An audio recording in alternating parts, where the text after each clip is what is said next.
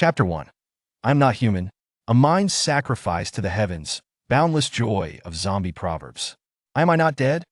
Jokin awoke, his mind shrouded in a fog of confusion. He attempted to move, yet felt no sensation in his limbs. Lowering his gaze, he was met with a shocking sight. He had transformed into a small red chrysanthemum. Surely, this cannot be a dream? The shock surged within him like a colossal wave, leaving him in disbelief. After repeated confirmations, he accepted the undeniable truth. He was no longer human, but a small red chrysanthemum. A chrysanthemum swaying in the wind along the banks of the Huangpu River in the magical metropolis. Yet, none of this mattered. What held significance was the multitude of zombies wandering around him, the air thick with decay and unrest. Zombies? The apocalypse? This is the end of days. Panic and dread surged through him in an instant. Memories flooded his mind, recalling the bizarre and strange occurrences that had plagued the nation since early 2025. On January 18th, in a village in Guizhou province, zombies appeared, resulting in over 20 villagers dead or injured, a scene too horrific to bear. On February 22nd, deep within the border jungles, an old monk levitated, surrounded by golden light, as if the Buddha had descended upon the earth. On March 11th, after torrential rains in Meigowing, a villager discovered a dragon's corpse amid the reeds, its scales and bones pillaged. On April 10th, a gigantic stone disk fell from the sky over Longyang Gorge in the dead of night, dating back 12,000 years upon examination. On May 19th, a mysterious floating island appeared in the vast sea, enveloped in light and surrounded by azure waters, only to vanish 3 days later, rumored to be the legendary Penglai Island.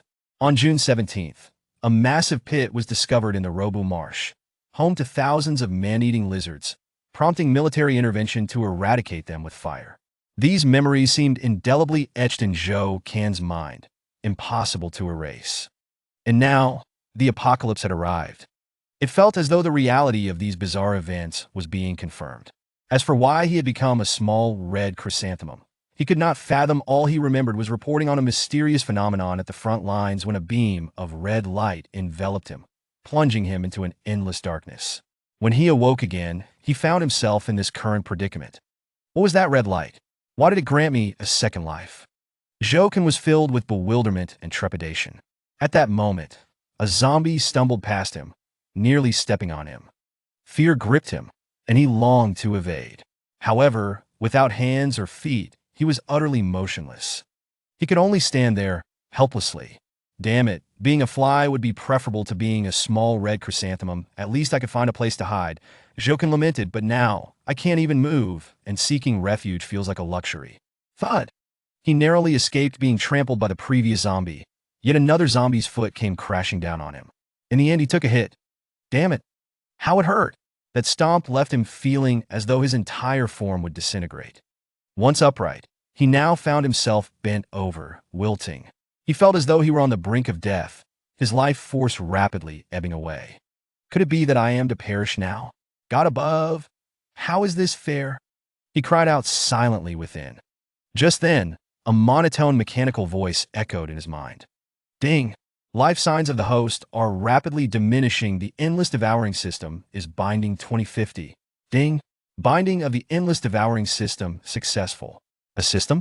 What does this mean? Have I awakened a system? In a state of shock, an attribute panel appeared before his eyes. Host, Zhou Can. Form, small red chrysanthemum. Level, 0. Height, 18 cm. Combat power, 0. Resistance, 0. Skills, none. Evolution points, 0-100. Wow, an external aid has arrived. Zhou Can felt a surge of exhilaration. With a system, he could rise again. After all, he was a young man well-versed in web novels, aware that protagonists often possessed an invincible halo. To his surprise, it was now his turn.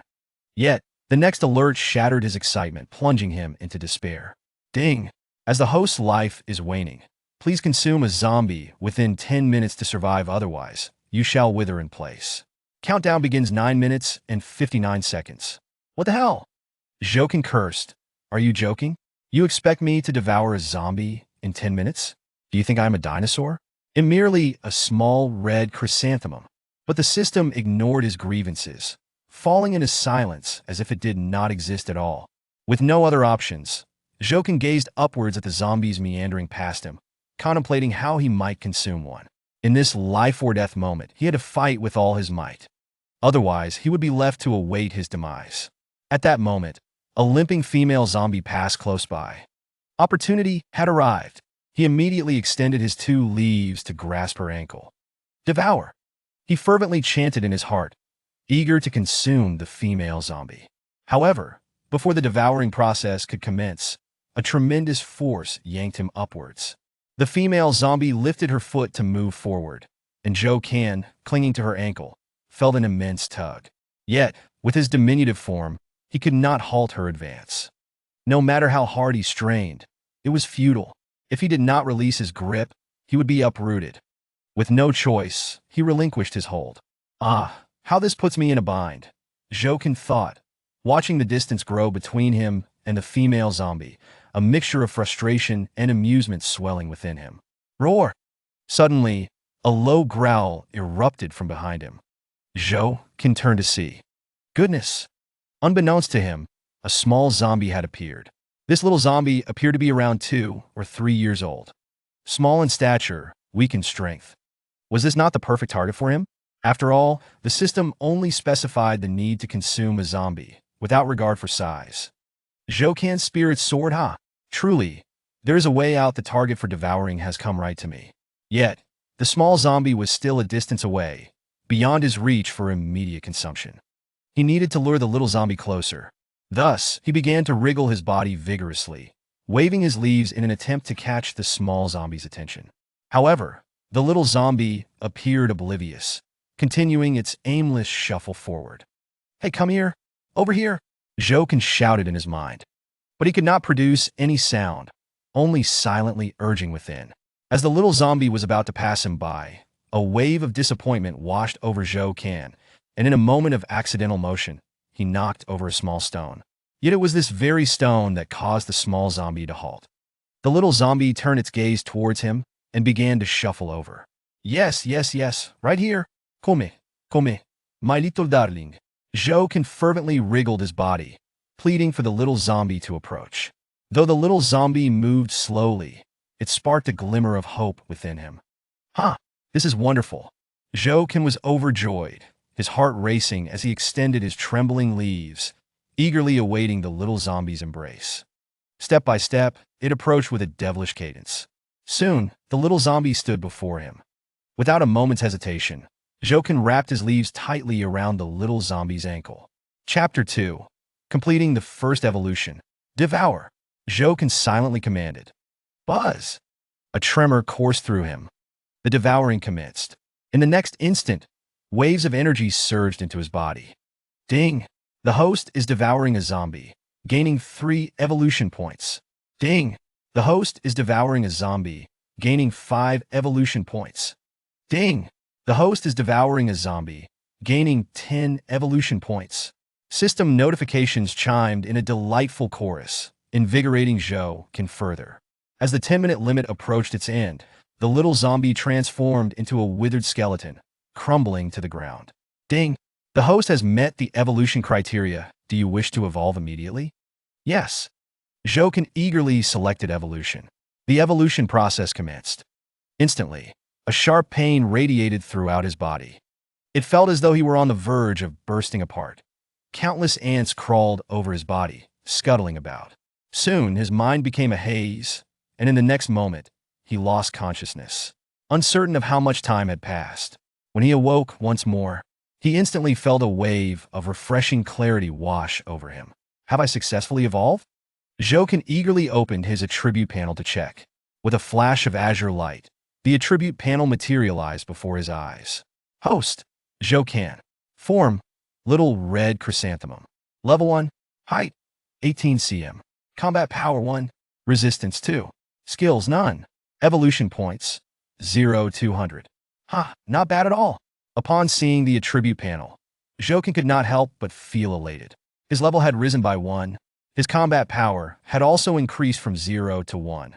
Finally granting him a semblance of fighting capability, he was no longer a feeble creature devoid of strength. Combat power.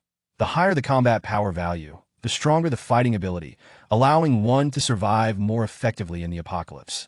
Upon examining the resistance, he found it had surged to 2 points, exceeding his combat power by 1 point. Resistance. The higher the resistance value, the greater the ability to adapt to the environment, enabling one to withstand extreme cold, heat, and other harsh weather conditions. Thus, it could be said that resistance is sometimes more crucial than combat power. In Jokan's current form, if he could not adapt to the prevailing environment, even the highest combat power would be rendered futile. Yet, why am I still only 18 centimeters long? Not a bit more? Jokan murmured to himself while gazing at the panel. This length merely meets the average of most people. It's hardly sufficient. Well, at least I've managed to preserve my life. I shall consider the rest later. It appears that if I consume zombies, I can gain evolution points to enhance myself. However, I can only devour smaller or disabled zombies for now, as the majority are beyond my current capability. I wonder if I can consume other species? As Jokan pondered, he began to scan his surroundings, hoping for a stroke of luck in encountering more small zombies. Yet, fortune does not always favor the prepared. After searching for quite some time, he found no suitable targets. Boom! Boom! At that moment, a sudden rumble echoed from afar. Jokan hastily turned his gaze towards the eastern direction. He beheld a motorcycle speeding towards him. A cloud of dust billowed in its wake. On the motorcycle were a man and a woman, both covered in mud, looking utterly disheveled. The man donned a leather jacket and pants, reminiscent of a certain rock star. The woman was dressed casually, her long hair billowing in the wind, obscuring her face. Trailing behind the motorcycle was an off-road vehicle. A head popped out from the off-road vehicle, shouting loudly, "Stop right there! If you don't, I'll shoot." The voice was sharp, slicing through the layers of dust like a knife. Just ahead of the motorcycle lay the Huangpu River, its torrent of water surging endlessly, making it impossible to cross. With no other option, the motorcycle came to a halt. The man and woman hurriedly dismounted, drawing their pistols, aiming at the approaching off-road vehicle, ready to fire at any moment. Jokan was utterly astonished by the scene before him. What was happening? Did everyone possess firearms now? Indeed, in the face of the apocalypse, with order collapsing, such circumstances were entirely plausible. It was evident that human society had descended into chaos and paralysis. Jokan yearned to evade this impending conflict, yet he had no legs.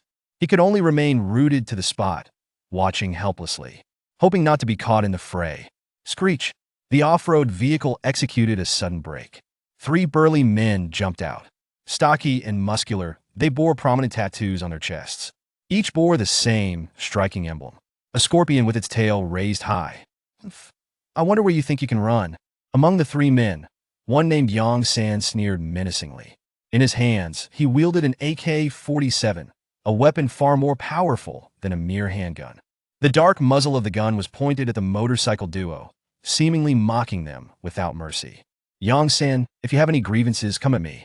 I'm willing to go with you, and I can lead you to the supplies, but you must let Chu Qing go, the motorcycle man replied calmly, showing no signs of fear. Today, none of you will escape. Our boss specifically called for you too, so you must all remain, Yang San retorted with a cold laugh. Chu Qing? Upon hearing that name, Jokan froze in shock. Could it be her? At that moment, the woman on the motorcycle tossed her hair back, revealing a delicate and striking face. Jokan's heart raced, his entire being trembling. It was indeed her, Chu Qing. She was the woman Jokan had envisioned marrying 3 years after their graduation. Unmarried, she unwed. 3 years ago, they had graduated from the same university, establishing their relationship at that time. However, in pursuit of their individual dreams, they had agreed to reunite after 3 years. Now that 3 years had elapsed, Jokan had intended to reach out to her. But with the sudden onset of the apocalypse, Jokan had become a mere little red chrysanthemum, making such plans impossible. He never anticipated their reunion would occur under such bizarre circumstances. Chu Qing was in distress. Jokan was no longer human. At that moment, Jokan felt an overwhelming surge of emotion. He longed to shout to Chu Qing that he was right there. Did their promise from years ago still hold? Yet, that thought was swiftly extinguished, for he had no means to speak. Chu Qing would not notice him. The truth remained buried deep within his heart. Even if their original promise still stood, he was but a flower, while Chu Qing remained that beautiful girl. Their paths were irrevocably divergent. How could they ever be together? It was utterly impossible. Yet, Jokin took solace in the fact that Chu Qing was alive and had grown more mature and composed. Undoubtedly, this was good news. Even if they could not be together, as long as the other could live well, it was enough. This too was a form of love. The standoff continued. No one paid heed to the little red chrysanthemum standing nearby. Cheng Yamo, you needn't plead with them. If it comes to it, we shall fight them to the death, Chu Qing said to the motorcycle man. Cheng Yamo frowned slightly. Chu Qing, I do not wish to see you fall into their hands. You know well what kind of people inhabit the Scorpion base. They devour people without leaving a trace. Being captured by them is a fate worse than death, particularly for women. Chu Qing's gaze was resolute, her spirit unyielding. I understand, but we cannot bow to them. The supplies we worked so hard to gather, why should we hand them over? Chapter 3. The research vessel number 17, the apocalypse has descended, and the world is overrun by zombies that end the struggle for survival. Humanity has begun to scavenge for resources. Those fortunate enough may stumble upon some food and water, allowing them to sustain themselves temporarily. However, the unfortunate are left to starve and await their demise. This dire situation has provided opportunities for some. They band together, occupying advantageous positions, forming a faction that resorts to pillaging, and even committing murder and arson, leaving a trail of malevolence in their wake. For instance, the Scorpion base, to which Yang San and his companions belong, is a faction of miscreants thriving in this post-apocalyptic chaos. Led by a man named Zhu Biao, who commands hundreds of subordinates within the base. They revere the scorpion as their emblem, with each member tattooing an identical scorpion on their chest. The sight of such a tattoo is enough to deter any would-be challengers. For the Scorpion base is notorious for its ruthless and swift actions, leaving desolation in its wake, instilling fear in many who dare to venture too close. Today, Chu Qing and Cheng Yamo have ventured out in search of supplies. And fortune smiles upon them as they discover a small warehouse filled with provisions, bringing them immense joy. However, as they near the conclusion of their endeavor, they are abruptly discovered by members of the Scorpion base. Yang San and his cohort arrive, coercing them to surrender their hard-won resources. Reluctant to comply, a fierce confrontation ensues. The disparity in strength is overwhelming, compelling them to mount their motorcycles and flee. Yang San and his followers pursue them relentlessly, leading to the current standoff. They are determined not to let the resources slip away. Cheng Yamo, wishing to protect Chu Qing from harm, contemplates surrendering the supplies to ensure her safe escape. Yet, Chu Qing is unwilling to relinquish the precious resources so easily, fully aware that survival hinges on their availability. Without them, even if they survive this encounter, death awaits them in the end. Thus, she resolves to fight back. Though she is but a woman, she is unafraid. Chu Qing, why go to such lengths? We are no match for them. Cheng Yamo frowns, expressing concern. Chu Qing bites her lip, her voice tinged with sorrow as she asserts, if we are no match for them, then we must still fight, that I must survive and remain free. For I am searching for him that we promised to marry 3 years from now. Despite the apocalypse, I believe he is still alive, waiting for me. At her words, Jokin is taken aback. So she still loves me. She remembers our promise from that day. Even now, she seeks me. How touching. Tears stream down Jokin's face, though he cannot shed tears now. They flow within his heart. Only sweetness, no bitterness. Jokin longs to tell her, my dear, I am near you. Just look this way. Yang San smirks. How about this, if you drop your weapons now and disclose the location of your supplies? I can introduce you to join the Scorpion base. Not only will you ensure your survival, but you will also have food and drink without the constant struggle for existence that don't even think about it. We will never join the Scorpion base. Enough of your nonsense. Bring it on. Chu Qing retorts defiantly. Bravo. Jokin silently applauds Chu Qing. This is the Chu Qing he knows, unyielding in the face of tyranny. Her spirit remains unchanged. Once she sets her mind to something, she will not easily waver. Jokin feels a swell of pride for her.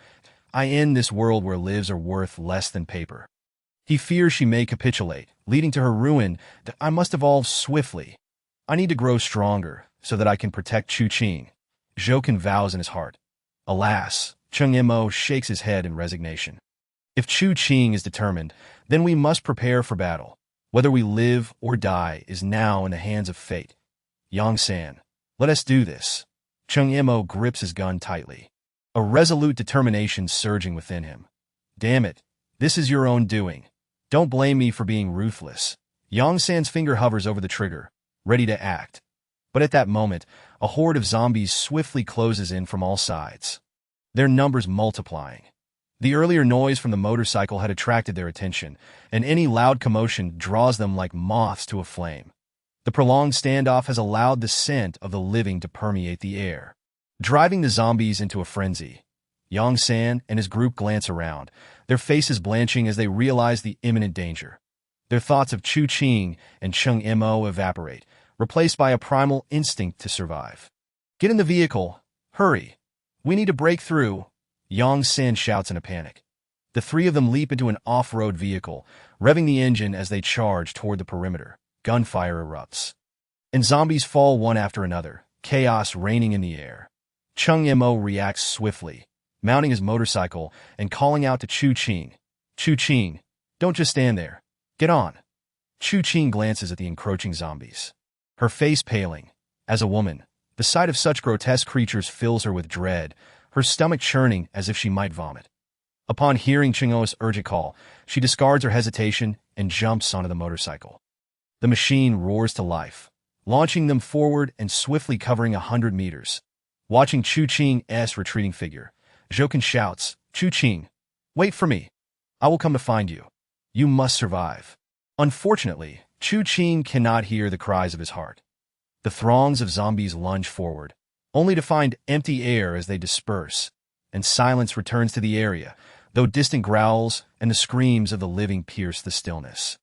After a moment of dazed contemplation, Zhouken notices several incapacitated zombies lying nearby, their ability to attack extinguished. Well, a feast has been delivered to my doorstep. Chu Qing, wait for me. Zhouken extends his hand toward the nearest fallen zombie, invoking the power to consume. Devour. The energy surges into him. Ding. The host is consuming a zombie, gaining 3 evolution points. Ding. The host is consuming a zombie, gaining 6 evolution points. Ding! The host is consuming a zombie, gaining 5 evolution points. After devouring 3 zombies, Zhouken checks his evolution points, barely reaching 121,200, an insufficient amount for the next evolution. Glancing at the remaining 2 zombies nearby, his resolve strengthens. Damn it, let us keep devouring.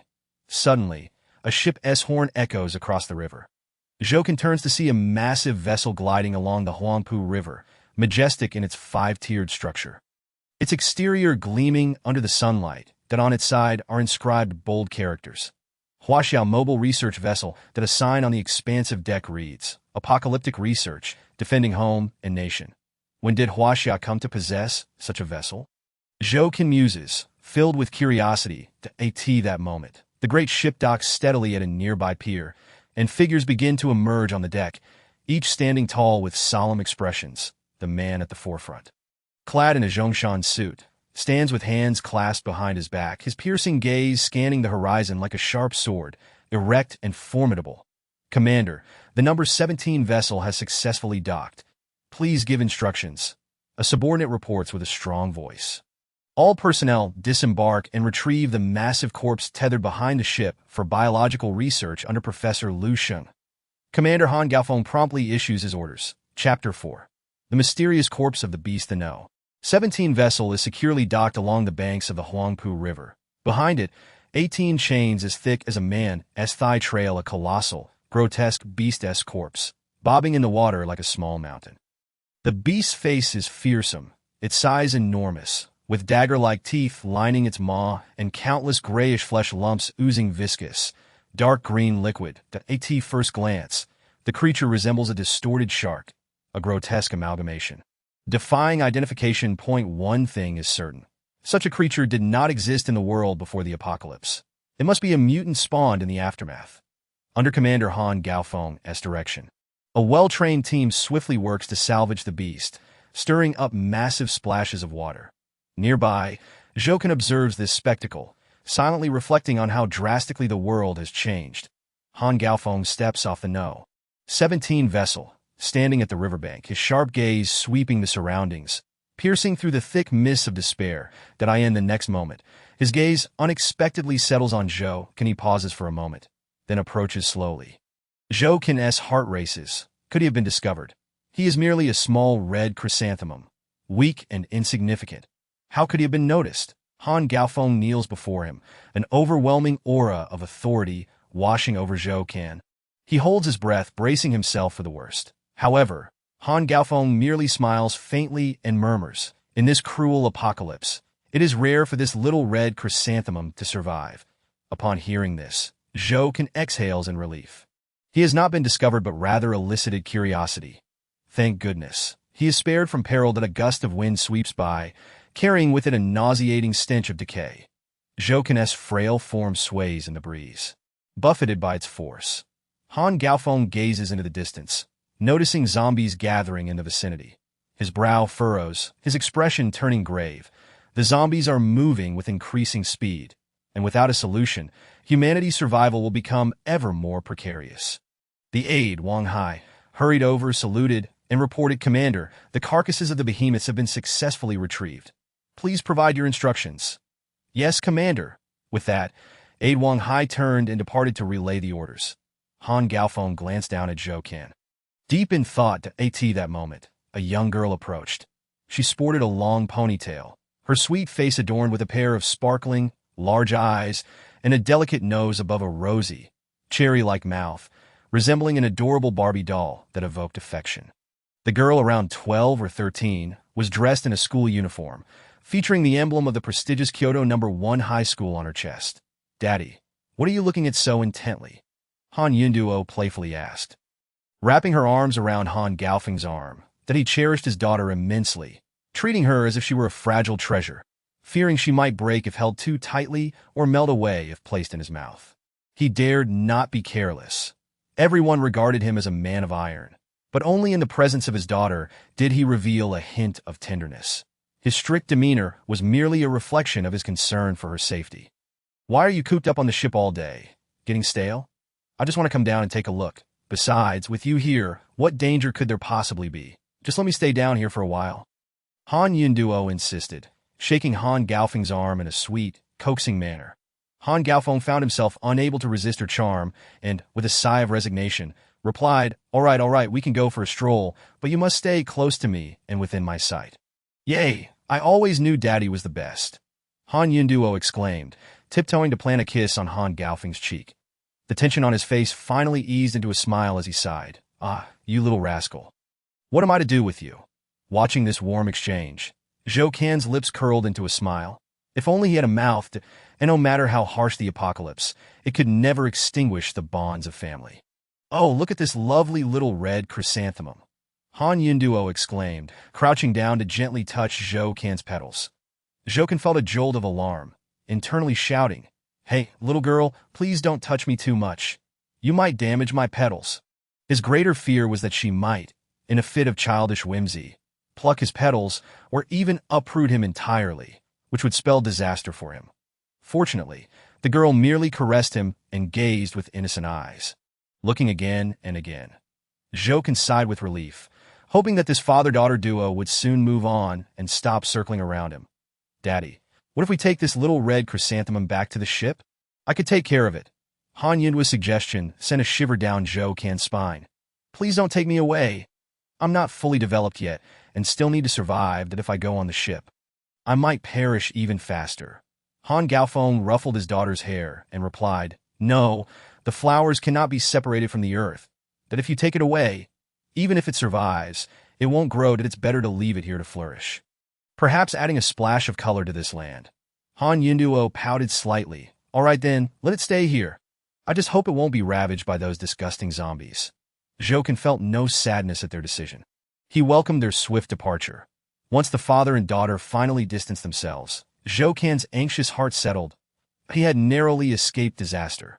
Fortunately, they remained unaware that this little red chrysanthemum was once human. Otherwise, they would surely have uprooted him for research. The cruise ship number 17 sounded its horn, lifting anchor and slowly cruising deeper into the Huangpu River, enveloped in thick fog. "Little red chrysanthemum, you must survive. I hope that when I pass this way again, I will still see you. On board, Han Yunduo's voice echoed. Zhou gazed blankly at the river, murmuring, "You must survive too. I hope to see you again." Dear Yunduo. Ding, the host is devouring zombies, gaining 3 evolution points. Within the heavily fortified laboratory of cruise ship number 17, the staff was engrossed in a critical experiment. At the helm was an elderly man with white hair, donned in a crumpled white lab coat, his thick glasses slipping down his nose. His expression fluctuated between excitement and despair, resembling a madman, that he held a specialized glass vessel, shaking it under the light as the green liquid swayed chaotically like red wine. Almost there, almost there. I'm close to finding the key. Yes, I will find it soon, the old man muttered incessantly.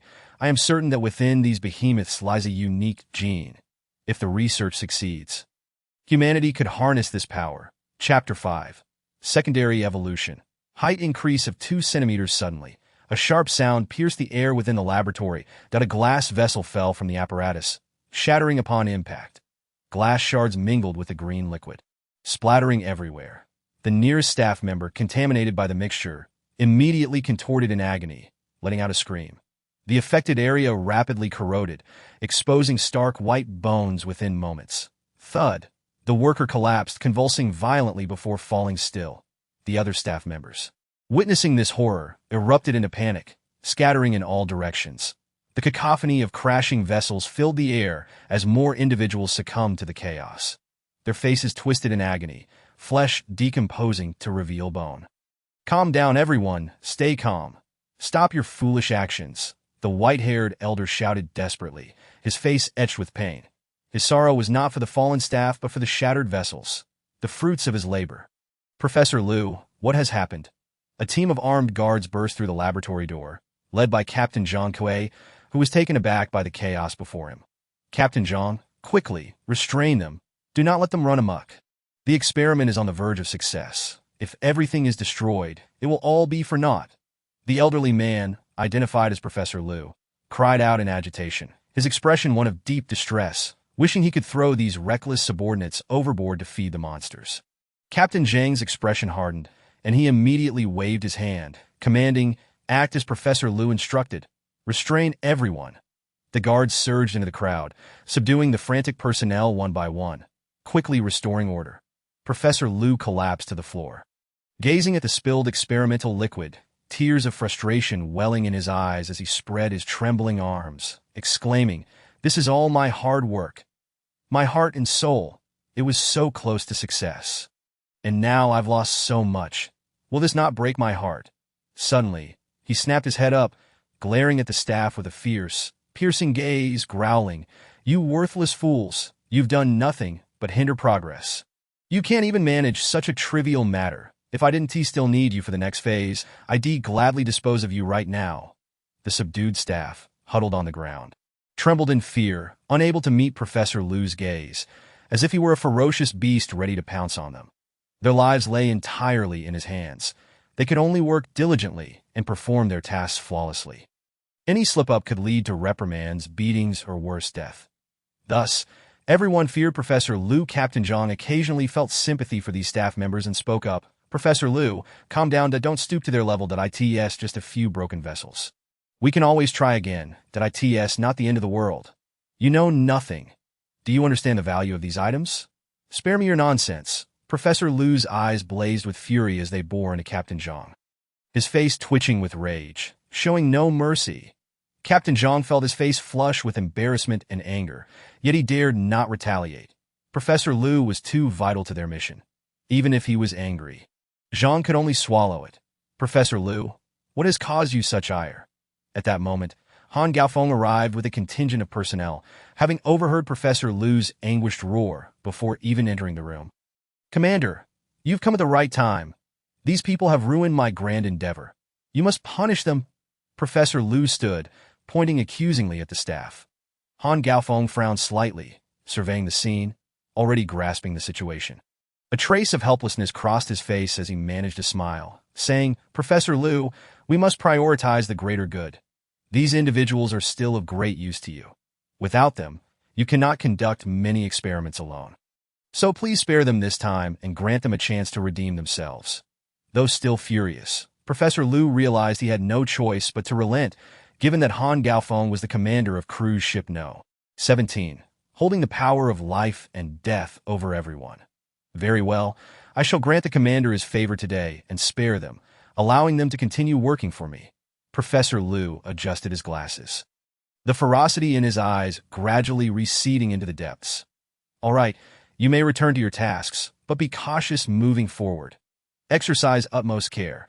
Han Gaofeng instructed the staff before gesturing to Captain Zhang, who promptly ordered the guards to release everyone. As the tense and oppressive atmosphere dissipated, Lu Sheng pulled Han Gaofeng aside and lowered his voice, saying, "Commander, I have discovered that the colossal beast organs delivered today contain unique genes, which may very well be the key to a breakthrough. Therefore, I require additional resources for research that I firmly believe that it will not be long before I can extract a wondrous and powerful entity, at which point humanity will no longer need to fear the onslaught of zombies." With the commander's assurance, Lu Sheng felt a sense of relief, but he immediately began to frantically tinker away, nearly driven to madness. By the banks of the Huangpu River, as Zhou can consume the last nearby zombie, a voice echoed from the system. "Ding! The host has met the evolution criteria that DOU wished to evolve immediately." Yes, Zhou unhesitatingly chose to commence his evolution. Buzz, a soft glow enveloped him, and he felt a surge of power churning within his body, akin to thunderous waves crashing against every part of him. After an indeterminate amount of time, the evolution finally concluded. Zhou immediately sensed a significant change within himself. The most apparent sensation was that he seemed taller, but he quickly opened his character attributes panel to check.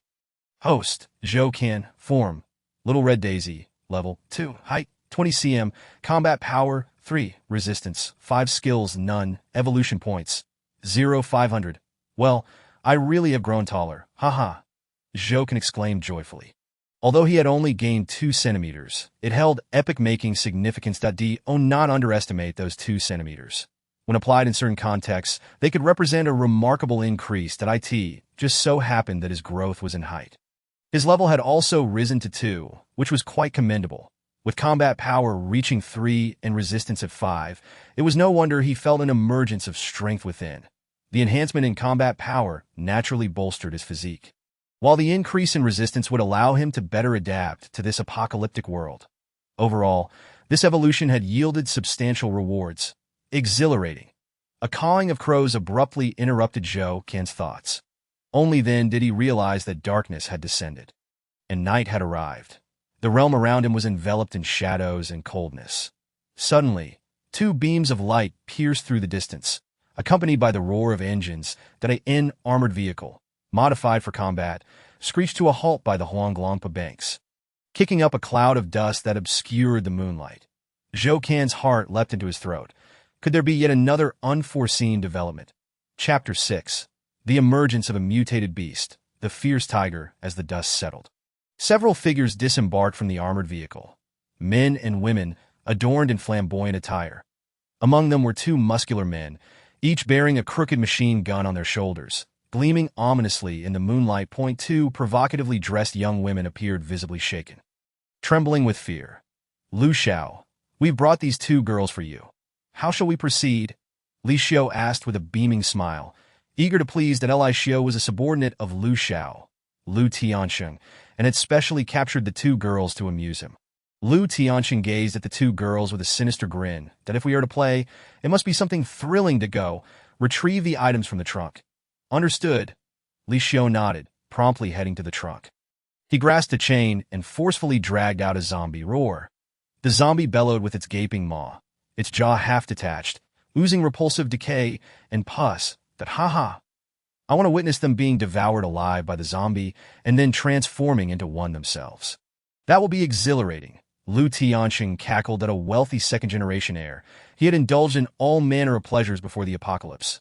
Women, gambling, street racing. But these had lost their allure in this chaotic world. He sought to liberate himself and pursue ever more thrilling experiences, such as allowing hounds to tear at human flesh, compelling individuals to consume zombie brains, or even engaging in unspeakable acts with the undead. Now, he yearned to witness the despair of beautiful girls being torn apart by zombies. Upon hearing Lu Tianxing's words and seeing the grotesque zombie, the two young women fell to their knees, pleading for mercy. Lu Xiao, please spare us. Do not kill us. We will do anything you ask. Lu Tianxing remained unmoved, instead gesturing to Li Xiu. Chain their necks with iron. Li Xiu promptly produced 2 chains and approached the young women. Tears streamed down their faces, their pleas falling on deaf ears, rendering their plight heart-wrenching. Zhou Can watched this scene, feeling utterly powerless at present. He was but a little red daisy, limited in ability, incapable of rescuing the 2 girls. He could only watch helplessly as they became playthings for others. This was the apocalypse, ruthless, cruel, and filled with despair. To survive, one must not only guard against the zombies lurking everywhere, but also remain vigilant against the murderous intentions of fellow humans. In that moment, emotions, righteousness, and morality held no value. Mere survival became the ultimate reality. The darkness enveloped the night. The stench of decay lingered. The cawing of crows grew increasingly frequent and piercing, while the sobs of the 2 young women echoed with a sense of desolation. Lu Xiao, it seems a horde of zombies is approaching, Li Xiu remarked, furrowing his brow as he gazed into the distance. That on the flat banks, scattered zombies were slowly converging toward them. No worries, once the horde arrives. Our fun will conclude. Let us get started. I can hardly wait. Lu Tianxing declared brazenly, taking a seat on a chair he had retrieved from the vehicle, lighting a cigar, and taking deep puffs, releasing a smoke ring with an even more manic grin. Li Xiu complied with the command, urging the zombies closer to the 2 young women devoid of humanity. They are nothing short of demons. Zhou Can turned his head away, unwilling to witness such a scene, even less to see the 2 young women suffer such torment. Yet he could only feel anxious, drawing circles in the air with the tips of his leaves, cursing those individuals, particularly Lu Tianxing, wishing him a wretched fate. Amid the cries of despair, the 2 young women succumbed to the jaws of the zombies, which ravenously tore at their flesh, inciting Lu Tianxing's exhilaration. Ha ha ha. Yes, just like that. Bite, tear, yes, tear fiercely. Lu Tianxing laughed maniacally, clapping his hands in delight. Soon, the 2 young women, writhing in agony, transformed into zombies themselves, rising slowly, their heads tilted, shoulders slumped, bereft of their former beauty, now merely grotesque, emotionless shells. Beautiful, such exquisite zombies. I shall keep them. Lu Tianxing expressed dissatisfaction, admiring the newly transformed creatures. Lu Xiao, with these 2 female zombies, I suggest we find someone to mate with them another day. The spectacle will surely be thrilling. Li Xiu encouraged, his eyes glimmering with excitement. Indeed, that is my intention, Lu Tianxing responded, patting Li Xiu on the shoulder. Arrange it for me tomorrow. As long as they are pleasing to the eye, you shall be well rewarded. Li Xiu felt a surge of joy within, nodding eagerly. Rest assured, Lu Xiao, I will ensure your satisfaction. Zhou Can sighed silently, as if a knife had stabbed his heart, causing him immense pain and a surge of righteous fury. He knew that such scenes would only become more frequent in the future. Yet, witnessing it for the first time was undeniably difficult to accept. Could humanity truly extinguish all emotions in the face of the apocalypse? Lu Xiao, the horde of zombies is nearly upon us. It's time for us to leave. Li Xiu assessed the situation and declared. Then let us depart. Tie these zombies to the back of the vehicle. I intend to drag them along, Lu Tianxing responded, seemingly unsatisfied, craving more excitement. Without hesitation, Li Xiu secured the zombies to the back of the vehicle. Just as they prepared to leave, a strange roar echoed from afar, distinct from the sounds of zombies. Lu Tianxing and Li Xiu shuddered, sensing an ominous presence.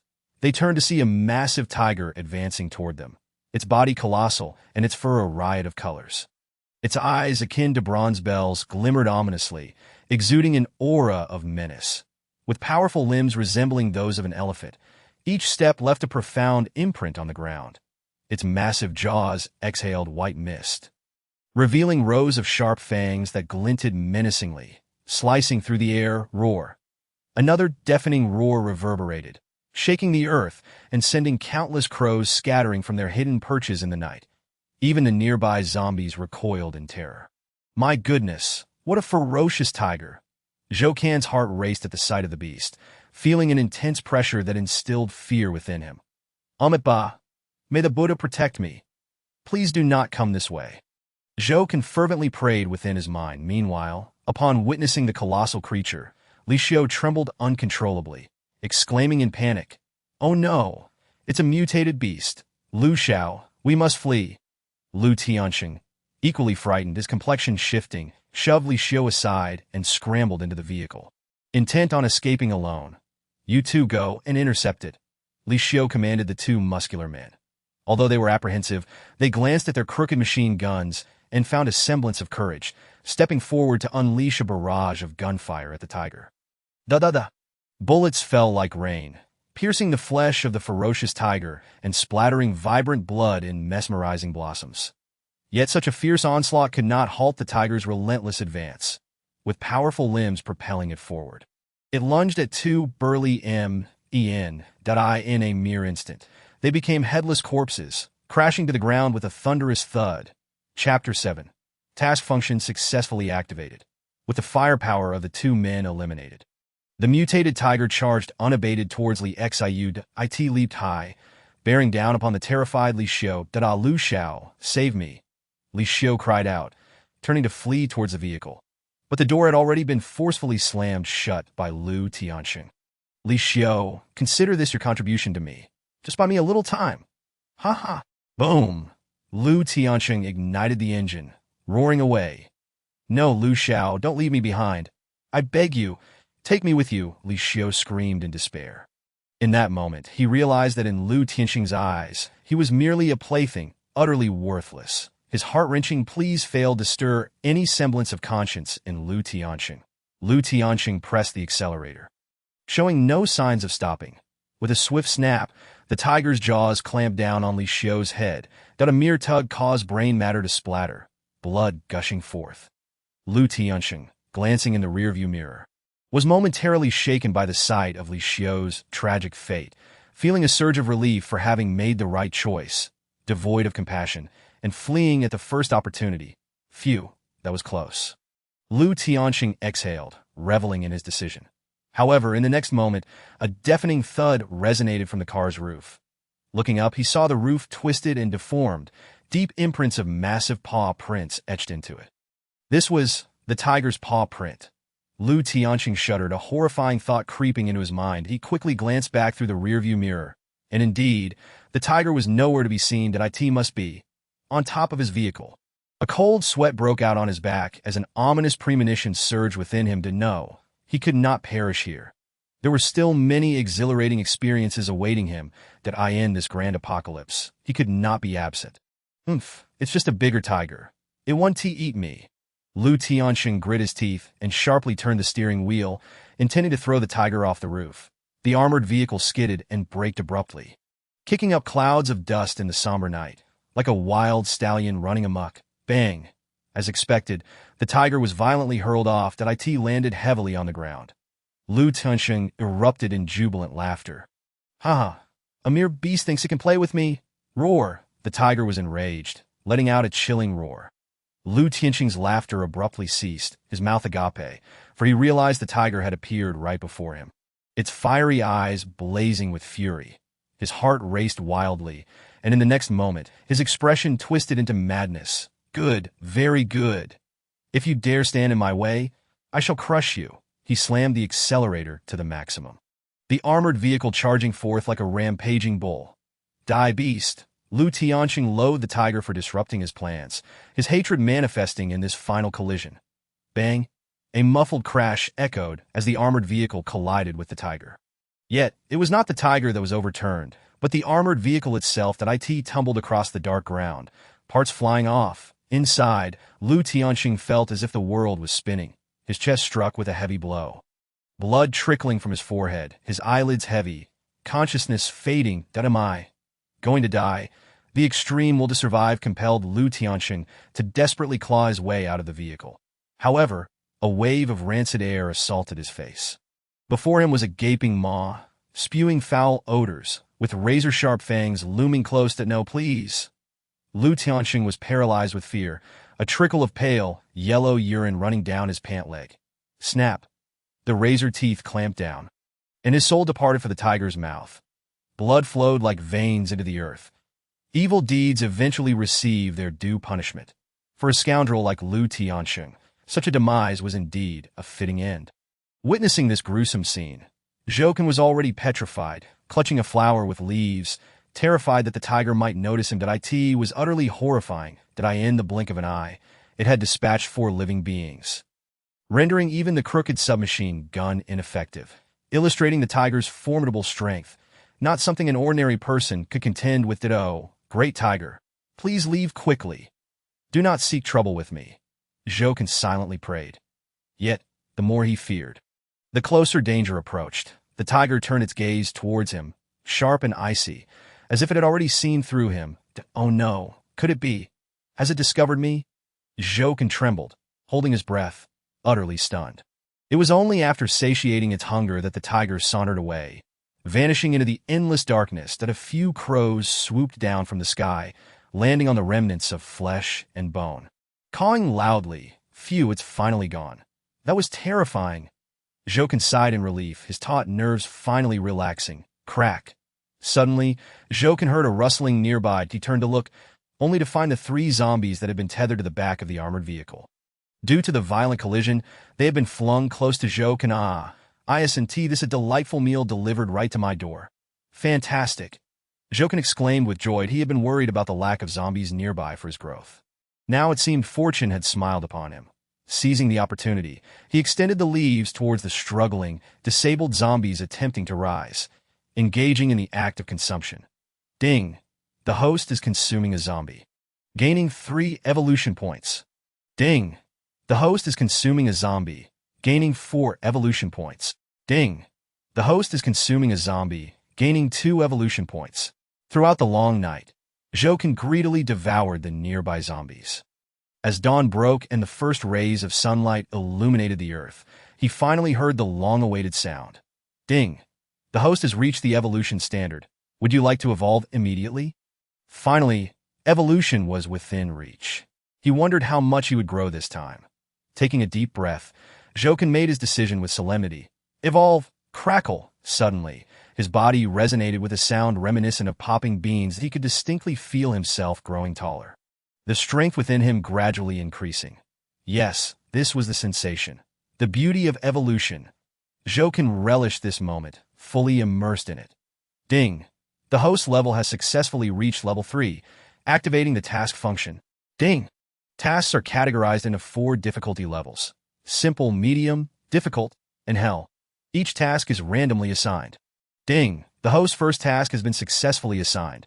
Consume 30 ordinary zombies. Reward: 1 random skill treasure chest. Difficulty: simple. Ding! The skill treasure chests are classified into 5 levels: white, green, yellow, gold, and purple. Different colors represent different skill grades. Chapter 8. I firmly believe he is still alive. Listening to the system chime repeatedly, Zhouken was left utterly bewildered. What is happening? System tasks, skill treasure chests. Goodness. This is a new feature. If he could acquire skills, he would no longer be so passive and would gain the initiative. This was a monumental blessing, more delightful than escaping the tiger's jaws. With a heart brimming with excitement, he promptly opened the character attribute panel. Instantly, a green light flashed before his eyes. The sparkling screen displayed his data clearly. Host, Zhouken form, Little Red Daisy, level 3, height 25 cm, combat power 5, resistance 8, skills, none. Task, consume 30 ordinary zombies. Reward: 1 random skill treasure chest. Difficulty: simple. Treasure chest, none. Evolution points 18 1000 indeed. He had reached level 3, growing a full 5 centimeters in height. Marvelous! His combat power and resistance had also increased. Most importantly, the attribute panel now featured 2 new options: tasks and treasure chests. The task was to consume 30 ordinary zombies. Although it was a simple level task, the quantity still posed a considerable challenge for him at present. However, as long as he completed the task, he would obtain a random skill treasure chest, which was truly exciting. Thus, his primary goal was to ensure he did not miss any zombies passing by. He needed to consume, and consume again, swiftly completing the task to acquire the skill treasure chest and enhance his own strength. Otherwise, should he encounter another formidable being like the tiger, he might not be so fortunate that in an instant. Zhouken was filled with fervor. bursting with aspirations for the future, with a clear goal in sight. He was determined to strive towards it, believing that one day he would grow into a powerful support for Chu Qing. Zhou Can gazed dreamily at the rising sun in the east, murmuring, Chu Qing, wait for me. You must take care. In the following days, Zhou Can exerted himself tirelessly, day and night, consuming zombies. Whenever a zombie passed by him, he would devise every possible means to devour it. It could be said that he exhausted his wit and strained his brain, employing every trick in the book. In a building situated 10 kilometers from the Huangpu River, within the lobby on the ground floor, Chu Qing and Cheng Yimou found themselves besieged by a dozen zombies.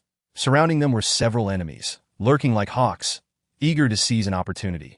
These individuals belonged to the Scorpion base, including Yang San, whom the duo had encountered previously.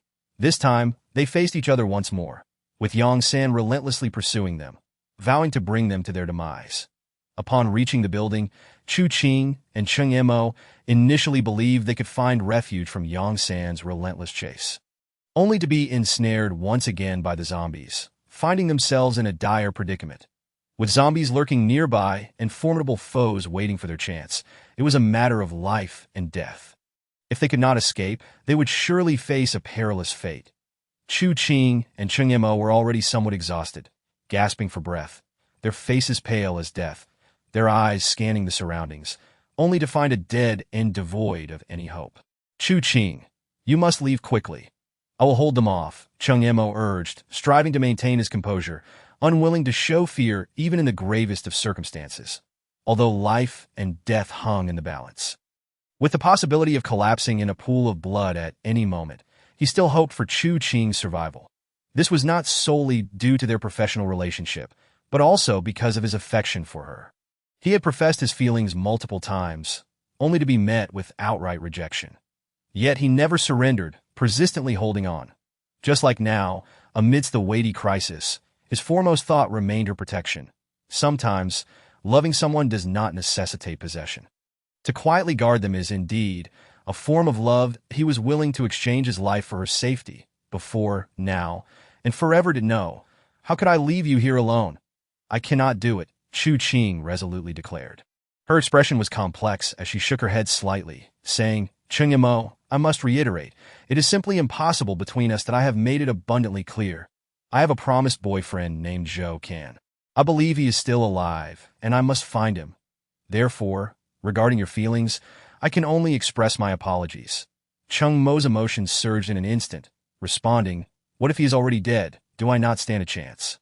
Upon hearing this, Chu Qing was instantly enraged, shouting, Be quiet. You have no right to speak of him like that. I firmly believe he is alive. Cheng Yimou was rendered speechless by her fervent conviction. Indeed, he had no right. Yet, he resisted. Why should I not pursue you? As long as you are not married, I have the right to pursue you, he declared in a low voice. That is your own prerogative.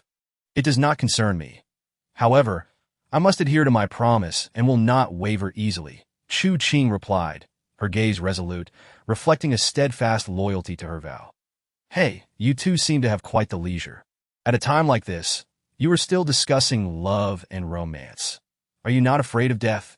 Yang San mocked from a distance, disdain evident on his face, as if he were watching two comical clowns performing. In this apocalypse, survival was arduous. Who still cared about romance? To live, one could resort to cannibalism. For the sake of existence, one could betray everything to survive. One could abandon anyone. Such was the apocalypse, such was the reality. At this moment, as Chu Qing and Cheng Yimou continued to engage in what he deemed futile conversation, Yang San could no longer tolerate it. Haha, dear zombies, go forth and devour them. Yang San laughed maniacally from a distance. Seizing a plastic bottle from the ground and hurling it into the horde of zombies. Crash! The bottle struck a zombie squarely on the forehead. This action instantly enraged the undead, causing a cacophony of roars as they became even more frenzied. In their madness, they all lunged towards the nearest Chu Qing, and Cheng Yimou's more sharp claws reached out toward the two of them. Damn it! Yang San, I will kill you, Cheng Yimou exclaimed, his fury towards Yang San palpable. But with the zombies attacking, he had no opportunity to confront Yang San. In a moment of desperation, he forcefully pushed Chu Qing out of the encirclement, shouting, "Chu Ching, run! I'll hold them off. Do not worry about me." Chapter 9. The Golden Butterfly Base. Cheng Yimo was determined to afford Chu Ching a chance at survival. Chu Ching felt the sincerity of Cheng Mo's intentions.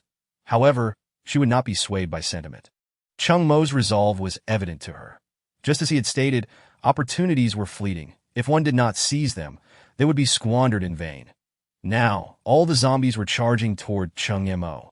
Chu Ching gritted her teeth, a glimmer of determination shining in her eyes. She acknowledged Cheng Yimo's goodwill. "Cheng Yimo, thank you. Thank you for everything you have done for me." But Chu Ching's delicate brows furrowed. Her words deliberate. "Since I do not accept your love, I will not accept your kindness either. Even if I die here today, I do not wish to owe you anything, because I do not know how I would repay you for it." In the next moment, instead of fleeing alone, Chu Ching charged into the horde of zombies, standing back-to-back with Cheng Yimo, fighting side by side. Cheng Yimo felt a sharp pang in his chest, as if he had been stabbed deeply. An unbearable pain. But soon, he found solace, a bittersweet smile emerging on his lips. "This is the you I know, but why must it be this way? Do you not still wish to find him? If you die, how will you search for him? If I die today, that is my fate. If the heavens do not allow me to be with him, I shall accept it," Chu Ching replied solemnly.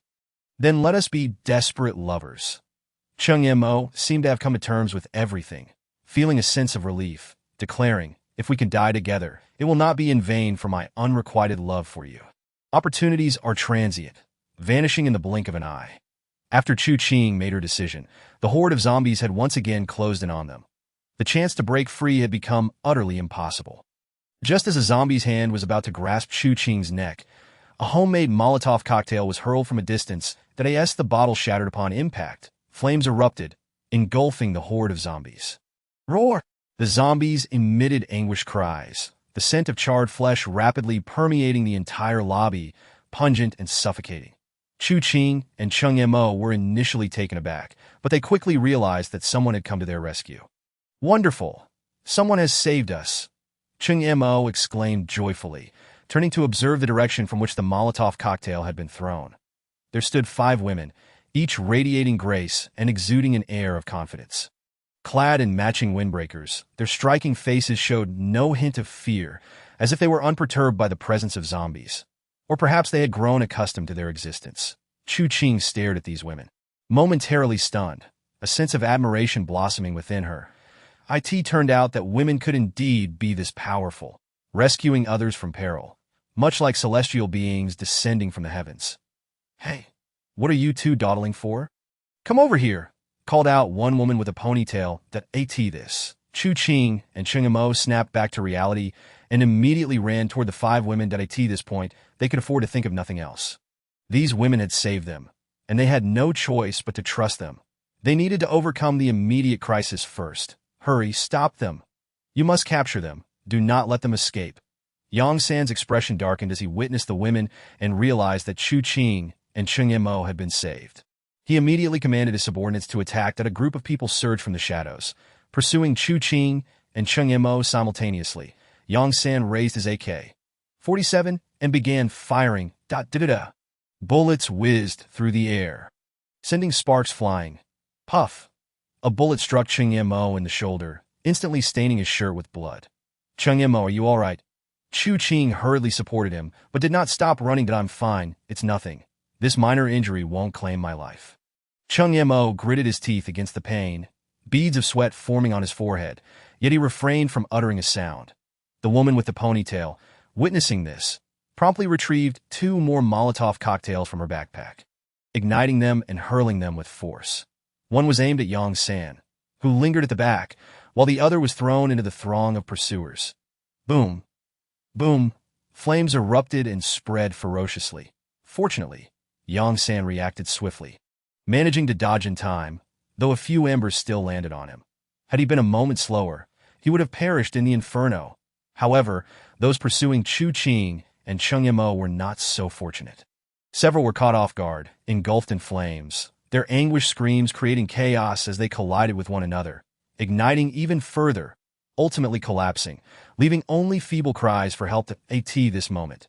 Chu Qing and Chingimo successfully reached the 5 women, who immediately shielded them as they fled the building. Yang San spat in fury and shouted, "Hey, who are you? Why are you opposing the Scorpion base? You must understand that anyone who offends us will not have a pleasant ending. I advise you to leave those 2 behind and avoid trouble." With that, the group swiftly retreated.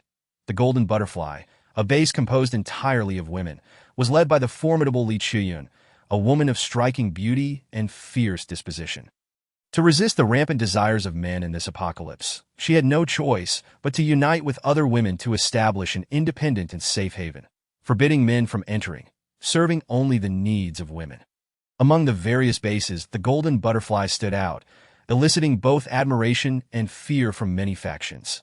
Nonetheless, they remained under constant scrutiny, for in the apocalypse, clean women had become a scarce resource.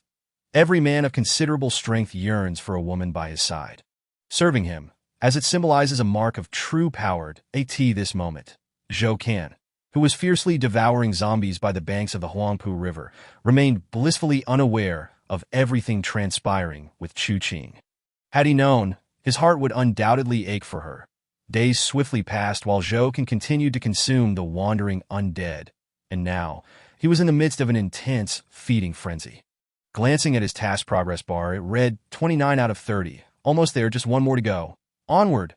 Let's keep at it. Ding. The host is consuming a zombie and gains 4 evolution points. Ding. The host is consuming a zombie and gains 3 evolution points. Ding. The host has successfully consumed 30 zombies, completing a simple level task. Ding. The host can randomly draw from a skill chest once. Would you like to draw immediately? Draw, of course. I'll draw. Zhou Can silently chanted. Ding. Congratulations to the host for obtaining a white skill chest. Please check and learn at your leisure. White? Oh, come on. Zhou Can felt a wave of disappointment wash over him. His luck seemed abysmal. White quality was the lowest tier. He never imagined that his first draw would yield a white chest. Hey, system, can I draw again? Zhou Can asked, dissatisfied. Chapter 10. The Power of the Skill Floral Shot. Hey, system, are you there? Can I draw again? This is my first lottery, and I have no experience. Can this one not count? Faced with Zhou Can's incessant inquiries, he ultimately had to accept the reality and accept the white quality skill chest. Fine. White is better than nothing. Perhaps it will grant me a useful skill. He reassured himself that as his thoughts shifted, a delicate wooden chest emanating a white glow appeared before him. Open. With a simple command, the chest slowly unfolded, bursting forth with an even more radiant light. Ding. Congratulations to the host for acquiring the white quality skill Floral Shot. Would you like to learn it immediately? Floral Shot. Utilizing petals as weapons, they shoot forth to strike enemies. With a current attack range of approximately 3 meters. As strength increases, the attack range can be extended. Upon seeing the skill he had obtained, Zhou Can's eyes lit up with joy. He had anticipated that a white chest would only yield some trivial skills, yet here was a powerful ability. The Floral Shot skill was perfectly suited to him, an unequivocal offensive skill, exceedingly practical. Now, unable to move and lacking self-defense capabilities, this skill would provide him with a means to counterattack and protect himself, a veritable boon in times of danger, and no longer would he be helplessly awaiting his demise. He could actively fight back and seize a sliver of hope. Learn. Without a moment's hesitation, Zhou Can chose to learn it. Ding. Congratulations to the host for acquiring the white quality skill Floral Shot. Finally a skill. This is exhilarating. Zhou Can gleefully exclaimed, eager to check his attributes. Just then, another notification chimed in. Ding. The host has met the evolution criteria. Would you like to evolve immediately?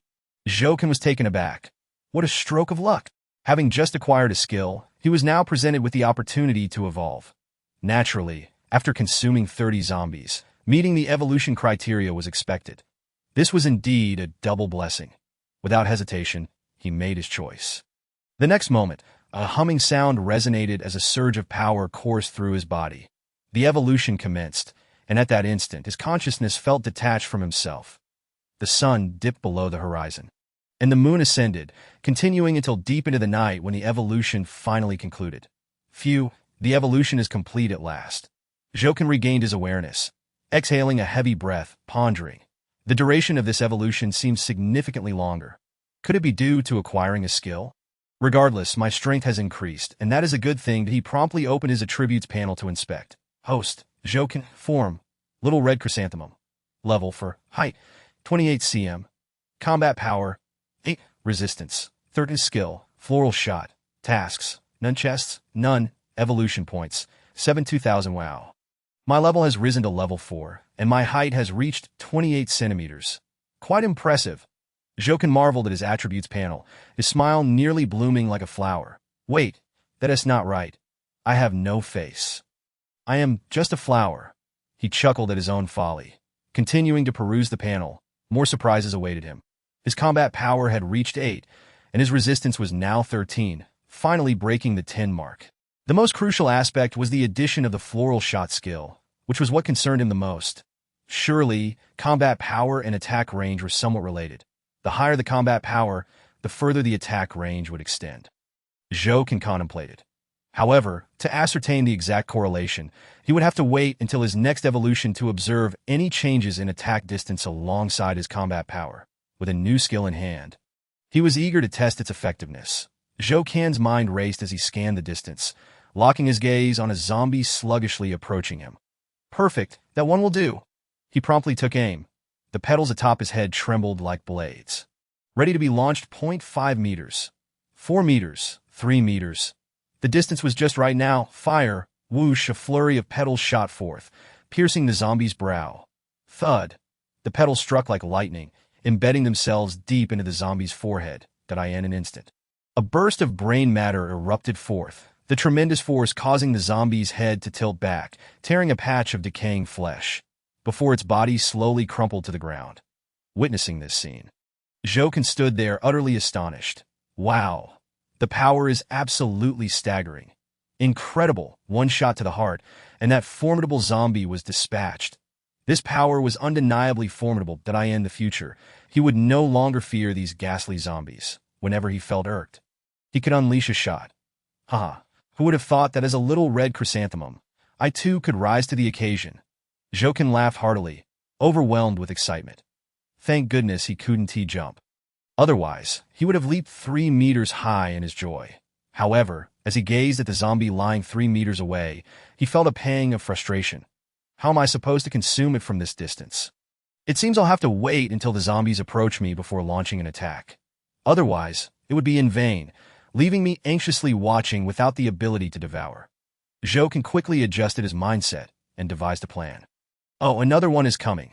Jokin turned his head to another direction, spotting a bald zombie staggering towards him, with only one arm remaining and a gaping hole in its abdomen, oozing pus. This time, Jokin remained calm, waiting until the zombie was about a meter away before launching his attack. Whoosh! Another volley of petals was released. Unsurprisingly, this zombie met the same fate, unable to even struggle. This time, the distance was close enough for Jokin to reach it. He immediately began to consume his catch. This feels delightful. There is something uniquely satisfying about consuming prey that you've personally hunted. Jokin reveled in the experience. Ding! The host is consuming a zombie and gains 4 evolution points. Ding! The host is consuming a zombie and gains 5 evolution points. Ding! The host is consuming a zombie and gains 2 evolution points. In the blink of an eye, the zombie was completely devoured, every bit transformed into Jokin's evolution points, with not a trace wasted. Jokin silently set a goal for himself. Having a goal brings motivation. Rather than sitting idly by, it's better to strive forward. Ding! A new task has been successfully issued. Consume 10 ordinary mutated beasts. Reward: 1 green skill chest. Difficulty medium. Just as Jokin was preparing to lock onto his next target, the system chimed once more, announcing yet another task. This time, it required him to consume mutated beasts.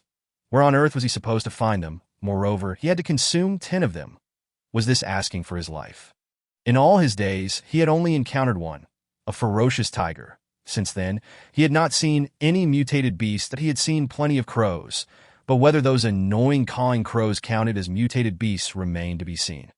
The difficulty was indeed substantial, yet the allure of the green skill chest reward was too tempting. Thus, he resolved to risk it all to complete the task. Buddha blocks my path, I slay Buddha. Gods block my path, I slay gods. However, he noted that both task descriptions included the term ordinary. The previous task required consuming 30 ordinary zombies, and this one called for 10 ordinary mutated beasts. Could there be some extraordinary entities out there? Jokin pondered as he gazed at the wandering zombies in the distance, lost in thought. Perhaps there truly exist even more formidable beings, like that tiger, which certainly did not seem ordinary. Forget it. Let us temporarily set aside the task and prioritize leveling up as long as I continue to evolve and strengthen my abilities, even if I encounter extraordinary beings. I will be able to cope. Jokin reflected for a moment, his determination solidifying. The night was enchanting, bathed in the gentle embrace of moonlight. The silent earth was not truly quiet. Countless zombies wandered aimlessly. The temperature around seemed to plummet, enveloping the surroundings in thick mist. As night fell, the chill intensified. Jokin felt a strange sensation, shaking off the leaves and petals clinging to him in an attempt to warm himself. Yet, only a few dewdrops fell, proving ineffective. Tap, tap as zombie approached. Jokin instantly perked up that my meal has arrived. Without delay, Jokin initiated his consumption plan, patiently waiting, precise targeting. Commencing the feast, his actions flowed seamlessly, as if he had performed this countless times before. His proficiency unmatched. Ding. The host is consuming a zombie, gaining 4 evolution points. Ding. The host is consuming a zombie, gaining 5 evolution points. In the early morning, the eastern horizon slowly welcomed a rising sun. Suddenly, a streak of crimson light darted across the ground, vanishing almost instantaneously, as if it had never existed. Jokin, who was in the midst of consuming a zombie, felt a jolt, an ominous chill washing over him, filling him with intense unease. That flash of red. Jokin murmured, "It bears a striking resemblance to the beam of light that resurrected me as a small red chrysanthemum upon my report at the front lines." Could something extraordinary be about to unfold again? Staring blankly at the east for quite a while, Jokin sighed inwardly, dismissing his errant thoughts. Before he knew it, another day had passed. Nightfall descended once more. After a day and night of consumption, Jokin's evolution points had reached 1883-2000. Just a few more zombies and he could evolve. However, for reasons unknown, the nearby zombies had drastically dwindled, sometimes requiring him to wait half an hour for just one. This puzzled Jokin greatly. Observing keenly, he suddenly noticed that many zombies were converging towards a single direction, as if something was summoning them forth. Why are the zombies flocking to one place? What could possibly be there? Such unusual behavior heightened Jokin's unease that I hope nothing catastrophic occurs, or I want to be able to survive.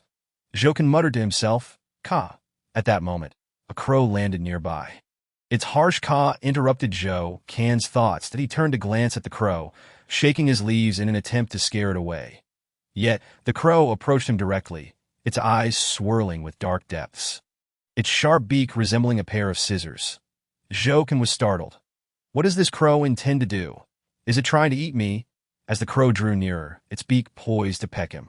Jokin acted swiftly, activating his skills. Swift shot, whoosh! A flurry of petals sliced through the air like blades, severing the crow's head. Caw! The crow let out its final cry, collapsing to the ground, its wings flapping and twitching in a final spasm. "Tisich, you think you can eat me? You're just a tiny crow hardly worthy." Jokin sighed in relief upon witnessing the crow's demise, feeling a surge of pride. Ever since acquiring this skill, he could now dictate the fates of others. What a thrill. Perfect! Let me consume this crow and see what it yields. That I've longed to test consuming a crow, and now the opportunity has finally presented itself. Jokin promptly initiated the consumption. Ding! The host successfully consumed a common crow, gaining 20 evolution points. Hearing the system notification, Jokin paused momentarily. Impressive, a single crow yields 20 evolution points, far exceeding that of consuming a zombie. Yet, as he pondered further, he realized it was not that simple. While the evolution points from a crow appeared substantial, it could only be obtained once. In contrast, consuming a zombie could yield multiple points, cumulatively far surpassing 20 points. Thus, it was more advantageous to consume zombies. Furthermore, crows were scarce compared to the abundance of zombies. Nevertheless, after devouring this crow, he had resolved one of his lingering doubts. These crows flitting about were not mutated beasts, merely ordinary creatures. Hence, to complete the task of consuming mutated beasts, he would need to seek out other targets. Boom! Suddenly, a tremendous roar echoed from afar, shaking the earth beneath him. Jokin was startled and hurriedly looked towards the source, there in the direction where the zombies had surged. And where the red light had flickered moments ago, a brilliant crimson glow soared into the sky, resembling a raging inferno. The undulating flames danced in the night, as if a monstrous entity was awakening from the depths of the earth, casting a pall over the heavens. What is that? Jokin was filled with astonishment. Boom! Another thunderous sound erupted, accompanied by the cries of countless animals. This time, the ground trembled even more violently, as if the world were on the brink of annihilation. Whirling winds surged from the distance, lifting clouds of dust and obscuring the moonlight. Jokin was alarmed, quickly crouching down, his roots gripping the soil tightly, fearing he might be swept away, meeting a tragic fate of severed roots and death. In the distance, the flames flickered, while close by, the winds ravaged. The earth quaked once more. All of this instilled Jokin with profound terror and anxiety that he had no understanding of what was happening, only desperately clinging on, enduring, and praying for this turmoil to pass swiftly. Yet he was but a fragile little red chrysanthemum, unable to withstand such ferocious winds at that moment. He resembled a small boat adrift in a tumultuous sea, helplessly tossed about, on the verge of capsizing, poised to plunge into an endless abyss, shattered beyond recognition, with no hope of resurgence. Chapter 12. The mysterious ruins descend. Time slipped away, though Jokin could not tell how long it passed. The howling winds finally ceased, the swirling dust began to settle, and the earth returned to calm. Jokin emerged from his daze. I am not dead. I am still alive. Initially incredulous, he soon erupted with joy. He had thought he would not survive the ferocious winds, fearing his roots would snap, leaving him devoid of life. To his surprise, he had persevered. His roots were intact, having merely lost a leaf. Losing a leaf was inconsequential. It could grow back. The crucial point was that he had retained his life. It seemed his resistance of 13 points had saved him. Fortunately, he had undergone several evolutions prior, bolstering his resistance substantially. Had it been only a few points, he might have already met his end. Jokin silently rejoiced. Amidst his relief, he looked towards the distance once more. The once soaring crimson light had vanished, and the gathering horde of zombies had also disappeared without a trace. The desolate earth now held only a few solitary zombies meandering slowly. Those bothersome crows seemed to have vanished as well, leaving an unsettling silence in their wake. Beneath the moonlight, Jokin could perceive layers of cold air forming, silently eroding the remaining warmth. Hiss! It felt even colder. Jokin extended his branches and leaves, sensing the chill in the air that moment. He seemed to hear a certain sound emanating from the direction of the recent anomaly. In the distance, several beams of light quickly approached. Turned out that vehicles were drawing near. Seemingly startled by something, they drove haphazardly, tracing large S's across the ground. Before long, they came to a halt near Jokin. He gazed at the approaching vehicles with a strange expression, thinking to himself, Please don't run over me. With my petite frame, I could not withstand the weight of a car." The vehicles, however, came to a gentle stop. A group of people disembarked, about a dozen individuals, both men and women, their faces reflecting shades of fear. It appeared they had recently encountered something terrifying. In unison, they gazed towards the direction from which they had come, their eyes filled with profound trepidation and a sense of relief at having survived. A man with dyed blonde hair took a deep drag from his cigar, resting a foot on the wheel, and addressed the group. "Hey, did you all see that?" "Indeed, we saw it clearly. There's no mistaking it," replied another man clad in a leather jacket. In that instant, it felt like a swarm of mutated beasts emerged, swarming like ants. The blonde man, though appearing composed, had his fingers trembling around the cigar, revealing the lasting impact of the earlier scene that had instilled fear within him. "Indeed, had we not fled swiftly, we might have perished amongst the beasts," the man in the jacket echoed, still haunted by the memory. That spectacle must have been the mysterious ruins reported by the authorities. It said that something terrifying lurks within, even more dreadful than mutated beasts. It has to be the mysterious ruins. There is no doubt about it. You all witnessed it as well. An official military unit charged in there. At this point, all fell into silence. The increasing unknown entities and unforeseen events in this apocalypse left them bereft of any glimpse of a future, uncertain if they would even survive to the next moment. For in the next instant, they could meet a gruesome end, without any warning or sign that an one present could dictate their fate. They could only endure, striving to survive each passing second. Jokin listened to their conversation, shrouded in confusion, struggling to comprehend their words. What mysterious ruins? An official report? Has the government begun researching something? Indeed, something significant is about to transpire. Perhaps the world is on the verge of another upheaval.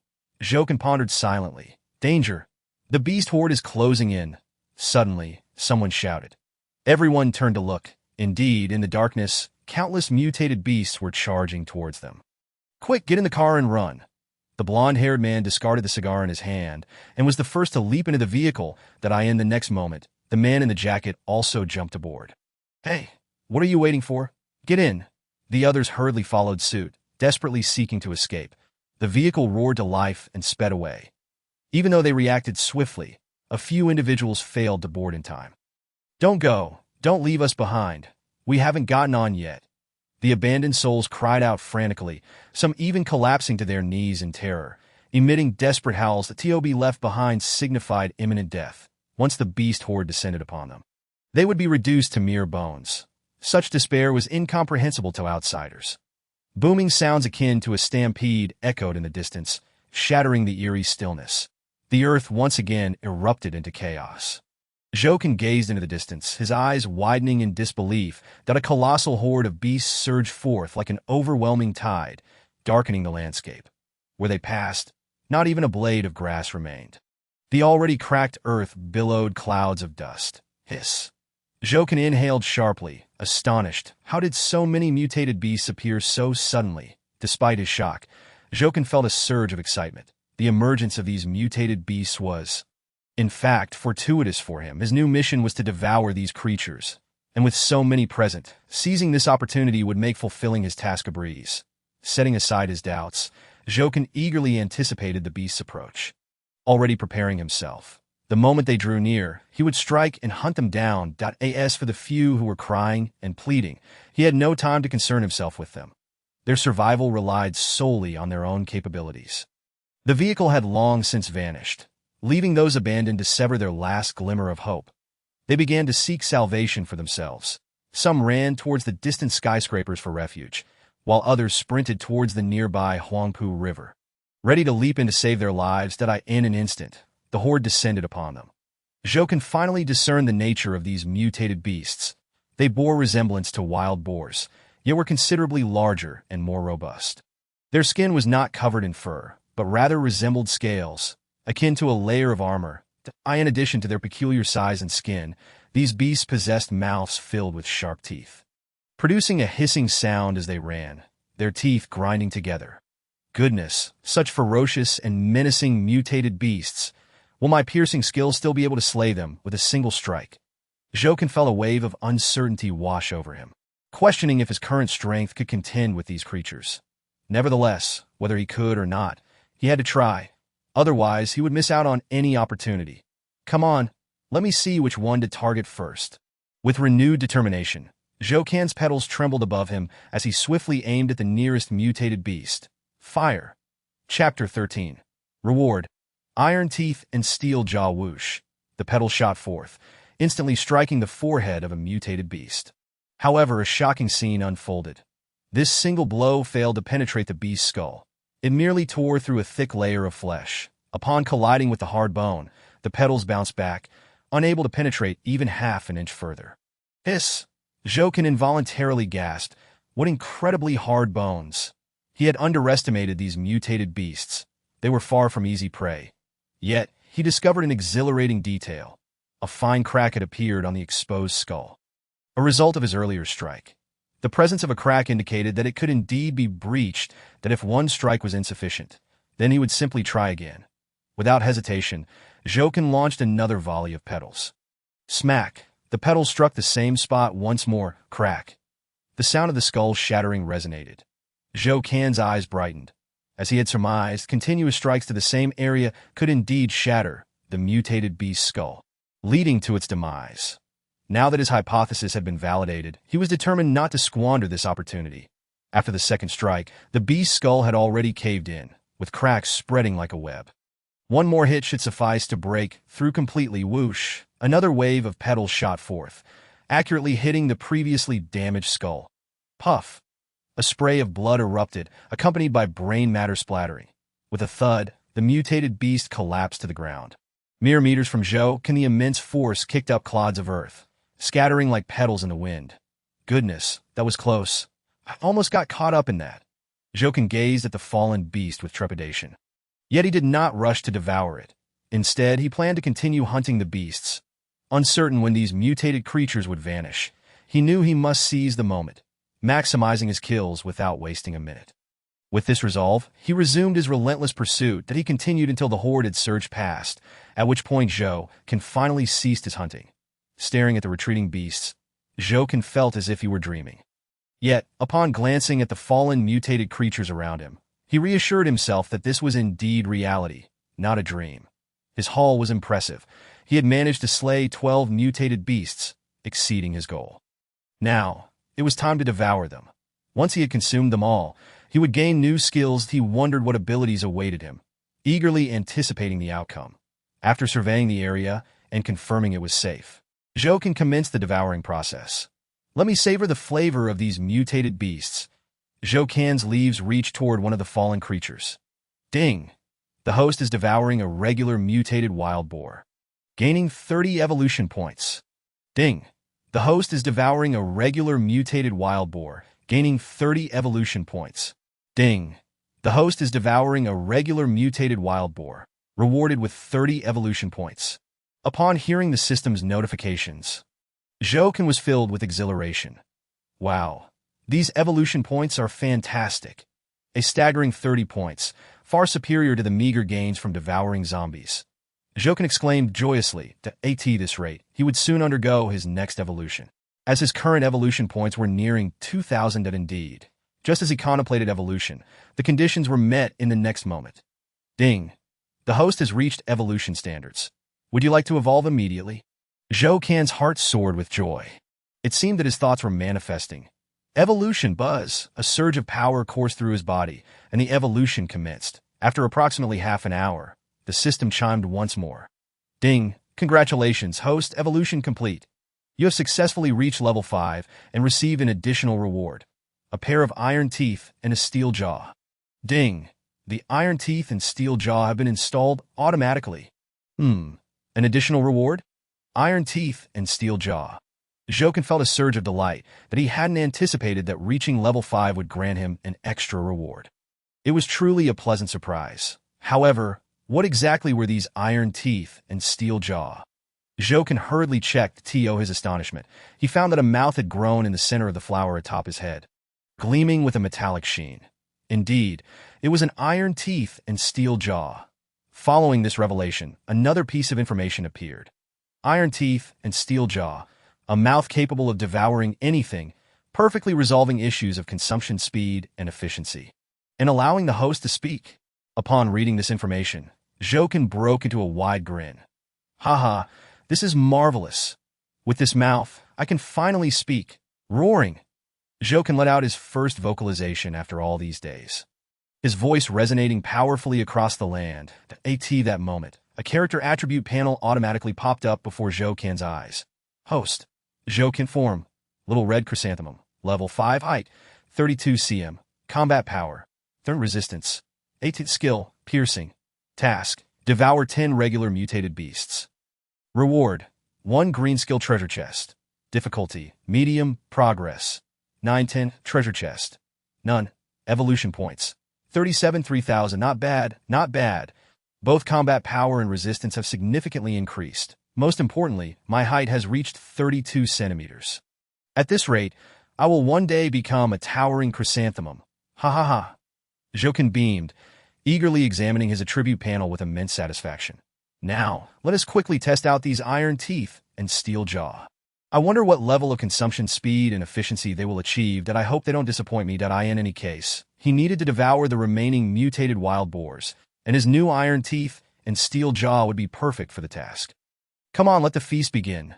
Filled with anticipation, Jokin activated his iron teeth and steel jaw, then bit down fiercely.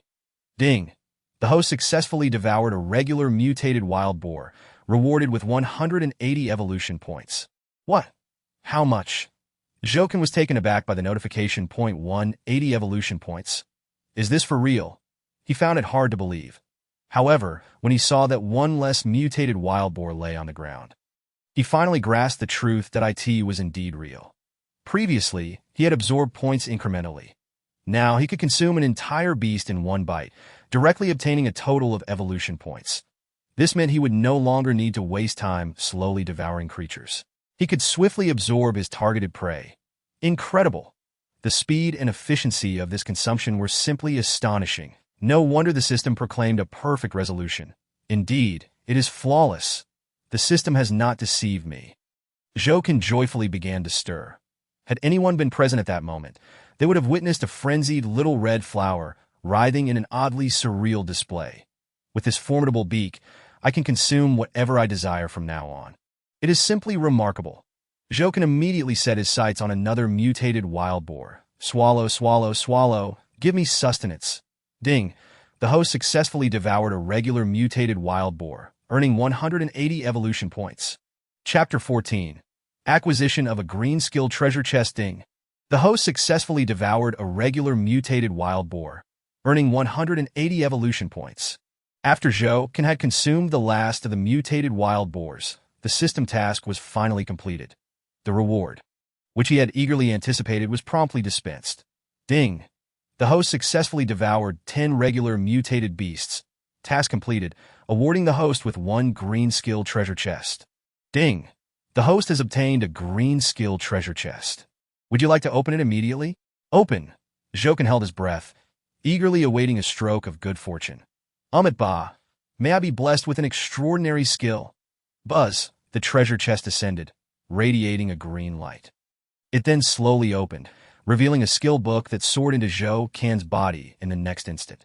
Ding! Congratulations to the host for acquiring the green quality skill Shield. Shield. Based on floral leaves. It rapidly vibrates to form a defensive light shield, capable of withstanding a powerful strike. Duration increases automatically with the host's strength. Wow, this is truly a valuable asset.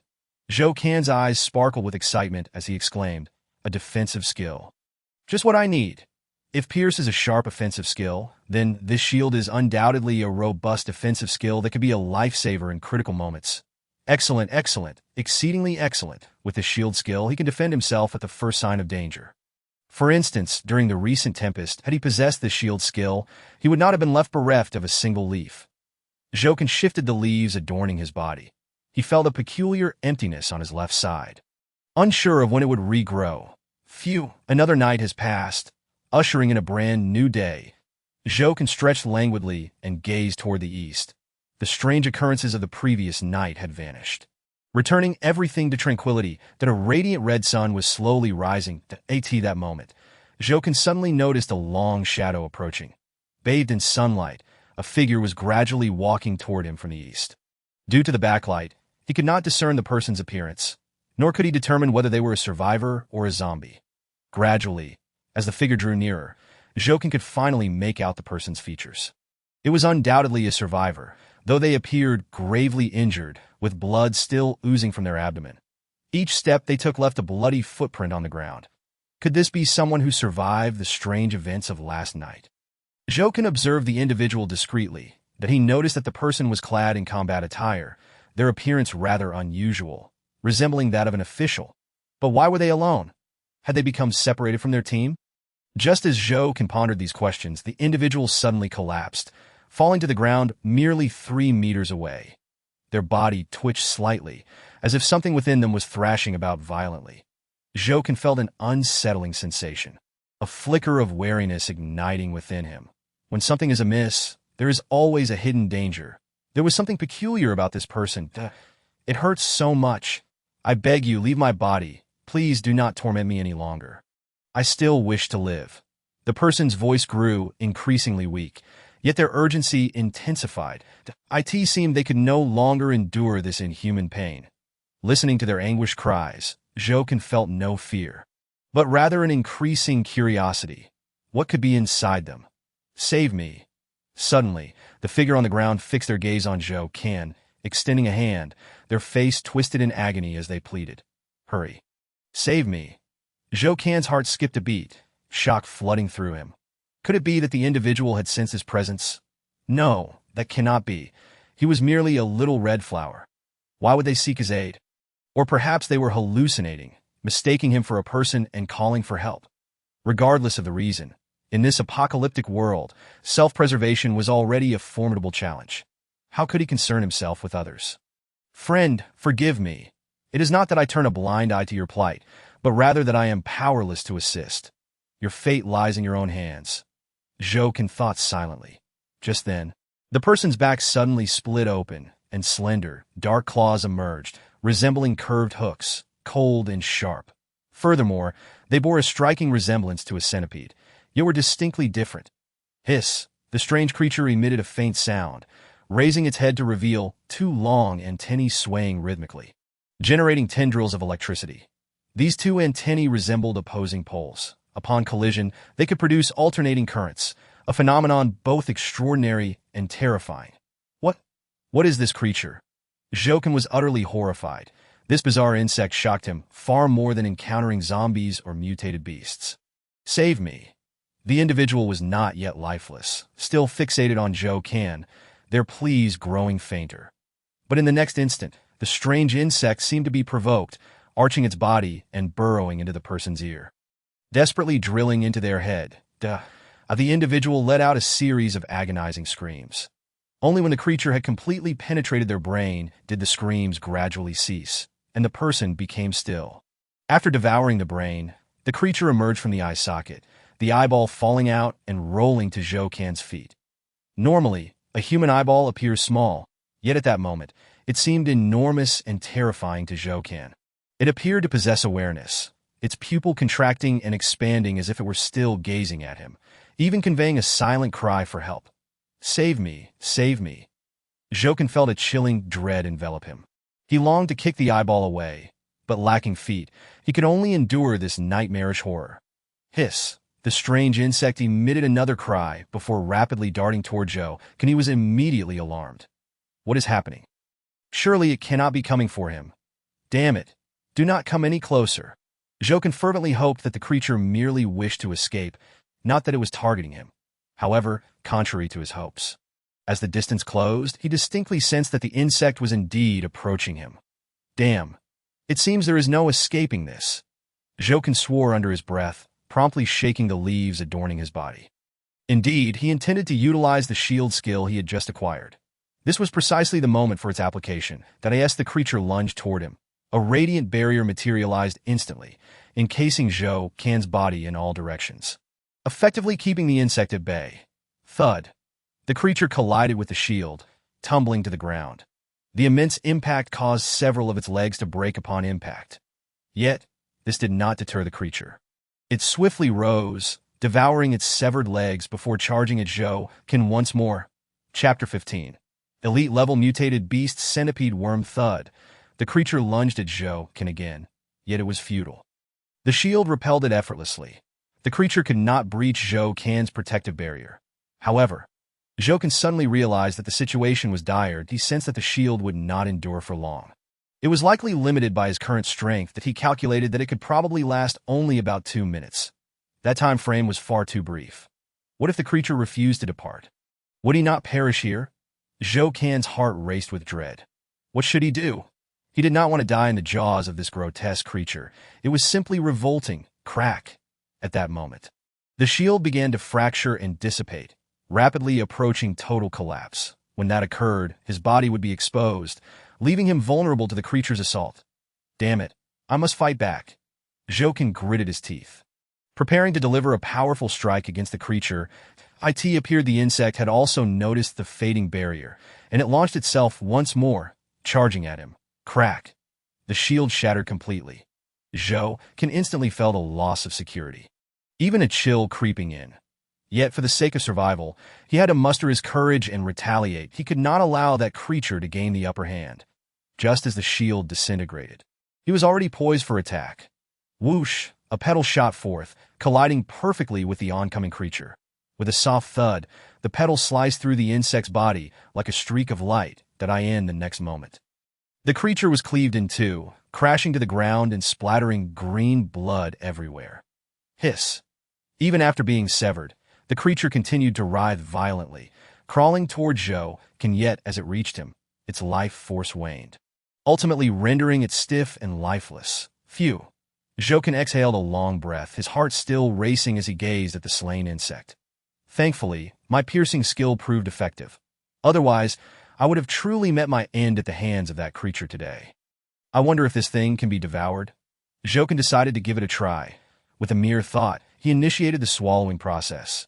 Ding! The host has devoured an elite mutated beast centipede worm, earning 200 evolution points. Good heavens! Zhou was taken aback by the system's notification. This creature not only could be consumed, but it also yielded a whopping 200 evolution points, more than those mutated wild boars. Incredible! Tsk, the elite mutated beast, the centipede spirit, has quite an unusual name. Previously encountered mutated beasts were rather ordinary, but this time it has escalated to an elite level, and oh wonder it possesses so many evolution points. The quality is distinctly different. Zhou Can's gaze shifted towards the corpse of the survivor, hoping that a few more centipede spirits would appear for him to devour. Unfortunately, there was no further commotion. It is understandable. Such elite mutated beasts are rare to come by, and having encountered one already signifies great fortune. To wish for more would indeed be a bit greedy, Zhou thought with a wry smile. Looking at the horizon, the blazing sun had fully risen. However, the sunlight remained ensnared within layers of clouds, unable to penetrate and illuminate the earth at a height of 2 meters above the ground. A thick mist had begun to gather, resembling a heavy quilt that significantly obstructed visibility, rendering the distant surroundings unclear. How peculiar! Not only was the temperature dropping, but an increasing density of fog was also emerging. Could it be that the atmosphere has been polluted? Zhou muttered to himself. Suddenly, a commotion arose from the river. Zhou turned his head to see 3 small yachts approaching the shore. Soon, the yachts docked and a group of individuals disembarked, approximately a dozen in number. Trailing behind them were several zombies, shackled with iron chains, remaining eerily quiet without any signs of agitation, allowing the individuals to lead them as they walked. However, Zhou quickly noticed that the zombies had iron muzzles covering their mouths, stuffed full, preventing any sound from escaping, and oh wonder they were so silent. The reason was quite evident that another peculiar group has arrived. Zhou silently observe them, speculating about their identities. Everyone, please hold on. I have something to say, called out the crew leader, a buzzcut man named Shui Kuei. Immediately, the group halted, their gazes turning towards Shui Kuei, seemingly awaiting his address. Shui Kuei scanned the crowd, his eyes sharp, and spoke in a deep voice. You all know the purpose of our expedition, correct? Yes, came the unified response. Shui Kuei nodded in satisfaction and then raised his hand. Pointing eastward, last night, a mysterious relic descended there that is said to contain immense opportunities, a key to survival in this apocalypse. Official personnel have already entered, and other factions are also seeking their share. Our Xiangxi Tower is no exception. We must keep pace and venture forth to secure our own safety amidst those dangers. Remember, not even a hint of fear was visible on their faces. Zhou absorbed the valuable information from the buzzcut man's speech. First, it was confirmed that a mysterious relic did indeed appear last night. Second, these individuals belonged to a faction called Xiangxi Tower, operating under a leader. Third, they were seeking something within the mysterious relic. It seemed that this relic was highly enticing, that if only I could move, I would like to take a look as well. Perhaps I could reap some benefits. Zhou pondered this moment. Shui Kuei shouted again, Everyone, to avoid disappointing our leader, let us conduct a blood sacrifice before heading to the relic. As he spoke, Shui Kuei produced a sharp knife and viciously slashed his palm, blood gushing forth and staining the ground beneath him. What the hell? Is this guy insane? Zhou exclaimed in shock, utterly perplexed by the buzzcut man's actions. Yet in the next moment, the others followed suit, each drawing a knife to cut their palms, blood dripping down in a steady stream. The god of corpses, may you bless us. Long live the leader, may you bless us. Suddenly, Shui Kuei raised his arms to the sky. Shouting like a priest conducting a sacrificial rite, Both frenzied and surreal, he then extended his bloodied hand towards the zombie's mouth. The blood flowed in, and the zombie began to greedily suck and swallow. Soon, the zombies that had consumed the blood became agitated, rattling the chains that bound them, their iron muzzles producing a harsh metallic sound as their sharp teeth clashed. And the next moment, the others followed suit, offering their blood to the zombies they led. The roars of the zombies echoed, piercing through the mist and spreading far and wide. The god of corpses, may you bless us. Long live the leader. May you bless us. The crowd erupted in fervent shouts, reminiscent of a battle rallying cry, igniting an atmosphere of relentless bloodlust. Chapter 16. A Leaf Reborn. Joe can watched in disbelief at the frenzied actions of the buzz-cut man and his companions. These lunatics, they must be out of their minds. Otherwise, how could they so recklessly offer their blood to nourish zombies? What kind of twisted individuals engage in such acts? It was utterly shocking. It appeared that this so-called Xianxi Tower was anything but normal, likely employing some method to control these individuals into servitude. Zhou mused quietly. Unbeknownst to him, in this apocalypse, not only were the zombies insane, but there were also those with ulterior motives, beneath the facade of this desolate world. Countless undercurrents were hidden. Yet, it seemed all the more intriguing. Let us move, Cui Kue commanded with a sweeping gesture, leading the zombies and the group eastward. Their figures gradually faded into the distance. Zhou felt an inexplicable envy, not of their actions, but of their legs, which allowed them the freedom to go wherever they wished. When would he also be able to leave this confined space? He lamented. Suddenly, a small bee, no larger than a thumb, flew in from the distance. Before Zhou could react, it had already landed atop his head. The bee stretched its wings and groomed its antennae, seemingly searching for pollen to consume. Shoo shoo, go away. Don't create a ruckus on my head. Zhou shook his head, attempting to drive the bee away. However, the bee refused to budge, instead grasping his head with its tiny claws, as if determined to stay put. What the hell? Are you asking for trouble? Zhou felt a surge of irritation and immediately reached for a leaf to swat at the bee. The bee deftly dodged, effortlessly avoiding the attack, and landed back on his head. This was sheer humiliation. It was intolerable. Get away from me. Zhou finally unleashed his skill. With a swoosh, a petal shot forth, striking the bee squarely. Thud. The bee fell lifelessly to the ground. A mere little bee dares to be so audacious atop my head. It's truly courting death. Zhou huffed, feeling a sense of triumph. Upon closer inspection of the deceased bee, he noticed it bore some peculiarities. Its eyes glowed a vivid red, its wings shimmered with an iridescent sheen, and its stinger was notably long, protruding sharply, glinting ominously. Just a glance sent shivers down one's spine, let alone being stung.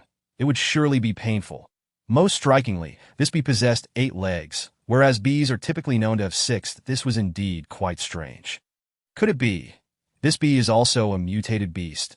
Zhou mind sparked with curiosity as he attempted to devour the bee. Ding! Host has consumed a common mutated bee, gaining 80 evolution points. Wow! It truly is a mutated beast. Despite its small size, the evolution points it yields are substantial. Zhou felt a mix of surprise and delight. If only he could encounter more of these tiny mutated bees. He could undergo a significant evolution spree. It seemed as though his wish was heard. Shortly after, a buzzing sound resonated from afar. Looking up, he beheld a swarm of bees approaching, their crimson eyes glaring. Stingers poised, resembling fighter jets on the attack. Oh no, so many mutated bees? Zhou was momentarily dumbfounded that he had only wished for a few more, but not this many, if they all landed on him. How could he possibly endure? Buzz! In the next instant, he activated a protective shield. Although it could only last for about 2 minutes, it was better than standing idly by as the mutated bees charged at him. A flurry of mutated bees collided with the shield, while others zipped past. The scene was utterly terrifying, akin to a locust swarm descending from the skies. Thank goodness I raised the shield in time. Otherwise, I would have been in serious trouble. Zhou recoiled, his heart racing. The mutated bees arrived quickly and departed just as swiftly in the blink of an eye. Most had flown away, leaving only a small handful still lingering nearby. Aha! Opportunity knocks. Zhou licked his lips, eager to seize the moment. The numbers are manageable, within my capacity. It's finally time to devour some. With a swoosh, he activated his skill, and in an instant, a single mutated bee plummeted. Quick as a flash, Zhou swallowed it whole. Ding. Host has consumed a common mutated bee, gaining 80 evolution points. Splendid. More. Zhou, like a sharpshooter, took aim and shot down one mutated bee after another. Swiftly consuming them in a seamless flow, he lost count of how many he had devoured. At long last, the conditions for evolution were met. Ding. Host has reached the evolution criteria. Would you like to evolve immediately? Absolutely, evolution. No need for deliberation. Boom. It felt as if lightning had struck his body, and Zhou experienced a jolt. Losing control over his physical form, that it was as though a force was undergoing an extensive transformation on his body. Accompanied by waves of pain, a sensation unlike any he had encountered during previous evolutions. What has happened? Zhou felt a twinge of fear. Could it be that an unexpected event had occurred during this evolution? Just as he was pondering this, a sudden crack. His body inexplicably surged upward by a few centimeters. Following this, the leaf he had lost on the left side rapidly sprouted anew, unfurling into a fresh, vibrant green leaf. Soon after, the pain he had been experiencing vanished, and his body was liberated from its constraints. It turned out he was merely growing. He had feared something had gone awry and was startled. Gazing at the newly grown leaf, Zhou let out a sigh of relief. Immediately, his character attribute panel displayed itself automatically. Host, Zhou form, Little Red Chrysanthemum. Level 6, height, 40 cm. Combat power, resistance, 23. Skills, projectile. Shield, tasks, none. Treasure chests, none. Evolution points, 0 4,000. Upon seeing the height entry, Zhou exclaimed in astonishment, "Goodness, this evolution has directly increased my height by 10 centimeters. How impressive." Now, at a height of 40 centimeters. He finally looked quite presentable. Moreover, he noticed that not only had his height increased, but his body's flexibility had also improved. Notably, his stem had thickened considerably, changing from a pale green to a deep green. He understood this signified a significant enhancement in his physical strength, no longer resembling the frail state he had previously endured. If a fierce wind were to sweep through now, he should be able to withstand it solely due to his improved resilience. It seems that the leaves all over my body have also grown larger.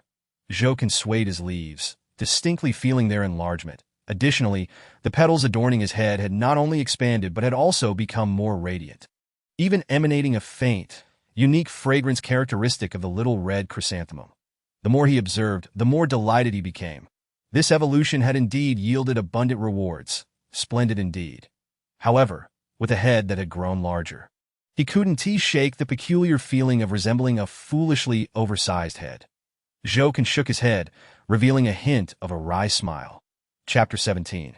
The frogs croak in the rain, having undergone a comprehensive evolution. Zhou felt invigorated. Looking around, he noticed numerous mutated bees fluttering about. Such a bountiful resource should not go to waste, and he resolved to continue devouring. Upon checking his evolution points, he discovered they had reached 2,644,000. The progress bar had surpassed the halfway mark that if he were to consume another batch of mutated bees, he would be able to evolve once more. Unfortunately, they were nowhere to be found. He would have to await the next opportunity. Stretching lazily, Zhou felt a profound sense of satisfaction. At that moment, the sun finally broke through the clouds, casting its rays upon the earth. Yet, the thick mist showed no signs of dissipating, still shrouding the surroundings. At least it had warmed up a bit. Oh, how pleasant! Zhou endeavored to stretch his leaves wide, relishing this rare sunbath. Suddenly, a plop. It seemed something had fallen from the sky. Zhou paused, looking down. A drop of water landed on the ground, quickly evaporating. Where did that drop come from? Zhou felt puzzled. He glanced around, seeing nothing amiss. Only a few dazed zombies swaying in the distance. How strange. Could it possibly be about to rain? Zhou muttered to himself, instinctively looking up. Plop. Just as he raised his head, another droplet fell, landing squarely on his flower face and trickling down his petals into his mouth. No way. Is it really going to rain? Zhou felt utterly speechless. He had only just begun to enjoy the delightful sunshine, and now rain was imminent. The weather was changing far too swiftly. Faster than a woman's mood. The raindrops, indifferent to his desire for sunlight, continued their descent. Initially, just a few scattered drops, they soon intensified into a downpour. Before long, the sun was once again obscured by dark clouds. The world rapidly dimmed, as if transitioning abruptly from day to night. The dense fog seemed to thicken even further, twisting and morphing into various shapes, akin to demons lurking in the abyss that I in the next moment. A fierce wind swept across the ground, transforming the mist into drifting clouds, swaying and swirling, ascending to the heavens and plunging into the earth. Within the clouds, flashes of lightning danced, like a dragon emerging from the depths. Warning all, the rumble of thunder echoed ominously, as if lamenting the oppressive heat. Jokin sensed an impending crisis that if the rain were to fall too heavily, it would undoubtedly affect him, potentially leading to a flood. He had no desire to be drowned alive. Truly, it seemed that what one fears most often comes to pass. "Heaven, please spare me. Stop the rain." Jokin shouted skyward, yet his voice was soon drowned out by the relentless downpour. The rain only intensified, seemingly in defiance of him. The droplets transformed from a mere trickle into a curtain of rain, quickly creating small puddles on the ground. Jokin gazed at the rapid transformation around him, feeling quite helpless, praying that the rain would cease soon. As the saying goes, in the deep courtyard, dusk is locked amidst the patter of banana leaves in the rain. Now, it was dense fog covering the earth, accompanied by the incessant rain of chrysanthemums. Alas, how tragic! Alone in the rain, exposed to the elements, he could hardly claim to be anything but miserable. A wave of loneliness surged within him, reminding him of Chu-Ching, whom he wondered where she might be. "Chu-Ching, are you well? You must wait for me. Wait for me." Jokin murmured to the rain, conveying his longing. Even amidst the depths of the rain, he felt his solitude keenly. Suddenly, a clear, resonant croak broke through Jokin's reverie, capturing his attention. What was that? Following the sound, he looked to see a small mound of earth rising slowly about 5 meters away, as if something were about to emerge. What could it be? A dung beetle. Jokin felt intrigued and was tempted to pick up a twig to poke at it. Thump! In the next instant, something leapt out with a sudden burst, landing in a small puddle. Croak! The creature croaked again. Jokin then discerned that it was a toad, larger than his palm. Indeed, it was a toad, a plump, rotund toad that appeared quite appetizing. Well then, I was wondering what it could be. Jokin sighed in relief. Given the current circumstances, it was entirely normal for a toad to awaken from its burrow with the rain. After all, when it rains, toads emerge from their holes, croaking incessantly. Especially during childhood summers, whenever it rained, toads would burrow out, croaking in harmony with the sound of rain, becoming quite bothersome that he wondered how many evolution points he could gain from consuming this toad. Jokin immediately set his sights on the toad before him. This moment, he was fervently eager to devour, to evolve, and to enhance his power. Therefore, anything that appeared before him was a potential target for consumption. Croak! Just as he contemplated how to consume the toad before him, another croak echoed from a different direction. Could there be more than one toad? Jokin turned to look. Indeed, not far away, another small mound of earth was rising. After a bit of wriggling, yet another plump toad leapt out. It seemed there were quite a few toads hiding underground in this vicinity. Jokin was overjoyed but wondered if these toads had mutated. If they had, he could acquire even more evolution points. After all, being near the riverbank, it was not surprising to find toads. However, he could not yet discern any peculiar characteristics about them. Croak, croak, croak point one after another. The croaks resounded as more and more toads emerged from their burrows that in the blink of an eye, the ground was teeming with them. Everywhere he looked at my goodness, so many. Jokin was utterly astonished, even feeling a tingling sensation at the back of his neck. While he was eager to consume them, the sheer volume of toads appearing simultaneously was quite off-putting. Yet the trend of toad emergence showed no signs of waning. In fact, it was rapidly increasing. Within mere breaths, the toads had filled his line of sight, as if the earth had fallen ill and sprouted unsightly blemishes that if anyone were to appear at that moment. It would not be an exaggeration to say that there was barely any space left to stand in an instant. The sounds of rain and the croaks of toads filled the air, causing Jokin to feel increasingly flustered. Damn it, this isn't adding a meal. It's torturing me. Jokin wished he could bury his head in the soil to escape this irritating commotion that moment. He lost all desire to consume, merely wishing for the toads to disperse, preferably hopping into the river to feed the fish. Jokin grumbled under his breath. He suddenly noticed that the toads had begun to pair off, engaging in a breeding frenzy.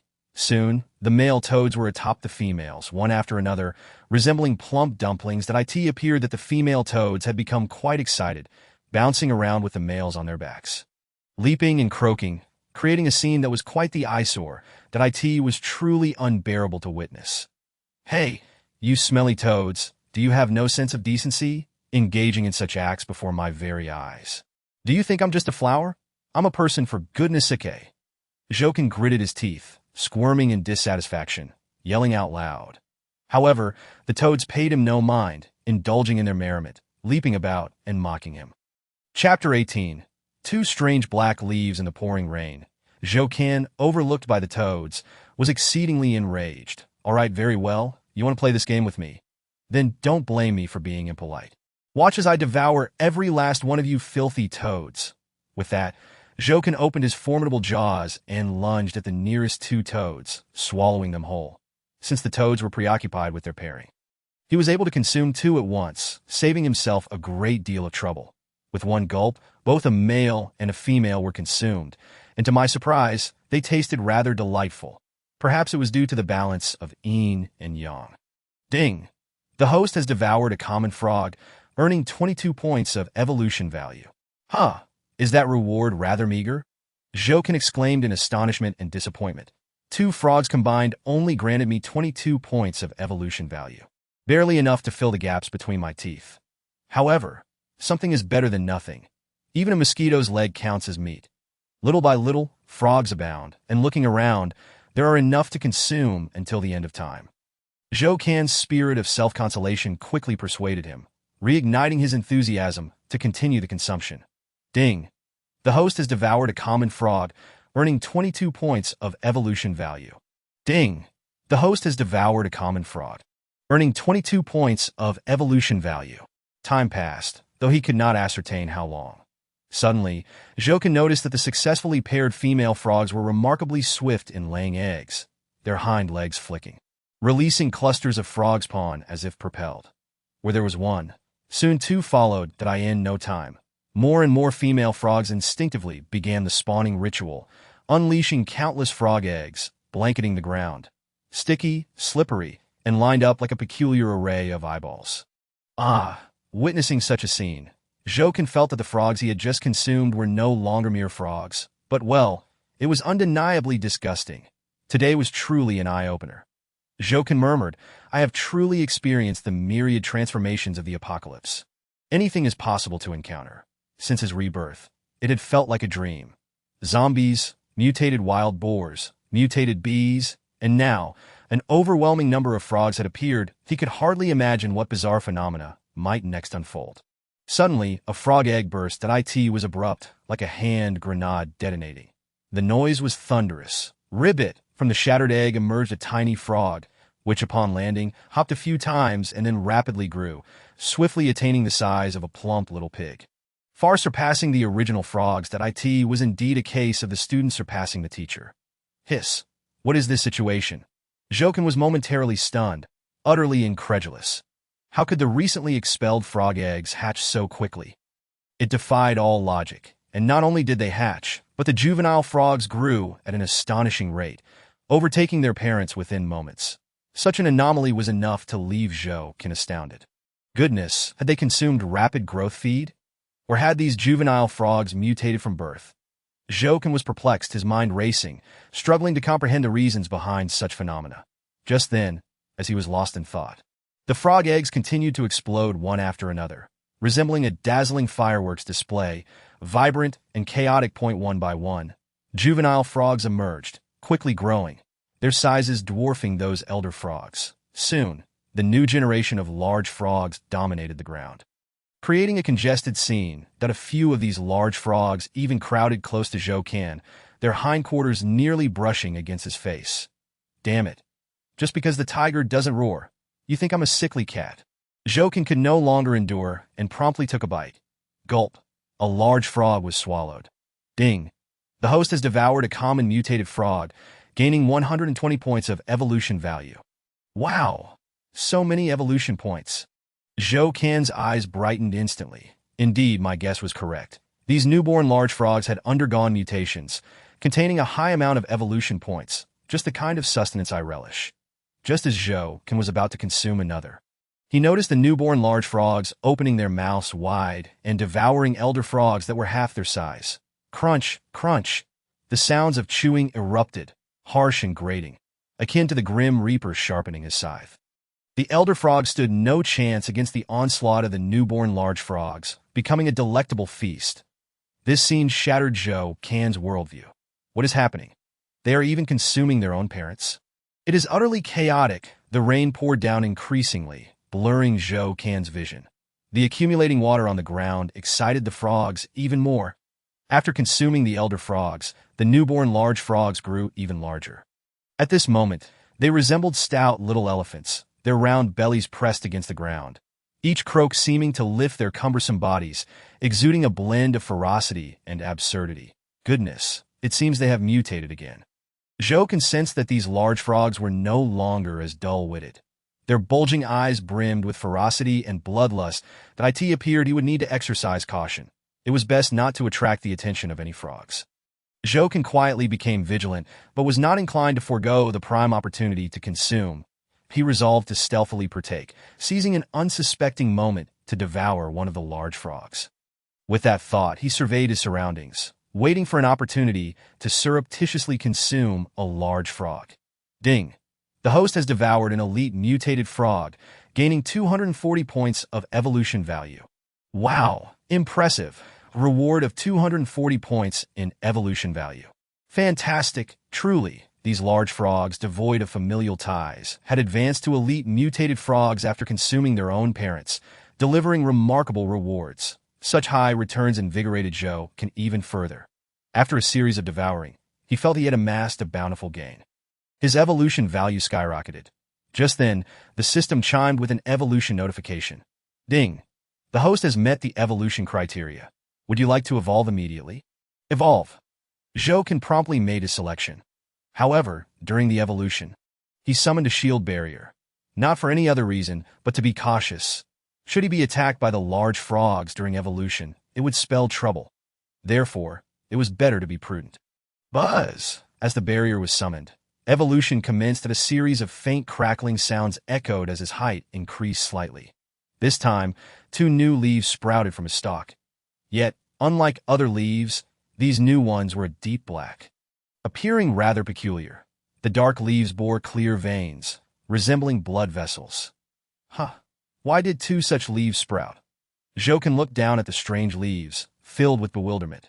Could it be that due to devouring too many mutated beasts, he had suffered adverse effects, resulting in his own mutation? Zhou Qian couldn't help but dwell on the terrifying consequences that if that were the case, would he lose his reason, becoming like those mutated beasts? Devoid of humanity, Chapter 19. Shadows in the rain. Looking at the 2 newly sprouted black leaves, Zhou Qian felt a mix of surprise and concern. The excitement stemmed from finally witnessing an unusual change after so many days, while the worry was rooted in the fear of suffering some mutation that might be detrimental to him. However, for the moment, there seemed to be no adverse effects, nor did he feel any discomfort. Black represented the eerie. He hoped these 2 black leaves would not bring ill omens, but rather, well, it was what it was. Since they had sprouted, he could not simply pluck them off. They would remain with him. He hoped they would not pose any danger. Otherwise, it would be a loss indeed. Zhou Qian murmured to himself that he then proceeded to check for changes in his attributes. Host, Zhou Qian, form, Little Red Daisy, level, 7 height, 45 cm, combat power, 23, resistance, 30, skills, shooting. Shield, tasks, none, treasure boxes, none evolution value. 22,500 excellent. I have leveled up again, reaching a height of 45 centimeters, and my resistance has also surpassed 30. Everything is progressing in a positive direction. As long as I maintain my course, I will surely grow stronger. Zhou Qian beamed at the changes in his data, joyfully patting his leaves. However, this action immediately drew the attention of several large frogs. Ribbit! One large frog leapt towards him, mouth agape, ready to bite. that oh no. Jokin was startled and quickly activated his shooting skill. Whoosh! The sharp petals sliced through the belly of the large frog, causing a mass of entrails to spill forth. The foul-smelling blood pooling on the ground. Seemingly stimulated by the scent of blood, several large frogs rushed in, swiftly devouring the injured frog until not a single bone remained. One of the large frogs smacked its lips, seemingly unsatisfied, and then set its sights on Jokin. Whoosh! A long, slender tongue shot out, immediately wrapping around Jokin's body, and with a powerful tug, nearly uprooted him. Jokin was furious, cursing, "Damn it, stinky frog, are you looking for death? If you pull me out, I swear I won't let you off the hook." Yet the large frog paid no heed to his words, tightening its grip with its tongue and continuing to pull. Jokin began to panic that if this continued, he might truly be uprooted. Without the support of the soil, he would be left to await his demise. He needed to quickly eliminate this bothersome large frog. Die! Jokin activated his shooting skill once more. The petals flew forth, leaving a bloody gash on the frog's tongue, but it remained connected. Well, this large frog's tongue is rather resilient. Jokin refused to relent. Launching another strike, crack.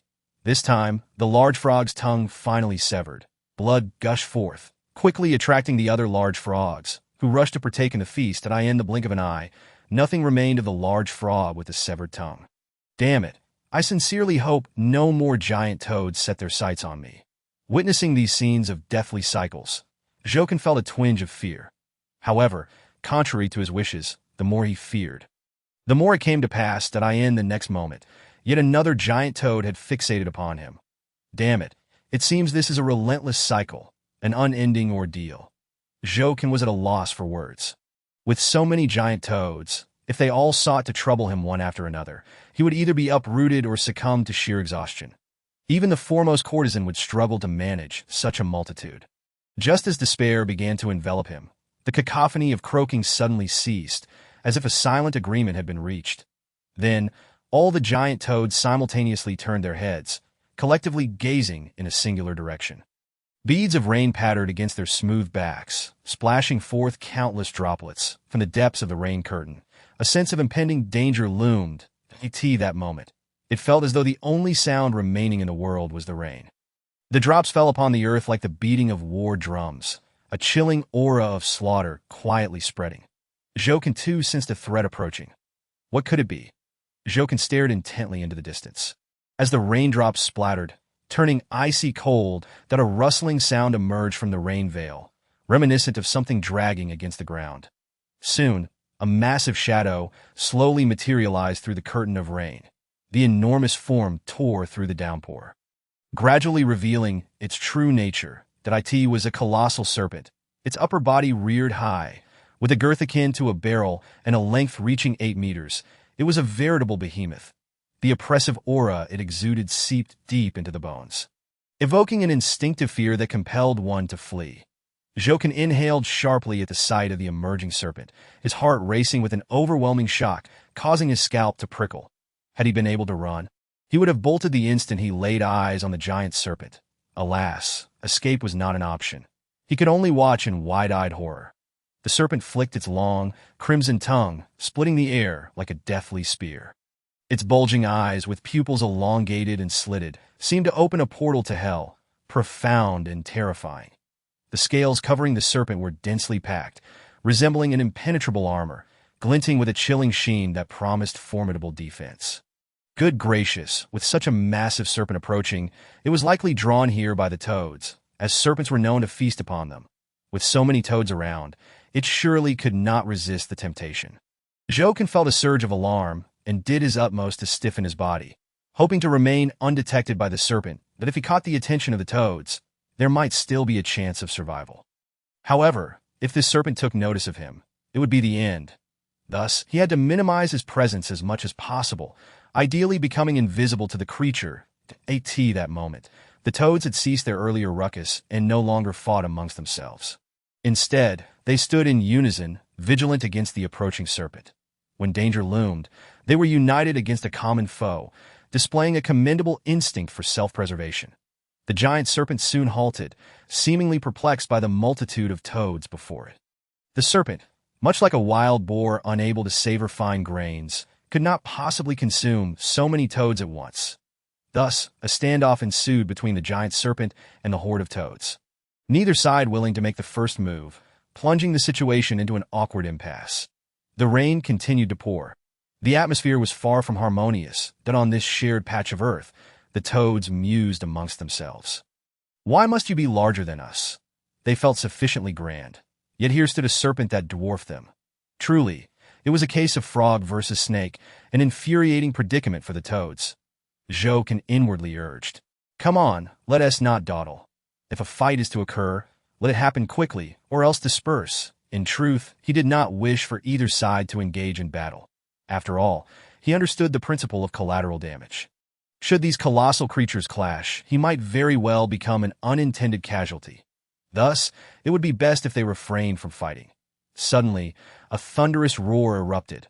Lightning cleaved through the rain, causing the earth to tremble. The sound of thunder resembled a battle cry, hinting at an imminent clash. Chapter 20. The Battle of Toads, and Serpent. The wind drove the torrential rain across the towering city, while clouds weighed heavy with thunderous roars.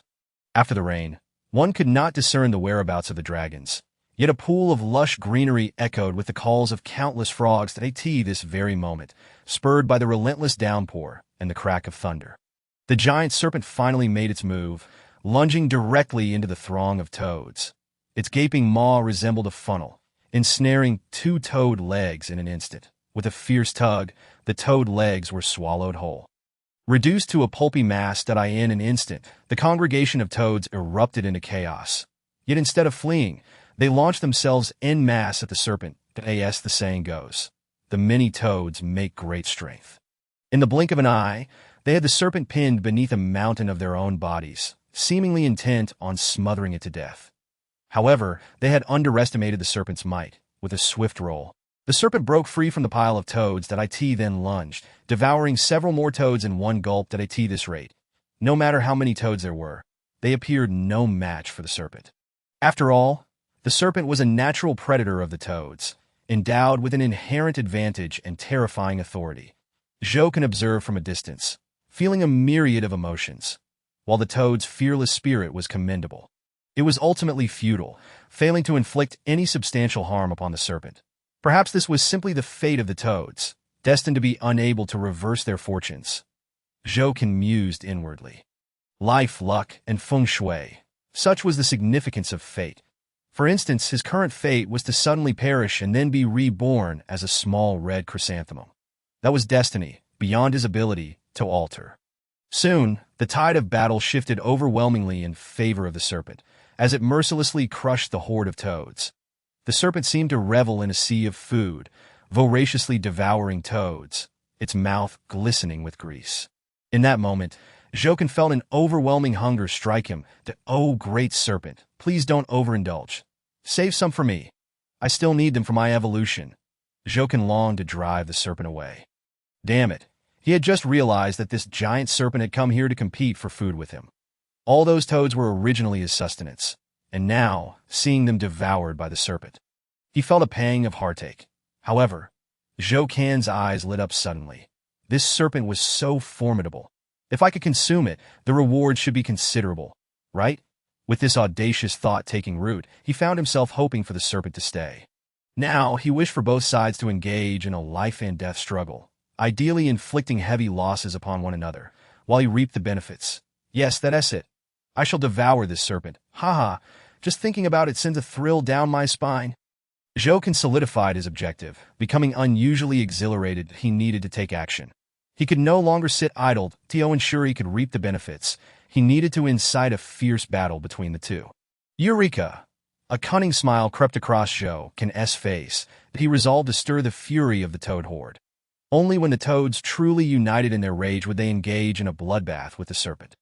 Otherwise, they would remain at a disadvantage, ultimately becoming the serpent's meal. But how could he provoke the ire of the toads? Jokin pondered earnestly. Suddenly, an idea struck him. He swiftly directed his skill at the nearest toad. A spray of blood erupted from the toad's head as it collapsed lifelessly to the ground. Jokin followed up by launching 10 more petals in rapid succession, akin to cannon fire. causing the toad's corpse to explode into a mess of flesh and blood. Countless bits of gore flew about chaotically. Perfect, now is the moment. Joka did not pause for breath that he unleashed another skill. Striking the ground and throwing up a cloud of dirt, the debris conveniently obscured the scattered flesh and blood. Afterward, some of the blood and bits of flesh rebounded, splattering across the serpent's body. In an instant, the serpent was drenched in blood, its previously pristine appearance utterly marred. Ha! Excellent. I achieved the desired outcome. Jokin rejoiced. What he sought was precisely this result. He had previously discerned the toad's bloodthirsty nature, particularly for the blood of their own kind. Once they caught a whiff, they would go wild with rage. Thus, he intended to exploit this trait to incite the toad's fury. Now that the serpent was covered in toad blood, the other toads would undoubtedly be driven into a frenzy, launching a fierce assault on the serpent. Moreover, the serpent was their natural enemy. They would fight to the death. Thus, Jokin effectively compelled the toad horde to unleash their full force against the serpent. Just as he had anticipated, upon catching the scent of their companion's blood, the toad horde went into a frenzy, their eyes turning a vivid crimson, radiating fierce energy that a wild, bloodthirsty aura spread, locking onto the oblivious serpent. The toads leapt into action, all charging towards the serpent. Caught off guard, the serpent was once again overwhelmed beneath the mountain of toads. However, this time it would not escape so easily. The toad horde showed no mercy. And before the serpent could retaliate, they began to gnaw at its body. Equipped with sharp teeth, their bites were no mere nuisance. While they could not tear away chunks of flesh outright, they could certainly strip away scales. Repeatedly, they could consume enough scales to leave the serpent vulnerable. Once the serpent was bereft of its protective scales, it would be left exposed, allowing the toads to feast upon it. The serpent seemed to realize this as well. It twisted its massive body, attempting to flee. However, there were simply too many toads, each taking a bite, and in the blink of an eye, patches of its body were stripped bare. The serpent's anguished roars echoed as it thrashed about violently, crushing nearby flora and leaving shallow craters in the ground. Its agile tail wreaked havoc wherever it struck, a force of destruction. Yet in that moment, it was utterly unable to escape, as soon as one wave of toads was shaken off. Another wave surged forward relentlessly, leaving it with no respite. Witnessing such splendid results, Jokin's heart bloomed with joy as he cheered on fervently from the sidelines, shouting, "Brother Frog, quickly, bite it to death, bite it to death." As if comprehending Jokin's encouragement, the frog immediately intensified its ferocious assault, sinking its teeth into flesh. Soon, the giant snake's struggles grew feeble, and it began to exhaust itself, left with no chance of escape. However, being a giant snake, it was not one to perish easily. Just as its eyes were about to close, flames suddenly erupted from its body. The searing heat instantly charred the frogs clinging to it. Yet, the flames were swiftly extinguished by the torrential rain. Nevertheless, this brief moment of fiery desperation granted the giant snake a precious opportunity to flee in a flash. It escaped into the downpour, disappearing into the dense forest to the northeast of the riverbank. Alas, it slipped away, so close, just a hair's breadth away. All my efforts wasted, Jokin exclaimed in frustration. Witnessing the giant snake's escape, he lamented as if he had lost a magnificent treasure, feeling a profound sense of loss. Unbeknownst to him, in that very dense thicket, a pair of malevolent eyes were fixated on him, brimming with deep resentment and fury. It was none other than the eyes of the giant snake. Chapter 21. Not letting the small fish and shrimp escape at the last moment, the giant snake fled, leaving Jokin's plans in tatters, his desires unfulfilled. However, he incurred no significant losses, for he still had plenty of frogs to devour. I cannot let the remaining frogs slip away. I must consume them. Jokin immediately began to feast. Ding! Host has devoured an elite mutated frog, gaining 240 evolution points. Ding! After a flurry of consumption, his evolution points surged considerably, reaching 29,025,000. That it would not be long before he could evolve again. With so many frogs to consume, Jokin felt immense joy. Yet, even now, the rain continued to pour, showing no signs of abating. Additionally, he noticed that the water on the ground was accumulating more and more, with the surface already submerged past his roots that if the rain did not cease, he would soon be half drowned. I won't be submerged, will I? A flicker of worry crossed Zhou Can's mind as he tilted his head toward the sky, the rain pelting down relentlessly upon him. The splashing droplets mirrored his loneliness and solitude. It seemed the temperature had dropped further still. Zhou Can felt the chill in the air, the raindrops falling like icy water, soaking him through, and through that if it grew any colder, these droplets might very well turn to ice. At that point, his predicament would worsen considerably. No, I must take action. I cannot sit idly by that a wave of panic surged within him, robbing him of his calm composure. Yet, what could he possibly do, trapped in this confined space? There were no nearby shelters to escape the rain, that he could only endure the downpour, stripped of dignity. Desperately glancing around, he noticed that the nearest large tree had already begun to lean precariously. The relentless rain had eroded its roots, causing soil erosion, leaving it unable to stand. Before long, the tree would collapse. Witnessing the scene stirred a twinge of sympathy in him, but it also accentuated the insignificance of life. Under the ravages of nature, all beings were powerless, truly lamentable. Crash! The tree finally fell, branches snapping and leaves scattering, leaving a scene of devastation. That moment, several pieces of bark floated down the rushing rainwater and drifted toward Zhou Can. His eyes widened in surprise as he hurriedly intercepted the bark, exclaiming with delight, "Fortune smiles upon me. With this bark, I can protect my roots. At the very least, they won't rot away." He promptly dug a shallow pit around himself with leaves as his hands, stuffing the bark inside. Thus, when the rain fell, it would be redirected elsewhere, effectively shielding him from most of the downpour. Quite effective. I truly am a genius. Zhou Can laughed heartily, finally able to breathe a sigh of relief. He continued to gather more bark, leaves, and branches, piling them around himself to create a protective barrier. At last, he had alleviated the immediate crisis. For now, he no longer had to worry about drowning, that all depended on when the rain would cease. If it did not stop soon, he would still face threats, perhaps even greater peril. Zhou Can anxiously awaited, and by nightfall, the torrential rain finally relented. Yet lamentably, the water had already risen to the level of his first batch of leaves. Those 2 black leaves, now fully submerged.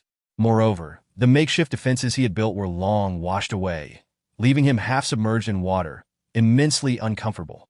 Thankfully, as long as the rain had stopped, the water would soon recede. That in no time, he would be a flourishing flower once more. Exhaling, he thought, if this rain had continued, it would have surely submerged me up to my neck. Zhou Can silently rejoiced. He hoped for fair weather tomorrow, with bright sunshine evaporating the standing water. Moreover, he wished the temperature would not drop again. Otherwise, the water would freeze, and his demise would come all the quicker. Shaking off the droplets from his leaves, Zhou Can prayed for good fortune to arrive on the morrow. The moonlight bathed the surroundings in a silvery glow, and the night was tranquil, albeit slightly desolate. With the rain's fury abated, there was no longer the cacophony of frogs. Zhou Can could finally take a moment to rest. After a day of turmoil and relentless rain, he was fatigued and in need of respite. Though he was a flower, exhaustion still found him. Gazing at the shimmering ripples atop the water, he gradually drifted into slumber. That in his dreams, he envisioned Chu Qing walking on water, beckoning him to leave for a paradise beyond the world. When he awoke, the sky was already bright, heralding a new day. Looking up, he found the sun shining resplendently. Indeed, it was a splendid day, and the temperature had risen. No longer feeling so cold, wonderful. With such a strong sun, the standing water will dry up in no time, perhaps even evaporate completely. Zhou Can clapped his leaves in delight. Suddenly, a faint rustling sound emanated from behind him, as if something was rising and falling in the water.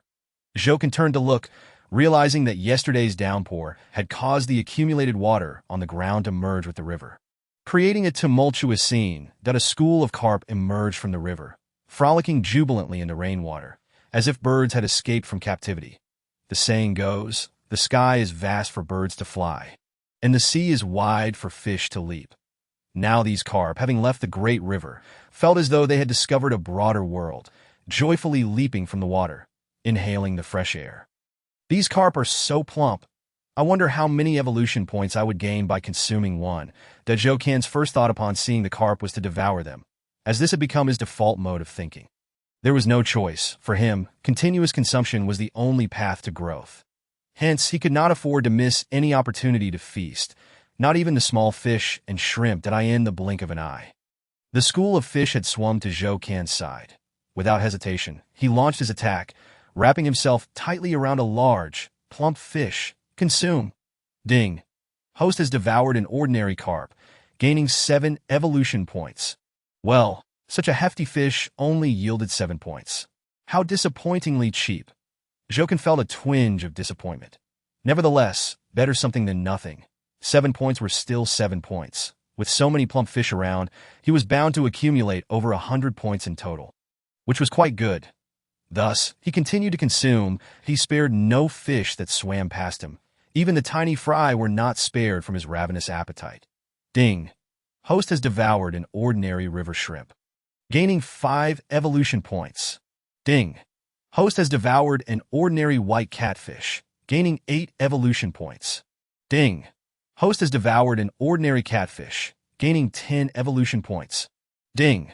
Host has devoured an ordinary mutated river crab, gaining 30 evolution points. A mutated river crab?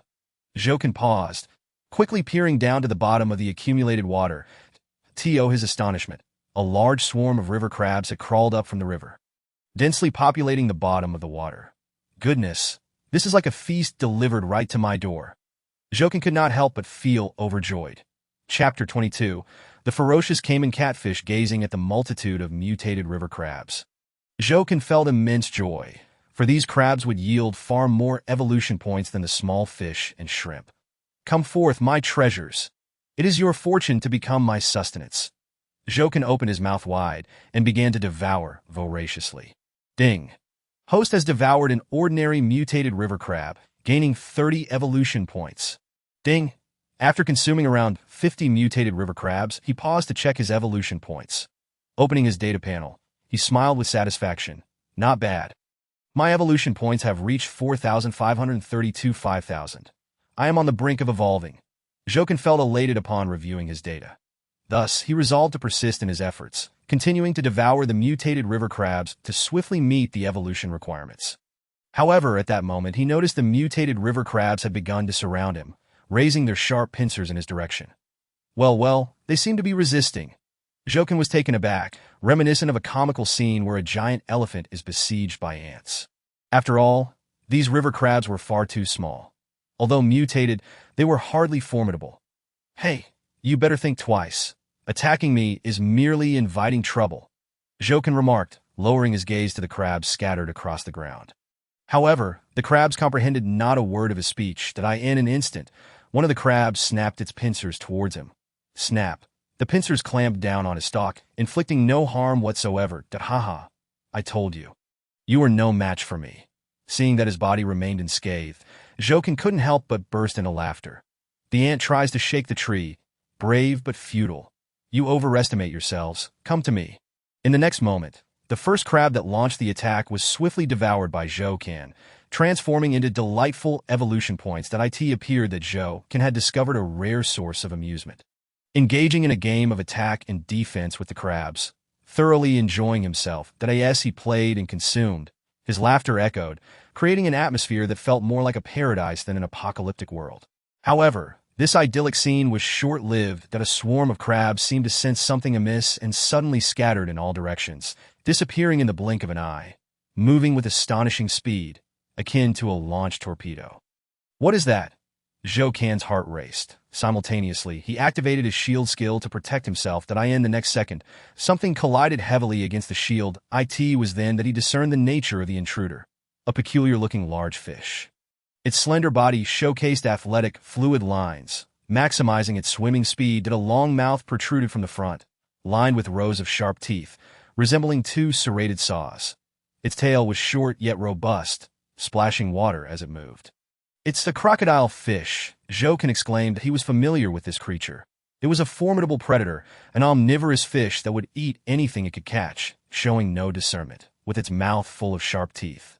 It had virtually no natural enemies, reigning supreme in freshwater domains, a quintessential apex predator. Crabs were among its favorites. Moreover, this was a mutated crocodile fish. Fortunately, I reacted swiftly. Otherwise, Zhou gazed at the charging crocodile fish. a wave of dread washing over him that he felt a surge of relief for having activated his shield just in time. Otherwise, he would be facing dire consequences. The crocodile fish's eyes glowed a menacing red, indicative of its mutation. Jokin had learned that mutated creatures typically had red eyes, allowing him to ascertain the nature of this crocodile fish at a glance. As the thwarted crocodile fish turned its attention to the crabs, it began devouring them voraciously, crunching them with ease. Jokin held his breath, contemplating how to respond. Once the crocodile fish finished the crabs, it would undoubtedly set its sights on him, necessitating preparation. Yet, after much deliberation, he found no effective strategy to confront this crocodile fish. His best option was to combine his shield skill for defense with his projectile skill for offense, resolving this troublesome situation as swiftly as possible. Crunch, crunch! The crocodile fish continued to feast on the crabs, its long mouth and sharp teeth resembling a meat grinder, scattering bits of flesh everywhere. It seemed that only steel could withstand such teeth. Flesh and blood were utterly helpless. There was no denying the ferocity of the crocodile fish. It charged with reckless abandon, churning the water within a 10-meter radius. Soon enough, the crabs were entirely consumed. The crocodile fish's gaze shifted back to Jokin standing in the water, adorned with a conspicuous flower atop his head. Jokin appeared to the crocodile fish as a delectable morsel not to be missed. At that moment, however, Jokin's shield had dissipated and needed to be reactivated. Otherwise, he would be unable to withstand the crocodile fish's assault. Buzz! Jokin promptly conjured his shield, enveloping himself and keeping the crocodile fish at bay, his heart settling somewhat. Now, his shield could last approximately 3 minutes.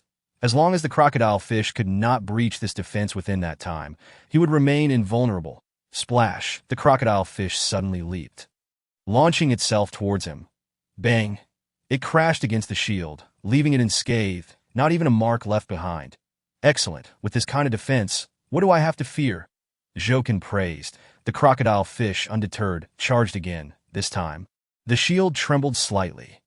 Jokin was momentarily taken aback, sensing a hint of foreboding. Could it be that the crocodile fish possessed the ability to breach his defense? The next moment confirmed his suspicions. After the third assault, cracks began to appear on the shield. Although they were minuscule, they were sufficient that a few more impacts, and the shield would shatter. Jokin began to panic, losing his composure, and he had initially thought he could hold out for 3 minutes to dampen the crocodile fish's enthusiasm. Now, it seemed that was nothing more than a delusion. He might not even last a minute. What to do? Jokin felt as though his life was on the line, that if his defense failed, the crocodile fish's teeth would easily sever him in two, leaving no chance for survival. Since defense was futile, he had no choice but to take the initiative. Otherwise, he would surely meet his demise. Jokin swiftly altered his strategy, shifting from a defensive stance to one of proactive offense that moment. He had regained his composure, knowing he must remain calm. Otherwise, matters would only worsen, that he could not allow himself to be defeated by a mere fish. Whoosh! The projectile skill activated, sending a barrage of petals flying toward the crocodile fish. Fortunately, having reached level 7, he possessed the capability to deploy 2 skills simultaneously. Otherwise, he would be waiting for death. You wretched creature. Perish! After launching his attack, Jokin felt a surge of confidence that in his estimation, no matter how formidable the crocodile fish was, it could not withstand his fierce strike. However, the next scene left him astounded. Chapter 23. Gaining critical evolution points, Jokin unleashed his attack, yet the crocodile fish deftly evaded, as if it had anticipated Jokin's move. This revelation sent shockwaves through Jokin, making his scalp tingle. Could it be that this crocodile fish had developed intelligence? Impossible. Absolutely impossible. It was just a fish. I refuse to believe that such a splendid little red flower like me cannot handle you. Jokin, undeterred, launched another strike. Whoosh! The petals traced a peculiar arc, initially veering to one side before heading straight for the crocodile fish. Jokin intended this maneuver to confuse the crocodile fish's judgment. Indeed, the crocodile fish became disoriented, flailing about in a panic, evidently thrown into confusion. With a minor trick, you're done for. Jokin proclaimed gleefully. Splosh! One of the petals struck, sending a splash of water into the air. Yet, as the water settled, Jokin did not witness the anticipated outcome. Instead, he found the crocodile fish completely unharmed, staring back at him leisurely, as if challenging him. What, it suffered no damage? How is this possible? Zhou gasped in shock, as though he had seen a ghost. It turned out that all his efforts had been in vain. The crocodile fish had feigned panic merely to amuse itself at his expense. How despicable! Truly outrageous! Zhou realized that the crocodile fish had indeed exhibited a degree of intelligence, or else it would not have acted so cunningly. Transitioning from shock to anger, Zhou coldly declared, I care not whether you possess intelligence. If you dare to thwart my enjoyment, I shall eliminate you. The crocodile fish seemed to sense his ire and decided to strike first. Bang! Another collision occurred. This time, a long fissure opened in the shield surrounding Zhou, the threat of complete shattering looming large. With his heart racing, Zhou knew he must take this matter seriously. His life was at stake. To survive, he needed to kill the crocodile fish before it breached his shield, or it would be his end. Zhou quickly calculated distances, angles, even predicting the direction in which the crocodile fish would evade next. If the crocodile fish could dodge, then he could launch a series of attacks to disrupt its escape route, setting up for a decisive blow. That a comprehensive plan began to form in Zhou's mind. Should this plan succeed, the crocodile fish would be doomed. The crocodile fish charged once more. It stumbled nearby after the impact that an opportunity had arisen. Seizing the moment, Zhou unleashed 3 consecutive petals. Whoosh, whoosh, whoosh, the petals split into 3 paths, forming a triangular pattern, striking from different angles at the crocodile fish. The crocodile fish attempted to dodge, but with attacks coming from all sides, it momentarily froze, unsure where to flee.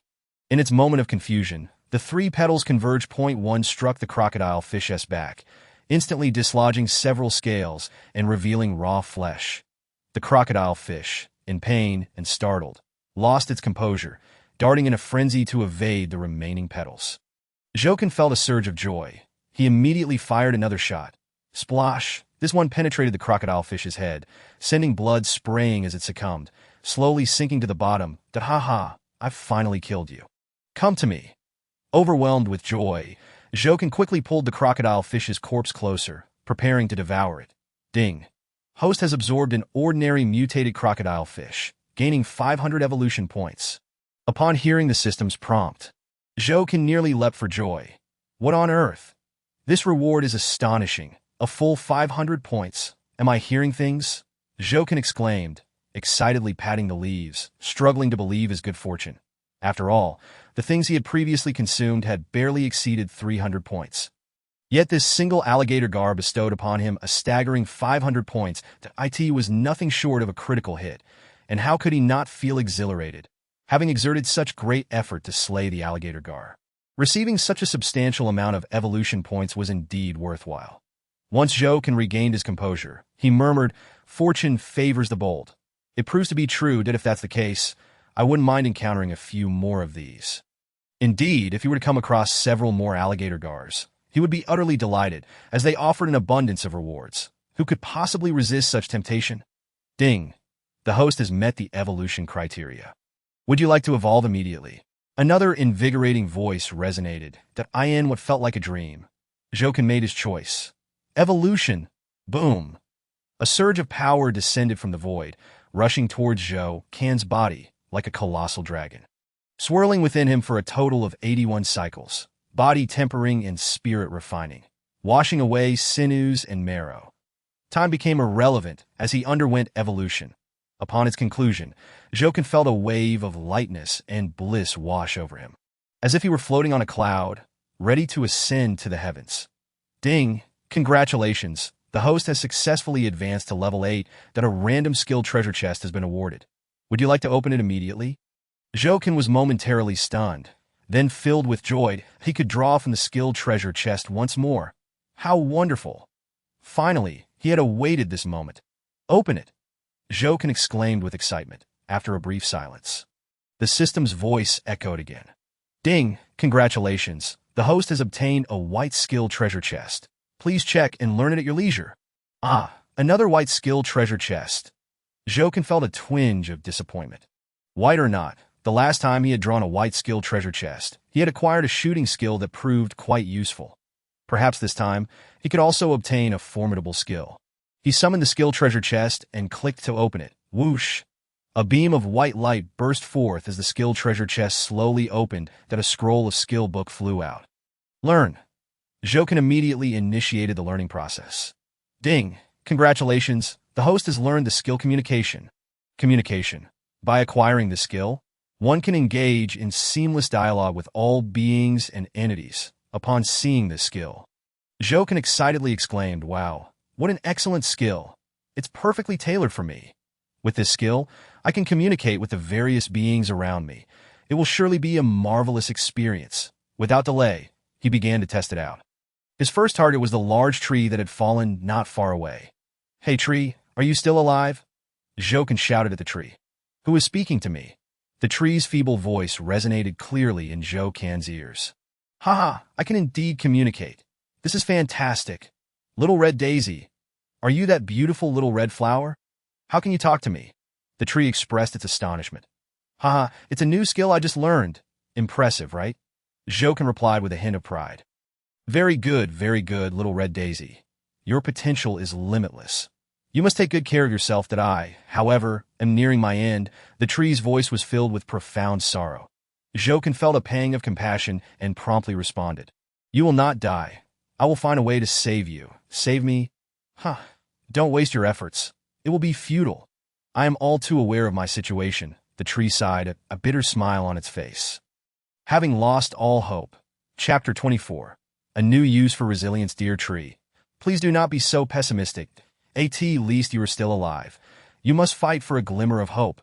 If you resign yourself to fate, what then is the purpose of your existence? Jokin encouraged the tree, unwilling to let it simply await its demise. What is the purpose of my existence? The tree pondered deeply, muttering, what could it be? To live or to die? Just as Jokin was about to say more, the system chimed in once more. Ding! A new mission has been successfully issued.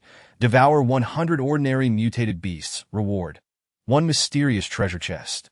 Difficulty: moderate. Oh, a mysterious treasure chest. Not a skill chest? What might it contain? Jokin was momentarily taken aback, instantly filled with anticipation for this so-called mysterious treasure chest that he wondered what lay inside. The allure of the mysterious treasure chest was undeniable. But where could he possibly find 100 mutated beasts? It would have been splendid if the task had come during the time of the numerous mutated toads and river crabs. Now that they were gone, the task seemed almost like a cruel joke. Jokin was left speechless. Currently, after the tumult caused by the alligator gar, there was not even a single shrimp left in his vicinity. Let alone those mutated creatures that it appeared he would have to devise another plan.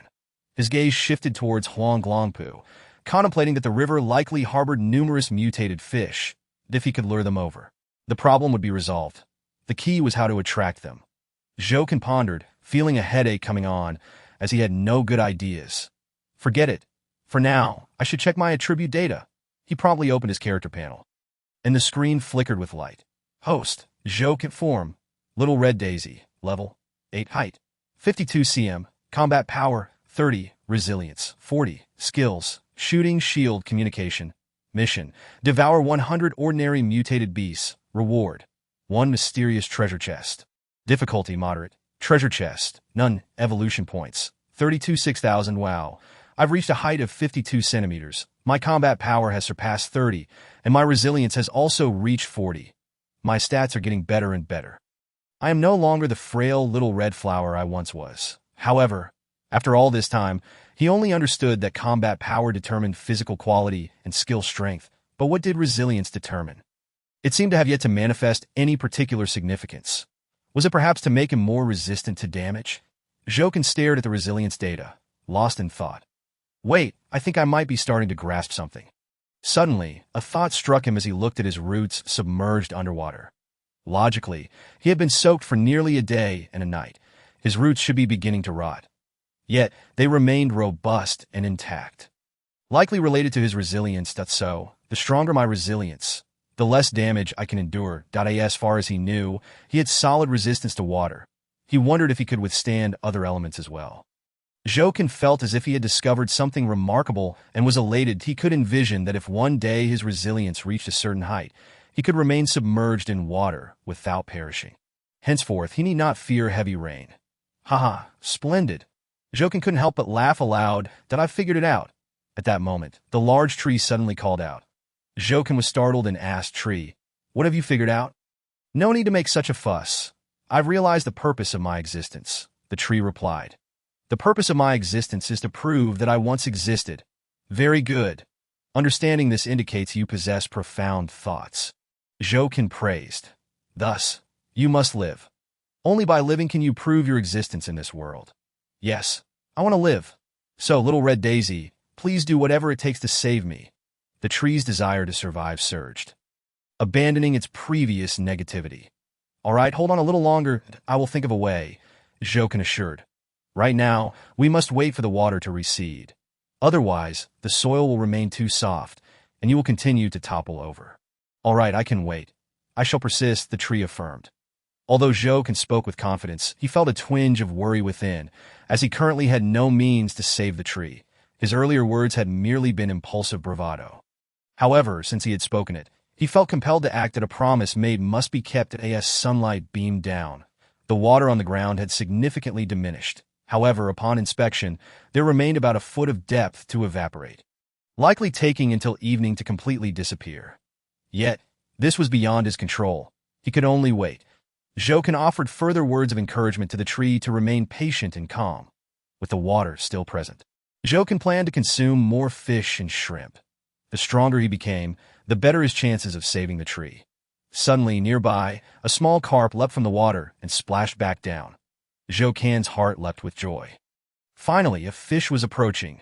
The presence of fish was a good sign. Soon, more would follow, and he could consume them in abundance. He fixated on the small carp, refraining from acting hastily, that he needed to wait for more fish to swim closer.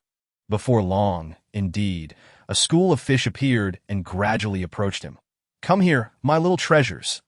Jokin stared fixedly at the approaching fish, his lips curling into a grin as he resembled a hungry cat, eagerly awaiting its catch. Soon, more and more fish gathered nearby, and the moment had finally arrived. "Now, let the devouring commence. Don't run away. Come to my mouth." Jokin immediately began his frenzied consumption. Ding, the host has devoured a striped flower fish, gaining 10 evolution points. Ding, the host has devoured a rosy fish, gaining 10 evolution points. The host devoured a red grass carp, acquiring 10 points of evolution value. After a wave of consumption, the evolution value had reached 532,600, but the next evolution still seemed far off. Thus, the act of devouring could not cease. He must continue. However, when Jokin wished to proceed, he discovered that the nearby fish had vanished, leaving only a few scattered small fish. Alas, they were gone again. This was utterly unsatisfactory. Jokin felt quite helpless that no, I cannot linger here, waiting for the floodwaters to recede, for this wave of opportunity would dissipate. I must seize the moment and consume more, lest I miss such a splendid chance. With a shift in thought, he devised a clever plan. Now that I possess communication skills, I can certainly catch a small fish to help attract more schools of fish, and perhaps gather some intel about the situation in Huanglongpu. Chapter 25. The ambitious small fish. Without hesitation, Jokin swiftly caught a small fish and activated his communication skill, then spoke. "Little fish, can you hear me? I suppose I am a sort of deity." Jokin casually deceived that I have a task for you. Are you willing to undertake it? The little fish pondered for a moment and replied, "What is in it for me?" Jokin was taken aback, then chuckled. "Ah, indeed there are benefits for you that if you follow my instructions, I shall reward you handsomely." "All right, I am willing to assist you," agreed the little fish. "Excellent. You are a clever little fish, destined for great prospects. First, I need to learn some information from you. Tell me about the specifics of Huanglong GPU. A.S. Zhou can listen to the little fish's account. He gained a general understanding of the situation in Huanglongpu, which aligned closely with his suspicions. After the apocalypse, fish had indeed been significantly affected. Those river crabs and the alligator gar he had encountered were all products of this impact. "Little fish, you mentioned that many big fish dominate a certain area. What rules this nearby water?" Jokin inquired. The little fish seemed to recall something and grew apprehensive, edging closer to Jokin. "This area? I fear being overheard, which could lead to dire consequences that I must tell you. The Crocodile King is quite formidable. With a single bite, it can devour countless beings, truly terrifying." "The Crocodile King?" Jokin asked. "Is it merely an alligator?" "Keep your voice down. The crocodile king despises being called an alligator. He proudly claims to be a noble Siamese crocodile. Any fish that encounters him must worship him, or face death. The little fish whispered, that's so? I cannot see him. Even if he is a Siamese crocodile, he may not stand a chance against me. Jokin chuckled. The little fish spun around, saying, yes, you are a deity. He certainly cannot defeat you. Thus, there is no need for us to be so cautious. We can speak freely to, oh great deity, I believe you can surely vanquish the crocodile king and then claim this water. I will be your little brother, displaying might and sweeping the lands. And in that time, I can seize countless little female fish to breed even more little fish. The little fish's tone grew louder, seemingly eager for the crocodile king to overhear. Jokin hurriedly interrupted. Hold on, calm down. I hadn't noticed until now that although you are a small fish, your ambitions are quite grand. Cease those unrealistic thoughts. I now assign you a task. Complete it, and I shall reward you with a grand feast of shrimp. That is a tangible affair. What is it? I shall surely accomplish it splendidly for you. Oh great deity! The little fish swished its tail. Very well, I have faith in you. Jokin replied with satisfaction. It is not a daunting task. Simply draw in some larger fish or schools of fish. The rest is irrelevant. It really that simple? The little fish was taken aback, having anticipated a more monumental undertaking. Yes, indeed, it is that simple. Jokin exercised his skills of persuasion, stating, every grand endeavor begins with small tasks. We must build from the ground up, step by step, that if one cannot handle minor tasks, how can they aspire to accomplish great things, yes? I understand now. I shall go attract them. The little fish, invigorated by Jokin's words, swam off with great enthusiasm. Watching the little fish depart, Jokin couldn't help but chuckle. It was indeed a pure and adorable little fish that he hoped it would bring forth some valuable resources. Approximately half an hour later, Jokin glanced behind the little fish, and indeed, a large school of fish followed. These fish were about a meter long, their physiques sleek and muscular, dorsal fins erect like sharp blades, and their mouths slightly upturned, revealing rows of fine teeth.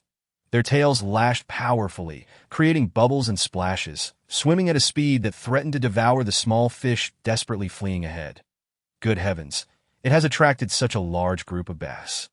And they seem to be mutated bass. Jokin was both astonished and delighted, estimating around 50 to 60 fish. Drawing in such a large school was no small feat for the little fish. Oh great deity, save me, I am going to die. The little fish cried out, its speed declining, clearly nearing exhaustion. The Dio not stop. Hold on a bit longer, and try to lead the school closer to me. Quickly. Jokin urged, anxious that this opportunity might slip away. All right, for the sake of the great deity, I will give it my all. The little fish gritted its teeth, striving to guide the school toward Jokin. Finally, the school reached a range where Jokin could consume them. Little fish, move aside. Jokin shouted, opening his mouth wide.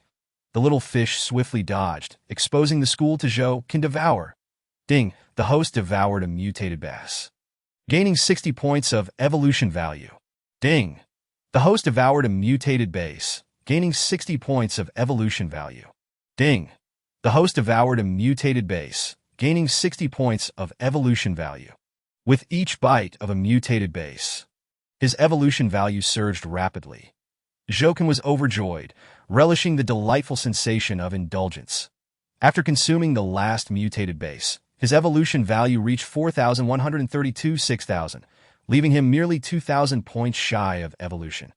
Furthermore, the task progress had also reached 6,100, requiring just 40 more to complete. It was utterly exhilarating. Oh great deity, I see you are not yet satisfied. I will go attract more for you. Wait here.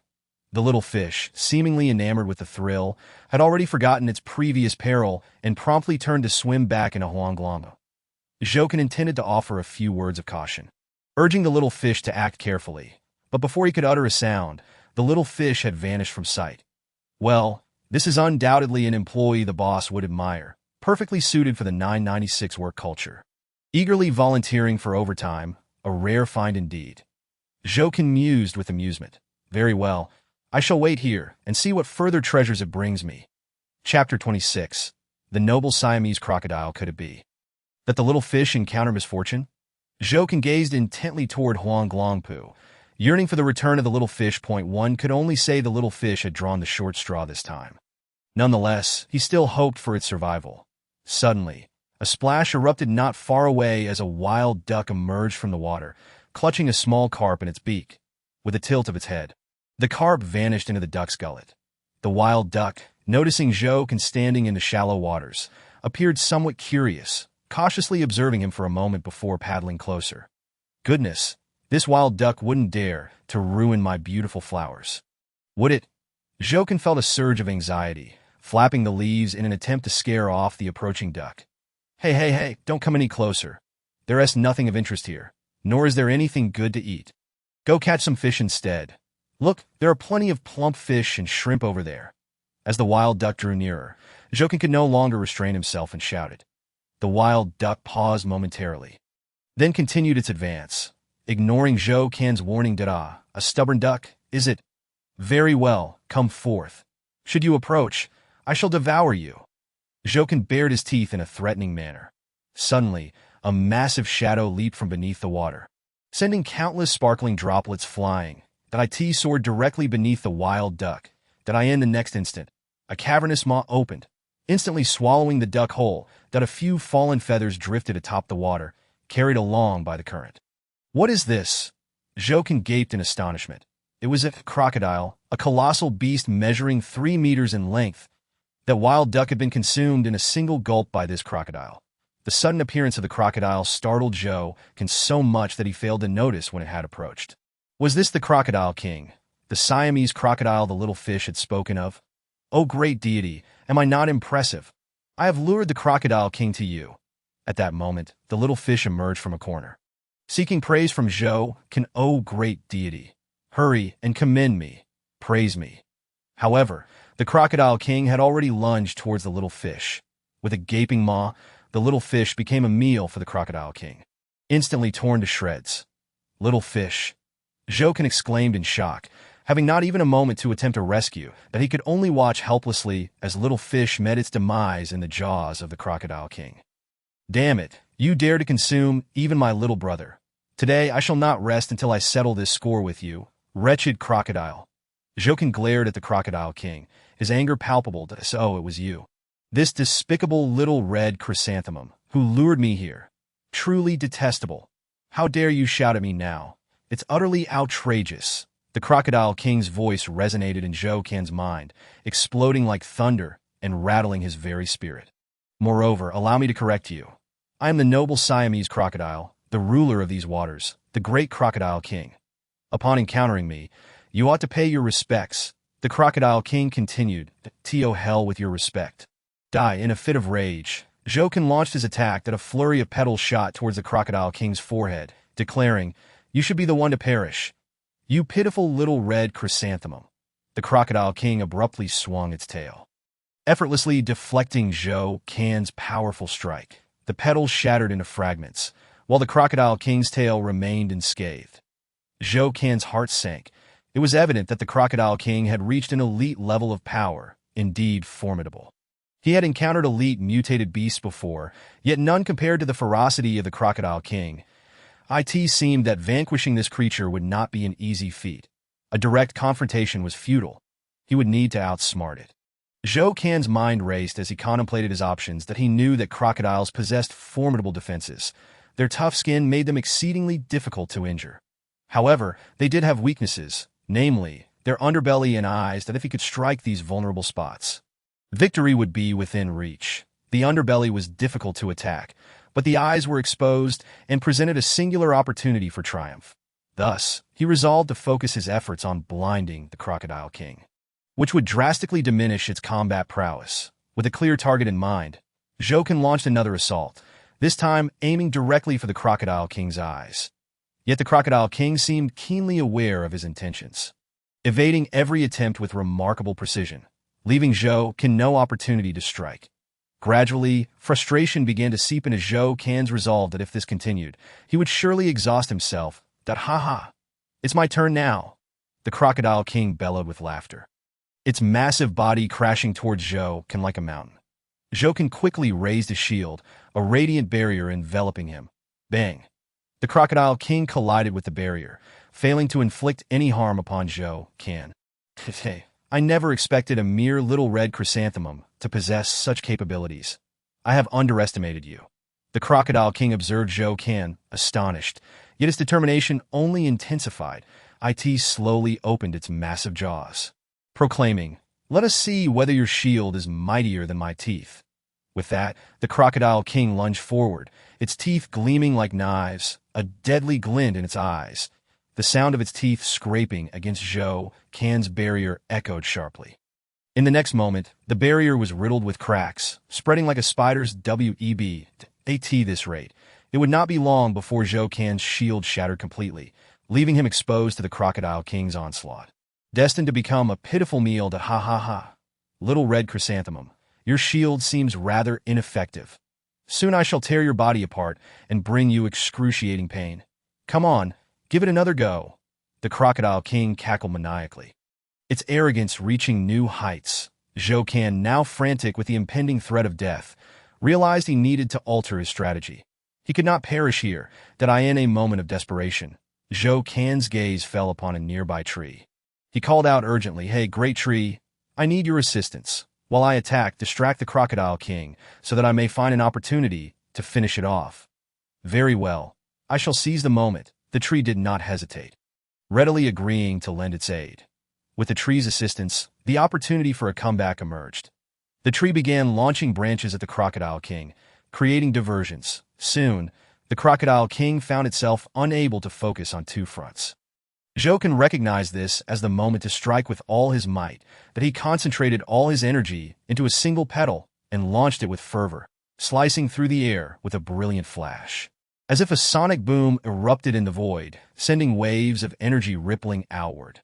Chapter 27. Task progress increases thud. The petal struck the Crocodile King's left eye with pinpoint accuracy. The eye, the size of a fist, burst open, spraying forth a gory mixture of black and red blood. Roar! The Crocodile King howled in agony, its rage escalating to a fever pitch as it charged towards Zhou Can with reckless abandon. "You wretched little red chrysanthemum! How dare you harm my eye? You will pay dearly for this." The Crocodile King's fury reached its zenith, vowing to end Zhou Can's life. Each subsequent attack was delivered with maximum ferocity. Zhou Can's barrier was now covered in cracks, on the brink of collapse. That he too was rattled by the impacts. Unable to endure much longer, in this dire moment, he realized he had no choice but to fight with everything he had. "Great tree, keep harassing it. Do not relent," Zhou Can shouted, then unleashed his flying petals once more. A barrage of petals launched forth like blades, piercing the Crocodile King's flesh. The relentless assault soon left the Crocodile King bloodied and enraged, its strikes becoming even more violent. Just as Zhou Can felt he could hold on no longer, a branch from the tree struck the Crocodile King's underbelly. As the Crocodile King bent down to remove the branch, it unwittingly afforded Zhou Can an exceptional opportunity. Its other eye was now exposed. Zhou Can seized the moment, pouring every ounce of strength he had left into another petal. Thud! Instantly, the Crocodile King's remaining eye exploded as well. In an instant, the Crocodile King was left blind, devoid of any combat capability. Zhou Can, unwilling to show any sign of weakness, capitalized on this precious opportunity and delivered a final, desperate strike. The flying petal pierced the Crocodile King's gaping maw, spinning like a top and instantly mangling its mouth, successfully striking the brain nestled within its upper jaw. It is well known that a crocodile's brain is quite small, situated within its upper jaw, making it difficult to injure from the outside. However, attacking from within its mouth proved exceedingly effective. Thus, Zhou Can's strike directly harmed the Crocodile King's brain.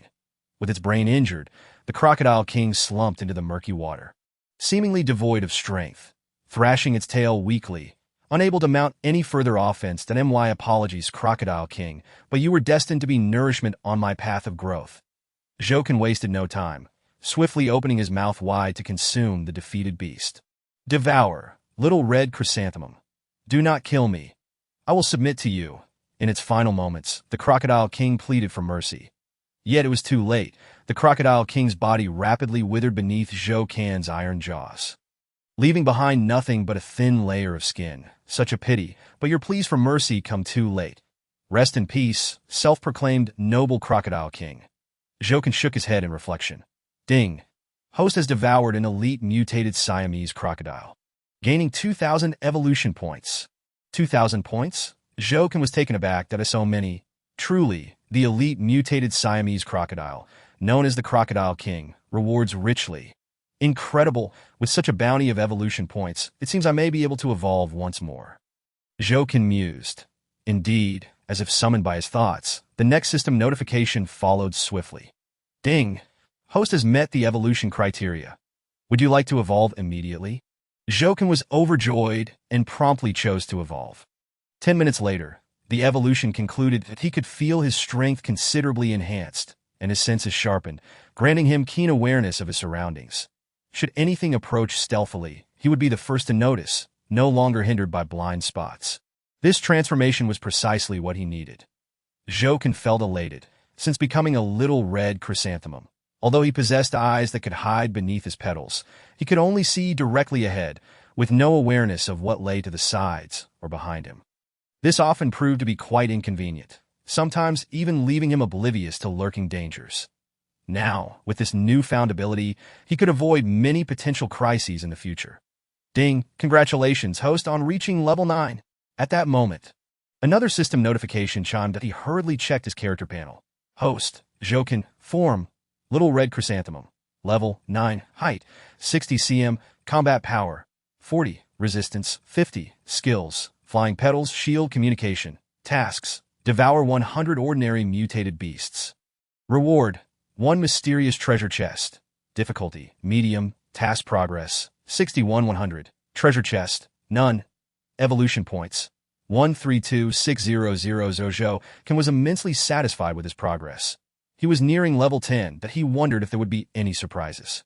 With a combat power of 40 and resistance of 50, he had established a solid foundation. Without the support of his combat power, he would not have been able to contend against the Crocodile King so vigorously. Had he been any weaker, he would not have been able to deliver a decisive blow. The feeling of strength was exhilarating. Jokin murmured to himself, enveloped in a sense of ease and joy. After devouring the Crocodile King, his task progress increased by 1, now standing at 61-100. Yet he pondered where he would find the remaining 39 beasts. Jokin felt a twinge of frustration. The little fish was just swallowed whole by the Crocodile King, and the assistant who helped lure in prey is now lost. What a significant loss it is. Furthermore, there isn't a single fry in the vicinity, making it quite unlikely to capture a new helper anytime soon. Xiahongju, you are truly remarkable for having defeated the formidable Crocodile King. You are a hero. At this moment, the great tree spoke up. Jokin expressed his gratitude, saying, "This is all thanks to your assistance. Had you not distracted the Crocodile King from the side, I could never have triumphed over him. Thank you, great tree. No need for thanks. No need for thanks, that we are now friends, that if you hadn't encouraged me to live on with strength, I might have already been on the brink of death and would have had no opportunity to assist you, let alone join you in accomplishing this great feat." The great tree replied, "Indeed, we are friends. Rest assured, I will find a way to save you." Jokin genuinely wished to rescue the great tree, both to repay the help received, and because they were friends. Friends ought to assist one another. The great tree was the first friend he made after becoming Xiaoyingju. In the face of the great tree's plight, he could not stand idly by. Do not burden yourself too much, that I know that saving me is exceedingly difficult. If it ultimately proves impossible, I will not hold it against you, that I will continue to live on with strength until the end of my days." The great tree sighed. Jokin observed the great tree's condition, noticing that it seemed to lean even more, now standing less than a meter from the ground, poised to fall completely at any moment. Once it fell entirely, there would be no hope left. Thus, he needed to seize the remaining time without delay. Jokin looked up at the sky. The sun was setting, and dusk had already descended. In about an hour, darkness would envelop the land. Time passed swiftly, and in the blink of an eye, another day had gone by. Jokin felt a wave of sentimentality wash over him, yet his mind was incessantly devising a plan to save the great tree. "Great tree, hold on a little longer. I believe I may have a way to rescue you," Jokin declared, his gaze fixed on the rapidly evaporating puddles beneath him, as a bold idea began to take shape in his mind. Chapter 28. The Great Tree Rescue Plan. Nightfall quietly descended, bringing a sharp drop in temperature. The warmth of the day vanished, as if winter had suddenly arrived. The temperature difference between day and night was astonishing, exceeding 20 degrees. Such occurrences were rare before the apocalypse. Yet now they had become commonplace that on cloudy days, temperatures would plummet even further. The moonlight spilled across the land, casting a pale glow. Jokin kept his head down, intently focused on the ground, silent that at this moment, the puddles had nearly vanished, leaving only numerous small pools. Once these little pools disappeared, the flood following the heavy rain would be considered over. Soon, very soon, once all the puddles are gone, and the ground dries a bit, I can put the plan into action, Jokin murmured to himself. Xiahongju, what are you waiting for? You've been staring at the ground for hours, the great tree inquired. I am waiting for an opportunity to save you. Jokin replied, that an opportunity to save me. What does that have to do with the ground? The great tree was utterly perplexed. You will find out soon enough. Just wait, and I shall present you with a grand surprise. Jokin said mysteriously. As the night wore on, Jokin sensed that the ground was nearly ready. The puddles had almost entirely disappeared, leaving only a few deeper holes with some water. This would not hinder his opportunity, but he began to survey his surroundings, constantly glancing left and right as if searching for something. What are you doing? What are you looking for? The great tree questioned again. I am looking for wild boars. Jokin replied. Wild boars? What on earth do you want with them? The great tree was even more confused. I fear wild boars the most, for if they come, they may gnaw on my bark. No worries. With me here, the wild boars will not dare to feast on your bark. Just be patient. Jokin reassured the great tree without revealing his reasons. However, as dawn approached, Jokin had yet to see any sign of wild boars. How strange. Just a couple of days ago, I clearly saw a group of wild boars roaming nearby. Why now? They should be out searching for food. Why have they not appeared? Jokin felt a pang of anxiety that he had indeed seen a group of wild boars lingering nearby, and he had initially thought to devise a way to consume them once they drew close. Yet those wild boars remained cautious, never venturing near. They merely circled at a distance before departing, that if it came to it, he would have to wait longer, hoping the wild boars would appear soon. Missing the opportunity would be troublesome. Jokin had no choice but to place his hopes on tomorrow. Just as he was about to give up waiting, a sudden commotion arose in the distance. Jokin instantly perked up, stretching his neck to look far away, and his face lit up with joy that, they are coming. The wild boars are here. Indeed, a group of wild boars appeared in the distance, numbering around 20, both large and small. Perhaps due to a lack of food, these wild boars appeared somewhat emaciated, their bellies sunken, and the bristles on their backs sparse and long. Their thin bodies and long hair indicated that they had likely not eaten for several days. Oh no, with so many wild boars, they won't come over to gnaw on my bark, will they? The great tree expressed concern. Do not fear. I intend to lure them over, Jokin assured him. You must be mad. You want to bring the wild boars here? The great tree exclaimed that if those wild boars come, I will surely perish. And you, they will devour you too. Not at all. The wild boars will not only spare your life, but will also save it. Trust me, I would never harm you. Jokin replied earnestly. They will save me? How can wild boars possibly save me? It makes no sense. The great tree was incredulous. Just watch and see. Jokin called out loudly to the wild boar group. Hey, wild boar brothers and sisters, there is delicious food here. Come quickly. Upon hearing this, the wild boars immediately became alert, shifting their feet, ready to flee at a moment's notice. Wild boars are notoriously cautious and will not easily take risks. So Jokin needed to offer them sufficient temptation that he continued, there are plenty of plump, delectable taros here, delicious and mouth-watering. Don't miss this rare opportunity. Come on over. As he shouted, the wild boar group stirred briefly before settling down again. One particularly large and robust boar, seemingly the leader, stepped forward, scrutinizing Jokin for a while before cautiously asking, Xiahongju, you're not trying to deceive us, are you? Seeing that the wild boar was engaging, Jokin felt a surge of hope and quickly replied, Big brother boar, why would I deceive you? We have no enmity between us. I genuinely wish for you to have a hearty meal. Would you really be so kind? The wild boar remained wary, its eyes fixed on Jokin to monitor his every move, suspecting trickery. Come now, I'm just a kind-hearted Xiahongju who loves doing good deeds. If you don't believe me, ask the great tree. I just saved him not long ago. Jokin pointed with a leaf towards the great tree nearby. The great tree gasped, feeling exasperated. Oh dear. Why mention me? You're pushing me into the fire pit. Just ignore me. Treat me as if I'm invisible. However, the wild boars had already turned their attention to the great tree, especially the vibrant green leaves atop its branches, which sparked their interest. Wild boars are omnivores, and in times of food scarcity, bark, leaves, and roots are among their favorite meals. However, trees are usually too tall for them to reach the tender leaves, so they typically gnaw on the bark and dig up the roots. Now, with a tree lying here within reach, why would they think of anything else? Jokin understood the wild boar's intentions and quickly added, Big brother boar, the leaves aren't tasty. They're bitter and astringent.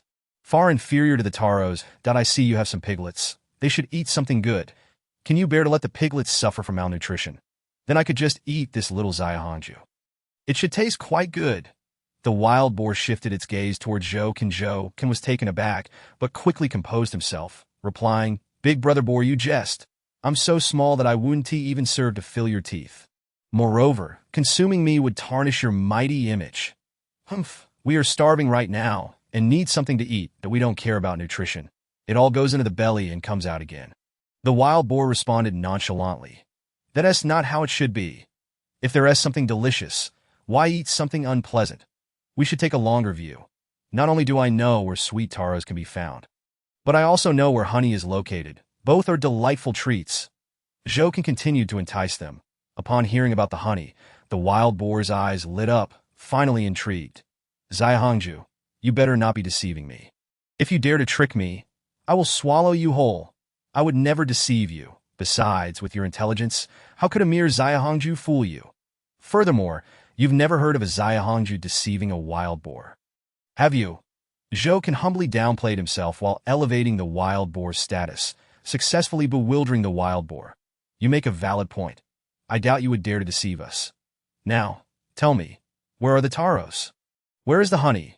The wild boar began to feel a bit cocky, gradually lowering its guard. Chapter 29.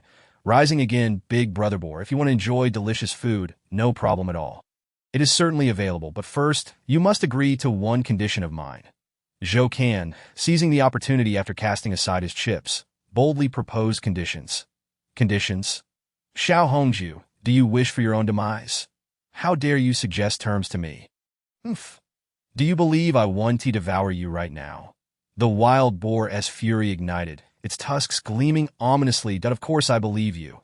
But, dear brother pig, you wouldn't dare, for if you consume me, there will be nothing delectable left. Jokin remained composed. I don't care. If you wish for me to agree to a condition, it must come with something to eat, otherwise, it's off the table.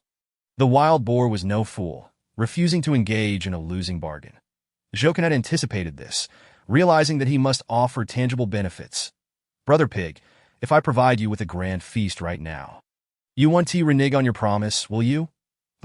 You underestimate us. Although we are pigs, we possess principles that as long as we are fed, we will undoubtedly honor our word, replied the wild boar. That is reassuring. With your assurance, I can rest easy.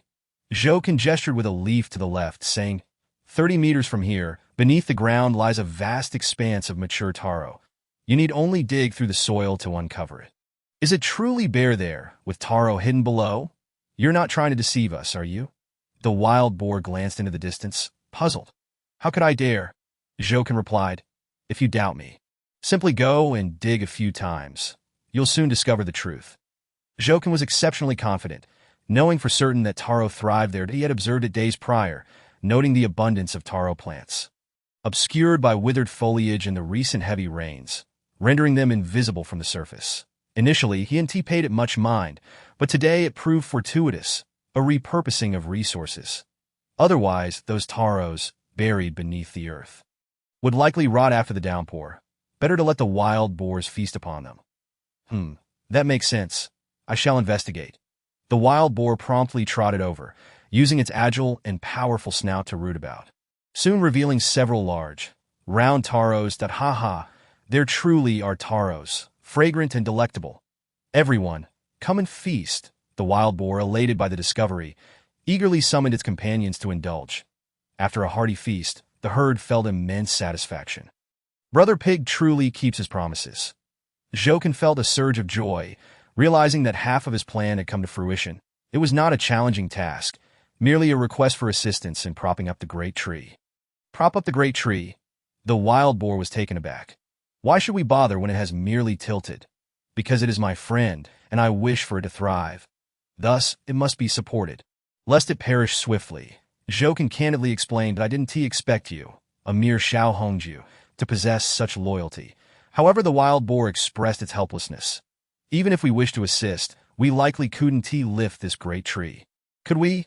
Would we simply use our snouts to nudge it upright? Of course not. I've devised a plan that if you utilize the vines on the tree's trunk and pull together in the opposite direction of its lean, you will be able to raise it back up. Jokin elucidated. Fortunately, the tree is already entwined with many vines, readily available for us. Is this feasible? The wild boar circled the tree, uncertain of the method's efficacy. It will certainly work, Jokin assured, as long as you follow my instructions. Once the tree stands anew, I shall reveal the location of the honey, allowing you to enjoy another delightful feast. Very well, let us proceed. The wild boar, unable to resist the allure of honey, readily agreed. That moment, the tree comprehended Xiao Hongju's scheme and expressed its gratitude. Xiao Hongju, I sincerely thank you. Your efforts on my behalf have been remarkable. From now on, my life is yours. You exaggerate. Now is not the time for such sentiments. You must cooperate with the wild boars to rise. Only through your united efforts can this plan succeed. Jokin directed. Understood. I know how to assist, the tree replied. Subsequently, under Jokin's guidance, the wild boars secured themselves with the vines and began to pull in unison, gathering strength. Ready, set, go, at Jokin's command. All the wild boars exerted their might, and the leaning tree gradually began to rise. The immense desire to survive propelled the tree to brace itself with several branches against the ground. Striving to cooperate with the pulling force, Jokin could only cheer from the sidelines, exclaiming encouragement. Come on, you're almost there, don't stop, yes, just like that, continue. After much effort, the tree finally stood tall. Jokin quickly instructed. Hurry, re-establish your roots in the ground. Firmly grasp the soil, and do not topple again. Splendid. I need not perish. The sensation of standing is exhilarating. Thank you all. The tree sincerely expressed its gratitude to Xiao Hongju and the herd of pigs. Ha! Indeed splendid. Jokin beamed at the upright tree, clapping his leaves in jubilation. Let us not forget our contribution. Quickly tell us where the honey lies. The wild boars were solely concerned with food, dismissing the tree's gratitude and neglecting to join in the celebration. Jokin understood their nature.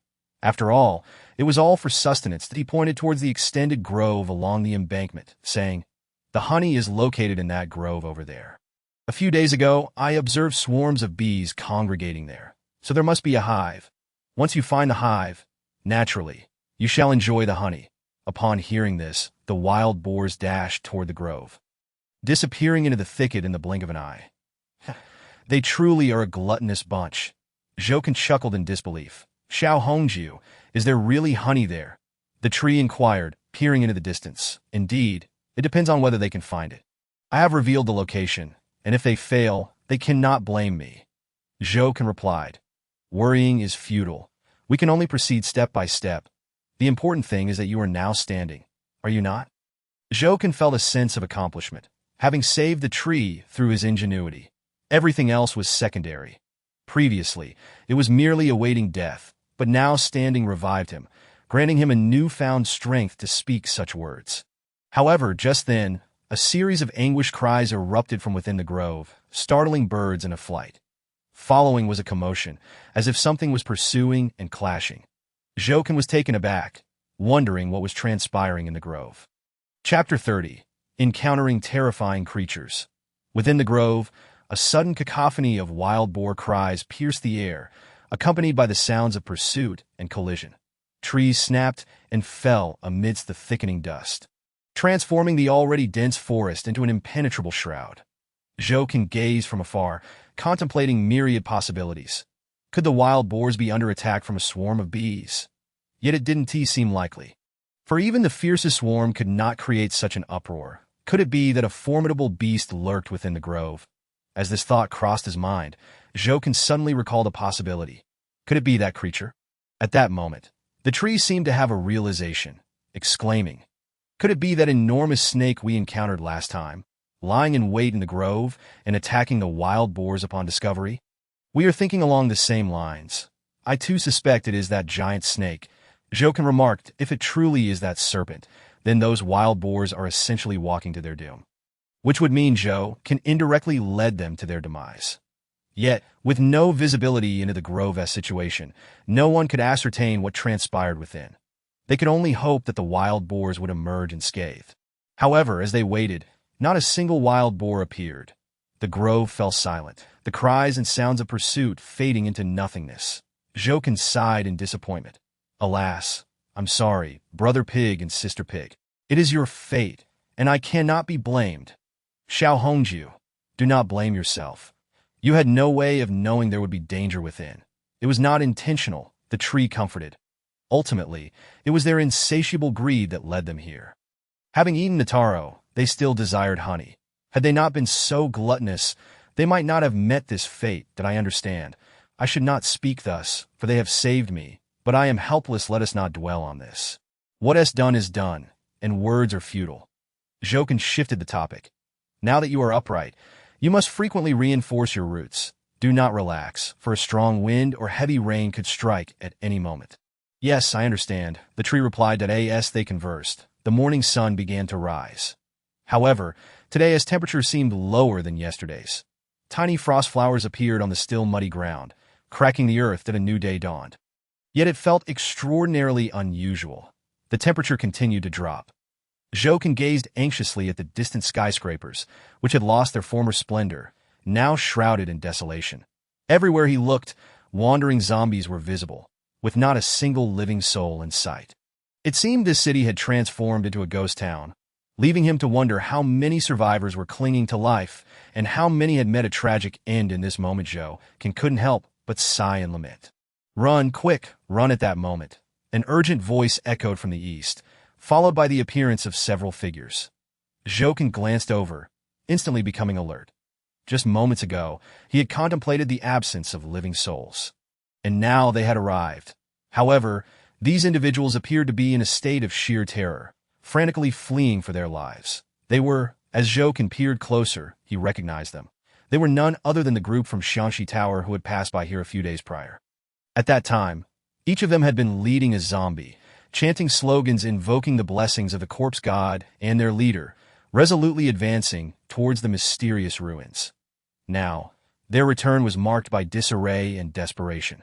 Devoid of their former bravado, the zombies they had once led were nowhere to be seen, and their bodies bore numerous wounds of varying sizes. The crew-cut man leading the charge sprinted ahead, his face a mask of horror. Upon reaching the banks of the Huangpu River, they finally came to a halt. The crew-cut man dropped to his knees, hands clasped atop his head, eyes wide with dread, and bellowed, "We have finally escaped to safety. Oh, we are free at last." It was terrifying, unbearably terrifying. That place was truly horrifying. "Chui Kui, I can hardly breathe. Save me, quickly save me." At that moment, one individual suddenly collapsed, clutching his throat in agony, his face turning crimson as if something were trying to burst forth from his throat. "What is wrong with you? Get up, stop pretending." The crew-cut man, referred to as Chui Kui, initially froze, then erupted in fury. Suspecting the other was playing tricks, "That I truly feel such pain." The afflicted man began to roll on the ground, his eyes nearly bulging out, emitting dry screams, struggling to breathe. "Chui Kui, he doesn't seem to be faking it." "We should help him," another person urged. Chui Kui looked down, hesitated for a moment, then said, "Then let us assist him. Pry out whatever is lodged in his throat, but be swift." "All right." Immediately, several individuals restrained the writhing man, pried his mouth open, and prepared to reach into his throat. Just then, a dark shadow suddenly lunged out, landing squarely on one person's face. "Run, it's that thing again," Chui Kui shouted in alarm, turning to flee. It seemed they were all terrified by the sudden appearance of this entity, not wishing to look back. After the shadow mercilessly claimed one victim, it zeroed in on another and hastily pursued. "No, don't eat me." The group scattered in all directions at this point. Jokin had clearly discerned the nature of the dark shadow, his heart racing in shock. It was a centipede goo. It had reappeared. He had encountered this creature once before on someone else, who had met a tragic end at the hands of the centipede goo. He recalled that the previous individual had also emerged from the mysterious ruins. Bearing this same creature, that it was too much of a coincidence, thus indicating that the mysterious ruins must be teeming with such terrifying beings. Despite its small size, this creature was an elite mutated beast. Incredibly formidable and lethal. Jokin had witnessed the centipede goo kill on more than one occasion, and seeing it again sent shivers down his spine, an inexplicable fear gripping him. Clearly, their venture into the mysterious ruins had not gone smoothly. They must have suffered fierce attacks from the centipede goo. Otherwise, they would not be so terrified, as if they had seen a ghost. Jokin mused. Over there, amidst the carnage wrought by the centipede goo, fleeing individuals fell one after another, all succumbing to its venomous grip. Soon, only Chui Kuei remained. The centipede goo had locked onto him, drawing closer with menacing intent. Chui Kuei, his back against the Huangpu River, found himself with nowhere to retreat, drenched in sweat, his perspiration soaking the tips of his shoes. Damn it, where's the yacht we docked at before we came here? Chui Kuei cursed under his breath. Without the yacht, how could he escape? Little did he know, the yacht they had moored there had been swept away by the torrential rain the previous day. Now, he was cornered, left with two options: to await death or... Chapter 31. The Guardian of Xiangxi Tower, Feng Yunxi. Chui Kuei stood hunched at the bank of the Huangpu River, fear etched across his face, gasping for breath at this moment. He was trapped between the relentless river behind him and the terrifying centipede goo advancing menacingly before him. A perilous situation fraught with danger. Was it truly the end for a guardian of Xiangxi Tower like him? Chui Kuei clenched his jaw, filled with resentment. Yet he felt powerless, having witnessed the might of the centipede goo. But he could not simply resign to fate. Even if it meant drowning in the river, he refused to perish at the hands of the centipede goo. With a sudden resolve, he drew a sharp, curved blade from his waist. Shouting, "Come on, you wretched beast!" the centipede goo, sensing provocation, lunged at Chui Kuei with ferocity, its razor-sharp claws aimed directly at his face. Die! Chui Kuei swung his blade, slicing through three of the centipede goo's legs. Yet this did nothing to halt its aggressive advance. In the next instant, the creature was upon him, clawing mercilessly at his face, rendering it unrecognizable, blood gushing forth. Chui Kuei let out a horrific scream, his blade slipping from his grasp as he clawed at the centipede goo, tearing it away with all his might, collapsing to the ground in pain and groaning. His face was now a grotesque mask. "On my face, you filthy bug, cursed wretch!" Filled with rage and helplessness, Chui Kuei could only vent his frustration through curses. The centipede goo, however, was relentless. Having freed itself from his grip, it renewed its assault, this time targeting Chui Kuei's chest. The razor-sharp claws tore through flesh, exposing bone.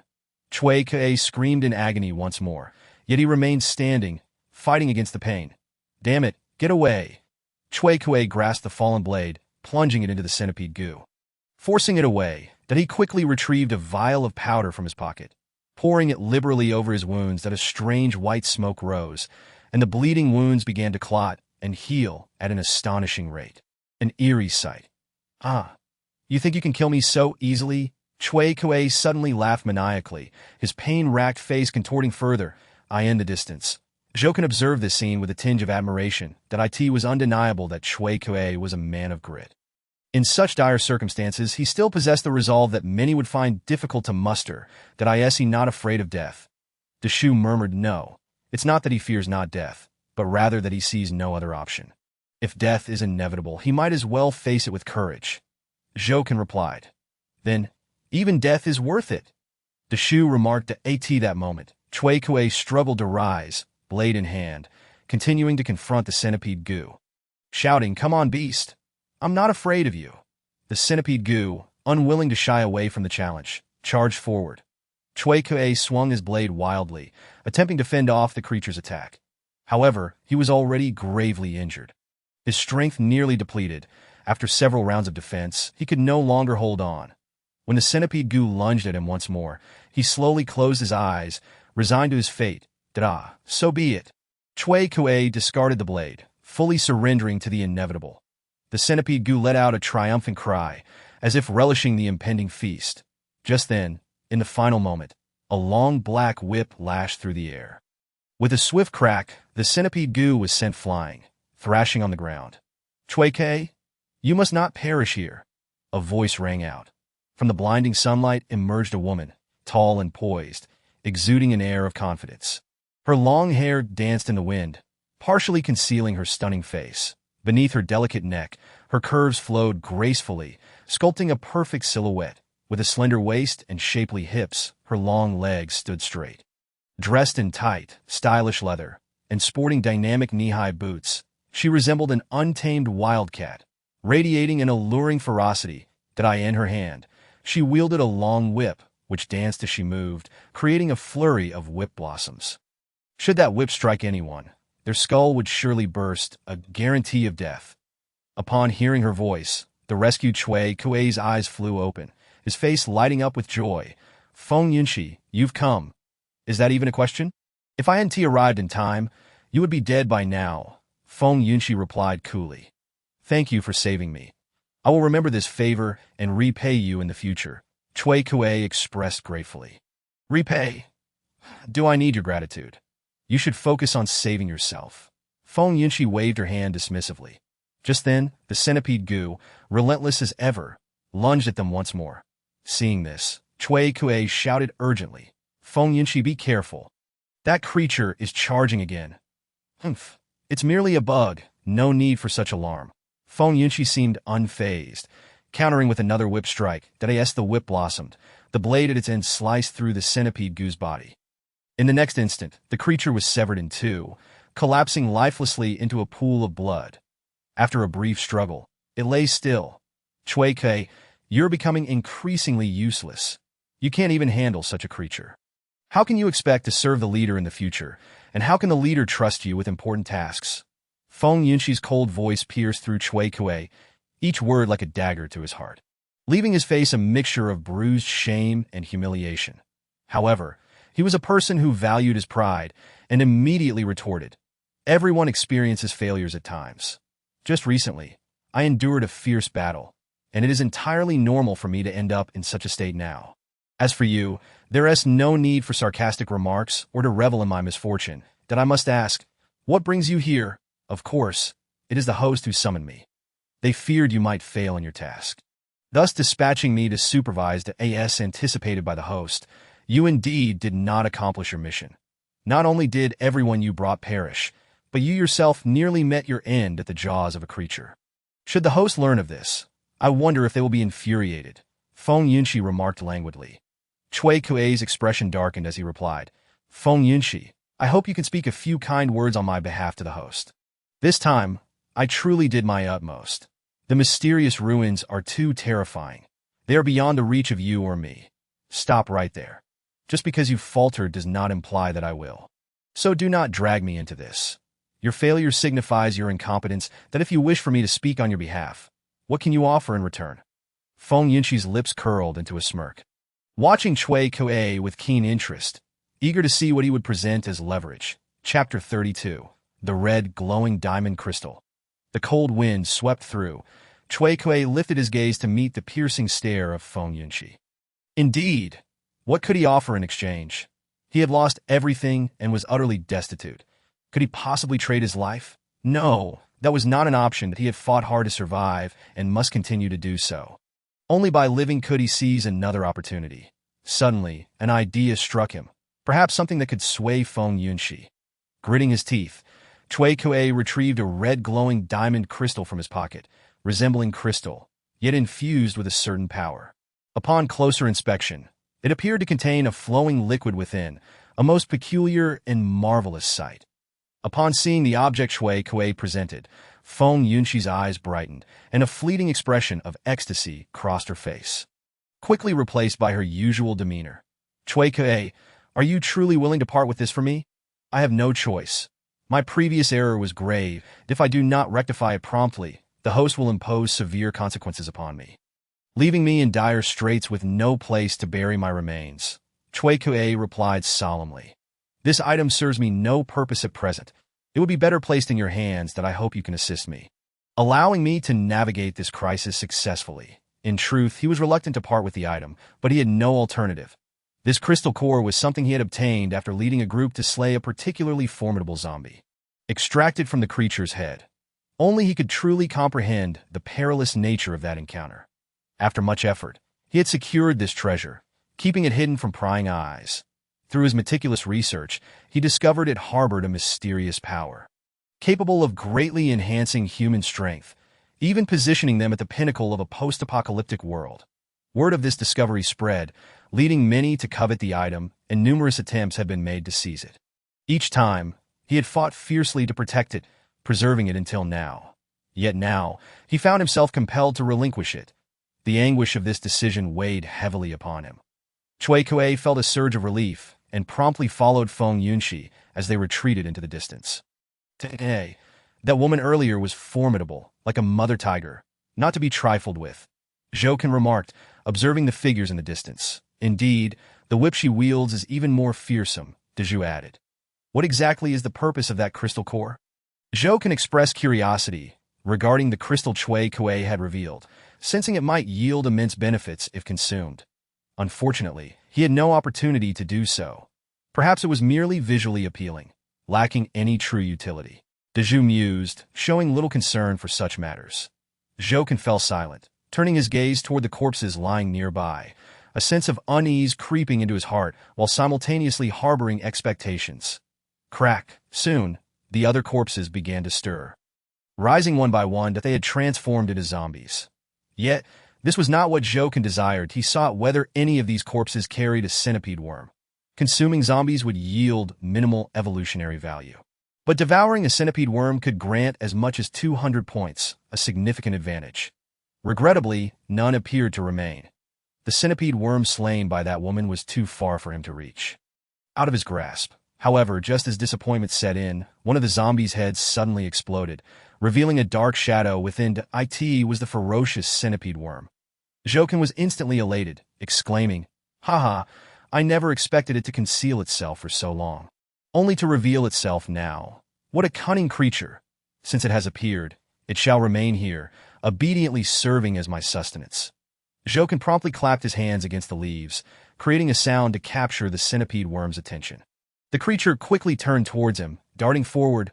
Perfect timing. Fire! Zhouken seized the opportunity to unleash his skill. The centipede worm, caught off guard, fell directly before him. Wasting no time, Zhouken opened his mouth to devour it. Ding! Host has consumed an elite-level mutated beast centipede worm, gaining 200 points of evolutionary value. Splendid! Zhouken exclaimed, but he did not pause, instead drawing the nearby zombies closer, and he wondered if there were other centipede worms lurking nearby. As the zombies wandered closer, Zhouken refrained from hasty consumption, opting to wait a moment longer for more centipede worms to emerge. As he anticipated, more centipede worms did indeed reveal themselves. Boom! Boom! 2 more heads erupted, and 2 additional centipede worms leaped out. What a delightful surprise!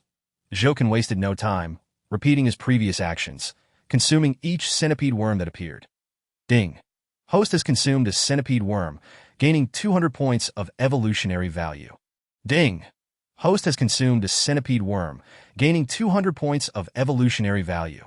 After confirming there were no more centipede worms, Zhouken devoured the remaining wandering zombies. In total, he acquired 635 points of evolutionary value. Though not an overwhelming amount, it was still satisfactory. Contentment filled his heart. It was indeed a fortunate circumstance to have gleaned these evolutionary points effortlessly. Zhouken swayed his body, seemingly dancing with joy. Little red chrysanthemum, your abilities are truly remarkable. I wish to learn from you. Could you teach me? Once I master it, I shall also attempt to consume. It must be exhilarating, Dezhou remarked. Zhouken paused, then shook his head. I fear that is not possible. This is an innate talent of mine. Consumption is instinctual and cannot be taught. Dezhou felt a wave of disappointment wash over him. Well, that's unfortunate that it seems I cannot devour as you do. What a pity to Dio not be disheartened. You have your own strengths. You are tall and possess a broader perspective, unlike me, who cannot see the distant scenery, Zhouken reassured. Indeed, being this way is quite fine. Dezhou brightened again. The two continued their conversation, exchanging thoughts as a day passed swiftly, darkness descending and the moon rising in the sky. As night fell, the temperature dropped further, a chill settling over the land. Jokin shivered, wrapping himself in leaves to retain warmth. Had his resistance not reached 50, he might have struggled to withstand the current frigid conditions, potentially succumbing to the cold overnight. Fortunately, he could endure the temperature for now. But if it dropped further, it would be troublesome. Thus, he needed to hasten his evolution and upgrade his resistance, striving to raise it to greater heights to better withstand the biting cold. Diju, are you cold? Jokin inquired. It's bearable. Not too cold. I estimate the temperature has already dipped below zero. I hope it improves by tomorrow. Diju replied. This cursed weather is truly strange. Jokin muttered at a little red chrysanthemum. Look. What is that thing crawling out from the river? Approaching us? Diju suddenly pointed toward the Huangpu River with a branch, his tone filled with astonishment and confusion. What could it be? Could a fish be crawling out? Little red chrysanthemum paid little mind. Assuming Diju was seeing things, casually glancing over Dadain the next moment, she was left in shock. Chapter 33. The beast core of enormous energy, Dadain the darkness. On the bank of the Huangpu River, a massive creature was slowly making its way. This monster had a pair of large eyes atop its head, prominently bulging and extending outward, with a long, tooth-filled maw below, remnants of flesh caught between its teeth. Its powerful muscles coiled like a dragon. Arms outstretched, exuding tremendous strength. Its claws were curved like hooks, glimmering with a chilling light. Long feet sank deep into the ground, displacing earth and debris, with thick, fleshy webbing between its toes shimmering with a bluish hue, reminiscent of fish fins. Trailing behind it was a lengthy tail, adorned with sharp, bony spikes, gleaming ominously. Upon seeing this creature, Jokin was utterly dumbfounded, a wave of intense fear surging within him. For reasons unknown, he felt an overwhelming urge to flee, for this entity might very well claim his life. Could this be a mutated hammerhead shark, transformed into a fearsome beast capable of traversing land? Jokin was secretly astounded, holding his breath in trepidation, signaling Diju to remain silent to avoid provoking the monster into an attack. This is undeniably a monstrous shark creature. Whoever provokes it shall meet their demise. Xiahongju. This thing is truly terrifying. Perhaps we should. The great tree trembled with fear, wanting to suggest a retreat. However, he soon realized that escape was not an option. They could only endure this terror in place. That it's all right, don't be afraid. As long as the shark creature doesn't seek trouble with us, everything will be manageable. Jokin remained relatively composed. After all, he had witnessed considerable brutality in recent days and had gradually grown accustomed to it. Let alone the appearance of such a shark creature. Even more outrageous entities would not be surprising in this apocalyptic world. Oh no, the shark creature is approaching us, the great tree exclaimed nervously. Stay calm, Jokin replied solemnly. At worst, we shall fight it. Don't be deceived by its size. It might be a mere fade, just like that ferocious crocodile king we vanquished. Why should we fear it? That makes sense. We're not afraid that if it dares to strike, we shall eliminate it. The great tree's anxiety evaporated, replaced by a surge of courage. As the shark creature drew near, Jokin and the great tree simultaneously prepared to strike, ready to retaliate at the slightest movement from the creature. However, their concerns were unfounded. The shark creature seemed oblivious to their presence and instead headed straight for a shallow pool not far from the shore. This pool had formed after the last heavy rain and was now merely a murky puddle, soon to dry up. The shark creature approached the pool and stared intently, as if sensing something. After a few breaths, it suddenly extended its right claw and swiftly grasped the center of the shallow pool. Not only was its physique immense, but its tentacles were also incredibly robust, each adorned with suction cups brimming with sharp teeth. Yet, the shark creature held on fiercely, refusing to let go. The octopus beast sensed a grave threat and frantically entangled its tentacles, quickly ensnaring the shark creature's arms. Simultaneously, the suction cups opened, revealing their fangs, gnawing at the shark creature's limbs. The gnawing suction cups acted like a grinder, swiftly reducing the shark creature's arms to a bloody pulp, flesh torn and blood gushing. Roar! The shark creature let out a wretched cry. After a prolonged struggle, the octopus beast ultimately succumbed to the shark creature's ferocity, its body torn into several pieces, the severed tentacles writhing on the ground, still teeming with life.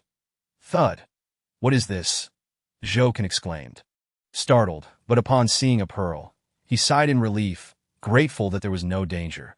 There was even a powerful surge of energy within it, like waves crashing relentlessly.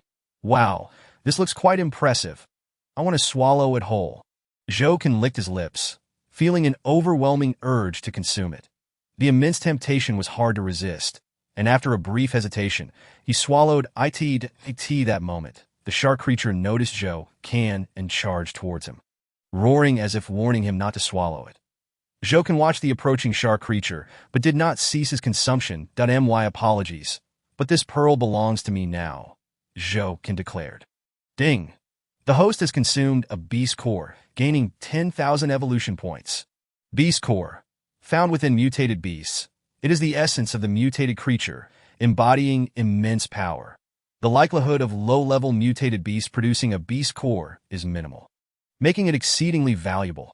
The probability is significantly higher for mutated beasts above the leader level. Jokin gasped in astonishment. What? A beast core? 10,000 evolution points. Am I hearing this correctly? He was in shock, his mind in a chaotic whirl, as if in a dream. After some time, he finally grasped the situation, nearly leaping in joy, realizing he had stumbled upon a great treasure, to receive a direct reward of 10,000 evolution points was simply incredible. He was thrilled. However, he did not expect that a wondrous beast core could coalesce within a mutated beast. Had it not been for this serendipitous encounter, he would have remained oblivious. This singular beast core had granted him such a substantial amount of evolution points. If he were to consume more in the future, wouldn't he soar to new heights? The more Jokin contemplated, the more elated he became, deciding that whenever he encountered a mutated beast, he would first check for a beast core before consuming. But what kind of existence is a leader-level mutated beast? The only mutated beast levels I know are ordinary and elite. These two categories are already quite troublesome, so one can only imagine how formidable a leader-level mutated beast must be. Ding! The host has reached the evolution standard. Do you wish to evolve immediately? At that moment, the evolution prompt sounded. Jokin felt a surge of joy, but did not choose to evolve just yet. The shark creature was now right before him, and this was not the time for evolution. Seeing Jokin consume the beast core sent the shark creature into a frenzy. It swung its sharp claws viciously at Jokin. The air was thick with the scent of death. Suffocating Jokin, was he to perish now? He had only just reaped a benefit and had not even had the chance to enjoy it. Jokin despaired. Chapter 34. The Black Leaves and the Ominous Phenomenon. Xiaohanju, I shall protect you. In the critical moment, the great tree sprang into action. Just as the shark creature's claws were about to strike Xiaohanju, a branch shot out from the great tree, shielding her. Bang! The shark creature's claws collided with the branch, instantly shattering it. The great tree then launched another branch at the shark creature. The shark creature retreated repeatedly, dodging the great tree's assault, but it was thoroughly enraged. Roar! The roar echoed through the night sky. The shark creature swung its arms, leaving deep claw marks in the air before charging once more at Jokin. Xiaohanju. Why are you still dawdling? Counterattack now. The great tree urged. Jokin finally came to his senses. The great tree had saved his life. He was still alive. Yet, the next crisis loomed. He could not simply resign himself to fate and await death. He had to retaliate. Yes, retaliate. Immediately, he summoned his shield and activated his rapid-fire skill. Whoosh! Petals shot forth, striking the shark creature in the abdomen and causing a spray of blood. Jokin did not pause, continuing to shoot. The shark creature, now even more agitated from the pain, pressed on, allowing its blood to flow freely. It seemed indifferent to the agony, as if it would not rest until Jokin was dead. The power of the rapid-fire skill was limited, and ultimately, it could not halt the shark creature's advance. The shark creature closed in on Jokin once again, its sharp claws descending upon him. Bang! A dull thud resounded as the shield absorbed the blow, but it cracked in several places. Jokin felt his spirit waver, nearly spitting blood. Xiaohanju, are you all right? The great tree asked anxiously. That I'm fine. Just lend me a hand. Jokin gritted his teeth. Understood. Here I come. The great tree launched another attack, forcing the shark creature back. Jokin finally caught his breath, yet the sense of impending danger lingered. He could not sit idly by, that he had to find a way to resolve this crisis. Scanning his surroundings, he noticed the vines entwined around the great tree and suddenly conceived a brilliant idea. Great tree, ensnare the attacking branches with the vines, and then strike the shark creature from all sides that I will follow up with a powerful attack. Jokin communicated telepathically. Understood. The great tree immediately complied, executing Zhou Can's plan to encircle the shark creature. The strategy proved effective, quickly trapping the shark creature. For a time, the shark creature's movements were significantly hindered, unable to launch any effective attacks against Zhou Can. With the immediate threat neutralized, Zhou Can felt a wave of relief wash over him. But he dared not become complacent. He understood that the opportunity the great tree had created was precious and must be seized to deliver a powerful blow to the shark creature. Ugly beast, take this. Zhou Can summoned all his strength and unleashed 18 consecutive rapid-fire skills. Petals sliced through the air like blades, targeting the shark creature's vital points. With each thud, the shark creature suffered numerous wounds, with one particularly severe injury creating a large hole that exposed its white bones beneath the flesh. Zhou Can realized that the plan had succeeded. After this barrage, the shark creature was severely injured. However, it showed no signs of retreating. Instead, it became even more ferocious. Stimulated by the pain, it broke free from the vines in just a few moments. Then, it crouched low and charged at Zhou Can like a leopard. Zhou Can was taken aback and hurriedly continued to unleash his skills. Yet he found it impossible to deter the shark creature that in the blink of an eye. The shark creature was upon him. Striking down with its claw, crash. The leaves on Zhou Can's body shattered instantly. In this critical moment, the two black leaves on Zhou Can's body suddenly crackled with lightning, striking the shark creature's chest.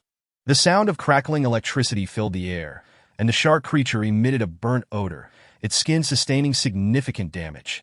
Immediately, the shark creature, like a startled wild horse, turned tail and fled, leaping into the river and quickly disappearing from view. Zhou Can stood there, dumbfounded and perplexed. He glanced at the two black leaves on his body, then at the splashes of water in the river, utterly bewildered. Why did these two black leaves emit lightning and suddenly attack the shark creature? Could it be that these two black leaves harbored secrets unknown to him? Zhou Can was utterly perplexed, unable to fathom the reason behind it. Nevertheless, he was relieved that the shark creature had fled. For the time being, he was safe in any case. It was these two black leaves that had saved him. Zhou Can expressed his relief, saying otherwise, with the ferocity of the shark monster, I would undoubtedly meet my demise today. Xia Hongzhu, your two leaves are remarkably unique. They can emit powerful lightning. Could it be that you are the chosen one? The great tree replied enviously. Chosen one? Don't be absurd. Perhaps I have merely undergone a mutation. Zhou Can chuckled. Do you not know? The great tree suddenly adopted a mysterious tone, stating, It is said that among all living beings, there is always a chosen one who can wield the power of thunder and lightning. Born with an innate sense of justice, in times of dire peril, they will rise to the occasion and save countless lives. That is merely a legend and should not be taken seriously. Zhou Can dismissed it outright. Not necessarily. Perhaps it is true. I see you as the chosen one, the great tree insisted. The great tree gazed across the river and remarked, I surmise that the shark monster will not dare to return. That blow just now was enough to incapacitate it for a good, while it will take at least 10 days to recover. By the way, how much do you know about mutated beasts? Zhou Can suddenly inquired. The great tree shook its head. Not much. I have never left this place, and my knowledge is as limited as yours. It seems we must venture outside. Remaining here has left us woefully uninformed about the changes in the world beyond. Zhou Can's sense of crisis intensified. Stagnation here will stifle our growth. Yet for now, I have no means to leave, and I can only remain here for the time being. Escaping this place is exceedingly difficult. First, we need a pair of feet. The great tree echoed the desire to venture into broader horizons. However, it remained a mere thought, difficult to realize that as long as we harbor this desire, it will surely come to fruition. If we do not dare to dream, we stand no chance at all, Zhou Can proclaimed confidently. Just then, a sudden wave of murderous intent approached. Zhou Can jolted, fearing the shark monster had returned, and quickly prepared for battle, while warning the great tree. Be cautious, danger approaches. However, when they looked towards the river, The surface remained calm, devoid of even a ripple, and the shark monster was nowhere to be seen. If it is not the shark monster, then what could it be? Jokin pondered, perplexed. Yet the ominous aura lingered. From behind. Not good. Something is about to ambush us. Chapter 35. My friend, please rest in peace. A surge of intense killing intent suddenly emanated from behind. A gigantic python emerged, its gaping maw aimed directly at him. Hiss! It's that giant serpent from before. Jokin realized, astonished that the serpent chose this moment for a sneak attack. Point one had to admit. The timing was impeccable. The shark monster had just retreated, leaving Jokin momentarily off guard. The serpent seized this opportunity to strike, catching him completely unawares. Its cunning was evident, as was its desire to eliminate Jokin. The serpent had been lurking nearby, waiting for this very moment. This chance was too good to miss, and the serpent attacked with full force, intent on putting an end to Jokin's life. The stench of its open maw filled the air, and its sharp teeth glinted ominously. Within moments, it was looming over Jokin. The petals above sensed the impending danger and trembled in fear. Damn that serpent! You shall not harm Xiahongju. Begone! In this perilous moment, the great tree stepped forward to shield Xiahongju, blocking the serpent's lethal strike. Branches splintered, equivalent to grievous injury, and the great tree let out a pained cry. Yet, it did not retreat. Instead, it extended another branch to protect Xiahongju from further assault. Witnessing this scene, Jokin was deeply moved. Great tree, are you all right? I am not dead yet, just a bit, in pain. But it matters not. A broken branch can grow anew.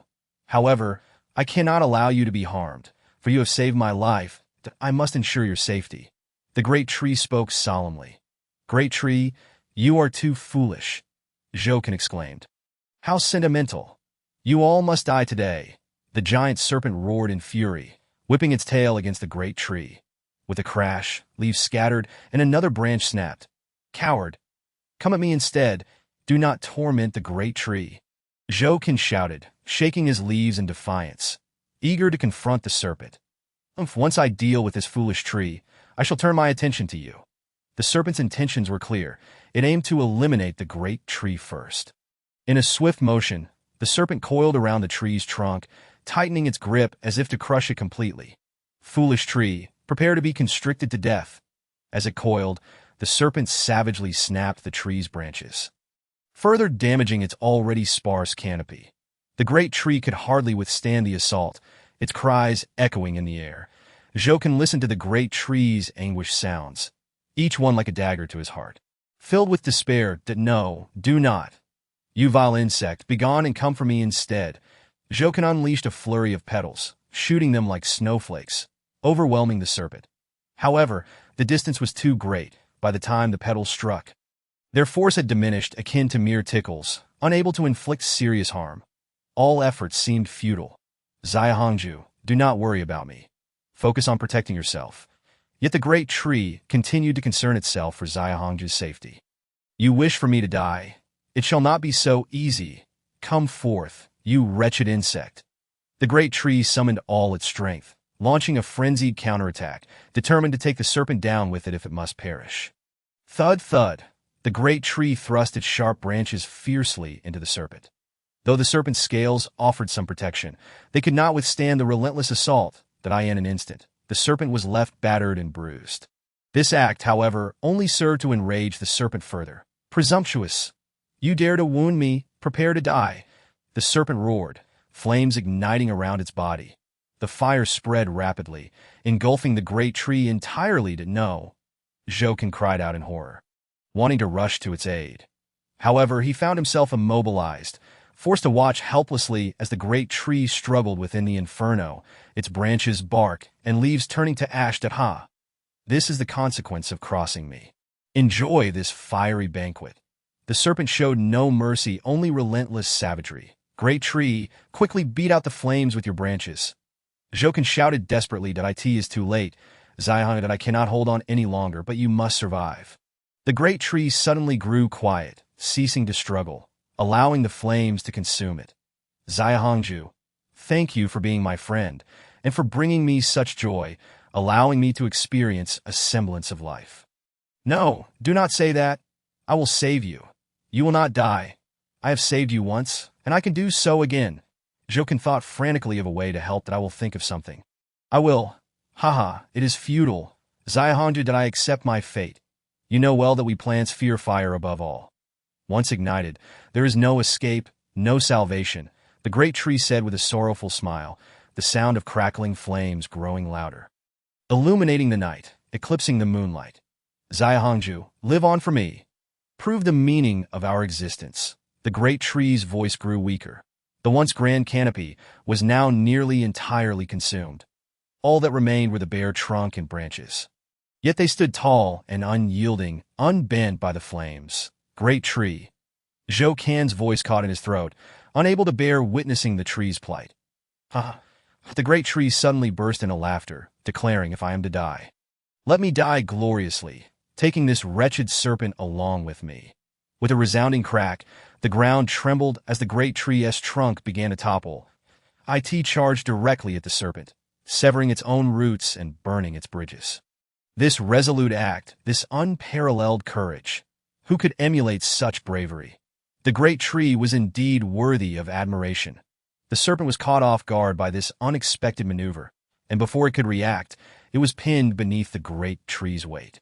With a tremendous crash, the serpent was struck down, its once robust form rendered flat. That it was evident that this blow inflicted considerable damage. The serpent, now terrified and wounded, fled. The immediate danger was averted. Yet, the great tree's life had been lost. After its fall, the great tree quickly splintered into several pieces, the last remnants of its life extinguished in the flames. Zhou Kan and the great tree were severed from their final connection. Great tree, great tree. Zhou Kan cried out frantically, attempting to rouse the great tree to no, cursed fate, cursed. In that moment, tears of rage streamed down his face. That instant, he harbored an immense hatred for the serpent. A fury that surged uncontrollably. Great tree, I shall avenge you. I swear it. My friend, please rest in peace. Chapter 36. A new ability unleashed. The great tree's body was reduced to ashes in the fiery inferno. Leaving no chance for a final farewell with Zhou, Kenny stood in shock, watching the flames gradually extinguish. His teeth clenched in anger, a tempest of rage swirling in his mind. He vowed to exact vengeance for the great tree. Serpent, wait for me. Zhou Kan, will not spare you. I will hunt you down. Zhou Kan gazed towards the distant woods, burning with the desire to charge forth and confront the serpent to the bitter end. However, he found himself unable to rush forward. This surge of anger could only be forcibly suppressed. Yet, he held on to the belief that the day of reckoning was not far off, from the serpent's sudden ambush to the demise of the great tree. Everything unfolded so abruptly, as if it were a dream, rendering it difficult to fathom. Yet the truth remained. The great tree had indeed perished. This moment, he came to a profound realization. That day, the wild boars that had dashed into the woods had all met their end at the jaws of the giant serpent. Ever since it had narrowly escaped with grave injuries, the serpent had been recuperating within the forest, biding its time for this very moment of revenge. Had he known the serpent lurked in the shadows, he would have surely prepared himself in advance, preventing the great tree's tragic fate. Alas, it was too late for regrets. That he must gather his resolve. Now that he understood the serpent still lingered in the dark, he needed to hasten his growth in strength and confront the serpent himself, leaving it no opportunity for retaliation. Great tree, my friend, you were a hero. In the next life, we shall be companions once more. Zhou Kan gazed up at the moon, a wave of solitude and helplessness washing over him. Life and death had become a chasm apart in an instant. Within his heart, sorrow lay buried and forgotten. The expansive riverbanks offered no place to lament his desolation. Even when faced with the rarity of familiar encounters, the ravages of time had left their mark, silvering his hair. In the deep of night, memories of the past surged forth, urging him to stand tall amidst the verdant leaves. Joyful laughter had faded into the distance, leaving only sorrow to fill his heart. He was acutely aware that in years to come, his heart would shatter at the thought of it, beyond the city of demons, by the banks of the Huangpu River. Alas! A single sigh encapsulated the depth of his despair. In the next moment, a spark ignited in Zhou Kan's eyes. I shall evolve. I shall grow. I shall rise. He summoned the system interface, selecting the option to evolve. The beast core he had consumed earlier granted him 10,000 points of evolution value. which was now perfectly timed. Boom! The evolution commenced. A tremendous force, akin to a river, surged into his body, reshaping his very being and amplifying his strength. Crack! A bolt of lightning descended from the heavens, striking him instantly, further intensifying the might within him. The heavens bore witness to an extraordinary phenomenon. The lightning infused his body. This was an occurrence he had never experienced during past evolutions. Tio thinks such an anomaly would arise this time left him astounded. Could this evolution hold something unprecedented? As Zhou felt the tempest of power coursing through him, his heart brimmed with questions. Soon after, the two black leaves on him seemed to respond to the lightning, suddenly sparking with energy that quickly spread throughout his body, traversing like countless writhing worms. Could it be that the earlier lightning was summoned by these two black leaves? Zhou Can's confusion deepened. Buzz! At that moment, the two black leaves began to tremble, coalescing the lightning into an electric net that enveloped him, vanishing into his form. The lightning dissipated, leaving no trace behind. Yet, Zhou sensed a new force of lightning within him, ready for his command and use. This is, with a mere thought, a sphere of lightning power coalesced at the tip of one of his leaves.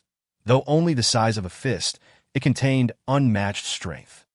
Whoosh! With a flick of the leaf, the sphere shot forth, crashing into the distant ground with a thunderous roar, leaving a shallow crater and a plume of white smoke in its wake, within which tendrils of lightning flickered.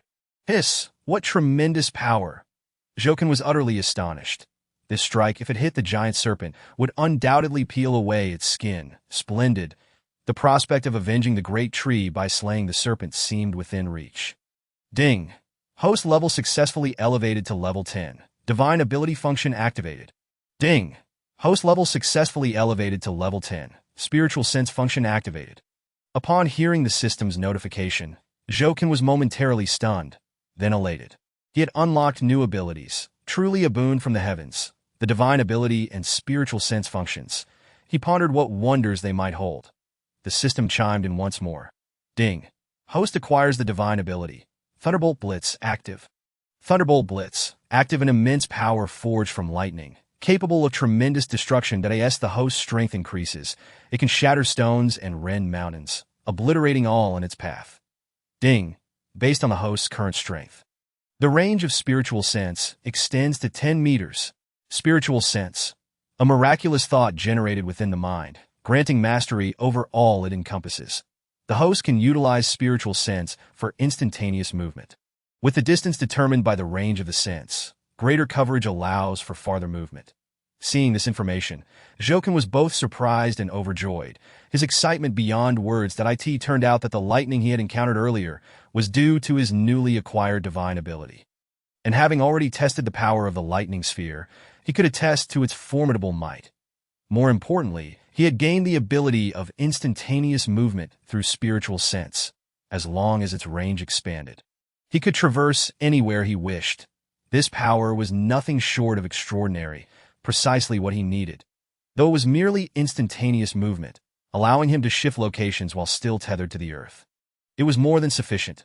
Undoubtedly, acquiring such abilities warranted great joy. That he owed this fortune to the shark monster, which fortuitously gifted him a beast core, propelling him to level 10 and granting him such formidable powers.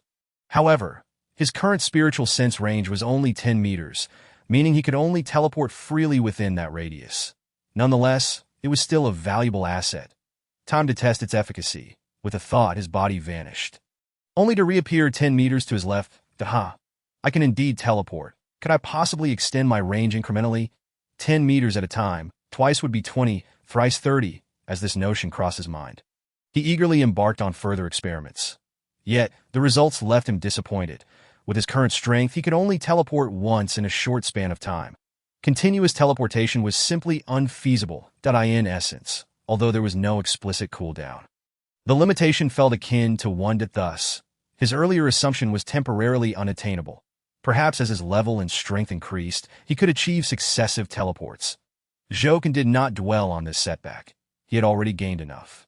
The age-old adage of not being able to have both fish and bear's paws rang true. One must not be overly greedy. The mere possession of these abilities was a monumental stroke of luck. I feel I have grown taller as well. Let me check my current stats. That he promptly opened his attribute panel to inspect. Chapter 37. I shall devour you. A flash of brilliance illuminated the virtual panel. Host, Jokin, form, Little Red Daisy, level, tonight, 70 cm, combat power, 50, resistance, 60, skills, projectile, shield communication, divine ability, Thunderbolt Blitz active, spiritual sense, 10-meter range, mission, devour 100 ordinary mutated beasts.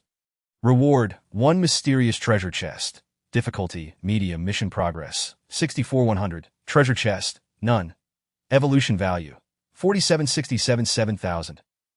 Not bad, not bad. My height, combat power, and resistance have all increased, and most importantly, I have gained the divine ability and spiritual sense. These are truly invaluable assets. With the aid of my divine ability and the ability to teleport, Giant Serpent, prepare to meet your demise. Zhou Kan's gaze crackled with intensity as he stared into the woods, a tide of murderous intent rising within him, causing the tranquil night to tremble. Regrettably, the damaged leaves had not yet regrown. Looking down at the remaining 3 leaves, he noted that the 2 black ones still emitted an eerie hue, while only a solitary leaf remained above, creating a stark imbalance. However, he was undeterred. As long as he continued to elevate his level and enhance his strength, the lost leaf would surely regrow. This had been the case before. After losing 1 leaf, a new one had sprouted. Currently, his weakness often led to damage, which was entirely normal and unavoidable.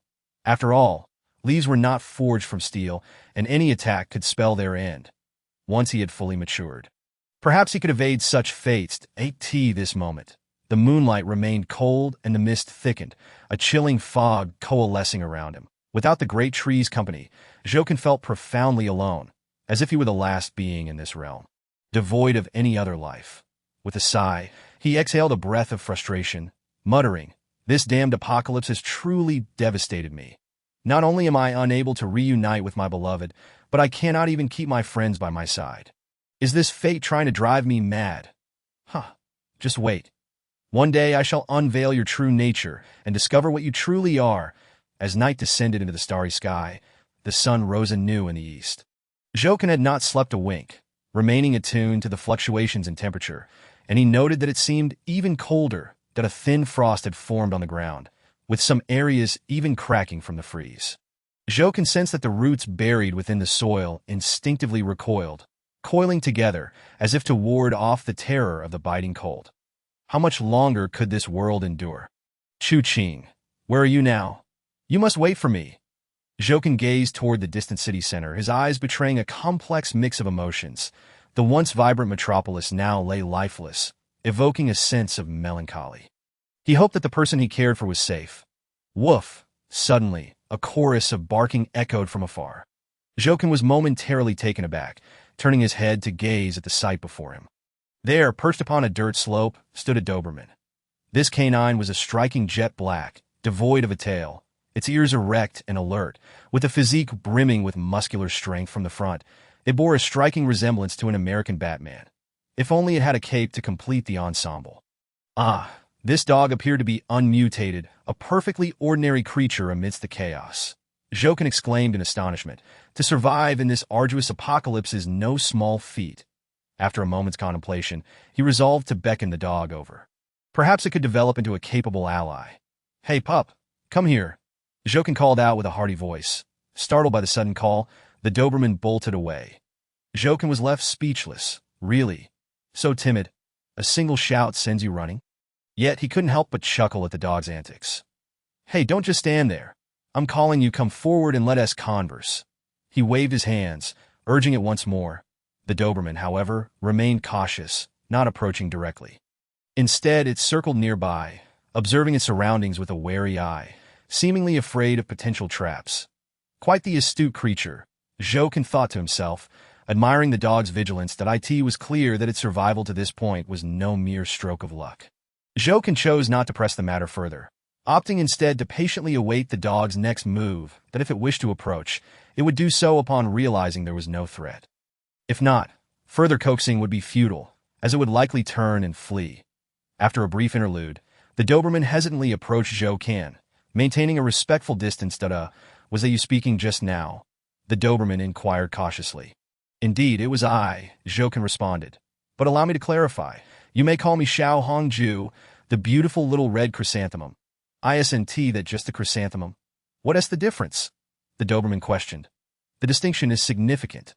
Chrysanthemum carries an unpleasant connotation, while Xiao Hongju has a certain elegance to it. Zhouken elaborated. Very well then, Xiao Hongju. What do you want me for? Are you trying to trick me, or perhaps intend to devour me? I am aware that some plants have mutated, becoming masterful deceivers and quite terrifying, the Doberman retorted, taking a few cautious steps back, its guard unwavering. Do I appear to be a mutated plant to you? If I were, would I be standing here engaging in conversation with you? Rest assured, I am merely an ordinary little red chrysanthemum that I beckoned you here to inquire if you would like to join forces with me. Zhouken gestured with his hands. Join forces with you? The Doberman found the notion amusing, chuckling. Xiao Hongju, have you lost your mind? I am a purebred Doberman, while you are merely a little red chrysanthemum. Why should I follow you? If anything, you should follow me. Do not underestimate me. I possess considerable prowess that if you doubt my capabilities, allow me to demonstrate. Zhouken pointed to a nearby stone. Observe closely. With a swift motion, he unleashed a barrage of petals that struck the stone with a resounding crack, instantly shattering it into a myriad of fragments. The Doberman stood in stunned silence, momentarily at a loss for words. Impressive, is it not? As long as you choose to ally with me, I will ensure your safety and well-being. Zhouken stated, a hint of pride in his voice. However, the Doberman seemed unfazed by Zhouken's words and boldly suggested, if I were to consume you, would I then acquire your abilities? Zhouken's heart skipped a beat, hastily retorting, hey, listen closely. Do not act recklessly. Consuming me will not grant you my powers. If you dare to try, I'll make sure to unleash my petals upon your backside. Yet, the Doberman's gaze was fixated on him, its eyes gleaming with an unsettling intensity, revealing a menacing grin filled with sharp teeth glinting ominously. Chapter 38. You won't regret being my underling. Observing the Doberman's menacing demeanor, Zhouken felt a wave of anxiety wash over him. Bracing himself for a confrontation that he had initially intended to tame the dog, yet now found himself being targeted instead. What a predicament this had turned into, a mix of laughter and despair. Calm down. Doberman, did I harbor no intent to harm you? Zhouken asserted solemnly. Apologies, but I too do not wish for this, the Doberman replied. However, in this apocalyptic world, survival demands I explore every avenue to grow stronger. Your abilities are remarkable, and the only way to transfer them to myself is to consume you. Zhouken felt a swell of frustration, but refrained from lashing out at a mere dog. Instead, continuing to reason, your logic is fundamentally flawed, that if you seek strength and powerful abilities, must you pursue it through consumption? Think about it. Is that truly plausible? It is utter nonsense, devoid of any rationale. It may even lead to your own demise. Before I take action, consider your options carefully that don't let a momentary lapse in judgment plunge you into ruin. With that, Zhouken struck out once more, shattering another stone into pieces. The sight of the pulverized rock jolted the Doberman into a realization, causing it to break into a cold sweat. It stammered, indeed, I cannot hope to match your strength. How could I possibly consume you? I was naive to even consider it. Thank goodness I refrained from acting hastily. Otherwise, I would have brought calamity upon myself. One blow from you would spell my end. Zhouken exhaled in relief. It's not too late for you to come to your senses. That's so. What say you? Will you join me? To be frank, my strength extends beyond this. I possess even greater abilities. Standing by my side as my subordinate would be advantageous for you. The Doberman hesitated, weighing the proposition carefully, before asking, can you guarantee I will have enough to eat each day? That I cannot promise. Zhouken replied with a shake of his head. If I were to offer such a guarantee, it would be nothing but deceit, for I cannot assure you daily sustenance, so think carefully before you decide, lest you find yourself regretting it later. The Doberman was taken aback by Zhouken's candor. Indeed, no one could promise daily meals. It was an unrealistic commitment. However, Zhouken's honesty indicated reliability. He genuinely sought to recruit him. All right, I am willing to ally with you and become your subordinate, the Doberman ultimately decided. Excellent. Zhouken exclaimed joyfully. Since you have made your choice, allow me to bestow upon you a name. Let's call you I do. It suits your image quite well that I do. The Doberman pondered for a moment, then found the name agreeable. It rolled off the tongue nicely. Very well. I shall be called Adu after a brief pause. Adu inquired, how should I address you in return? You may simply call me Kingu. Jokin replied. Understood, Kingu. Adu immediately complied that Adu. Where do you hail from? Jokin asked eagerly, eager to learn about the world beyond. I come from within Magic City. That I ventured here in search of food, as there was none to be found in the city, that I had hoped for a stroke of luck, and instead, I encountered you. As for the situation in the city, it is rather grim. Zombies roam freely, and numerous mutated plants have emerged. Many survivors, in their quest for survival, have formed alliances to combat the undead. Thus, Adu recounted everything he knew to Jokin. After listening, Jokin fell into a contemplative silence. That it appeared that the situation in Magic City was indeed dire. Most areas lay vacant, overrun by zombies, while supplies had been hoarded by various factions, leaving scattered survivors to struggle for existence. They hid in concealed spaces, enduring hunger, while remaining vigilant against both zombie attacks and the threats posed by mutated beasts and plants. Yet, these challenges paled in comparison to the most terrifying aspect of all: humans turning against one another. Many had abandoned morality in their fight for survival, becoming ruthless killing machines. Scenes of murder and plunder were all too common, a reality too harrowing to fathom. Furthermore, there was an official announcement yesterday, warning of an impending massive cold wave that will freeze the earth. The survival conditions for all living beings will become even more severe. Warmth will become a precious commodity, and survival will require not only food but also the means to stay warm. Adu added, a cold wave approaching. Jokin mused, no wonder it has been getting progressively colder these past few days. The thought of it is daunting.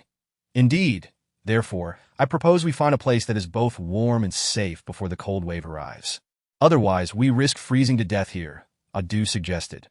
Jokin chuckled wryly. I too desire such a haven, but I am currently unable to stray beyond this 10-meter radius. Why is that? Adu inquired. Puzzled.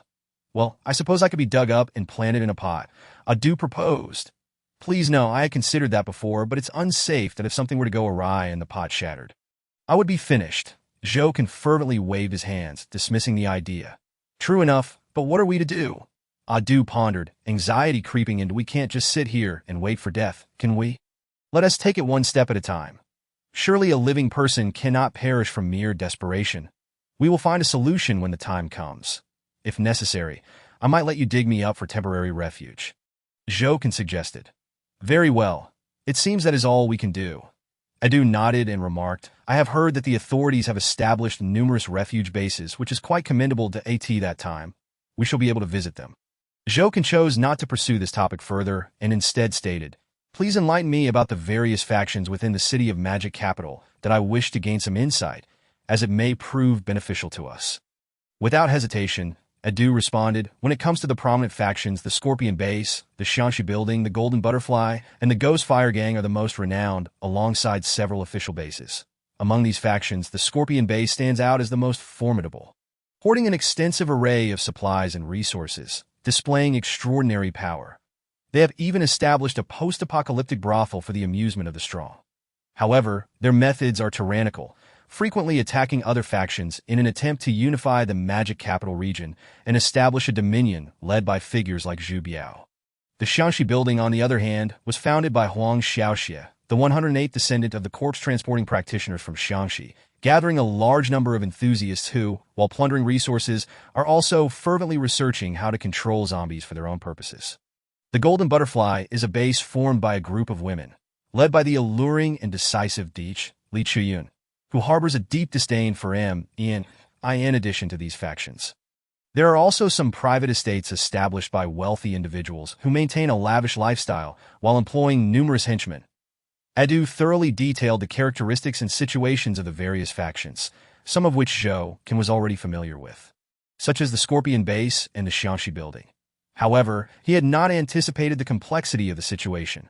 Without such knowledge, entering the Magic Capital alone would likely lead to an untimely demise.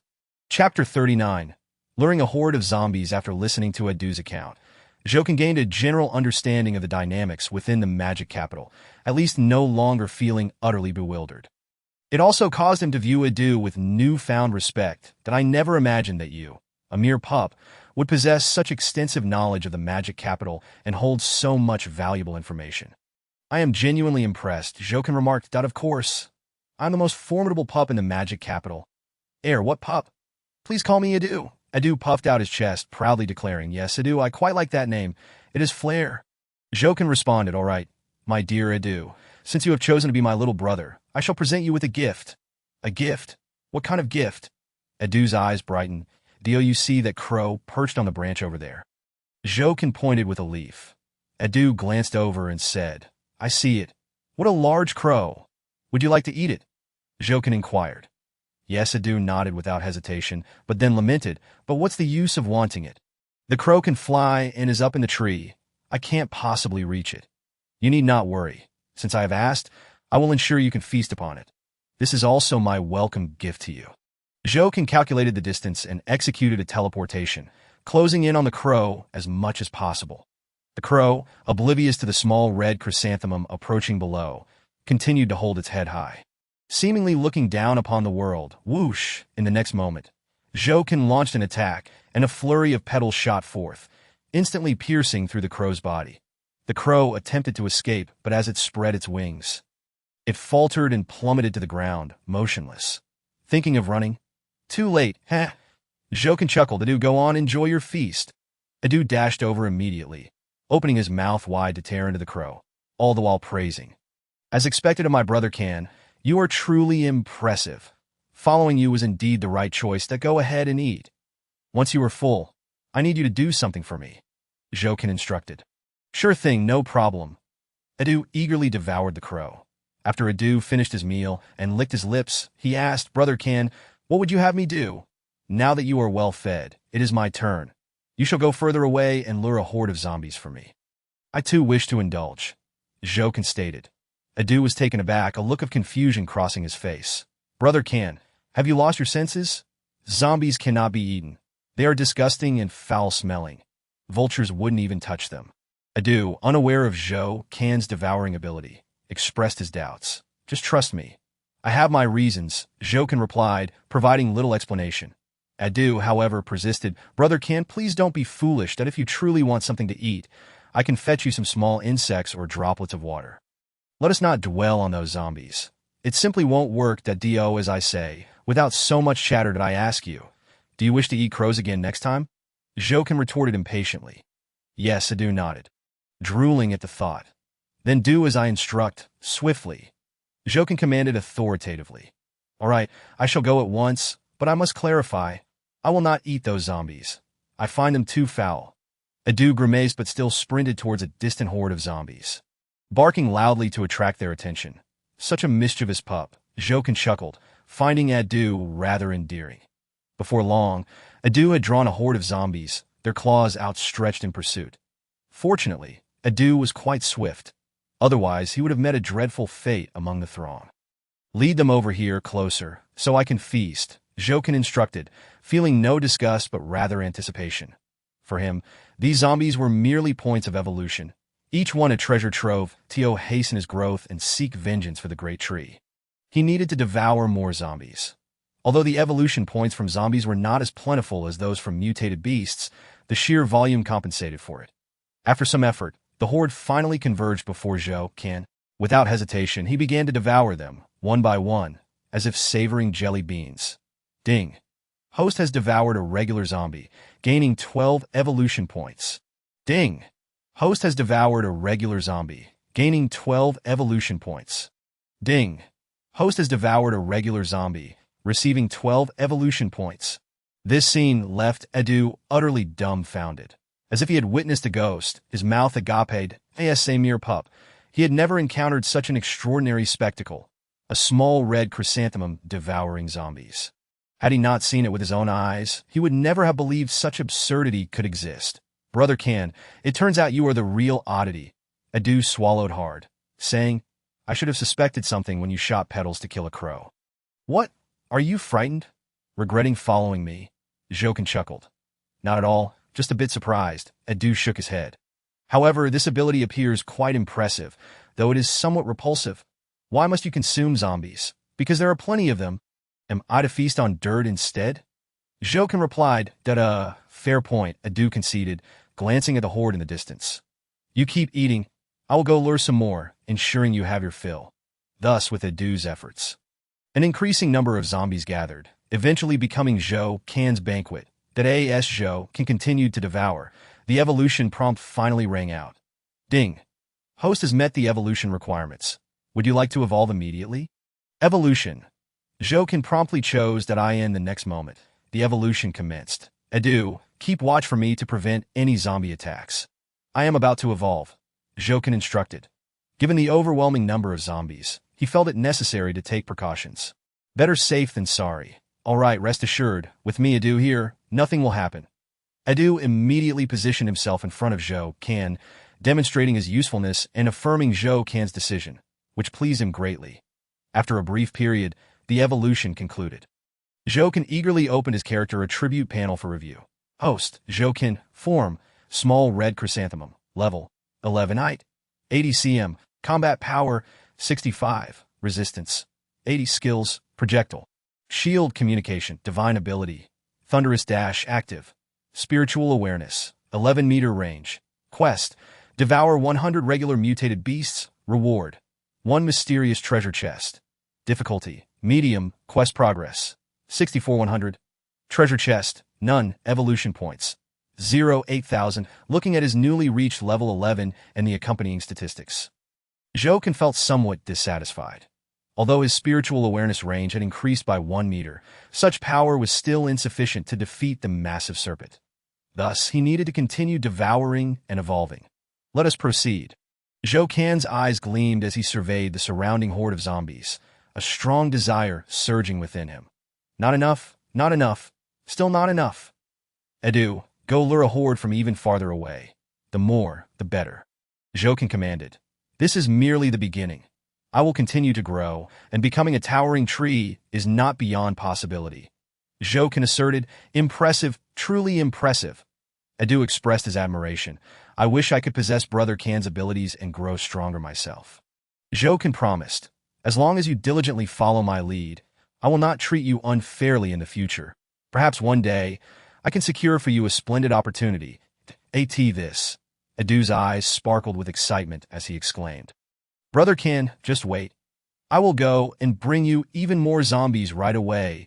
With a flurry of enthusiastic barks, Adu dashed off into the distance, brimming with energy. Observing Adu's vigor, Zhou Can couldn't help but reflect. Indeed, the vitality of dogs is remarkable, and no wonder many wealthy women before the apocalypse chose to keep dogs. There must be a reason behind it. Lost in thought for a moment, Zhou Can opened his mouth wide and resumed his consumption. Ding! The host has devoured a regular zombie, gaining 12 evolution points. Before he realized it, the sky had darkened.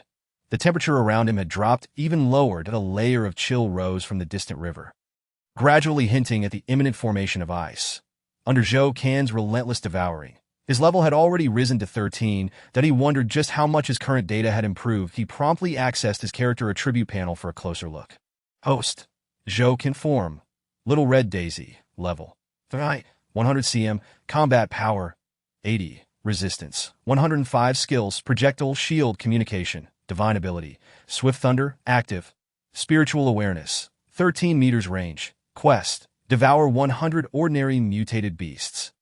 Reward, 1 mysterious treasure chest, difficulty medium, quest progress, 64-100, treasure chest, none, evolution points, 10,000. Upon seeing the data, Zhou Can felt a sense of satisfaction.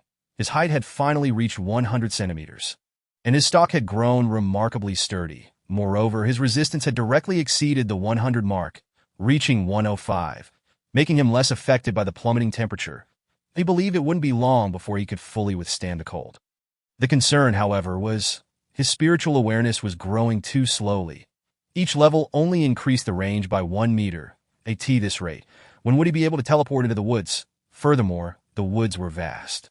And even if he reached them, it would be nearly impossible to locate the giant snake's trail immediately. Thus, it was imperative that his spiritual awareness expanded as much as possible.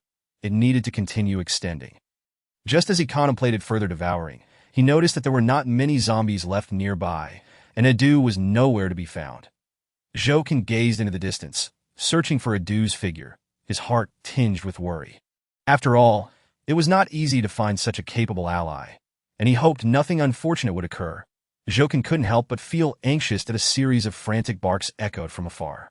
Gradually, Adu's silhouette emerged, and Jokin let out a sigh of relief. However, in the next moment, his heart sank once more. Behind Adu trailed a throng of galloping roosters, relentlessly pursuing him while emitting an irritating clucking sound, raising clouds of dust that obscured the sky. What on earth? Where did all these roosters come from? Jokin exclaimed in shock. Brother can't help me. These roosters are mutated beasts and incredibly formidable, just now. One nearly pecked my eye out. Adu cried out. What? Mutated beasts? Jokin gasped, taken aback. That's so many roosters.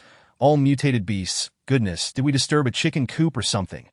A quick assessment revealed that there were at least several hundred of these mutated roosters, each with fiery red eyes, running as if ablaze, their sharp claws digging into the ground, kicking up layers of dirt, presenting a rather menacing spectacle. Faced with such a multitude, Jokin felt a shiver run down his spine. Yet he could not stand idly by. After all, Adu was now his subordinate, A.S. the elder brother. He had to step up and protect him, that no matter the danger, he would bear the burden. Adu, don't be afraid. Run towards me. I'll handle this. Jokin shouted urgently. Without hesitation, Adu sprinted toward Jokin to him. If Jokin dared to call him over, it meant he had the confidence to deal with these bothersome roosters. Soon, the flock charged towards Jokin. He had no choice but to take action. Whoosh, a projectile shot forth, striking one of the roosters directly. That it instantly lost several feathers but did not drop dead. Wow, what a sturdy body! Jokin exclaimed in astonishment. The attacked rooster turned and charged at Jokin, its sharp beak glinting ominously, ready to strike. Goodness, what a fierce rooster! Jokin thought, refusing to take it lightly. He launched another attack, and after 3 strikes, the charging rooster fell to the ground. Phew, finally dealt with. Jokin exhaled in relief, but he noted that these roosters were indeed tough to defeat. Each one required at least 3 attacks. If he had to eliminate them all, he would surely wear himself out. Nevertheless, it must be acknowledged that these were mutated beasts, not ordinary roosters, so it was reasonable for them to possess such strength. Fortunately, they weren't too difficult to handle. He could manage. Just as Jokin planned to devour the fallen rooster before him, another rooster lunged at him. Oh no, not again. Jokin had no choice but to momentarily abandon his consumption and prepare to confront it. After a flurry of attacks, the second rooster also fell. This time, Jokin wasted no time and immediately proceeded to devour it. Ding! The host has devoured a regular mutated rooster, gaining 80 evolution points. Ding! The host has devoured a regular mutated rooster, earning an additional 80 evolution points. Chapter 41. The tremendous power of divine abilities. Brother can hurry up and devour them. I can barely hold on. Adu shouted anxiously. Jokin turned to see yet another group of roosters pursuing Adu, seemingly fixated on him, determined to catch up. One rooster had even reached Adu's rear, stretching its neck to peck vigorously, causing Adu to jump with each jab. The absurdity of the situation, a rooster and a dog, one pecking and the other bouncing, was both tense and comical. Jokin stifled a laugh and said, Adu, hang in there a little longer. I'm accelerating my efforts. With so many roosters around, even if I had 8 mouths, I still couldn't finish them all at once. Just give me a moment. You need to hurry. Otherwise, I'll end up looking like a beehive. Adu lamented, glancing back at his rear, where a bloodied patch had formed, looking ghastly. You can't blame me. You're the one who lured all these mutated beasts. Jokin chuckled helplessly. I didn't mean to. I accidentally ran too far into a chicken farm, and who knew it was filled with mutated roosters? If I had known, I would never have gone in.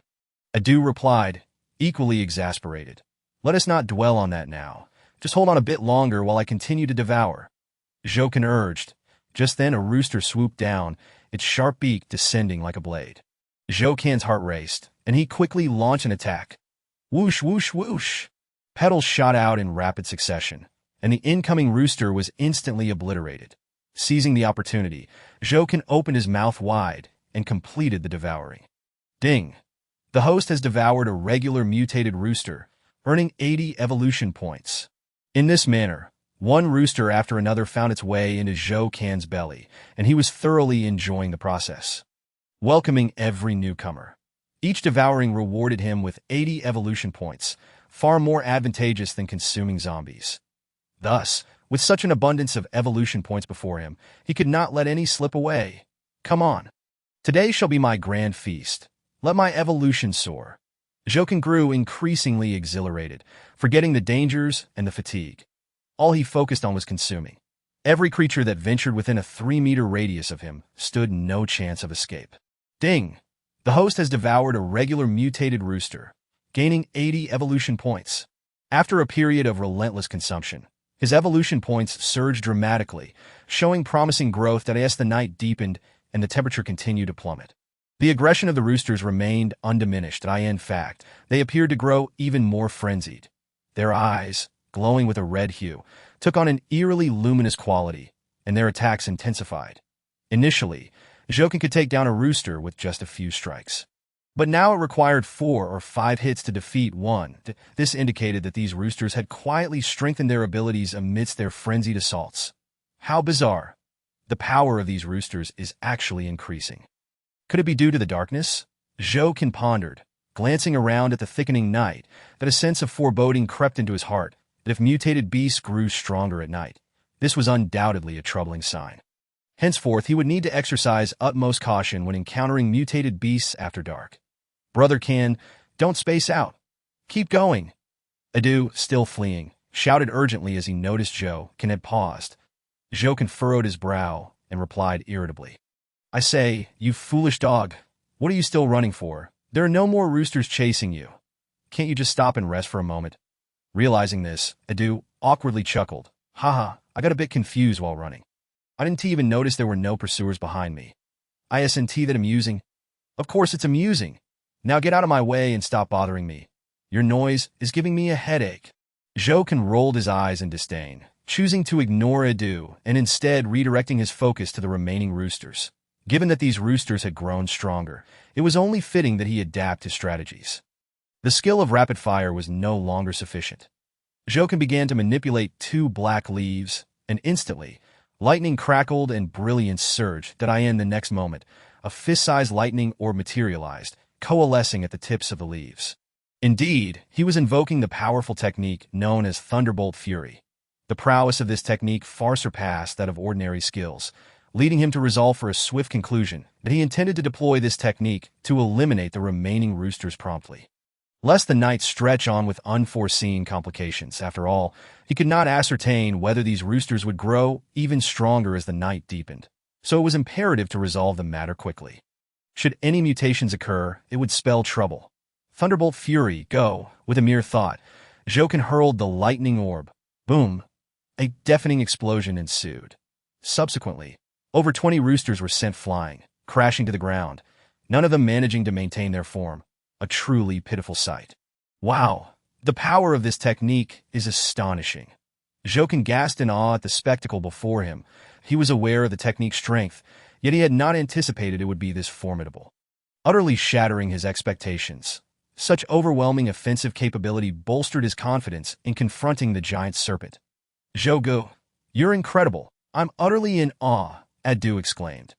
However, Zhou paid no heed to Adu's adulation, for his gaze was solely fixated on the multitude of roosters before him. With culinary delights in sight, why delay? It was time to devour. Ding.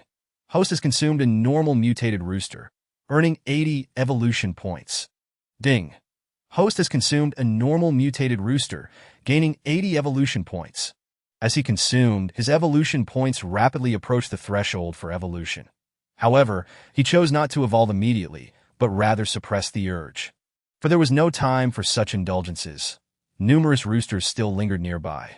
He needed to consume them swiftly. Thus, he resolved to wait a little longer. Hours slipped by, and finally, the remaining roosters had been nearly devoured.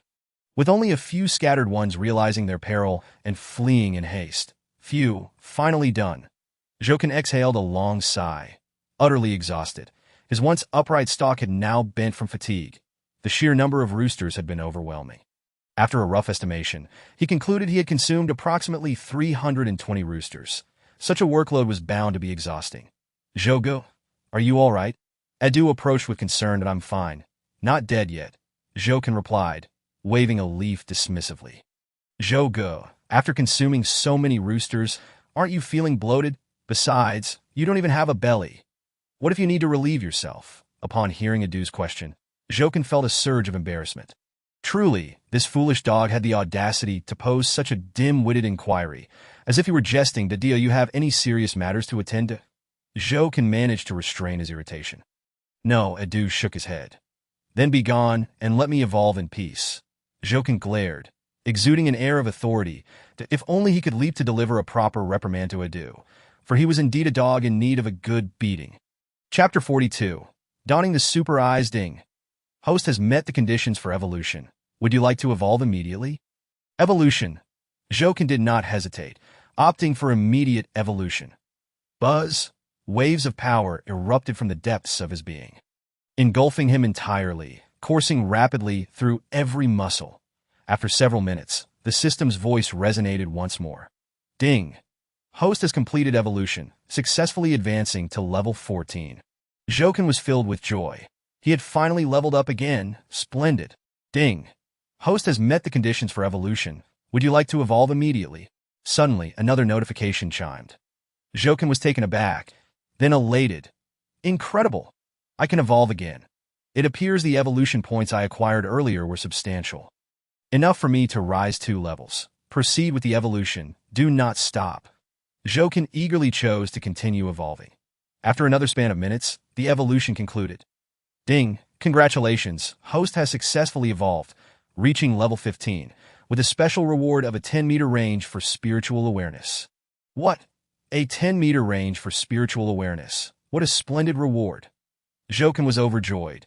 The expansion of his spiritual awareness provided him with greater assurance in dealing with the giant serpent. Calculating, he realized his spiritual awareness should now extend to 24 meters, enabling him to locate and eliminate the serpent more effectively within the woods, and even in the best-case scenario, ensuring an easy escape. Zhou began to strategize internally, brimming with confidence regarding the impending confrontation with the giant serpent. Ding! Host has completed the mission. Reward: 1 mysterious treasure chest. Ding! Host has exceeded mission expectations, having consumed a staggering 384 mutated beasts, progress 384 100 exceeded, thus granting an additional reward, 1 green skill treasure chest. Zhou was utterly astonished by these notifications that he had not anticipated completing the mission, let alone exceeding it. 2 rewards awaited him.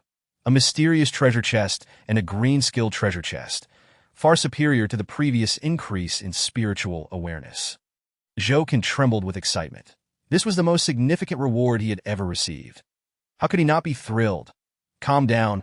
I must remain composed. Zhou repeatedly reassured himself that I am someone who has seen much of the world. No, wait, flowers. Let me check my current stats. That he promptly opened his character attributes. The screen flickered, revealing rows of data. Host, Zhou form. Little Red Daisy. Level, 15 height. 120 cm. Combat power, 100. Resistance, 125. Skills, rapid fire. Shield communication. Technique, Thunderbolt Fury, active. Spiritual awareness, 24-meter range. Mission, then treasure chest, mysterious treasure chest, green skill treasure chest.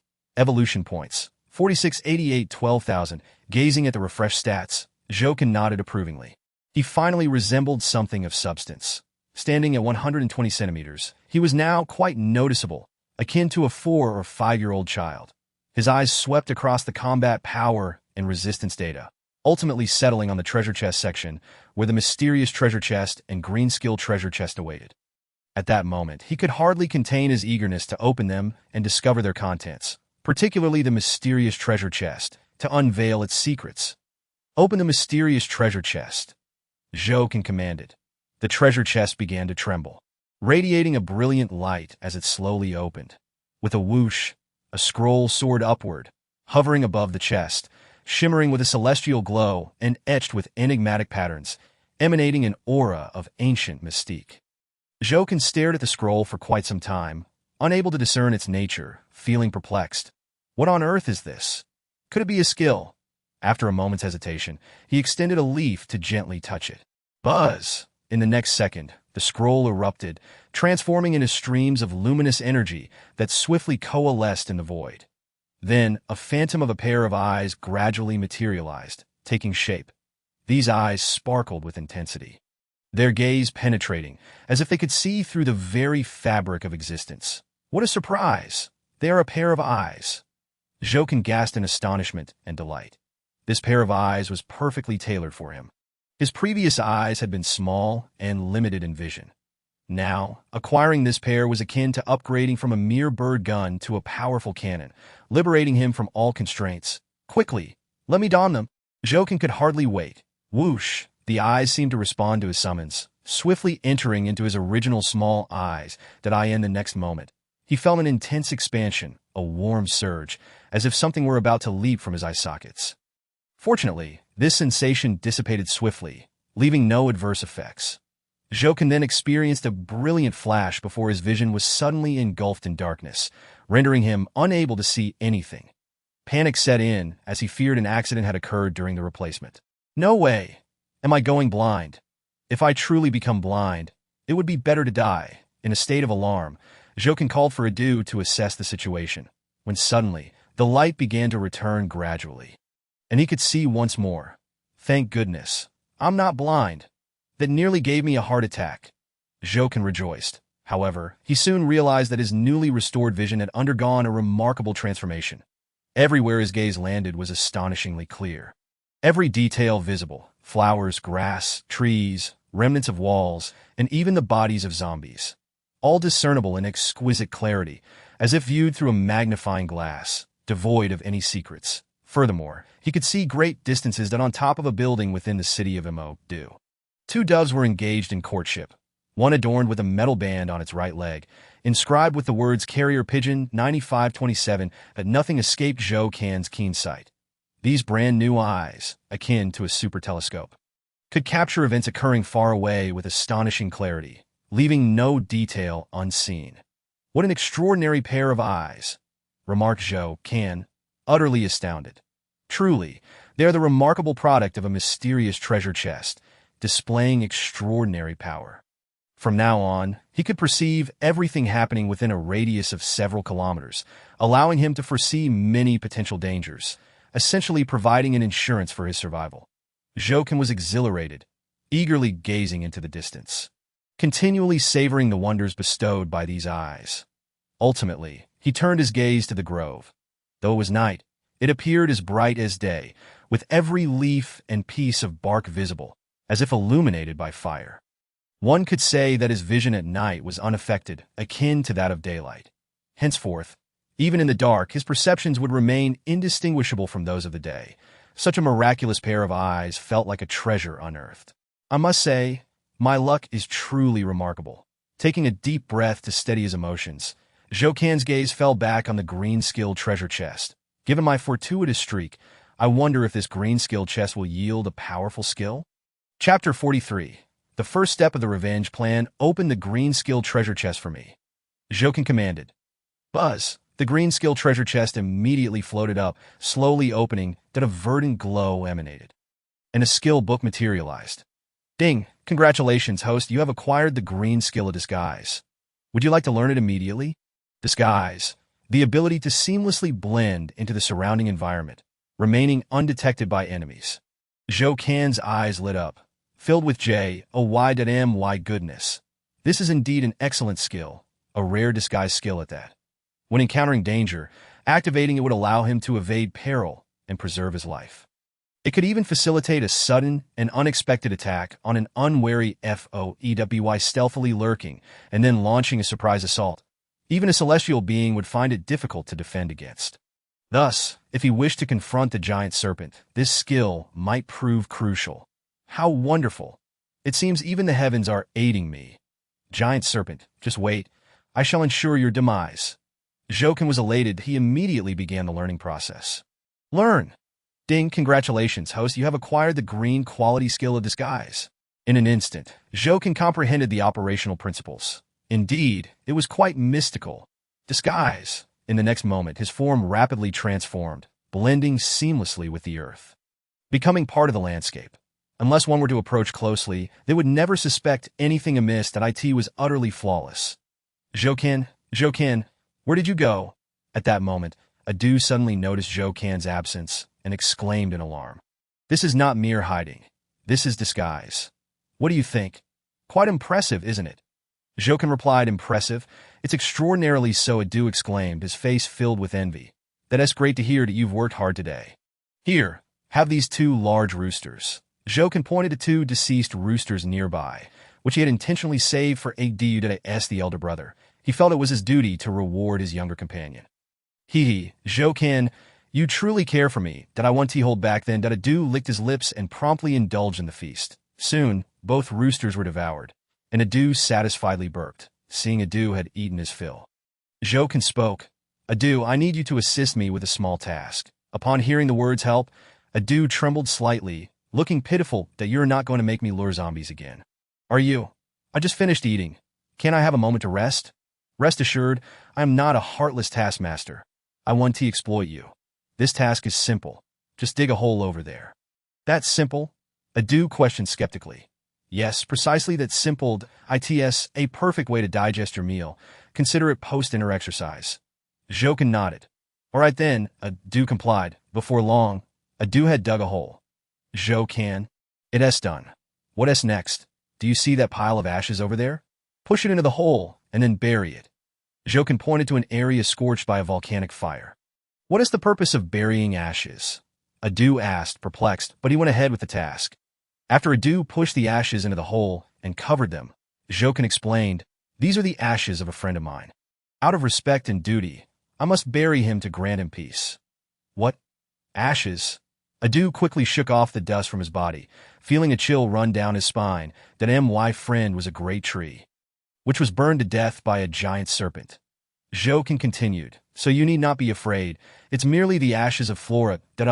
I see. Adu felt relieved, since your friend was killed by the giant serpent. Why not seek vengeance? Of course I will seek vengeance, and I shall do so immediately. Zhouken's eyes glinted as he gazed toward the dense woods.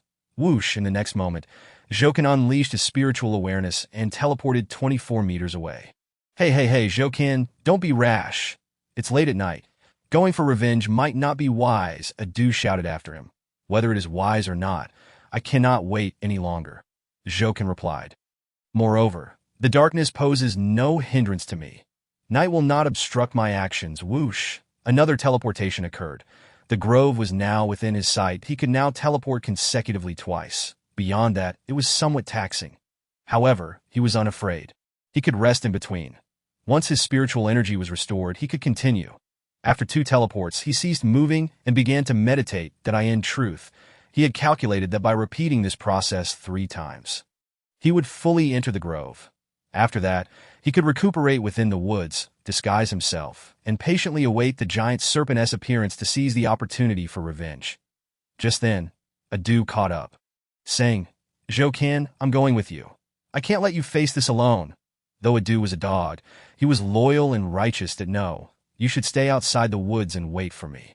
If I manage to return alive, you can continue to accompany me. If I do not return, leave this place and forget I ever existed.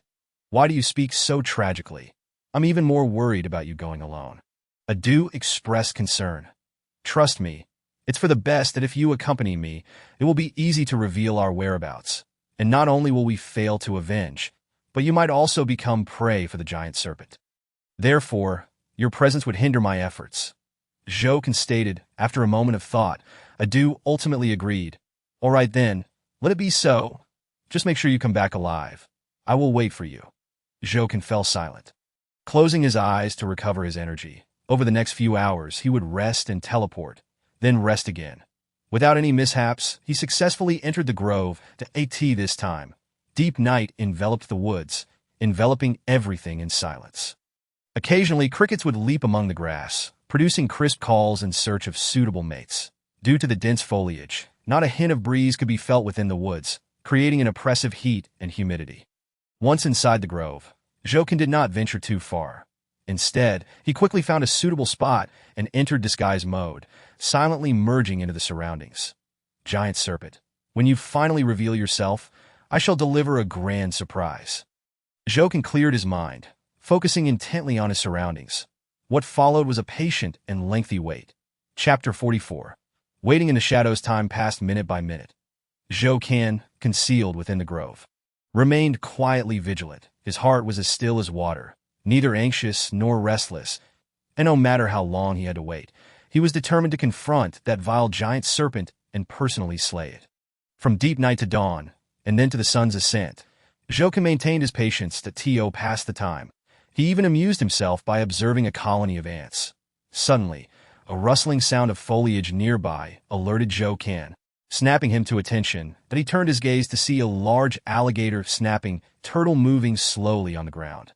This turtle was substantial, about the size of a wash basin, covered with sharp protrusions, and sported a formidable hooked beak that could easily gnaw through the bark of a tree. It appeared to be a pet once kept by humans before the apocalypse, now finding a home in this grove, thriving in the abundance of food available. Since it was not the giant serpent, Jokin lost interest that an alligator snapping turtle was inconsequential, as long as it did not interfere with his plans. Thus, the turtle crawled past Jokin without ever noticing his presence. That I must admit, this disguise skill is truly impressive. Jokin felt an increase in confidence regarding his revenge. Whoosh! Suddenly, a shadow darted out, pouncing on the alligator snapping turtle. Crack! In the next instant, a large jaw filled with sharp teeth clamped down on the turtle, crushing its shell as easily as if it were tofu. The turtle had no chance to react before meeting its demise. Fresh blood and flesh were swiftly devoured, and Jokin finally discern the nature of that shadow. It was a fearsome mutated tiger, but he had initially believed that the ferocious tiger had long departed from this territory, only to discover that it had been stealthily lurking within the woods, foraging for food. Its patience was truly remarkable. It was indeed deserving of the title king of the forest. Was it possible that neither party could harm the other, leading to a state of uneasy coexistence? It seemed to be the only plausible explanation, for otherwise it was unfathomable. The last time he encountered the mutated tiger, Jokin lacked the ability to protect himself. However, upon this new encounter, he felt no fear that if he were to engage in a fierce battle, the mutated tiger might not prove to be his equal. He silently hoped that his presence would remain undetected by the beast. Yet, contrary to his wishes, the mutated tiger, after devouring the alligator turtle, did not depart but began to prowl around, as if it had caught a whiff of something unusual. Could it be that the mutated tiger had detected his scent? Jokin's heart raced, and he readied himself for a confrontation that, if discovered, he would have no choice but to strike for his revenge plan. It had become inconsequential, with the mutated tiger drawing nearer. Jokin's heart was in his throat. The tiger's soft, broad paws treaded silently upon the ground, its elongated, sharp fangs glistening with an ominous chill. Jokin could already feel the icy breath of its teeth. The tiger's cold gaze swept the area around Jokin, seemingly attempting to root him out. The atmosphere was thick with tension, and an unusual silence enveloped the surroundings. Even the ants had retreated into their nests, daring not to emerge. The proximity of the tiger was increasing. Jokin braced himself to act when, suddenly, a rabbit leapt from nearby and darted away. The mutated tiger's eyes glinted, and it immediately gave chase, vanishing in the blink of an eye. Jokin let out a sigh of relief. That had been terrifying. Thankfully, the rabbit had inadvertently saved him. Thank you, dear rabbit, with the mutated tiger no longer nearby. Jokin felt a weight lift from his shoulders as the sun dipped below the horizon. Night descended once more.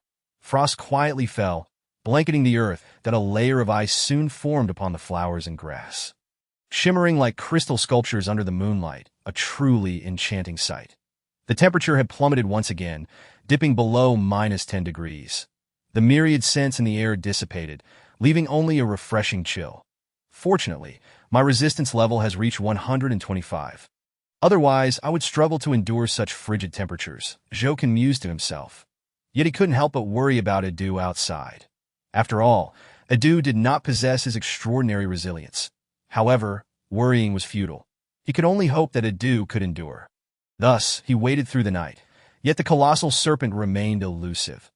Jokin began to harbor doubts, questioning whether the serpent had vacated the forest, but he quickly dismissed the thought, reasoning that if the serpent could ambush from the shadows, It would not easily abandon its lair, that if it were to leave, it would have done so long ago. He was certain the giant serpent was still present, merely lying in wait or perhaps nursing its wounds. After all, it had sustained severe injuries during their last encounter. Recovery would likely take at least 10 days to a month. Yes, it must be healing, reluctant to emerge. Jokin firmly believed in this hypothesis. Once the serpent's wounds healed sufficiently, or hunger compelled it, it would undoubtedly show itself. Therefore, he resolved to remain patient, observing how long it could endure. With newfound determination, Jokin took a deep breath and continued his vigil. Days passed, and at long last, midday arrived, bringing with it the appearance of the giant serpent. Its form emerged slowly from the depths of the forest, crushing flowers and grass in its wake, leaving shallow imprints upon the ground. At this moment, it appeared that the serpent's injuries had nearly healed. Yet, that was of little consequence. What mattered was its emergence. As long as it showed itself, it would not leave this place alive. Jokin's heart raced with anticipation, eager to strike down the serpent. However, he knew the timing was not yet right. He needed to choose the optimal moment. Only then could he maximize his chances of defeating the serpent. Be calm. I must remain composed. The more pressing the situation, the more I must avoid haste, Jokin reminded himself. Gradually regaining his composure, he prepared fully as soon as the giant serpent drew near, within the realm of maximum lethality. He would spring into action, affording the beast no opportunity to recover. Come forth, giant serpent. Jokin's eyes gleamed with murderous intent, yearning to vanquish it in vengeance for the great tree. The serpent continued its slithering, seemingly in search of prey, utterly oblivious to Jokin's presence, that it would never suspect that he lay in wait nearby. Anticipating its approach last, the serpent unknowingly wandered into Jokin's strike zone. The opportunity had arrived. Jokin unleashed the pent-up force within him, causing the two black leaves beneath him to stir vigorously, summoning forth a tempest of thunder and lightning, showcasing its formidable might. Chapter 45. Once again securing a beast core. The blazing sun hung high in the sky, the moment when all creatures bask in delight. The giant serpent, too, chose this time to emerge in search of sustenance. Finally, Jokin had been granted his opportunity. The serpent encroached upon Jokin's striking range. He seized the moment and struck decisively. In an instant, he unleashed a tremendous force, and through the swirling of the two black leaves, he rapidly condensed a sphere of lightning. The sphere swelled to an unprecedented size, achieving its greatest magnitude in the blink of an eye. All of this transpired in a heartbeat. The giant serpent remained oblivious to the unfolding events. Unaware of the lightning sphere hurtling towards it could only wonder why such an orb had suddenly appeared and why it was under attack. Had it angered the heavens? It was no surprise it felt perplexed. For Jokin had not revealed his disguise during the assault. From the serpent's perspective, the lightning sphere seemed to materialize out of thin air. However, the sphere's velocity was too swift for the serpent to react. It struck with a resounding crash, causing a portion of its body to tear open, blood gushing forth. Who is attacking me? Who? The serpent howled in agony, its massive form thrashing wildly, leaving behind gruesome trails of blood. Jokin remained silent, astonished by the serpent's resilience. Despite such a ferocious blow, it still lived, seemingly possessing the strength to fight. This left Jokin utterly astounded. What a formidable opponent. Fortunate was he to be well prepared. Since one strike had failed, he would simply strike again. Jokin would not retreat. He quickly conjured another lightning sphere. This time, upon seeing yet another sphere manifest, the giant serpent dared not linger and hastily turned to flee. Too late. Jokin scoffed, launching the lightning sphere once more. The fleeing serpent had barely made it a short distance when the sphere collided with it and a muffled thud reverberated, shaking the very earth beneath. The serpent collapsed, utterly devoid of the strength to run, as if it had lost all will to fight. It coughed up a pool of blood, straining to lift its head and gaze toward the source of the lightning attack, desperate to ascertain what was assailing it. Yet it found nothing. Jokin still did not reveal himself, remaining cautious that he could not ascertain if the serpent was merely feigning weakness. Thus, he resolved to wait a little longer. Indeed, after observing for a while, the serpent managed to prop itself up once more, flames igniting across its body. What a cunning creature! It was merely pretending. Thank goodness I was prudent, Jokin thought, a cold smile gracing his lips. Relieved by his own caution. Had he not been wary, he might have fallen for the serpent's ruse that I care not what you are. If you dare to harm me, I shall incinerate you. The serpent bared its fangs, unleashing a torrent of flames. Instantly, the surroundings were engulfed in a thick cloud of smoke, flames consuming everything in sight. Ha! Perish, the serpent cackled, reveling in the inferno. You shall turn to ash. Zhou Kan's voice suddenly rang out from behind the serpent. Unbeknownst to it, before the serpent had unleashed its flames, Zhou Kan had swiftly vacated his previous position and circled around to its rear. "ITSU, little red chrysanthemum," the serpent exclaimed, shock evident in its tone. "Indeed, it is I. Surprised, are we?" Zhou Kan replied nonchalantly. The serpent flicked its tongue in fury. "I am indeed surprised. I never expected it to be you. How laughable that a mere little red chrysanthemum has thwarted my plans time and again. And now you seek to slay me. It seems our enmity cannot be reconciled. Laughable. Haha, I find it laughable that you, having slain my friend, now face my vengeance." Zhou Kan sneered. "I simply bided my time.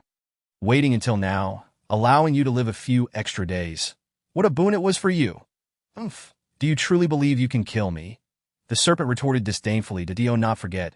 You are merely a pitiful little chrysanthemum. If a flower could slay me, it would indeed be the height of absurdity."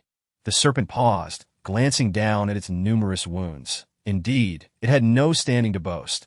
A mere chrysanthemum had nearly claimed its life. "I never anticipated you would grow to such an extent. Had I known, I would have fought with all my strength to slay you last time." The serpent lamented, filled with regret. "Haha, it is all too late. There is no remedy for regret. The moment you chose to act against me, you sealed your own fate," Zhou Kan replied coldly.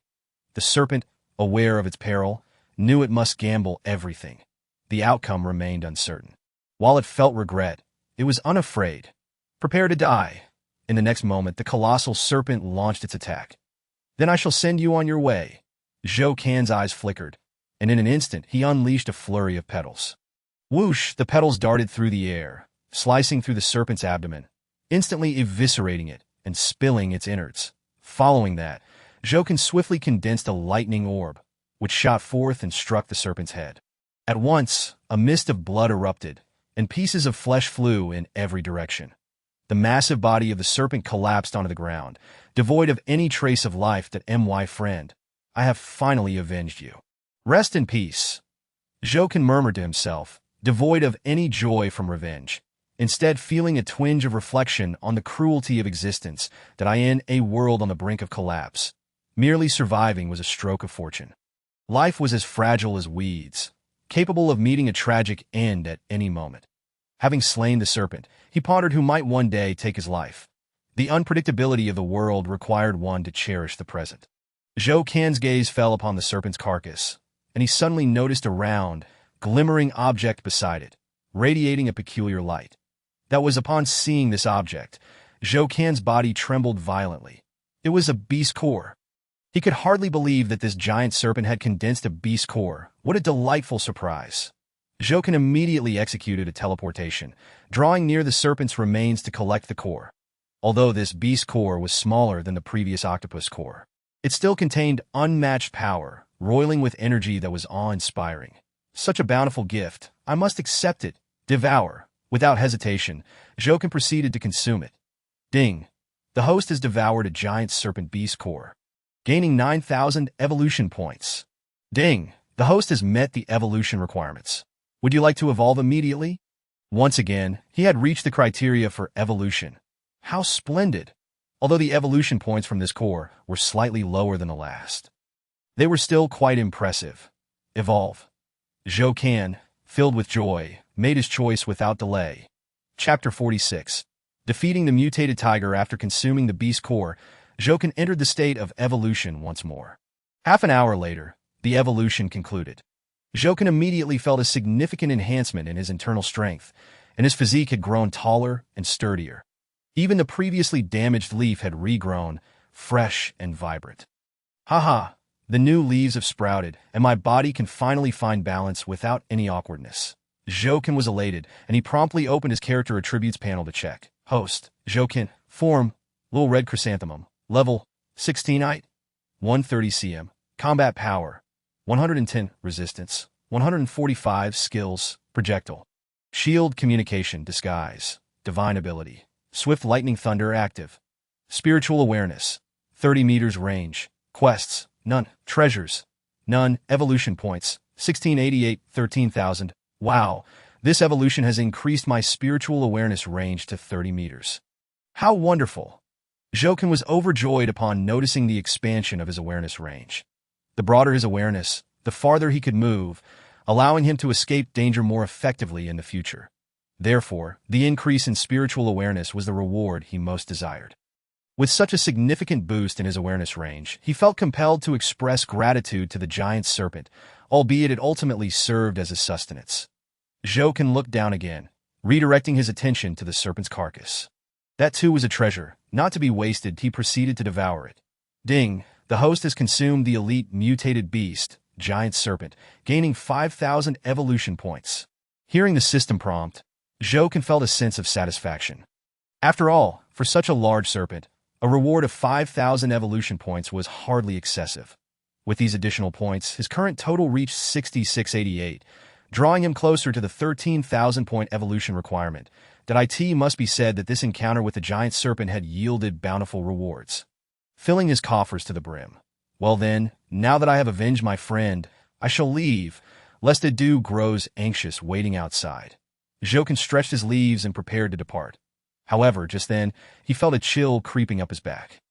Not good, danger approaches, roar.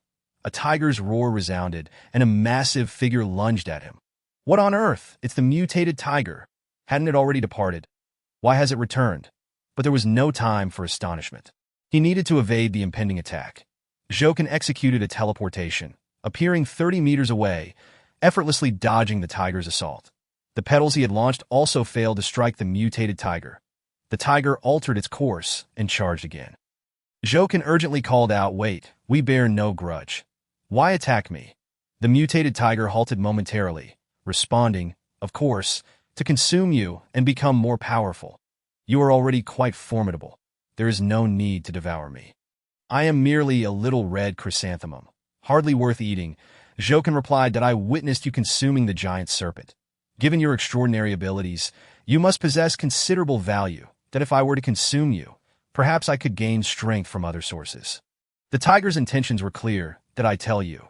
That is impossible. That I advise you to leave promptly and discard such unrealistic thoughts, or I shall not hold back." Jokin warned coldly, "That haha. Do you think I would simply leave because you say so? How humiliating! I am the king of the forest. Would I fear a mere little red chrysanthemum?" The mutated tiger scoffed dismissively, "Did I ask that so? Then tell me, who is stronger, you or the giant serpent?" Jokin challenged. At this inquiry, the mutated tiger was momentarily at a loss. That it was painfully aware that it was on par with the giant serpent, unable to claim superiority, given that Jokin had slain the serpent. It was evident that he could easily do the same to the tiger. Thus, the implication was clear. Do not act impulsively. Seeing the tiger hesitate, Jokin continued, "Do not underestimate me simply because I am a little red chrysanthemum. My strength should not be dismissed lightly. In the past, I might have feared you, but not now. That if you wish to fight, I shall gladly oblige." The mutated tiger hesitated, but unwilling to let the prey slip away. It gritted its teeth and said, "Do not try to intimidate me. I am not easily frightened. That if you truly possess the strength, then go ahead and kill me." With that, the mutated tiger launched another attack. "Since you seek your own demise, do not blame me for my ruthlessness." Jokin was never one to show mercy. That if someone sought his life, he would ensure that they met their end first. As the tiger lunged forward, Jokin unleashed his divine ability. Swift lightning thunder, crackling bolts of lightning erupted, rapidly converging into a slowly rotating lightning orb. "Go, annihilate this foolish tiger." Jokin sent forth the lightning orb, which zipped toward the mutated tiger. The tiger let out a derisive laugh. "Haha, I see you can only rely on this one trick. It's ineffective against me. That I have figured out your pattern." In response, the mutated tiger executed a mid-air dodge, narrowly evading the lightning orb's attack. Pathetic, it mocked. However, what it did not realize was that the orb it had evaded merely traced an arc behind it and was now charging back toward it. Oblivious to this, the tiger believed it had escaped unscathed and merely needed to charge at Zhou to subdue him. Unfortunately, it was gravely mistaken. Boom! With a deafening sound, the tiger's body, suspended in midair, plummeted to the ground like a kite with its strings severed. Thud! The mutated tiger spat out a mouthful of blood, its crimson eyes brimming with shock, confusion, and fear. Why? Why is this happening? Struggling to rise. The mutated tiger found its back torn and raw, the wound blackened and charred from the explosion of the lightning. ORB.MY strength is far from limited. If you dare to attack again, I won't hesitate to strike you down. Jokin warned in a deep voice. The mutated tiger trembled in fear, its resolve to attack dissipating. That I concede. I admit defeat. You have won. Its head hung low, stripped of the once proud demeanor of the forest king. That if I had known it would come to this, I would have heeded your warnings. You ignored my advice, and now you find yourself in this predicament. Jokin remarked, sighing. The mutated tiger displayed all the signs of defeat and despair. I underestimated you. You may go now. I wish to be alone. Observing the tiger's demeanor, Jokin felt a sudden spark of inspiration and proposed. How about you join me? Join you. The mutated tiger was taken aback.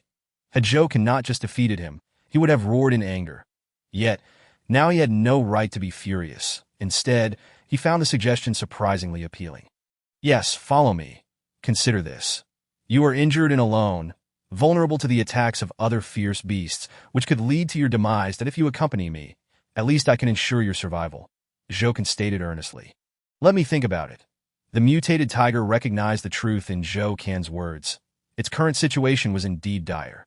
However, it was still a tiger, and the thought of following a little red chrysanthemum felt somewhat unsatisfactory. Chapter 47. A comparison between the canine and feline clans. Jokin patiently awaited the mutated tiger's deliberation, hopeful that it would accept his offer.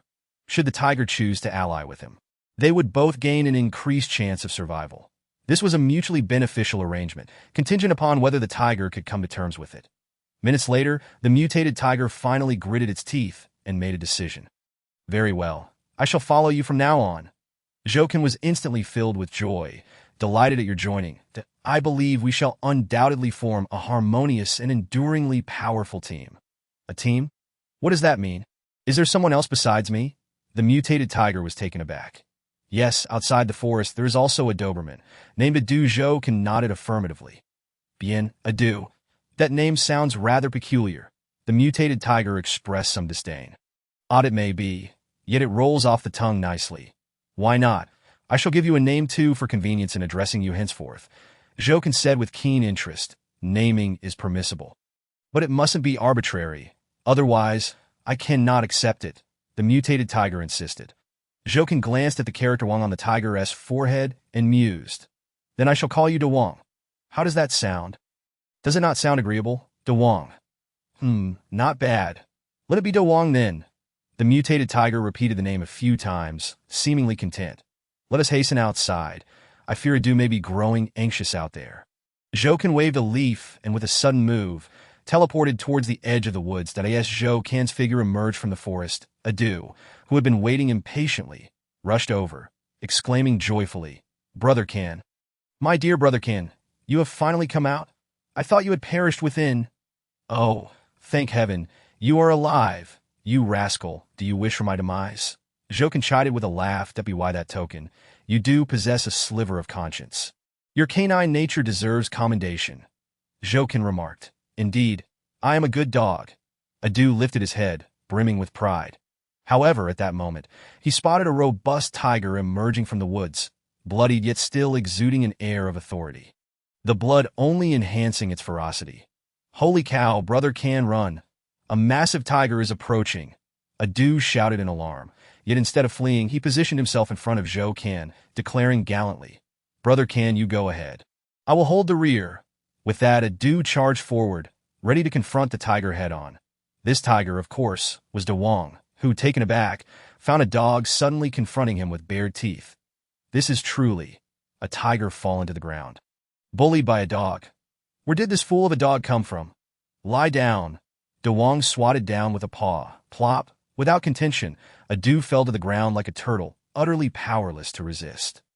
Akin to a mischievous child unable to withstand an adult's slap. Oh dear, my life is over. Brother can take care. Adu closed his eyes, resigning himself to his fate. TSK, how dull. De Wong scoffed, feeling rather bored. Hey, Adu, could you be a bit more composed? This is my newly recruited little brother De Wong.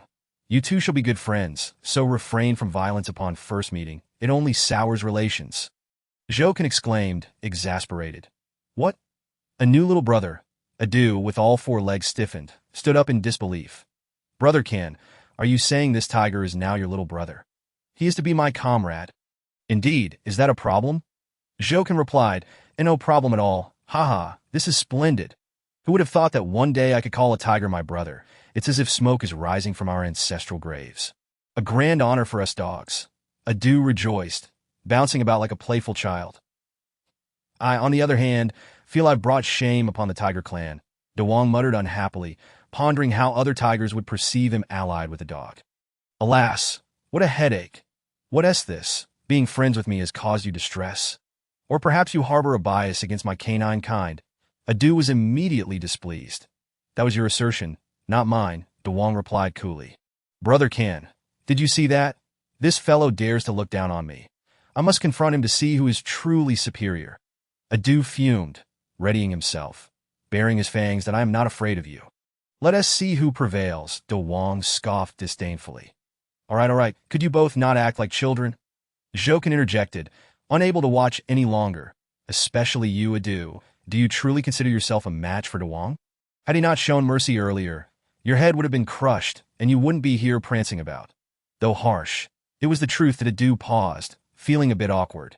Indeed, had it not been for De Wong's leniency, he would now be a dead dog. He was not a foolish dog, but one who could adapt, and immediately shifted his tone. Oh dear, I was merely joking. With my tiger brother here, how could I dare to be impudent? I shall rely on my tiger brother as protection in the future, right, my dear tiger brother? De Wong was left speechless. Zhouken looked on in disdain. Adu chuckled sheepishly and quickly changed the subject. By the way, Brother Can, did you manage to take down that giant snake? Of course, it was vanquished. When I take action, success is assured. Zhouken patted a leaf and struck a heroic pose. That is wonderful. Brother Can is truly formidable, Adu exclaimed, showering Zhouken with praise. Enough with the flattery. Now I have a task for you. Go dig up some xianqiao grass for me. Zhouken gestured towards a patch of green grass not far away. Xianqiao grass? What on earth do we need that for? Adu asked, puzzled. Zhouken explained. This grass has hemostatic properties, perfect for treating De Wong's wounds. Only then did Adu remember that De Wong was still bleeding, and his wounds were serious, requiring immediate attention. All right. Adu ceased his chatter and began to dig with his claws. Upon hearing Zhouken's words, De Wong felt deeply touched. He had not anticipated Zhouken's concern for his injuries. This feeling of care was something he had never experienced before, and it was genuinely delightful. It made him acknowledge Zhouken from the depths of his heart. Thank you, Brother Can. De Wong expressed his gratitude sincerely. Chapter 48. A barbecue of crows. After Adu had gathered the xianqiao grass, under Zhouken's guidance, he crushed the grass and applied it to De Wong, especially on the more severe wounds. Indeed, with the treatment of xianqiao grass, the bleeding quickly stopped, and the wounds began to scab over. In just a few days, they would heal completely. De Wong felt no more pain, and immediately felt more spirited. All done. Tiger brother, you must be hungry. Shall I prepare something for you to eat? Adu shook his ears and asked. Naturally, that sounds splendid. De Wong nodded. Adu turned to Zhouken and said, Brother Can, come on, shoot down a few crows for us. I will roast them for tiger brother. As he spoke, Adu's eyes were already fixated on the plump crows perched on the tree branches not far away, drooling in anticipation. Zhouken found it amusing. Clearly, Adu was the one craving food, yet he sought to justify it with an excuse. Truly a prime example among dogs. That Adu, I believe you are the one who wishes to eat. Zhouken remarked that Adu immediately feigned righteousness. How could Brother Can say such a thing? I care not for my own desires. This is entirely for Tiger Brother's sake. I merely wish to partake alongside. Understand? Just alongside. Yet his eloquent words could not mask his true intentions. Zhou Can and De Wang exchanged glances, nearly bursting into laughter. Indeed, Adu was stubborn as a duck cooked alive, unwilling to admit his hunger. Very well, your noble intentions are noted. Wait here, I shall shoot down a few crows for you. Zhou Can decided to stop teasing Adu and promptly aimed at the crows perched on the tree. In the blink of an eye, 5 or 6 crows fell from the branches. Upon seeing this, Adu dashed forward and picked up the crows one by one. That moment. Zhou Can realized the problem. How to cook them without fire. Adu, it seems you will have to eat them raw, for we cannot make fire. Zhou Can said if that giant snake were here, it could have breathed fire. Yet they could only stare helplessly. Upon returning, Adu had a lighter in his mouth. Zhou Can was taken aback, exclaiming, "Goodness, where did you get that lighter?" This was from yesterday when an adventurous team passed by here. One of the members accidentally dropped it. I thought it might be useful, so I kept it. Adu set the lighter down. Wow, you clever little rascal. With this lighter, you can enjoy hot and delicious roasted crows. Zhou Can praised that. So, what are we waiting for? Let us start a fire. De Wang was indeed feeling a bit hungry. Adu immediately set to work, first gathering some dry twigs and piling them together, then tossing the crows into the pile before using one paw to hold the lighter and the other to strike it. With a click, a flame flickered to life, quickly igniting the pile of twigs. Soon, the flames enveloped the crows, and the roasting commenced. Half an hour later, the delicious crows were ready, and Adu and De Wang, undeterred by the heat, eagerly dug in. Zhou Can watched from the side, salivating. Hey, don't just enjoy your meal. Save some for me. Brother, can you eat meat too? Adu asked, bewildered. What nonsense. I have a mouth, of course I can eat. Zhou Can replied, exasperated. Hey, I thought you only consumed dew and honey. I was mistaken. Adu picked up a bird leg and offered it to Zhou Can, saying, Here, eat up, Brother Can. The succulent bird leg was a delight to Zhou Can's palate as he savored the rare delicacy. Although devoid of seasoning, the flavor of the fresh meat was more than sufficient to satisfy his taste buds. Ding! The host has consumed a bird leg, earning 2 evolution points. Wow! I didn't expect there to be rewards for this. Haha, that's quite nice. Zhou Can exclaimed joyfully upon hearing the system's notification, spurring him to eat with even greater enthusiasm. That'd be why the time they had their fill. It was already afternoon, with a moment of leisure. Zhou Can cast his gaze around, hoping to spot something useful. With his extraordinary vision, he could see far into the distance, making it easier to search for supplies than if he found anything of value. He could send Adu and De Wang to retrieve it. After scanning the area, Zhou Can noticed several figures beneath a distant building. These individuals appeared disheveled and anxious, constantly glancing around as if on guard against a potential zombie attack. Their faces were gaunt and sallow, clearly indicating prolonged starvation. Among them was a frail woman holding a wailing child, desperately trying to muffle the child's cries to avoid attracting nearby zombies. Before long, another group of individuals arrived, appearing relatively better off. The leader, a man wearing a baseball cap and wielding a kitchen knife, bore numerous scars on his arms, hinting at past injuries. 2 others behind him carried a covered cage. Obscuring its contents, the man called out to the woman, Stop dawdling. Hurry up and hand over the child. This is a matter of survival. It's a necessary evil. No one should blame anyone for being ruthless. Woo, this is my child, not yours. You speak so lightly of it. The woman clutched her child tightly, tears streaming down her face. Spare me the tears. That if it weren't for this dire situation, none of us would wish to act this way. The world has ended. Surviving is already a blessing. And what good is a child if you cannot even feed yourself? The man scoffed, reaching to seize the child from her arms. Woo, don't take my child. I've changed my mind. I regret it. I'm not hungry. I just want my child. The woman knelt on the ground, pleading desperately. The man remained unmoved, stating coldly, It's too late. Come on, put it down, and let us go. With a clang, he tossed the covered cage at the woman's feet, the cloth slipping away to reveal an innocent child inside. The man hurriedly led his group away, the transaction complete. The woman ceased her weeping, staring blankly at the child in the cage, her face ashen and heart-wrenching. The group around her paid no mind to her despair as they lifted the cage and ran towards the building. Driven by insatiable hunger, their faces reflecting a terrifying anticipation that, this cursed apocalypse, my child, forgive me. The woman cried out to the heavens, overwhelmed with helplessness and despair. Her anguished scream quickly attracted a horde of zombies, engulfing her in an instant. Chapter 49. News regarding Chu Qing Zhou can watch the tragic scene of cannibalism unfold from a distance, his heart heavy with sorrow that he had not anticipated witnessing such a human tragedy before his very eyes. In this apocalyptic world, various forms of evil would inevitably arise, but he never expected it to occur so swiftly. Sighing, he realized that humanity's survival had become increasingly precarious. Brother Can, what did you see? Why are you here sighing? Adu noticed Zhou Can's change in demeanor and couldn't help but inquire that it's nothing. Just a moment of reflection, Zhou Can replied, shaking his head and refraining from divulging what he had just witnessed. Zhou, someone is approaching. Devouring, who had been crouched on the ground, suddenly stood up, his eyes gleaming with alertness as he peered into the distance. Zhou Can immediately followed his gaze that he saw several vehicles in pursuit. Leading the chase was a pickup truck carrying several women. Behind it, a few sedans were in hot pursuit, and from one of the cars, a man leaned out the window, brandishing an assault rifle and shouting excitedly. Beautiful ladies, stop your vehicle. There's no point in running. You can't escape. If you stop willingly, we'll treat you well. Ha ha bah, Val men, you all deserve to die. One of the women in the pickup stood up and fired a shot back. The sound of gunfire intensified the chase. However, the pursuing vehicles refrained from retaliating aggressively, seemingly intent on capturing the women alive for their amusement. As the distance between them narrowed, the vehicles were poised to corner the pickup truck. The chase brought them closer to Zhou Can and his companions. Quick, hide in the woods. Don't let them see you. We must avoid unnecessary trouble, Zhou Can urged Adu and Devouring. What are you afraid of?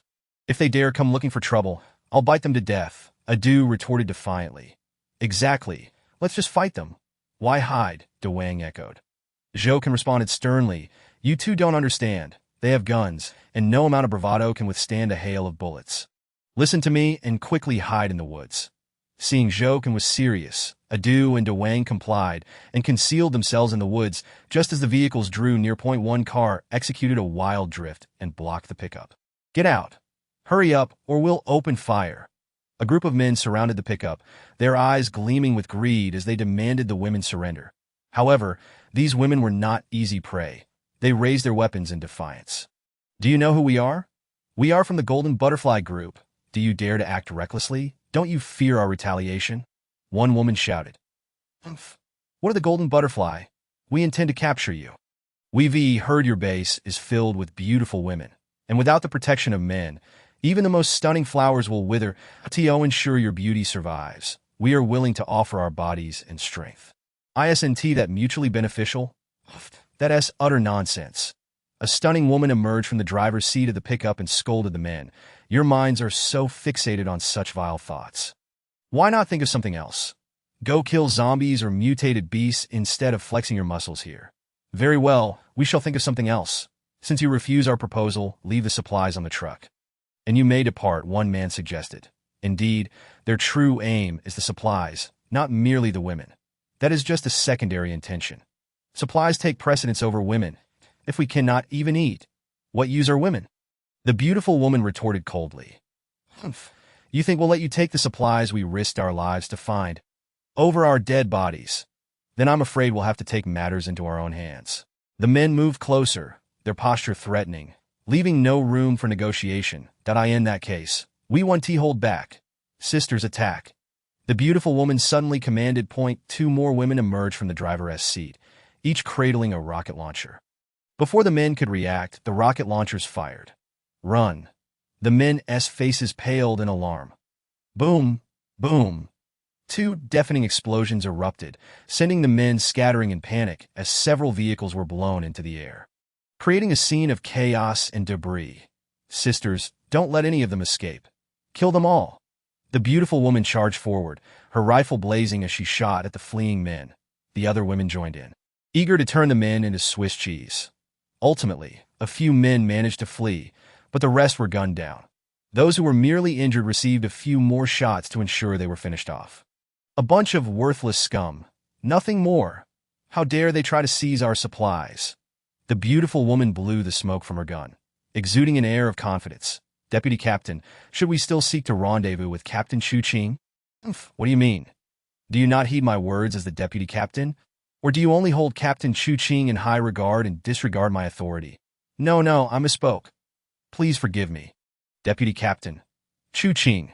Upon hearing this name in their conversation, Zhouken felt a jolt of excitement. Could it be the woman he had been longing for? He was filled with anticipation, wondering how she had fared all this time and if she was still alive. Yet, was this Captain Chu Ching truly his girlfriend, or was it merely a coincidence of names? Zhouken was eager to inquire at that very moment, yet he hesitated, fearing the unnecessary troubles that might ensue. Just as he wavered, the women had already driven away, leaving behind a cloud of swirling dust. Sighing, he thought to himself, I shall seek her out on my own.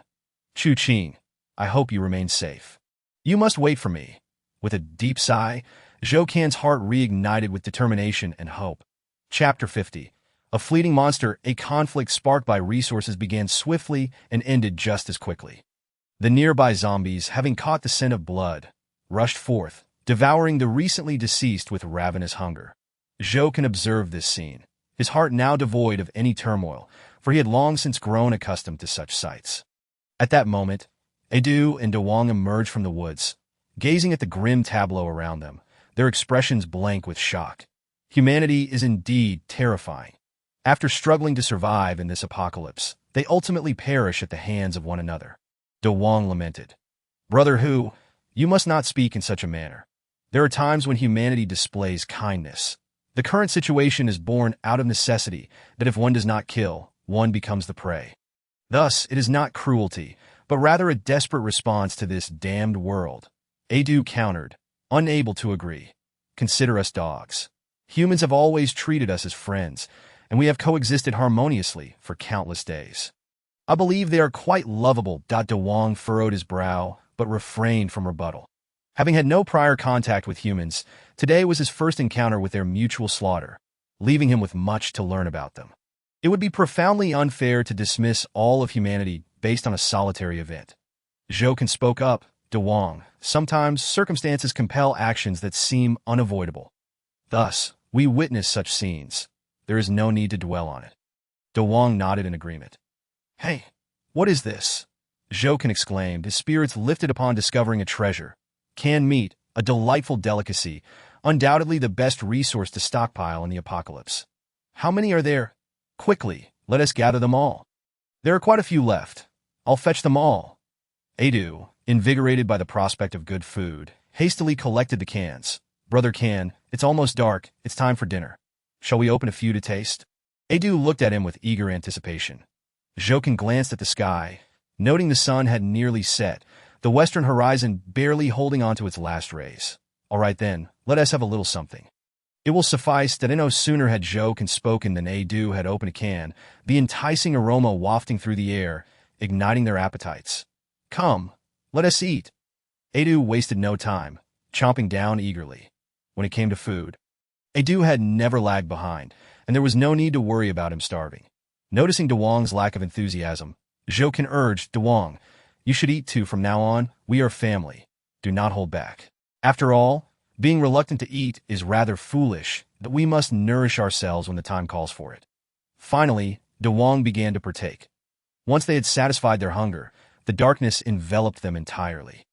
The temperature plummeted once more, falling below -10 degrees. For Zhouken, this chill posed little challenge. Ever since his resistance had surged, his ability to withstand the cold had grown immensely, freeing him from the fear of freezing to death. However, Edu and Dewang might find it somewhat arduous. Hey, how are you holding up? Can you endure? Zhouken inquired with concern to At that moment. Edu and Dewang had huddled closely together for warmth. Were it not for their fur, they would have surely sought refuge elsewhere. Still all right, Edu said, his teeth chattering that I am fine too. Enduring until dawn will be no issue, Dewang asserted, unwilling to show weakness. Zhouken chuckled, you may have misunderstood my intent. I meant if you cannot endure, use the lighter to ignite a fire. Then it won't be cold anymore. Edu and Dewang were momentarily taken aback. Yes, we have a lighter to eye in this freezing weather. It's perfect, Edu exclaimed, feeling rather foolish for having overlooked it. Edu spun in place until he finally produced the lighter. With a flick, the flame danced to life. Illuminating the darkness and dispelling the cold, Dewang quickly gathered some dry twigs and leaves, piling them together in anticipation of warmth. As the fire crackled to life, its glow illuminated their faces, gradually warming the surrounding air. Indeed, the warmth of the fire enveloped them, though it only heated the front and left the back cold. Yet it was preferable to freezing entirely. With the bonfire lit, they felt significantly more comfortable, gathered together to enjoy this rare warmth and tranquility. How wonderful! Edu mused that I have never before realized the significance of fire as I do now. Fire is indeed vital. It can save lives or take them. One must wield fire to illuminate, but never play with it lest one be burned, Jokin remarked, puffing gently to stoke the flames. Hey, do you hear that sound of water? Dewang suddenly interjected. Isn't that obvious? We are by the river. It's only natural to hear the water. Stop being paranoid and scaring me, Edu retorted, shaking his head to no, it's not just the usual sound of water. It's as if something is crawling out from the depths. Dewang said slowly, rising to gaze at the river. Seeing the seriousness in Dewang's demeanor, Jokin turned his gaze toward the river as well. However, the expansive river lay still and quiet, with only the occasional splash of water and a ripple stirred by the breeze. Dewang, perhaps you are overly tense. Try to relax, Jokin reassured him. Perhaps. Dewang exhaled a breath of frustration, choosing not to press the matter further. And so they continued until midnight. Suddenly, while resting, Dewang sprang to his feet, once more gazing intently at the river. His eyes sparkled with intensity, revealing a hint of battle readiness. Jokin also turned his attention to the river, instantly alert, for he too had heard a commotion. It turned out Dewang was not merely jumpy. There was indeed something amiss. Jokin caught a glimpse of a dark shape darting through the shadows, vanishing into the thick fog. Its size and demeanor reminded him of something ominous. Could it be? A tremor of foreboding coursed through Jokin. Dewang, did you see that just now? He whispered. That I did. It seemed to be a monster, Dewang replied. Quickly, wake Edu. Prepare for battle, Jokin commanded, his body trembling with anticipation. Chapter 51. A fierce battle in the fog. Hey, Edu, wake up, we have an enemy attack, Dewang urged, pawing at the slumbering. Edu jolted awake, exclaiming, enemy attack. Where? Let me at them. Should stop making a fuss. The enemy is hidden while we are exposed. Your ruckus is not helping, Jokin grumbled, exasperated by Edu's antics. Don't worry. With me here, everything will be fine, Edu declared, leaping to the forefront, his head spinning as he continued to shout. Where are you, enemy? Come face me. Jokin could only shake his head in disbelief at Edu's antics. Having such a dog in his company was truly a trial. Edu, calm down. The opponent seems formidable, Dewang added, equally bewildered but still attempting to caution him. Ha! Am I supposed to fear him? Let him come. Edu was blissfully unaware of the gravity of the situation. However, after waiting in silence, nothing further occurred. It appeared that the dark figure had indeed departed. How strange. Could it have been a false alarm? Jokin pondered, scrutinizing the river. Perhaps they saw our numbers and were too intimidated to act, Dewang speculated. See? With Dog Lord here, there is nothing to fear. Look, all is calm, Edu boasted, raising his head proudly, fully convinced that the absence of an enemy was due to his own prowess. Yet, at that moment, the dark figure re-emerged, charging directly at Ebang. The shadow collided forcefully with Edu, sending him flying. Edu let out a pained cry as he tumbled near Jokin. Alarmed, Jokin rushed to him. Edu, are you all right? But Edu lay still, seemingly lifeless too. Jokin was about to inquire further when Edu suddenly sprang up, cursing. What the hell was that? Who dares to crash into Dog Lord? Do they not cherish their life? Jokin's mouth twitched. Couldn't you be a bit more composed? Brother Ken, don't worry. I'll find out what kind of creature dared to ambush us. Edu perked up, his ears erect. I was just caught off guard. It won't happen again. But it's all right. It hasn't diminished my majestic presence. Edu, be careful, Dewang suddenly shouted. The dark figure charged at Edu once more, seemingly intent on silencing him. Yet, Edu was not truly foolish. Having sensed the threat, he was prepared this time. As the dark shadow drew near, Edu immediately lunged forward to confront it. Bang! Once again, a collision echoed. Edu did not falter, but slid back several meters upon landing, while the opponent remained unyielding, not retreating an inch. The disparity in strength was evident. and Edu was clearly no match for the foe. Roar! The king let out a fierce cry, and in the next moment, he charged forward, quickly engaging in a fierce struggle with the shadow amidst the thick fog. Be careful, king. Your wounds have yet to heal. You cannot afford a prolonged battle. Jokin anxiously shouted. Brother who? I will assist you. With that, Edu also surged into the fray. After a brief skirmish, both the king and Edu were forced to retreat, while the dark shadow began to emerge from the mist, gradually revealing its true form. Upon seeing the visage of the shadow, Jokin did not feel shock. He had long suspected it would be him, indeed. It was the shark monster, the very creature they had encountered previously. Jokin had stumbled upon an octopus beast core last time, which had led to the shark monster harboring a grudge against him. From the very beginning, Jokin understood that the shark monster would not relent and would surely return. However, he had not anticipated the late-night assault. Now, witnessing the shark monster's reappearance, Jokin felt a twinge of panic and fear. For the shark monster's strength was not to be underestimated. The king and Edu also took the situation seriously, their four bodies slightly lowered, limbs coiled with energy, poised to launch another attack at any moment. So it's you again. What do you want? Jokin asked coldly. The beast core has already turned to mush in my belly. What do you expect to reclaim? Besides, that beast core simply fell before me. It does not prove it belongs to you that I could just as easily claim it as mine. So if it's the beast core you seek, there is none. Jokin replied nonchalantly. Then I shall boil you down into a soup. And after consuming it, the effects of the beast core will undoubtedly remain, perhaps even enhanced.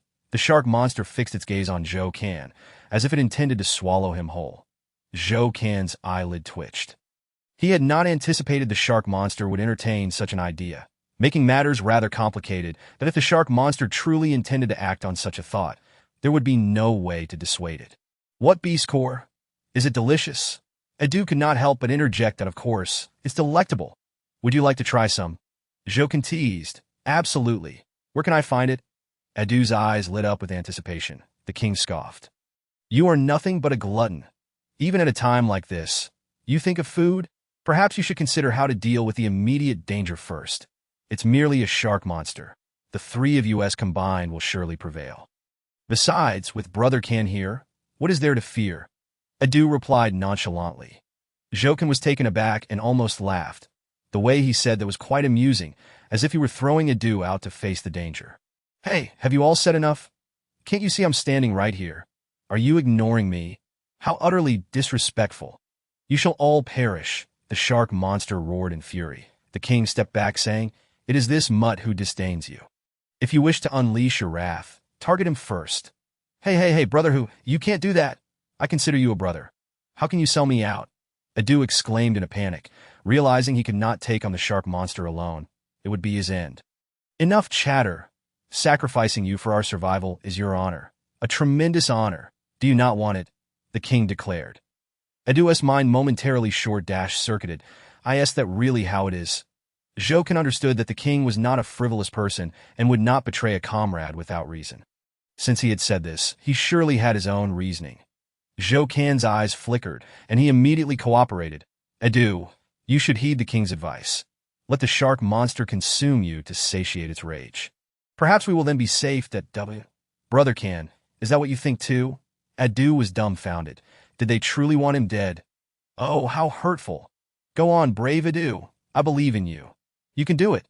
Jokin solemnly nodded, adding encouragement. Chapter 52. The 18 Techniques of the Dog Clan. First technique Edu trembled at the corners of his mouth, hesitating for a long moment. Fine, I'll go, since you want me to face death. I shall not be a coward. I am no weakling. As a brother, I shall not fall behind. In the next instant, Edu straightened his chest, marching towards the shark monster with the valor of a hero determined to face his demise. Ugly shark monster, come forth. Let me witness whether your sharp teeth can shred my body, Edu roared. The shark monster, meanwhile, appeared utterly bewildered. What was happening? Was this a taunt or a blatant provocation? Regardless, since this bothersome mutt had delivered itself to his doorstep, he might as well accept it. Stinking dog die. The shark monster swung its arms and tail, launching itself fiercely at the advancing Edu, opening its massive jaws to reveal chillingly sharp teeth. Come at me. Even if I perish, I shall break your two front teeth." Adu was unflinching, charging headlong into the fray. Suddenly, the king made his move, just as the shark monster's attention was fully fixated on Adu. The king seized the opportunity, striking decisively.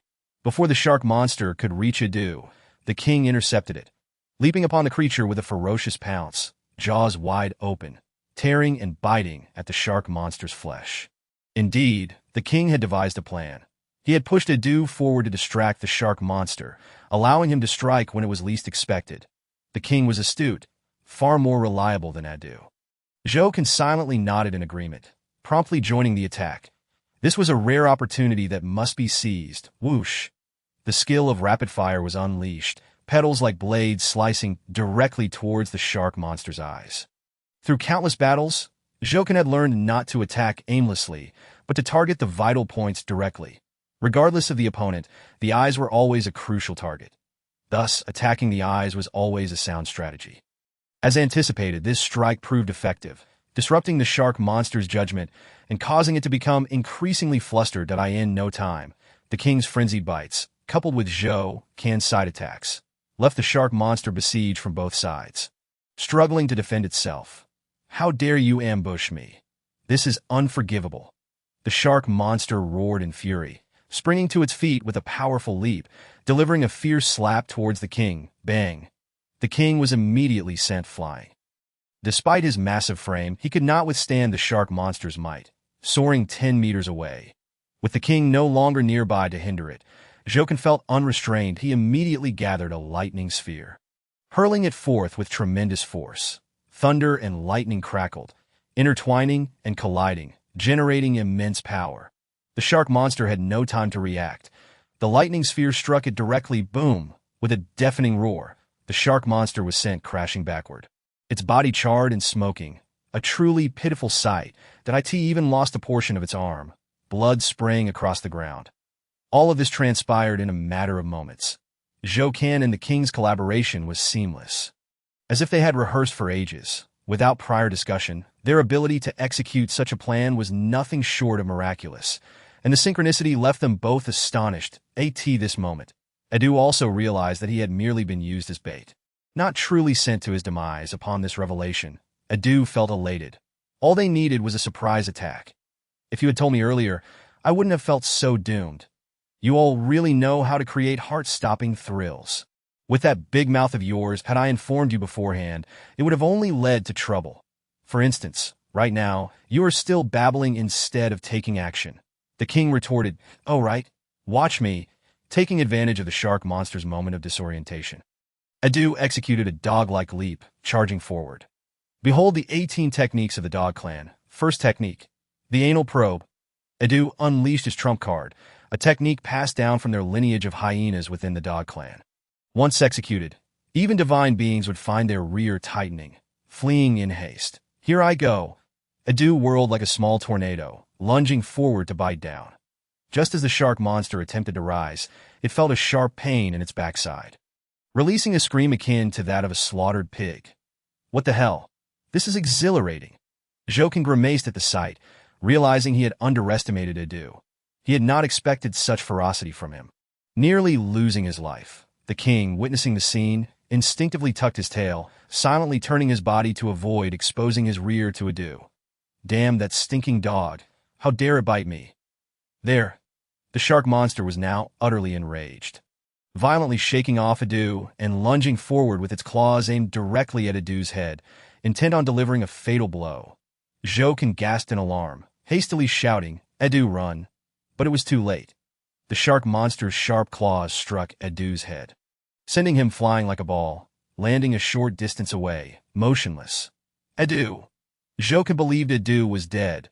Overwhelmed with grief and rage, two black leaves fluttered as he rapidly condensed 3 lightning spheres, unleashing them towards the shark monster. Having tasted the power of the lightning spheres, the shark monster dared not confront them head-on. It swiftly turned to flee into the river, intending to evade the onslaught and regroup for another battle. However, the king seemed to have anticipated this escape, already prepared. "Since you have come, then you shall stay." Suddenly, The king's eyes sparkled with brilliance, resembling a pair of dazzling luminous pearls that a peculiar force seemed to emanate from the king's gaze, instantly ensnaring the shark monster. The creature stood frozen, as if under a spell, completely motionless. Moments later, the thunderous orbs unleashed by Zhou soared through the air, detonating one after another against the shark monster's body. Boom! Boom! Amidst the thunder and lightning, the shark monster's form gradually collapsed. When they looked again, it had turned to charred ash, devoid of any life. One must admit, this coordinated assault was nothing short of perfection. At that moment, Zhou truly realized how astute it was to accept the king and Adu as his subordinates. It was undeniably the right decision. Yet, what overwhelmed Zhou more was sheer astonishment. He gazed at the king in disbelief, his expression riddled with questions. "My lord, what was that technique you just employed? How could it render the shark monster immobile?" It was simply astounding. Chapter 53, The Unusual Eagle. The shark monster lay slain. The threat had been neutralized. Zhou was eager to learn about the king's extraordinary technique. The king, without reservation, elucidated, "This ability was bestowed upon me after my mutation, allowing me to temporarily incapacitate my foes. However, the effect lasts too briefly to be fatal, which is why I had not showcased it before. Seeing the shark monster attempting to flee, I resorted to it in desperation, and it proved remarkably effective." "Impressive, my lord. This capability of yours is nothing short of divine. Perhaps, once your strength increases further, the immobilization duration will extend, transforming this ability into an unexpected trump card." Zhou expressed with admiration. "Enough of your trump card talk. Let us first see how Adu is faring." The king redirected his attention to Adu, who still lay sprawled on the ground. Zhou then remembered Adu's uncertain condition and called out, "Hey, Adu, how are you holding up?" His shout met with silence, and a wave of anxiety washed over Zhou. He can't really be dead, can he? At that moment, the king rushed over, using a claw to flip Adu onto his back. "Hey, I say, brother tiger, can't you be a little gentler? Must you be so rough? It's quite intolerable." Adu opened his eyes, annoyance etched on his face. "Get up if you're not dead. No need to play dead. I swear I'll tear you apart," the king retorted in a gruff voice. All right, I'm getting up. No need to be so domineering. For goodness sake, I really don't want to be friends with you. It's utterly boring." Adu replied as he rose, shaking off the remnants of his earlier state, revealing 2 bloodied lines across his head, injuries from the shark monster's earlier assault. Fortunately, it was merely superficial, sparing him from more grievous harm. "Are you all right up there?" Zhou inquired. "Nothing serious, just a little scratch." Adu shrugged nonchalantly. "That I must say, your head is remarkably resilient," Zhou remarked in astonishment. "Well, that's just how it is, apart from my head. Everything else is rather ordinary. It's what I take pride in," Adu replied with a hint of pride. "Cut it out. Your face is just as tough, utterly thick-skinned. Even a hammer blow wouldn't reveal your true colors." The king interrupted. "Brother Tiger, that's not fair. As the saying goes, a thick skin leads to longevity. I'm merely embracing my strengths," Adu defended himself. Fine, whatever you say. I can't be bothered to argue with you," the king dismissed. "Even thick skin can be presented with grandeur.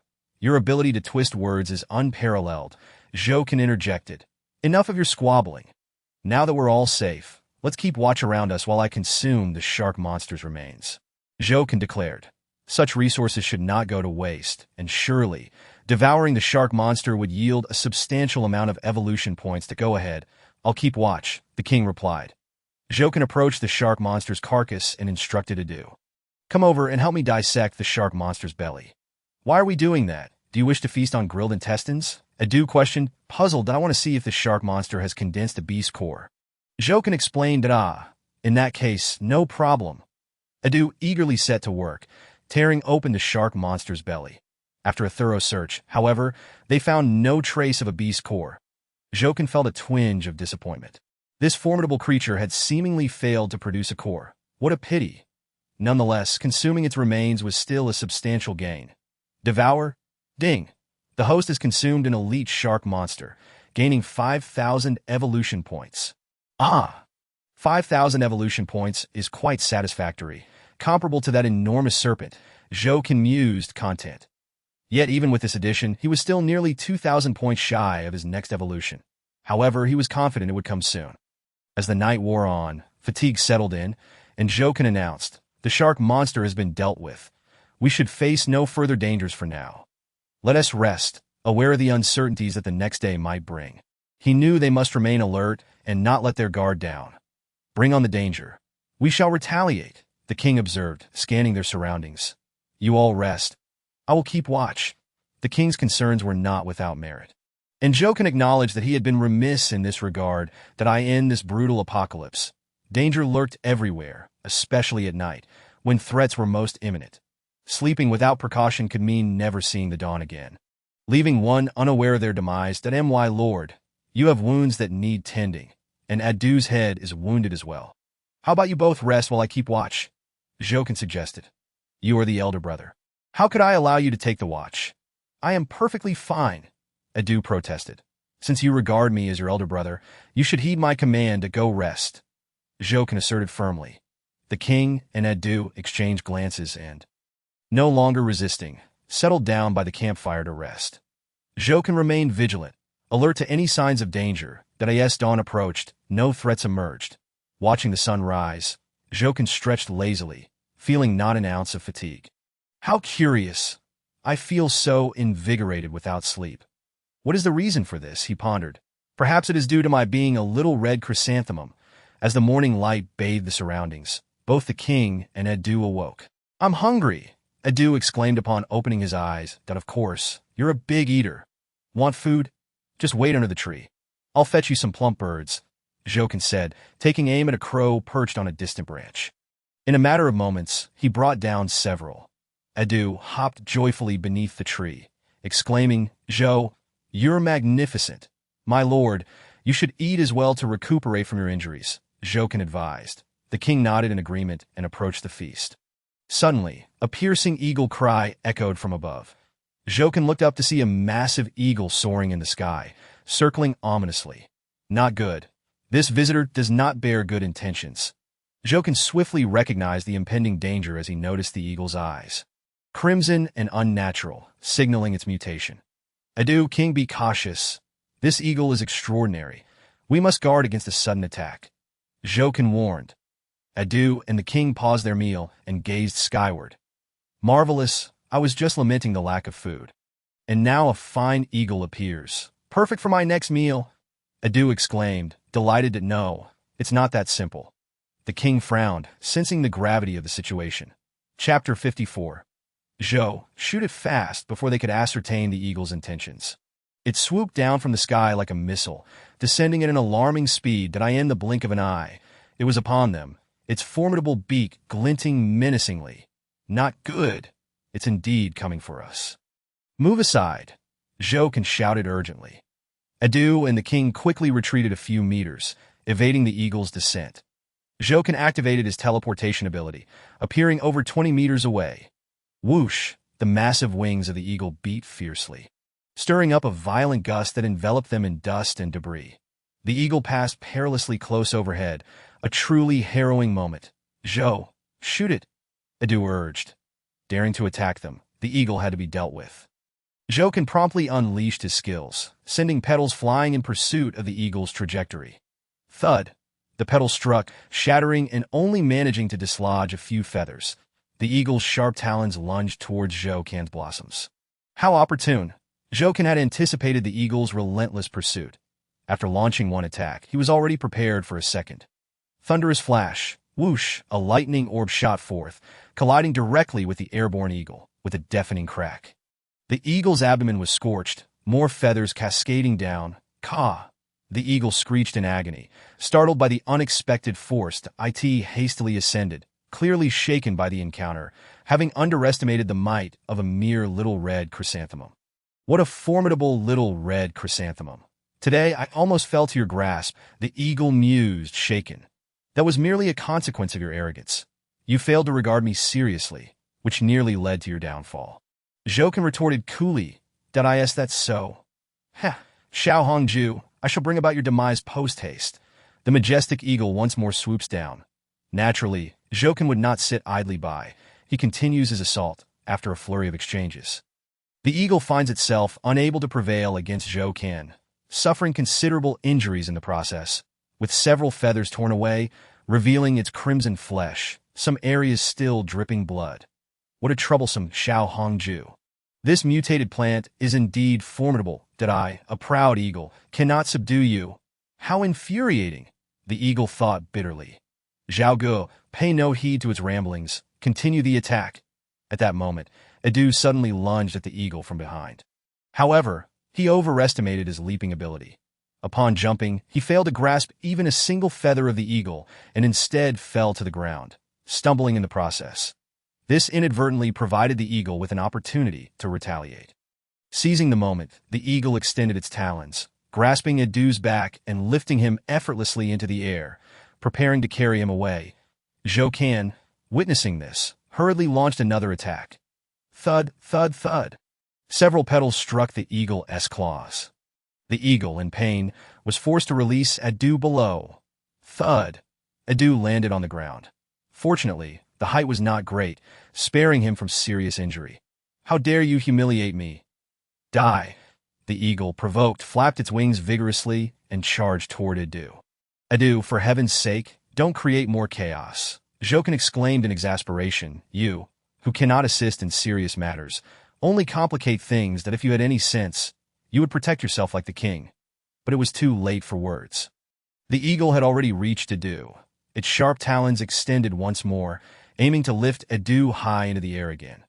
Zhou Can gasped, readying to attack once more, but the king had already leaped into action. It must be said, as a member of the Tiger Clan, the king's leaping power vastly surpassed that of Edu in a single bound. It reached the eagle, sinking its teeth into one of its claws. With a sharp rip, it tore away a chunk of flesh. The eagle was thoroughly frightened, quickly retracting its talons and soaring high into the sky. You shall pay for this. I will ensure your demise. With powerful wing beats, the eagle swiftly vanished into the horizon. It fled just like that. It seems my might scared it away. Such a large creature, yet a coward at heart. How dull. Edu scoffed. Enough of that. It was the king's merit. Had the king not bravely rescued you just now, you would likely be a civ by now. Zhou Can retorted disdainfully. This shows that Brother Tiger cares for me. Always thinking of my well-being. Thank you, Brother Tiger. Edu, adept at bending and yielding, knew when to be stubborn and when to be conciliatory, showing no hesitation in expressing his thoughts. That it must be said, few can achieve this level of adaptability unless they possess thick enough skin. Can you not boast for once? The king wished to tape Edu's mouth shut, longing for a moment of silence in a world where Edu's incessant chatter had nearly driven him to despair. Just then, a distant eagle cry pierced the air. Zhou Can was startled, quickly glancing into the distance. Several vehicles were approaching from below, raising a long plume of dust as they sped toward them. Realizing the gravity of the situation, Zhou Can thought, oh no, that eagle has led a group of people here. They must have discerned our presence by now. Where? Edu craned his neck to see, but failed to spot a single figure.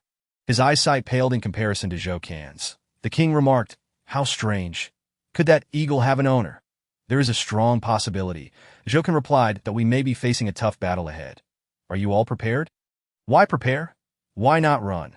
Edu questioned in confusion. Zhou Can shot him a glance, stating, do you think we can escape with the eagle watching from above? Even if we dart into the woods, as long as the eagle signals from above. We cannot flee. It would only be a futile endeavor, in truth. Zhou Can could easily escape, but he would not abandon Edu and the king. He relied on them to attract the zombies in the future. Such valuable allies must be protected. Ah, that's true. Edu shook his ears. Since escape was not an option, they would fight. We are not afraid of them. They are coming. Zhou Can observed the approaching clouds of dust, his tone grave, his leaves standing on end in anticipation. Edu and the king tensed, preparing for battle. Chapter 55. The formidable General Pei. As the billowing dust drew nearer, 3 vehicles gradually came to a halt. Bang, bang. The doors swung open, and a throng of robust men poured out. Many among them were wielding already loaded rifles. At the forefront stood a muscular man clad in a leather jacket, exceptionally strong in physique. His name was Pei Tianghua, the leader of this faction, but he preferred to be called General Pei, as it sounded formidable and conveyed a sense of dominion.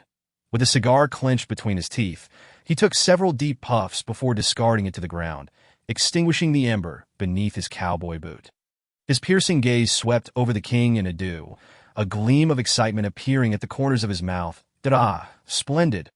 I have stumbled upon two such excellent pets, especially this tiger.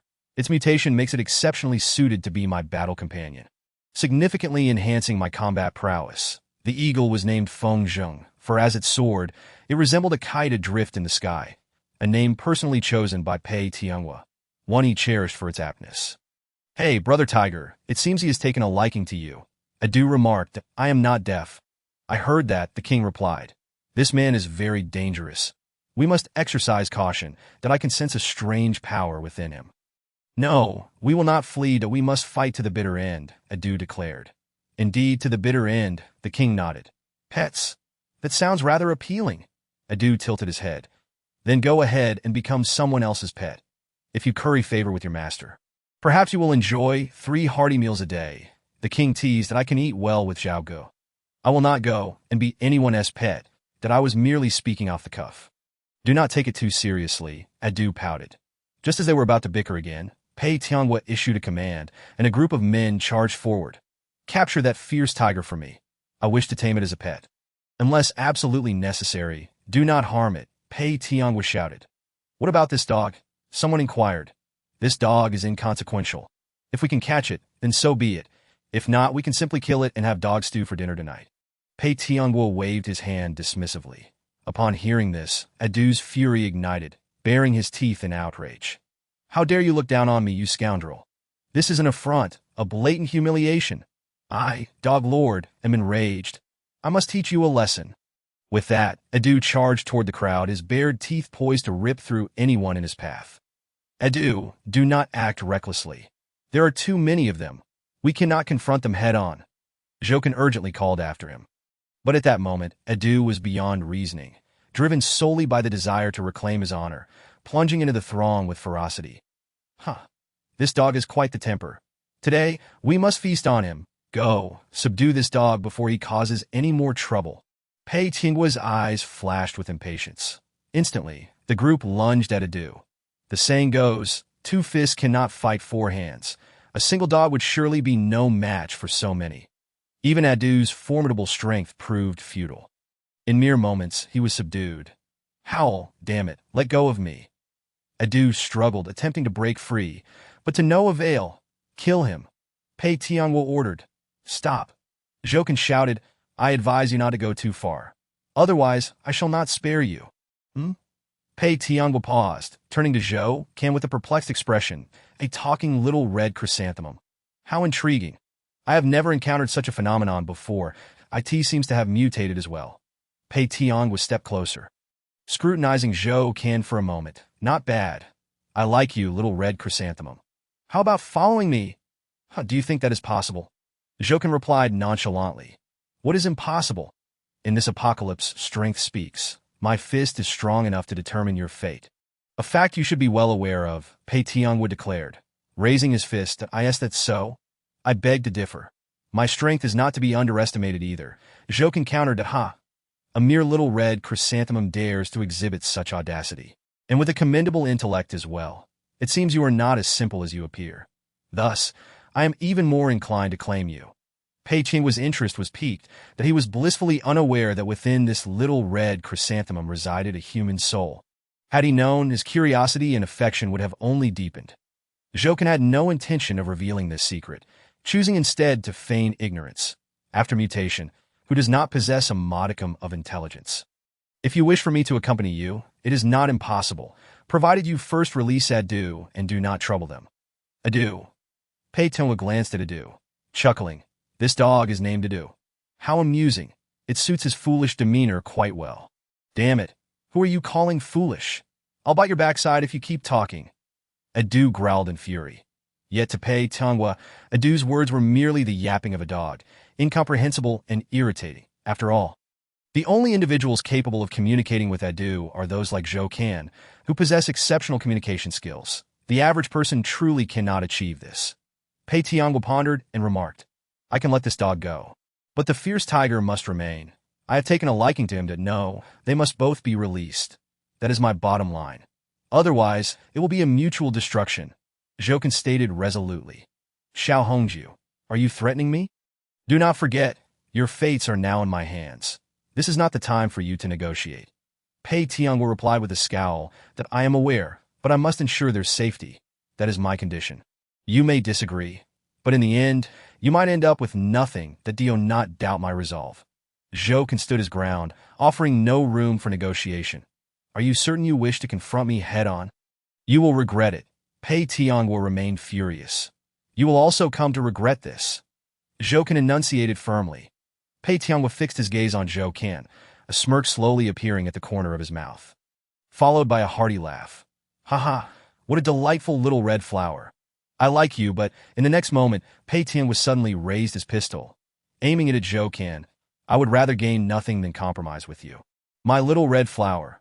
Chapter 56. The emergence of the awakened, the cold muzzle pressed against Zhou Can's heart sent his pulse racing, but he did not expect Pei Tianguo to be so resolute. Utterly unfazed by intimidation. Instead, it ignited his murderous intent. What to do? Remain calm. I must not panic. Zhou Can understood that the more critical the situation, the more composed he needed to be. Any sign of anxiety would likely prompt his adversary to pull the trigger immediately. Zhou Can quickly regained his composure and suggested, I advise you to reconsider your terms. If a fight breaks out, you may not come out unscathed that I have made my decision. The dog can go free. But you and that fierce tiger must stay. Pei Tianguo reiterated. Brother Can, I will stay. Let Adu go first, he is the weakest. As long as he leaves, we will have no worries and can act boldly. The king stated. But that is unfair to you. Zhou Can replied. What is fairness? We are a collective. We must consider the whole. If we cannot unite at this moment, we shall inevitably perish, the king reasoned. Very well. I will heed your counsel. Let Adu go first, and we shall act at the opportune moment. Zhou Can acquiesced to the king's proposal. Immediately, Zhou Can addressed Pei Tianguo. Release Adu. We will remain. And also lower your gun. Do not point it at me. Pei Tianguo lowered his pistol, smiling. Now that's more like it. Those who recognize the times are truly wise that it is not easy for you to have grown to this point. So there is no need to be overly contentious. Iron is easily bent. Do not let minor matters jeopardize your future. As long as you follow me, I promise to elevate your status beyond what it is now. I do not need your empty promises. I only care for tangible actions. Release Adu now. Zhou Can insisted. Pei Tianguo waved his hand to his subordinates. Let the dog go. Adu, having escaped, still wished to leap and bite. Zhou Can called out to him. Adu, do not act recklessly. Leave this place quickly. This is the opportunity that the king and I have fought for you. Do not squander it. No, I will not leave. I want to bite them. Adu refused to depart. Obey, leave. Otherwise, we will no longer recognize you as our brother. Zhou Can reprimanded. Yes, go quickly. The king shouted. Only if you leave can we seize our chance to fight. Do you understand? Adu paused, seemingly grasping something. All right, I will leave now. You all be careful. Adu turned and ran off into the distance. All right, the dog is gone. Now follow me. Pei Tianguo declared, do not entertain any thoughts of resistance. It would be futile. Even if you resist, it will be to no avail. I have even more formidable trump cards. Zhou Can exchanged glances with the king, and they immediately feigned submission while secretly preparing for a fierce battle. Adu had already run far along the Huangpu River, nearing safety. Pei Tianguo's lips curled into a smile. Haha, good, no problem. My men can withdraw, and I can step forward to speak, but do not attempt any tricks. However, it matters not. I am unafraid of your schemes, that if you're not afraid of death, then feel free to attempt them. Pei Tianguo exuded confidence, as if he had some powerful backing, entirely unafraid of anything. He then commanded his subordinates to retreat several meters and holstered his rifle. Stepping closer to Zhou Can, Little Red Flower, speak. What other conditions do you have? Present them freely. Zhou Can smiled slightly. You were right.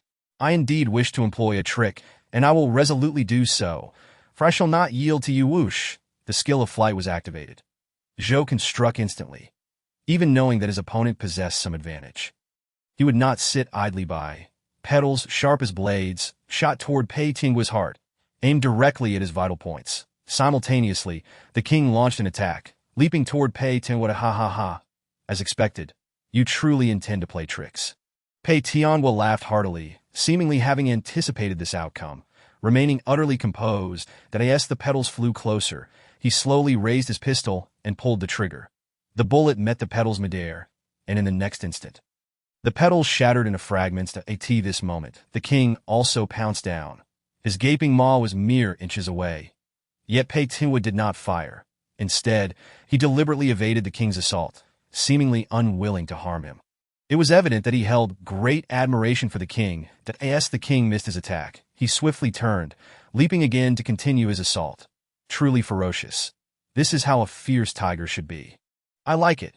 Pei Tianhua's eyes sparkled with excitement, further admiring the king. Roar. The king growled, deeply displeased with Pei Tianhua's gaze, as if he were a patron selecting a product. Truly distasteful. Come down, becoming my pet is the right choice. Pei Tianhua suddenly leaped up, matching the king's height, that he then grasped the king's neck and forcefully slammed him down to the ground. Bang! The king landed, firmly pinned to the ground by Pei Tianhua. Unable to move. This is... Zhou gasped in astonishment at this scene. Could it be that you two have undergone a mutation? Such an act is beyond the capability of an ordinary person. Even a martial artist could not achieve this. Yet Pei Tianhua accomplished it effortlessly. The height of his jump had far surpassed human limits. Only the notion of mutation could explain all this. No wonder Pei Tianhua exuded such confidence. It turns out he is no longer a normal human. No, this is not mutation. It is awakening. Pei Tianhua grinned widely. I am now a powerful awakened one. This is my foundation. This is why I am unafraid of your tricks. No matter how you resist, you will ultimately fall beneath my fists. Pei Tianhua raised his fist and struck down upon the ground with force, instantly causing the earth to cave in, creating a shallow pit in the shape of a fist, with cracks around the edges resembling a spider's web. This punch contained at least 1,000 pounds of force. If it were to strike a person, it would surely result in grievous injury, bones shattered and blood spilled, a certain death. This blow was undoubtedly a display of power, meant to intimidate Zhou Can and the king, making them aware that Pei Tianhua had been showing restraint all along, never truly engaging. This act genuinely startled Zhou Can and the king. Yet, at this moment, Zhou Can was more concerned with understanding what an awakened one was. As he had never heard of such beings before, awakened one? What is this awakened one? Zhou Can inquired, voicing his curiosity. Pei Tianhua chuckled lightly. Ah well, you are merely a mutated little red flower, so it is normal for you not to know these things. As for what an awakened one is, I have no qualms in revealing it to you. An awakened one is Chapter 57.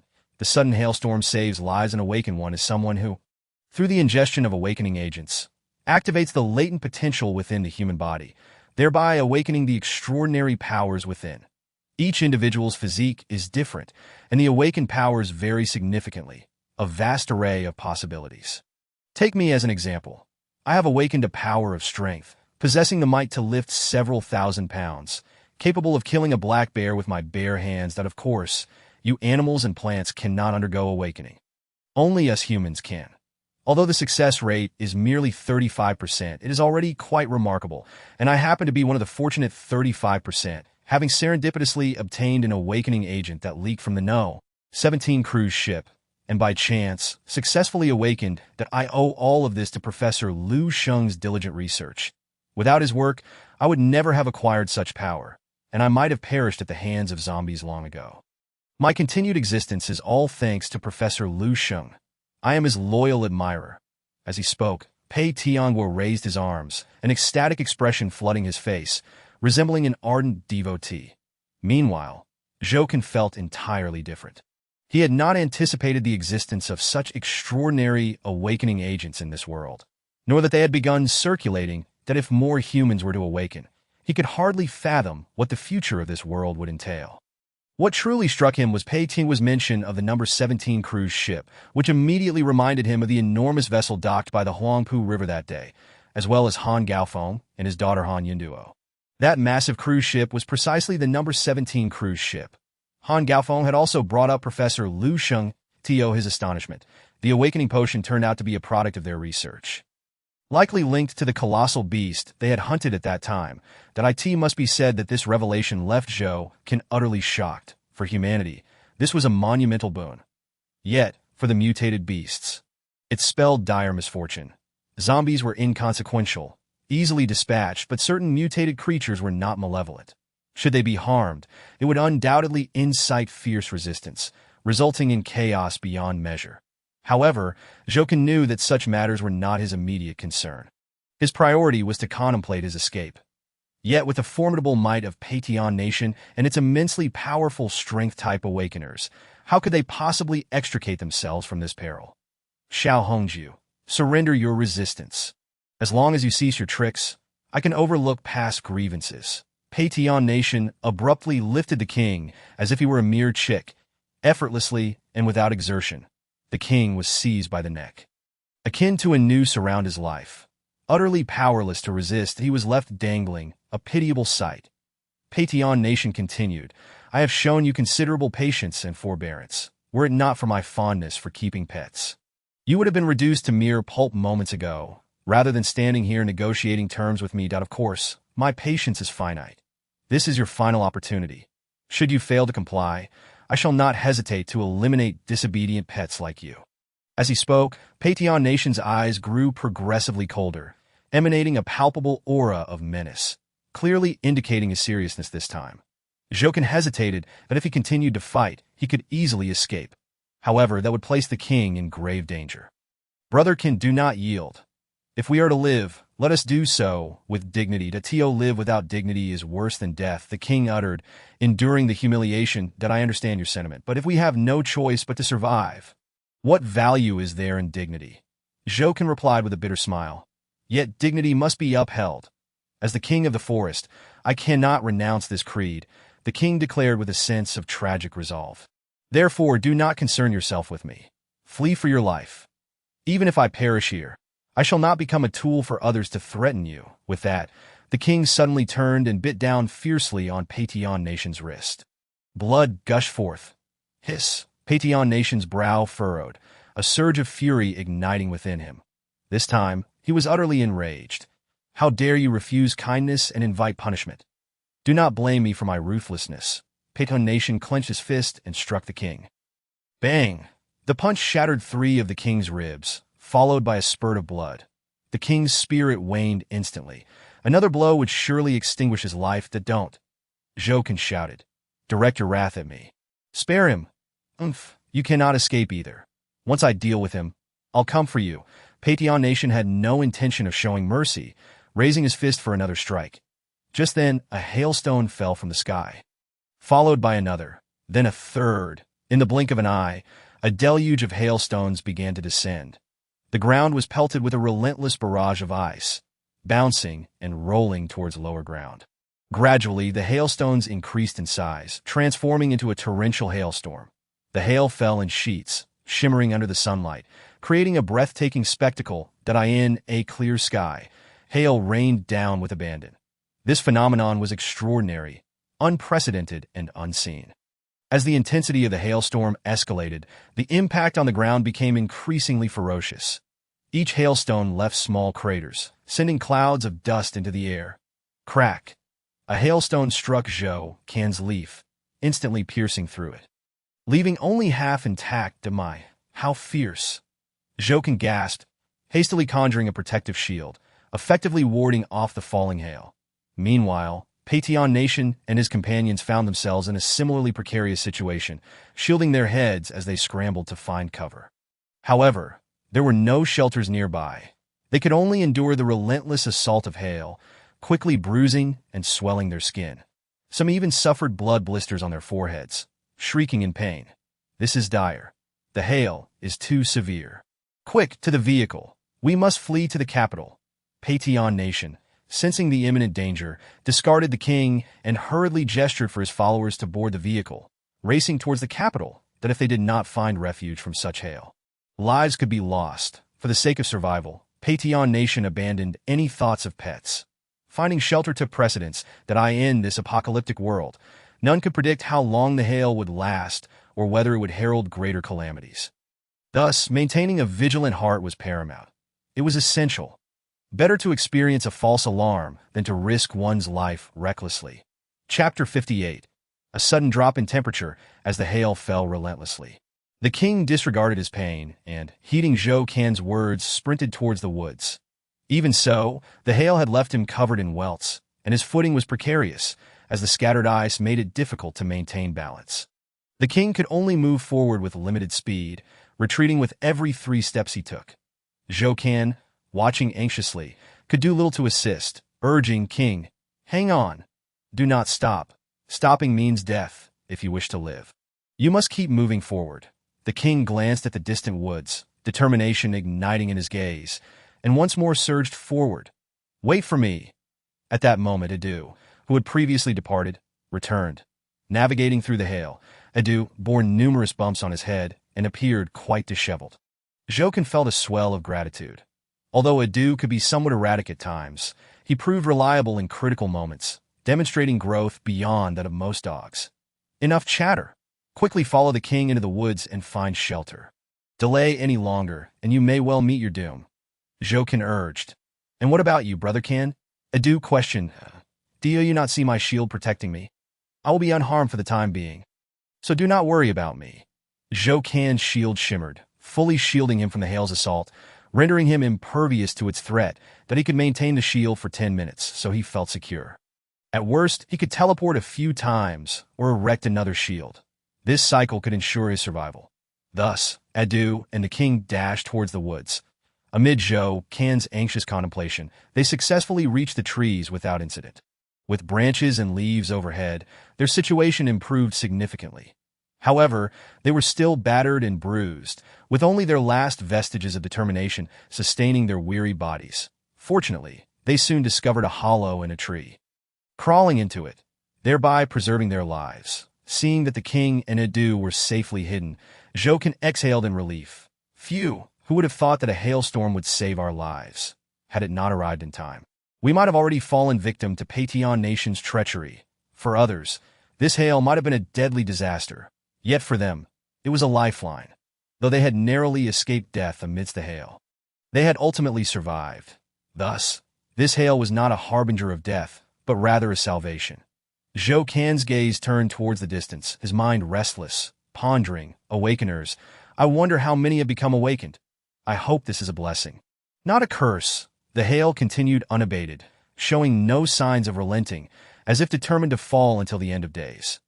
Zhou glanced down at the ground, which had accumulated a thick layer of ice balls. If this continued, the landscape would soon be blanketed, forming an increasingly severe frost layer. At that point, his situation would become even more precarious, for he relied on the soil to sustain his life. Should the ground freeze, he would undoubtedly find himself in dire straits.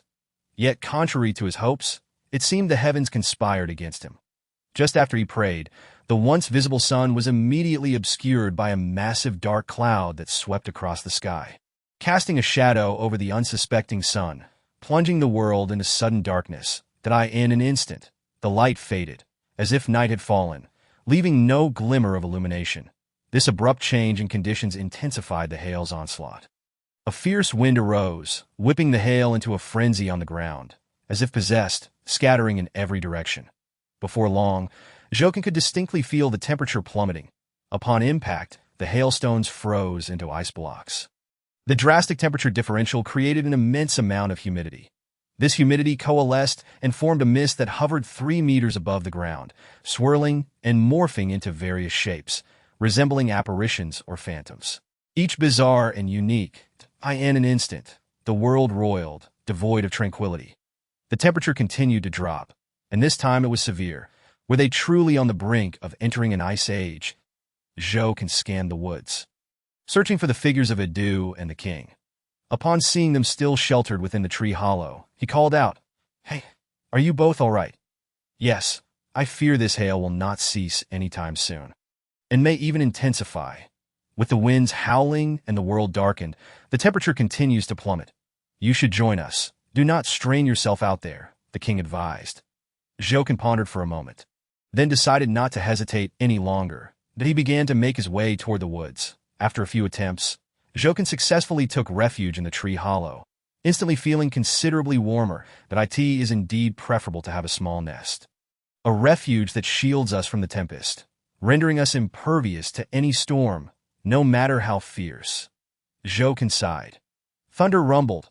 At that moment, a bolt of lightning illuminated the heavens and the earth, only to be swallowed again by darkness, as if it had cleaved a fissure in the obsidian sky. Oh, the hail has ceased, Adu exclaimed, filled with delight.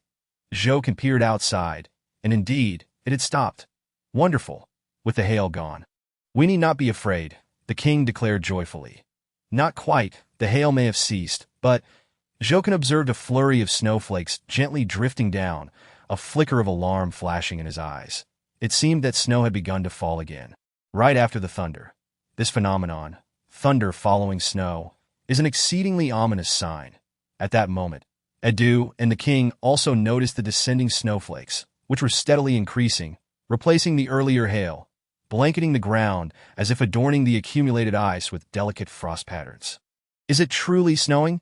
Adu climbed out of the tree hollow, gazing skyward, seeking to discern whether this was reality or mere illusion. Chapter 59. He remained undeterred. The king also emerged from the tree hollow, extending his paw to catch a snowflake, murmuring, "It seems we are about to face yet another dire calamity. You two quickly come in. It is imperative that we hunker down in the tree hollow to avoid any unforeseen upheaval." Jokin urged, "Brotherkin, do you think we might freeze to death?" Adu nestled beside Jokin in the hollow. "No, once the wind and snow cease, we can kindle a fire for warmth," Jokin reassured him. "Let us hope so." Adu inched closer to Jokin, yet Jokin could offer him no warmth, merely a semblance of psychological solace. Taking a deep breath, Jokin gazed out at the snowstorm, momentarily at a loss for words. His unease intensified, echoing the king's sentiments that they might soon confront a more terrifying disaster, that in the face of such natural calamity, they could only bear witness. Powerless to act, before nature, they were but feeble beings, deprived even of the chance to resist. The snow fell heavier, soon cloaking the earth in a shroud of white. The air was permeated with an insidious cold, all-encompassing. Within their tree hollow, the temperature gradually plummeted to conserve warmth. Adu and the king had no choice but to huddle together, a sight somewhat comical. "All right, we shall venture forth to search," the king declared, rising to exit. Adu promptly followed suit, acutely aware that in their current predicament, nightfall posed the greatest threat. For once darkness fell, the cold would intensify, rendering the long night even more arduous to endure. Therefore, igniting a fire for warmth was paramount.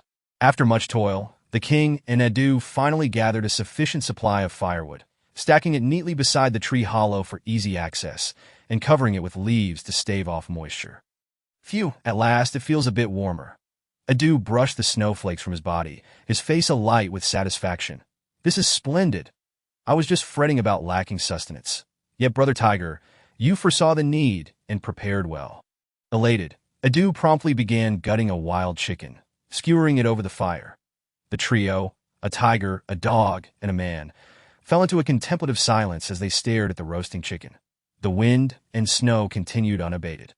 As evening descended, the sun too retreated behind the western hills. Suddenly, two beams of light appeared in the distance, clearly visible from their vantage point in the hollow. "Caution, it appears someone approaches," Jokin immediately alerted. The king and Adu stood on high alert, their eyes fixed on the distant figures, readying themselves for battle at a moment's notice. Soon, the sound of revving engines echoed through the air. A modified, high-powered off-road vehicle slowly approached, containing several individuals, one of whom Jokin recognized. Pei Tian. It seemed he was still undeterred that a glint of murderous intent flickered in Jokin's eyes. This Pei Tian must be eliminated. Otherwise, he would become a ticking time bomb, a threat that could strike at any moment. "Brother Can, what shall we do?" "They have returned," the king inquired. "Shall I lure them away?" Adu suggested that no, that Pei Tianhua is an awakened one. Exceedingly difficult to deal with. A single misstep could lead us to a predicament from which there is no return, that we cannot afford to take any risks. We must devise a meticulous plan. Jokin replied solemnly. "Indeed, brute force will not suffice. We must outsmart them," the king concurred. "But how shall we do that?" Adu asked, shaking his ears.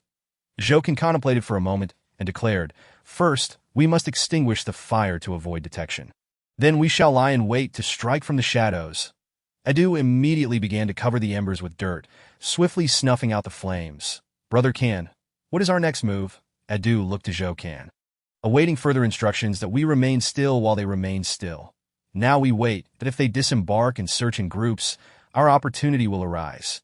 Creak. The off-road vehicle halted outside the woods. General Pei, shall we enter the woods to search? The driver inquired. Pei Tian would jump from the vehicle, surveying the surroundings, which were blanketed in white, devoid of any signs of his quarry. The only refuge nearby was the woods, where they surely lay concealed. Having found this place, he resolved to venture in and search. Should he fail to find them, it would seem that fortune had not favored him, and he would not secure a fierce tiger as a pet. Immediately, everyone disembarked from the vehicle and swiftly entered the woods to commence their search. The snowy ground left uneven footprints, a combination of deep and shallow imprints trailing behind them. Brother Can, they are coming, Adu whispered. Yes, they are arriving as anticipated. Once they enter, we shall have the chance to take them down one by one. That who ultimately prevails remains to be seen, Zhou Can asserted. Before long, the group began to disperse, most pairing off into twos as they cautiously advanced deeper. Two of them soon approached the tree hollow where Zhou Can and the others hid, and they appeared to have sensed something amiss. Old Zhang, do you smell something? Fan Lu inquired. Old Zhang twitched his nose. Indeed, it seems to be the scent of smoke. Could there be others nearby? Fan Lu asked anxiously.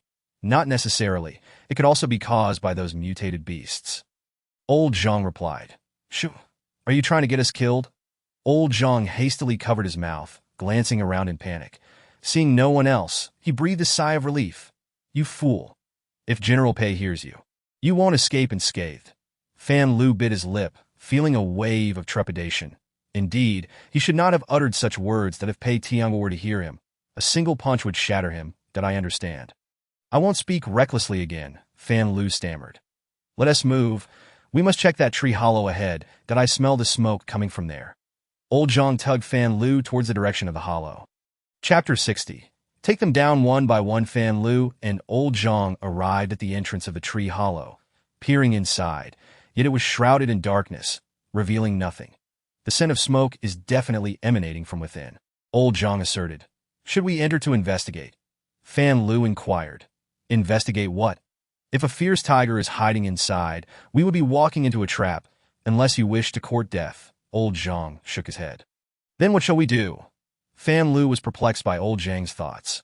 Old Zhang raised his rifle. Let us fire a volley inside. We'll assert our dominance, regardless of whether there are heroes within. With that, Old Zhang fired his weapon. Rat-a-tat-tat. Bullets flew, smoke billowing forth, wreaking havoc within the hollow. Yet, there was no response from inside. It seemed that no one resided there. Fan Lu took a few steps forward, intending to peer more closely into the hollow. Suddenly, a shadow darted out from behind the hollow, lunging directly at Fan Liu. It was Adu, who had been lurking in the shadows, waiting for the right moment to strike. Without hesitation, Adu tackled Fan Lu, decisively sinking his teeth into him. Thud. Fan Lu's neck was instantly torn apart, blood gushing forth like a fountain. Fan Lu! Fan Lu! Are you all right? Old Zhang shouted in alarm, raising his rifle to shoot at Adu. However, in the next instant, a larger shadow lunged at him. Old Zhang's body jolted. Turning to look, he was seized by terror, dropping his rifle to the ground. It's the fierce tiger. Roar! The king opened his massive jaws, swiftly biting down on Old Zhang's head, then yanked fiercely, severing it cleanly from his body, a spray of blood erupting from the severed neck. Well done! At that moment, Zhou Can emerged from behind another tree, showering praises upon Adu and the king, that we shall employ this method, gradually whittling them down. Given enough time, we shall surely eradicate them. Thus, let us not fear, for victory will ultimately belong to us, unbeknownst to Old Zhang and Fan Lu. Long before they approached, Zhou Can and his companions had shifted to another location, lying in wait for their advance. Once they drew near, they executed their plan flawlessly, swiftly dispatching the two. It seems Brother Can's strategy is indeed brilliant. Were it not for your ingenious idea, we would have been left to charge blindly, and would not have so easily eliminated our foes, Adu flattered. Not good, more are coming, the king suddenly warned that moment. Two figures were seen swiftly approaching from the southwest, evidently drawn by the earlier gunfire. Quick, hide! We'll use the same tactic as before to take them down, Jokin instructed. They promptly concealed themselves once more, waiting for the two to draw near. Gunfire erupted moments ago. Where are the people? Look, they are all dead. Dead. It seems they were torn apart by a ferocious beast, likely the work of that very tiger. Quickly alert General Pei. However, before they could send out the message, Edu and the king leapt forth, employing the same method, swiftly dispatching 2 more individuals. Splendid. Another 2 eliminated. Jokin rejoiced at this rate. They would soon eradicate all of the enemy's forces. Once that happened, only Pei Tianguo would remain, and fear would no longer grip them. Perhaps they would still possess the strength to fight. Edu, go fire their rifles to create a commotion, and see if we can draw in a few more. Jokin intended to lure in even more adversaries, seizing the opportunity to eliminate them all. Sometimes, an idea can be repeatedly utilized, as long as it proves effective. All right. Edu immediately complied, pulling the trigger of the rifle.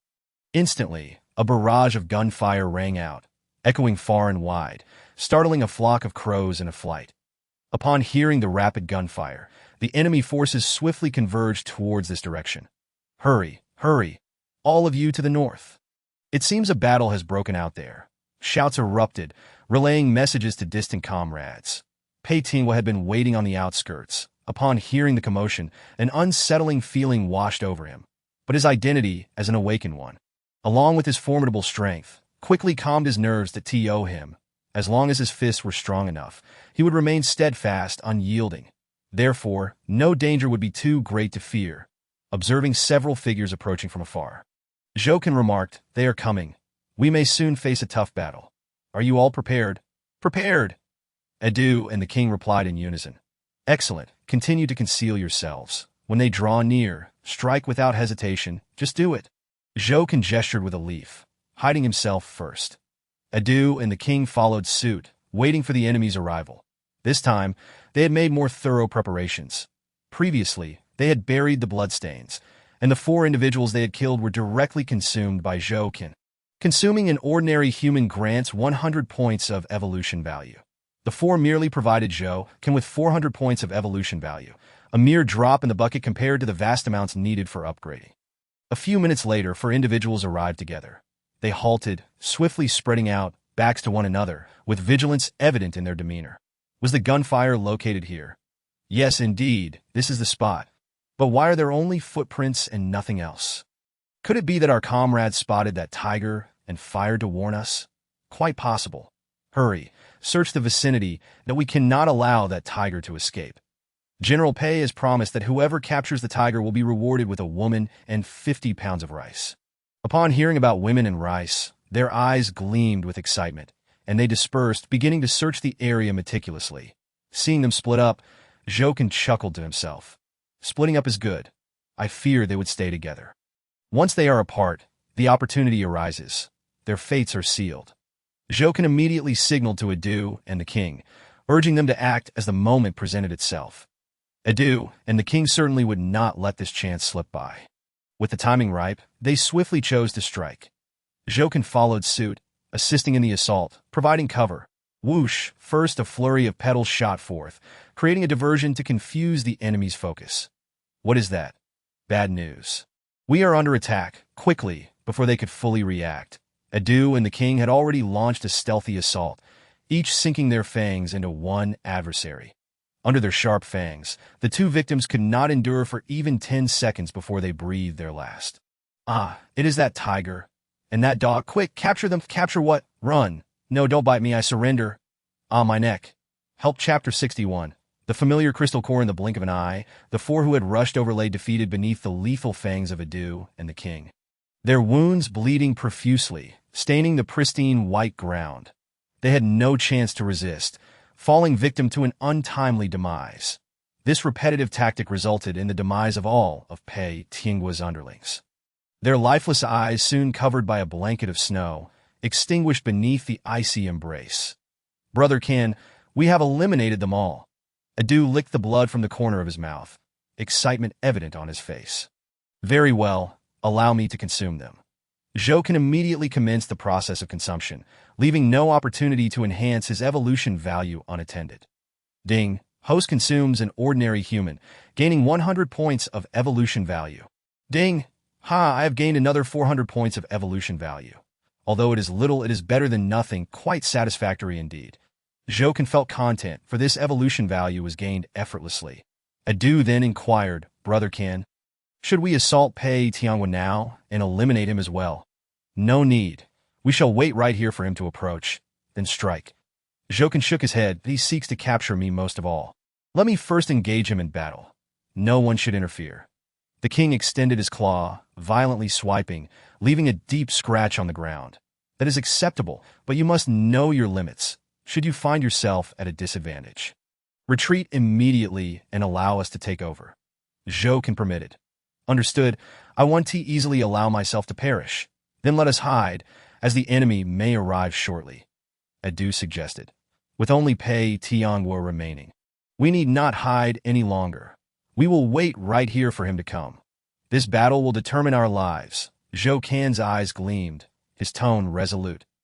Adu and the king immediately steeled themselves, gazing into the distance, awaiting Pei Tianhua's arrival. Soon, Pei Tianhua's figure emerged, slowly approaching them. As he drew nearer, his wrathful visage became increasingly distinct. With a sudden roar, Pei Tianhua's entire body trembled, forcibly shredding his clothing and revealing a physique brimming with muscle. It seemed as though every inch of his flesh was infused with explosive power. His fists, as large as sandbags, resembled missiles, ready to obliterate the surrounding area. Die! Pei Tianhua unleashed a punch, aimed at Jokin. What a ferocious blow! Jokin was taken aback yet did not retreat. He immediately activated his shooting skill to counter. Petals like blades sliced through the air, directly targeting Pei Tianhua's fist. Oomph! A mere trick. Pei Tianhua did not dodge, accepting the blow head-on. Bang! The petals collided with his fist, shattering upon impact, flowing away like water along his hand. Yet Pei Tianhua's fist remained unscathed, not even a white mark left behind. Haha, your meager attack cannot harm me. I am no mere trifle as a power type, awakened one. Pei Tianhua sneered, his assault unceasing, closing the distance to Jokin in a single breath. The wind from his punches howled, tearing through the air, releasing waves of hidden force. The hidden force was as sharp as a blade, slicing through the falling snowflakes. Brother Ken, be careful! Brother Ken! Adu! And the king exclaimed in alarm, rushing to assist, attacking Pei Tianhua from both sides. Woof! The dog and tiger exuded an imposing aura, not to be underestimated. You two beasts get lost! Pei Tianhua's fists radiated with brilliance, and in an instant, two phantom fists materialized. One shot to the left, the other to the right, effectively countering Adu and the king's assault. With a pair of thunderous sounds, Adu and the king were sent flying, crashing into the distance, sending a flurry of snowflakes into the air. Jokin's eyelids twitched, his heart aching for his companions. Yet he could not afford to concern himself with Adu and the king's safety. He immediately retaliated, for Pei Tianhua had just concluded his attack and was in a vulnerable state. This was the opportune moment to strike. Since the shooting skill had proven ineffective, he would resort to his mystical powers. His two black leaves rubbed together, generating arcs of lightning. The electricity coalesced rapidly, forming a sphere of thunder. The thunderball spun, accompanied by flashes of lightning, transforming the world around them. Thunder and lightning. Jokin bellowed, channeling all his strength to hurl the spinning thunderball at Pei Tianhua. As Jokin anticipated, Pei Tianhua failed to react. After one strike, he had not yet prepared for the next, and the thunderball crashed into him. Boom! With a thunderous explosion, Pei Tianhua was sent hurtling through the air, but he did not even emit a cry of agony. Collapsing face first into the snow, motionless, as though life had left him. He dead. Adu climbed out from a snowdrift, excitement written across his face, eager to approach and inspect. Dio not go near. He is still alive. The king shouted, still alive? Perfect. I shall send him to his grave. Adu revealed his teeth, edging closer. Suddenly, Pei Tianhua stirred, letting out a bizarre laugh. And the laughter grew louder. His body trembled as if he had lost his sanity. Remarkable, truly remarkable. I never anticipated that a mere little red chrysanthemum would possess such strength. It utterly astounds me. Pei Tianhua gradually rose to his feet, his body charred, his chest a gruesome sight, flesh and blood mangled, even exposing a bone. The body, drenched in blood, appeared grotesque and terrifying as crimson liquid continuously flowed down, staining the pristine white snow around his ankles. The immense force of the earlier strike was evident, having inflicted considerable harm upon him. Subsequently, he retrieved a hexagonal crystal from his waist, emanating a brownish glow, within which seemed to swirl liquid mercury, harboring a formidable energy that if I do not perish, you shall certainly meet your demise. With a guttural sound, Pétiongue swallowed the peculiar hexagonal crystal whole, that in an instant, a surge of power erupted within him, rapidly filling every part of his being, akin to a sponge saturated with water. Swelling significantly, his previously injured body began to heal rapidly, muscles bulging as if every ounce of strength had been amplified beyond measure. Today, I shall expend a precious crystal core to ensure your complete annihilation. Pétiongue clenched his fists, his aura shaking the ground, causing the snow beneath him to scatter several meters away, leaving a barren landscape within a 2-meter radius. Prepare to meet your end, you stubborn and obstinate beasts. With a powerful leap, he propelled himself forward like a cheetah, a palpable aura of murderous intent swirling around him, stirring up dry leaves in his wake. Jokin was taken aback, for he had seen such a crystal core on more than one occasion. The last time it had been presented by Cui Kue from Shanxi Tower as a bargaining chip to Feng Yun 11 that time. He had been oblivious to its significance, but now he recognized it as identical to the one Pétiongue had just consumed, a core of the same origin. Chapter 62. Triggering special rewards. This is bad. As Pétiongue charged ferociously towards them, Jokin's expression turned grave. Edu Wang, be cautious. He has just ingested something strange that has drastically increased his power, making him even more formidable, that if the situation turns dire, you must flee. In the face of impending danger, Jokin's immediate concern was for Adu and Wang's escape, prioritizing their safety over his own. Regardless, he was determined to confront Pétiongue, for he could not bear the thought of future unease should he allow his adversary to live. We're not leaving. We agreed to face our enemies together and eliminate them. Now, with only Pétiongue remaining, there is nothing to fear. We shall fight, Adu declared. Indeed, we shall not retreat, Wang affirmed. With only him left, retreating now would be utterly disgraceful. Brother Can, I will use my immobilization technique to render him motionless for a brief period. You can seize that opportunity to strike him down, agreed. If we execute our plan successfully, vanquishing him will not be a difficult task. Jokin recalled Wang's immobilization technique, realizing that while their previous battles had been strenuous, this new tactic would significantly enhance their chances. Should they utilize it wisely, Pétiongue's defeat would be assured. That in the midst of their brief discussion, Pétiongue had already closed the distance, swinging his fist directly at Adu. Knowing him to be the weakest link, with a single blow, Adu was sent hurtling backward, tumbling several times before crashing into a tree. However, the impact did not inflict significant damage. He quickly rolled back onto his feet. Still brimming with vitality, I am perfectly fine, Adu exclaimed triumphantly. Pétiongue, momentarily taken aback, his icy gaze deepening. What a pity. Had this been before, I might have considered you as my pet. Now, you have no chance but to die. Come on, take another punch from me. I want to see how long you can endure. Pétiongue swung his arm forcefully, delivering another punch intended to end Adu's life. Step aside, let me handle this. At that moment, Wang leapt in front of Adu, then charged toward Pétiongue with ferocity. Roar! His jaws gaped wide, aiming to bite down on Pétiongue's incoming fist. Pétiongue's eyes narrowed, coldly stating, You shall meet the same fate. I will eliminate you first. His feelings toward Wang were a mix of hatred and affection, as the thought of claiming him as a pet had faded away, leaving only a desire for destruction. With a resounding crash, the fist collided with Wang's jaws. Despite Wang's sharp fangs, they failed to penetrate Pétiongue's might, and instead, Wang's massive form was pushed back several meters, leaving a deep gouge in the earth. None of you are up to the task. All of you are weak. Come at me together. It will save me time. Pétiongue's arrogance reached its peak, completely disregarding Zhou Can and the others. His disdainful gaze akin to that of a predator surveying insignificant insects, looking down upon them from a great height. Now, Brother Can. At that moment, Wang suddenly called out to Zhou Can. In the next instant, he activated his immobilization technique. Pétiongue, caught in his laughter, found himself frozen in place, a comical expression on his face. Jokin recognized that the opportunity had arrived. Whether they could slay Pétion hinged on this moment. He swiftly summoned the power of thunder, forming a lightning orb in the shortest time possible, and propelled it towards Pétion's mouth, which was agape in a moment of vulnerability that the orb flew toward him. Pétion could do nothing but watch helplessly. No, he cried out in desperation at the last moment, fear gripping him, but it was too late. With a deafening explosion, Pétion's skull shattered, his robust body collapsing slowly to the ground. Blood spraying forth like a blossoming flower. Pétion was dead. They had succeeded.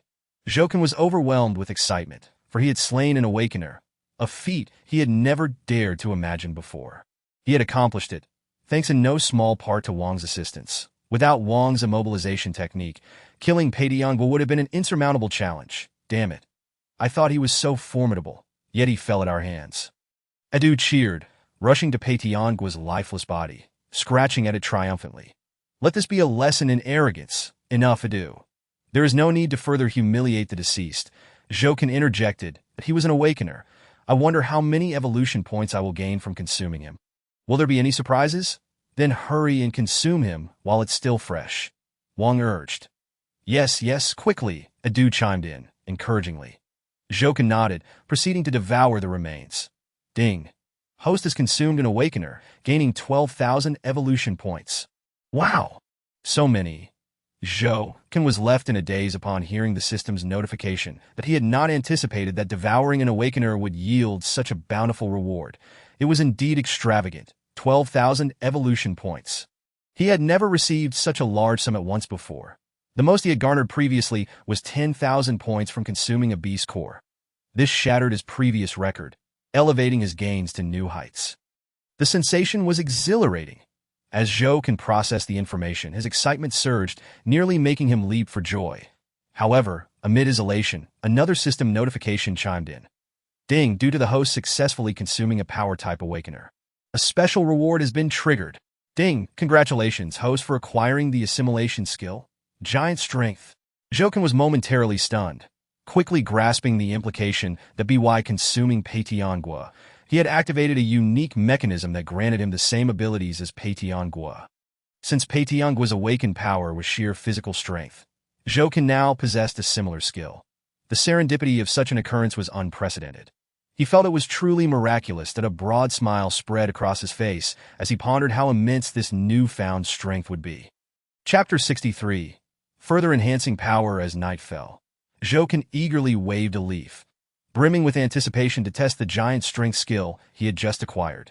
Soon, he spotted a stone not far away. Intending to practice with it and gauge the skill's effectiveness, giant strength, Jokin activated the skill instantaneously. Bang! The stone trembled violently, and in the next moment, it shattered into a multitude of fragments. Hiss! Jokin gasped in awe. What incredible power! If this strike had landed upon a person, the consequences would be unimaginable. Brother Can, when did you acquire such strength? Adu inquired, astonished. Jokin smiled, just now. Could it be that consuming a power-type awakener endowed you with this ability?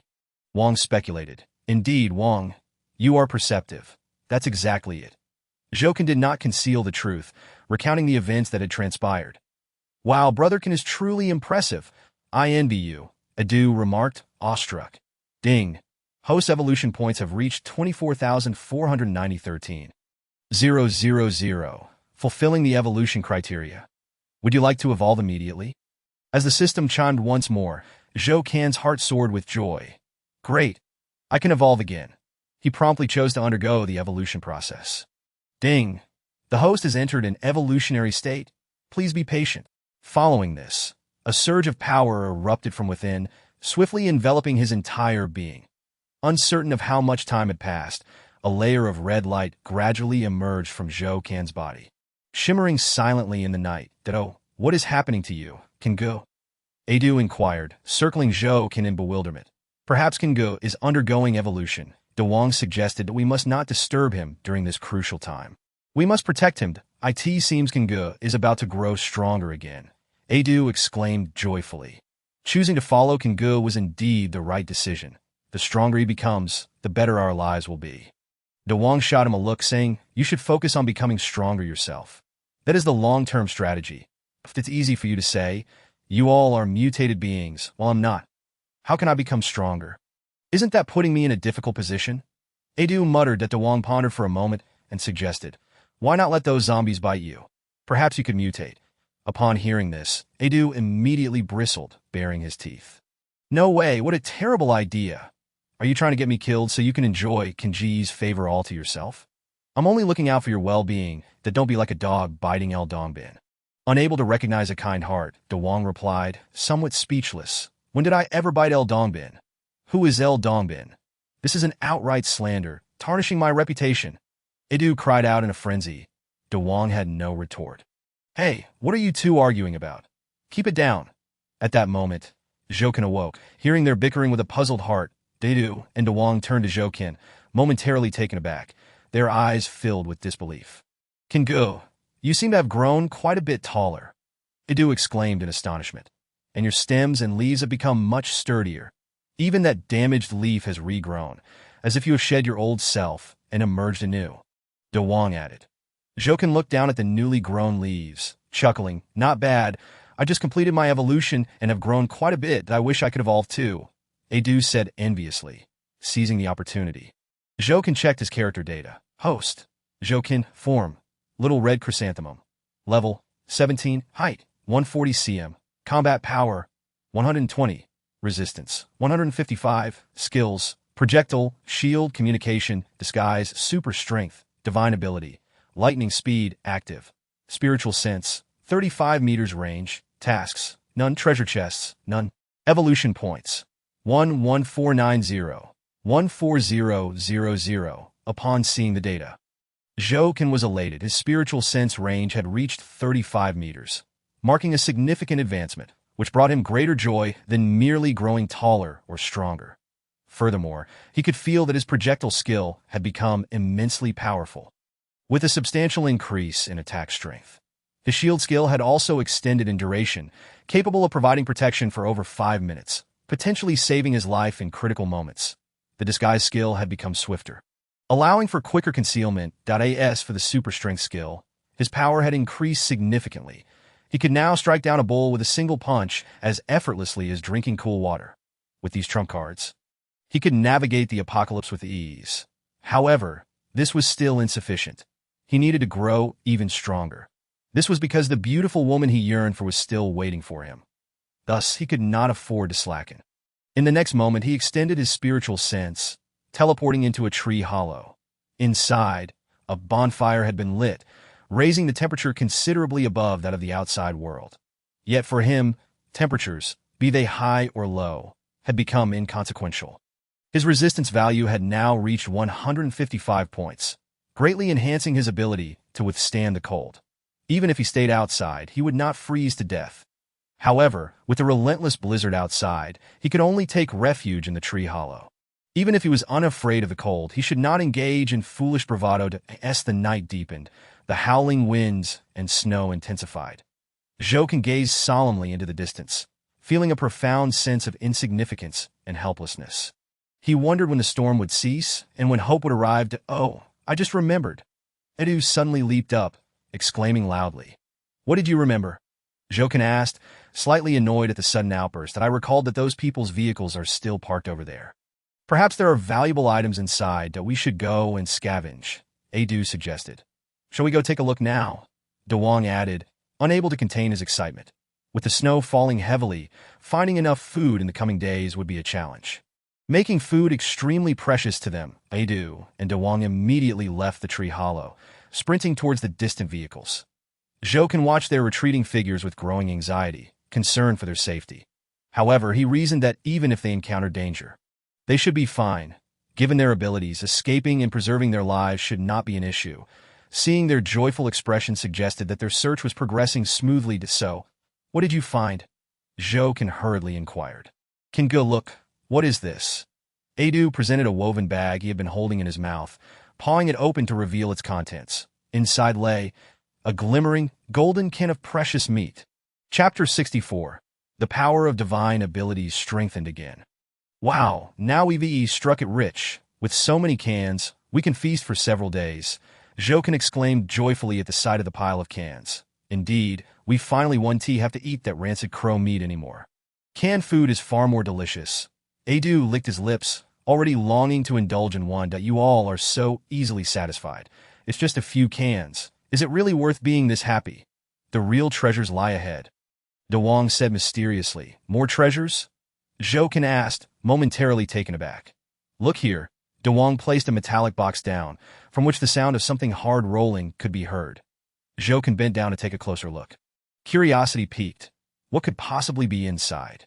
Could it be gold or jewels? Let me open it for you to see. Dewang promptly opened the box. Instantly, a warm brown light emanated, revealing 3 six-sided crystals lying quietly within. They were the very type of crystal nucleus previously consumed by Pei Tianhua. Each contained immense energy and was shrouded in mystery. Did it really this kind of thing? Jokin exclaimed in both surprise and joy. Picking one up with 2 leaves, feeling the power within. What do you think? Isn't this a good find? Dewang asked. It's indeed a great find, and it will be highly beneficial for me. I can sense that if I consume this, it will surely yield significant rewards, Jokin replied. Given that Pei Tianhua had recovered from his injuries and gained immense power after consuming one, it was evident that these crystals were extraordinary. You should consume one right away and see, Dewang offered without any selfish intentions. Yes, do try it out, Adu encouraged generously. Jokin, naturally unwilling to hoard it all, said, There are 3 here. Let us divide them equally, 1 for each of us. But we can't consume them. What use would they be to us? Adu questioned. Exactly. Are we just supposed to eat them? Dewang added. Yes, we eat them directly, Jokin insisted. Didn't you see that Pei Tianhua also consumed one directly? I believe eating it will still yield results, allowing you both to enhance your strength as well. Adu and Dewang exchanged glances, contemplating Jokin's words. Indeed, Pei Tianhua had consumed a crystal nucleus directly, indicating that doing so posed no risk. That don't be shy. Let us each take one and consume them together. Jokin distributed one to Adu and Dewang each. Then, without hesitation, swallowed his own. Adu and Dewang also wasted no time, consuming theirs in turn. Immediately after Jokin ingested the crystal nucleus, he felt a surge of primal power flood into his body. Subsequently, the system notification chimed in. Ding! The host has consumed a zombie crystal nucleus, receiving a reward of 10,000 evolution points. Zombie crystal nucleus. Found within the bodies of zombies. One appears for every 100 zombies, making it extremely rare. Consuming it carries a certain probability of mutation, rapidly healing injuries, and temporarily enhancing strength. Wow! A zombie crystal nucleus. It's such a rare item found within zombies. No wonder it's so extraordinary to be consuming one. I've gained 10,000 evolution points as a reward. That it must be on par with Beast cores, Jokin mused. This is excellent. In the future, I must pay more attention when defeating zombies. I can't afford to miss out on such valuable crystal nuclei. That I must say, Pei Tianhua truly delivered a grand gift, contributing over 20,000 evolution points at once. That it feels immensely gratifying. Pei Tianhua. May he rest in peace. Ding! The host's evolution points have reached 21,490 14,000, meeting the conditions for evolution. Would you like to evolve immediately? A system notification rang out. Jokin was overjoyed. The conditions for evolution had been met once again, and he could evolve. Since he could evolve, there was no reason to delay, but he needed to evolve promptly. The evolution commenced. Boom! A wave of power exploded forth, coursing through his entire being. Jokin felt as if he had plunged into an endless darkness, swirling in uncertainty, unsure of which direction to take. It seemed as though there was no escape. Yet moving forward also promised hope. Time slowly passed. Jokin finally awakened from the darkness. Looking around, he found himself still within the tree hollow. Adu and Dewang lay nearby, eyes closed on the ground. Motionless, their bodies radiating the surging power, likely absorbing the energy from the crystal nuclei. Jokin surveyed his physique. Aside from having grown taller and stronger, there seemed to be no other alterations. Had my evolution reached its conclusion? Wait a moment. Those 2 black leaves appear to have enlarged. Jokin focused his gaze on the black leaves. noticing not only their increased size, but also the emergence of several flickering bolts of lightning dancing upon them. The lightning crackled, resonating with the veins of the leaves, forming an enigmatic and extraordinary pattern. Witnessing this spectacle, Zhou Can's heart raced. Could it be? My supernatural abilities have enhanced. To confirm this notion, Zhou Can executed a swift teleportation from the tree hollow. He located a suitable spot in the distance and began to manipulate the black leaves. Instantly, a tempest of lightning surged forth, coalescing into a lightning sphere the size of a soccer ball. Observing the scale of the sphere, Zhou Can felt increasingly convinced of his hypothesis that as the sphere grew larger, its potency would undoubtedly increase, that it seemed this evolution would bring me a significant surprise. Go forth, swift lightning. In an instant, the lightning sphere soared through the air, crashing into the ground far away. With a thunderous boom, a massive crater formed, its edges charred and emitting wisps of smoke. Hiss, the power was at least 3 times greater than before. Zhou Can was both astonished and elated, utterly incredulous. However, he wondered what the effect would be if it were to strike a physical body. Zhou Can pondered, eager to find a rival to test his newfound strength. Suddenly, a piercing eagle's cry pierced the night. Zhou Can startled and quickly looked up that a massive eagle appeared against the night sky. It was the pet kite of Paytion Kingdom. It seemed this eagle had come in search of its master, but alas, that master was no longer to be found. A peculiar smile crept upon Zhou Can's lips as he remarked, "Well, your timing is impeccable, for you shall serve as my practice target. Your arrival here is nothing short of misfortune." "Hey, foolish eagle, over here!" Zhou Can shouted into the night sky. Upon hearing his voice, the eagle swiftly located Zhou Can and recognized him. "It's you, Xiao Hongju. Where's my master? Your master has been slain by me. Are you surprised? Come now, seek revenge for your master." "Ha!" Zhou Can taunted mockingly that no, impossible. My master is far too formidable to fall at your hands. It cannot be true. You must be lying. "Humph. Watch as I slay you first, and then search for my master." The eagle, filled with rage, refused to believe it and dove towards Zhou Can with ferocity. Its beak, sharp as a hook, gleamed ominously, poised to take life. "Die, wretched Xiao Hongju." Chapter 65. Edu's moment of mutation as the eagle descended upon him. Zhou Can's lips curled into a cold smirk. Splendid. Prepare to experience my super invincible lightning sphere." Without delay, the 2 black leaves began to rub together, and the lightning sphere was formed in an instant, then hurled forward with great force. The eagle, unable to evade in time, collided directly with it. Boom! A muffled thud echoed as the eagle's body was obliterated, instantly reduced to a shower of flesh, raining down like a macabre confetti, engulfed by the snow that a charred scent wafted through the cold air. The once mighty eagle vanished in an instant, leaving no trace behind. The sheer power of the lightning strike was astounding. Tisk, TK. Such might is indeed impressive. Had I possessed this power during my battle with the Paytion Kingdom, I would not have needed to exert myself so much. One strike would have sufficed to annihilate them. That it could be said that now, ordinary awakened beings would find little advantage against me. Zhou Can felt a swell of joy within him, grateful for the elevation of his strength, that in this apocalyptic world, conditions were ever-changing, increasingly complex and unpredictable, that if one did not enhance their abilities, they would be left behind or face a fate of mere survival.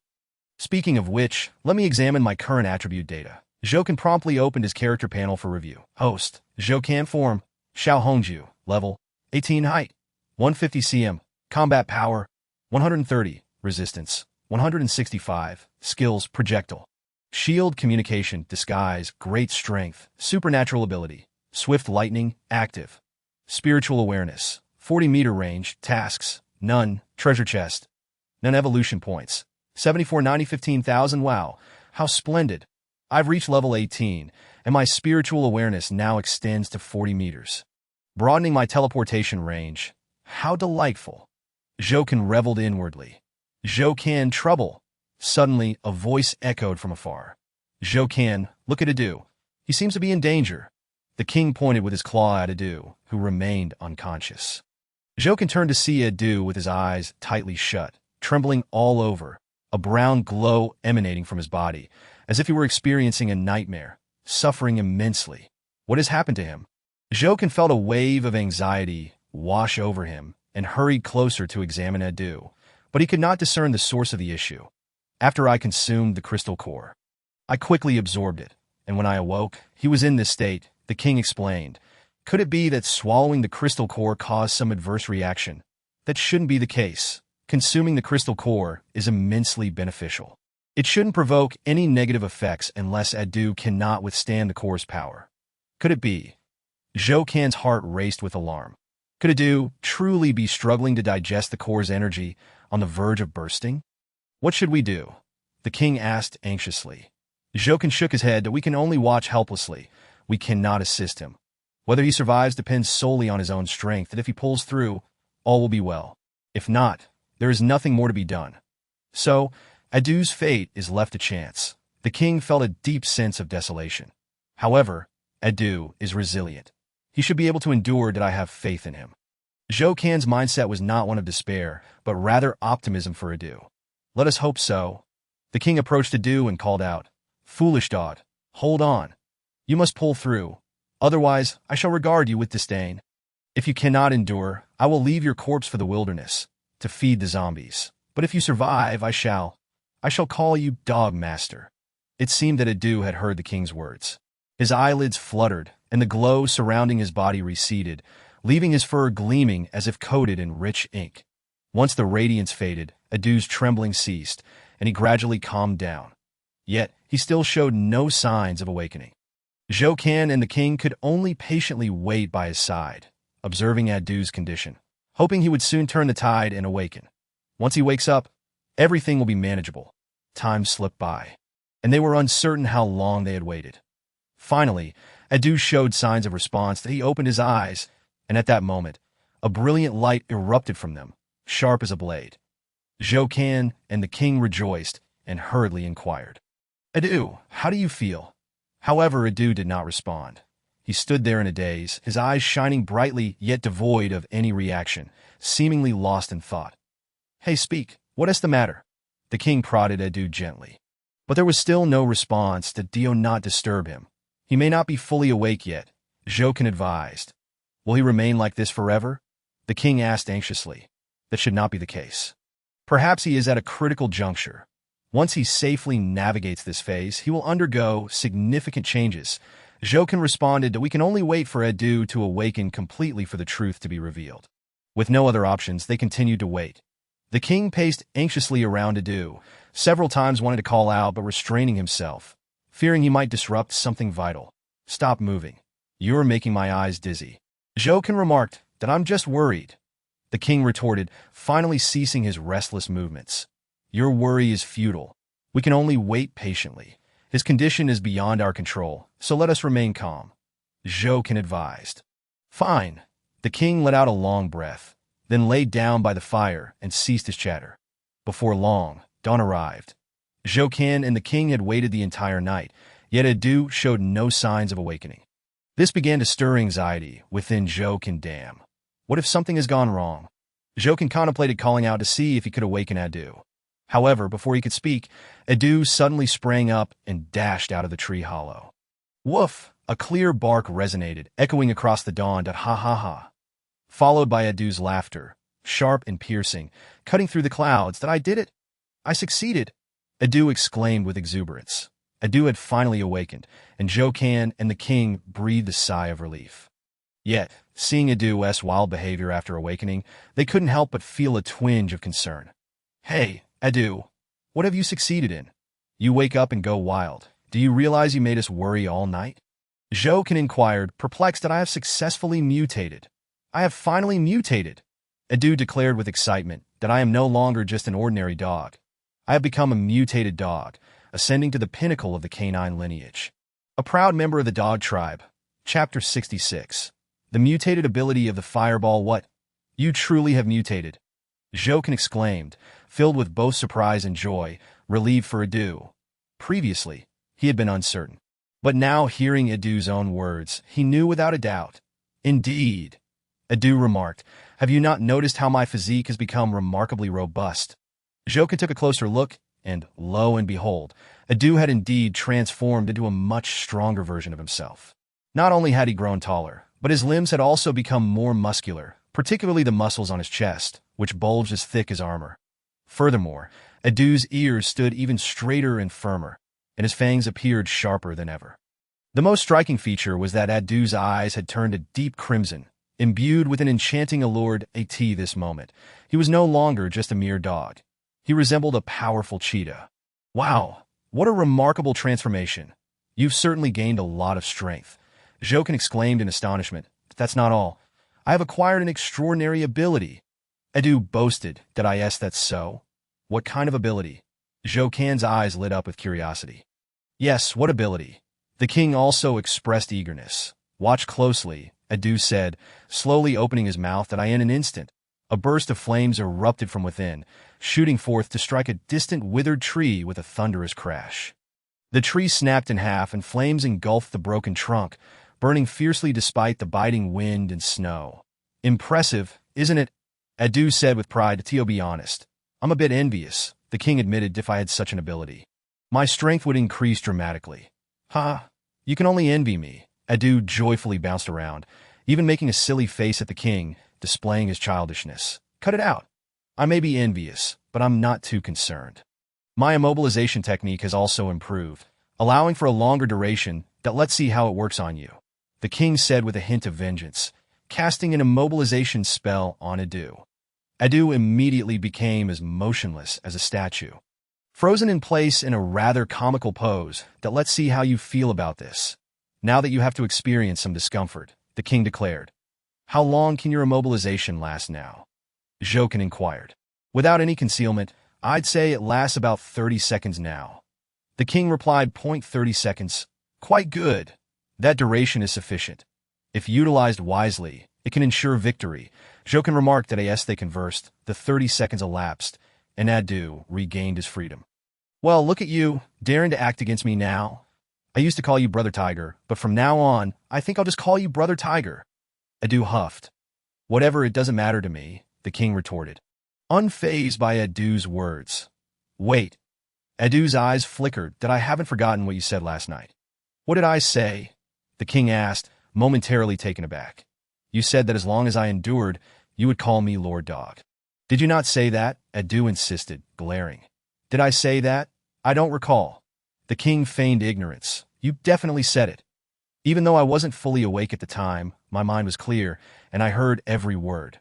Adu insisted. So, as the king of the forest, you wouldn't dare to go back on your word, would you? The king naturally cannot lose his dignity. He gritted his teeth and said, fine, I'll say it. Listen closely. Lord Dog, your voice is too soft. Speak louder, Adu said, puffing out his chest with pride. Lord Dog, the king repeated, raising his voice. That's satisfactory. Now we're talking. Remember, from now on, call me Lord Dog, Adu exclaimed joyfully.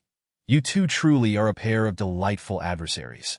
Both inexperienced and playful. It's quite exasperating, Jokin observed, bemused by the antics of the tiger and the dog. Suddenly, a faint rustling sound emerged from afar. They turned in unison to see a white rabbit appearing from a snowdrift. Where did this snow rabbit come from? Jokin wondered. It's not unusual for a snow rabbit to appear in this weather, the king explained. Snow rabbits adore such conditions. That rabbit looks quite plump. Just as I'm feeling hungry, wait here while I catch it for a roast. With a flick of his tongue, Adu dashed toward the snow rabbit. However, the rabbit was no fool. Upon spotting the large black dog charging at it, it bolted away in an instant, disappearing in a flash. Adu, unwilling to let this delectable morsel escape, gave chase with great fervor. In the blink of an eye, he left a trail of paw prints in the snow, resembling a parabolic arc, as he plunged into the vast snowy expanse. Hey, Adu, don't run too far. It's dangerous, Jokin shouted a warning. Yet Adu paid no heed, fixated on the snow rabbit as he pursued it relentlessly. The king, unable to stand by, also joined the chase. Lord Dog, I'm coming to help you. Freeze! The king cast his immobilization spell. Taking advantage of the moment, Adu unleashed a fiery breath, engulfing the snow rabbit in flames. The intense heat quickly released a savory aroma of roasted meat. The snow rabbit was instantly transformed into a roasted delicacy. This is fantastic. From now on, I'll show anyone who dares to challenge me what a fireball feels like." Adu gleefully ran over and devoured half of the roasted rabbit, savoring every bite with satisfaction. "Look behind you," the king exclaimed, his frustration bubbling over. "Behind me? What could possibly be there? Perhaps a treasure?" Adu replied dismissively. Turning to glance behind him, to his astonishment, he was met with a sight that sent shivers down his spine. Oh no, so many snow rabbits. Adu's eyes widened in disbelief as he beheld a multitude of snow rabbits. Densely packed as though scattered like sesame seeds upon the ground, one careless step could easily crush a whole cluster. The key point was that these snow rabbits stood upright, their hind legs firmly planted. Their front paws clenched like fists, brimming with pent-up energy. Their long ears stood tall, and their crimson eyes glared at Adu, seemingly poised to pounce at any moment. Faced with such a formidable army of enraged snow rabbits, Adu was momentarily dumbfounded. Chapter 67. The battle with the Rabbit King. Confronted with countless snow rabbits, Adu was left speechless. After all, encountering such a multitude at once would leave anyone stunned. How did so many snow rabbits appear? Where did they all come from? Adu scanned the area but could not count their numbers. The crucial issue was that these snow rabbits now bore a deep animosity towards him, seemingly angered by the loss of their kin. Suddenly, the horde of snow rabbits launched an assault. With powerful leaps, they charged at Adu one after another. In an instant, Adu was overwhelmed, buried beneath a sea of snow rabbits, rendered as helpless as a lamb awaiting slaughter. The snow rabbits unleashed a flurry of punches and kicks upon Adu, while some even bit at his backside with their blunt teeth, causing him to howl in pain. And it did not end there. An ever-increasing number of snow rabbits continued to swarm in, nearly covering the ground as if a flood were raging, relentless and unstoppable at this rate. Even if Adu did not succumb to their bites, he would surely be crushed alive or worse, suffocated. Such a demise would be unbearably humiliating in that moment. Adu felt fear creeping in, regretting his reckless actions. Oh no, I must help you. The king realized the gravity of the situation and rushed forward to assist. However, the sheer number of snow rabbits was overwhelming. Even as he dispatched one, another quickly filled the void, making any rescue futile. It felt like trying to move a mountain with bare hands. Virtually impossible. At that moment, Jokin also joined the fray. Upon witnessing the scene before him, he too was left dumbfounded. What on earth? So many snow rabbits. It's like we've fallen into a rabbit den. Jokin gasped in disbelief. "Brotherkin, what should we do? Adu is trapped beneath the snow rabbits and can't get out," the king urged anxiously. "Let me handle it." Jokin charged forward, activating his immense strength skill, and sent a cluster of snow rabbits flying. Yet just as he cleared one group, another wave rushed in to take their place, quickly burying Adu once more, leaving no time for rescue. "Damn it, these snow rabbits are relentless," Jokin lamented, feeling a headache coming on, and he continued to hurl snow rabbits away. Fortunately, the three of them were no pushovers. After a considerable struggle, they finally managed to escape the snow rabbits' clutches. "Hey, you two, run quickly," Jokin shouted, urging Adu and the king to flee. But just then, a figure lunged at them with astonishing speed, catching them off guard. Boom!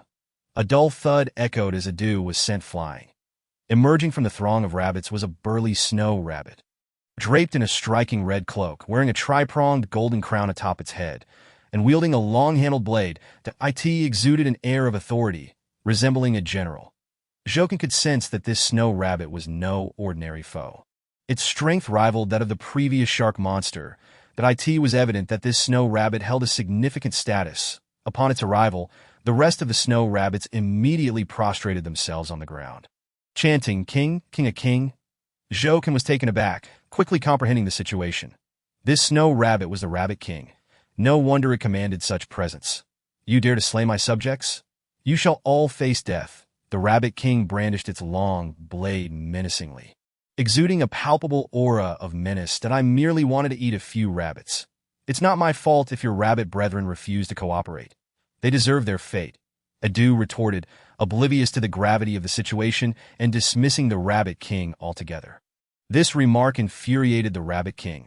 "You vile wild dog, I shall slay you first." With a powerful leap, the Rabbit King charged at Adu, creating a gust of wind that kicked up a cloud of dust. The Rabbit King's speed was astonishing. It left a trail of afterimages and reached Edu in the blink of an eye. With a swift swing of its blade, it aimed for Edu's head. "Edu, watch out!" Jokin shouted, his heart clenched with anxiety. "Oomph, a mere trifle. Let me show you my fireball." Edu, undeterred, opened his mouth and unleashed a fireball. Boom! The fireball collided with the descending blade, instantly erupting into countless sparks. The sparks scattered, landing in the snow and sending wisps of white smoke into the air. The Rabbit King was pushed back by a tremendous force, his hands trembling from the impact, nearly dropping the long knife he wielded. "To think that you, a wild dog, have undergone a mutation. This truly surprises me." The Rabbit King gazed at Edu with astonishment, a glimmer of sharpness flashing in his eyes as his demeanor shifted to one of seriousness. "Shut your foul mouth. I have a name. I am called to dare to call me a wild dog again, and I shall tear your mouth apart." Edu retorted furiously. "A wild dog is unworthy of a name." The Rabbit King launched another attack, challenging, "Take this blade. Since you remain unrepentant, I shall let you taste the power of this wild dog." Edu, brimming with confidence, met the Rabbit King's advance head-on, with a wide opening of his mouth. Fireballs erupted forth, all aimed at the Rabbit King. The Rabbit King remained composed, swiftly wielding his long knife to create a flurry of blade flowers. Each strike cleaved through the air, resulting in a fireball's explosion. In that moment, both parties were evenly matched, unable to gain the upper hand. Observing this, Jokin let out a sigh of relief.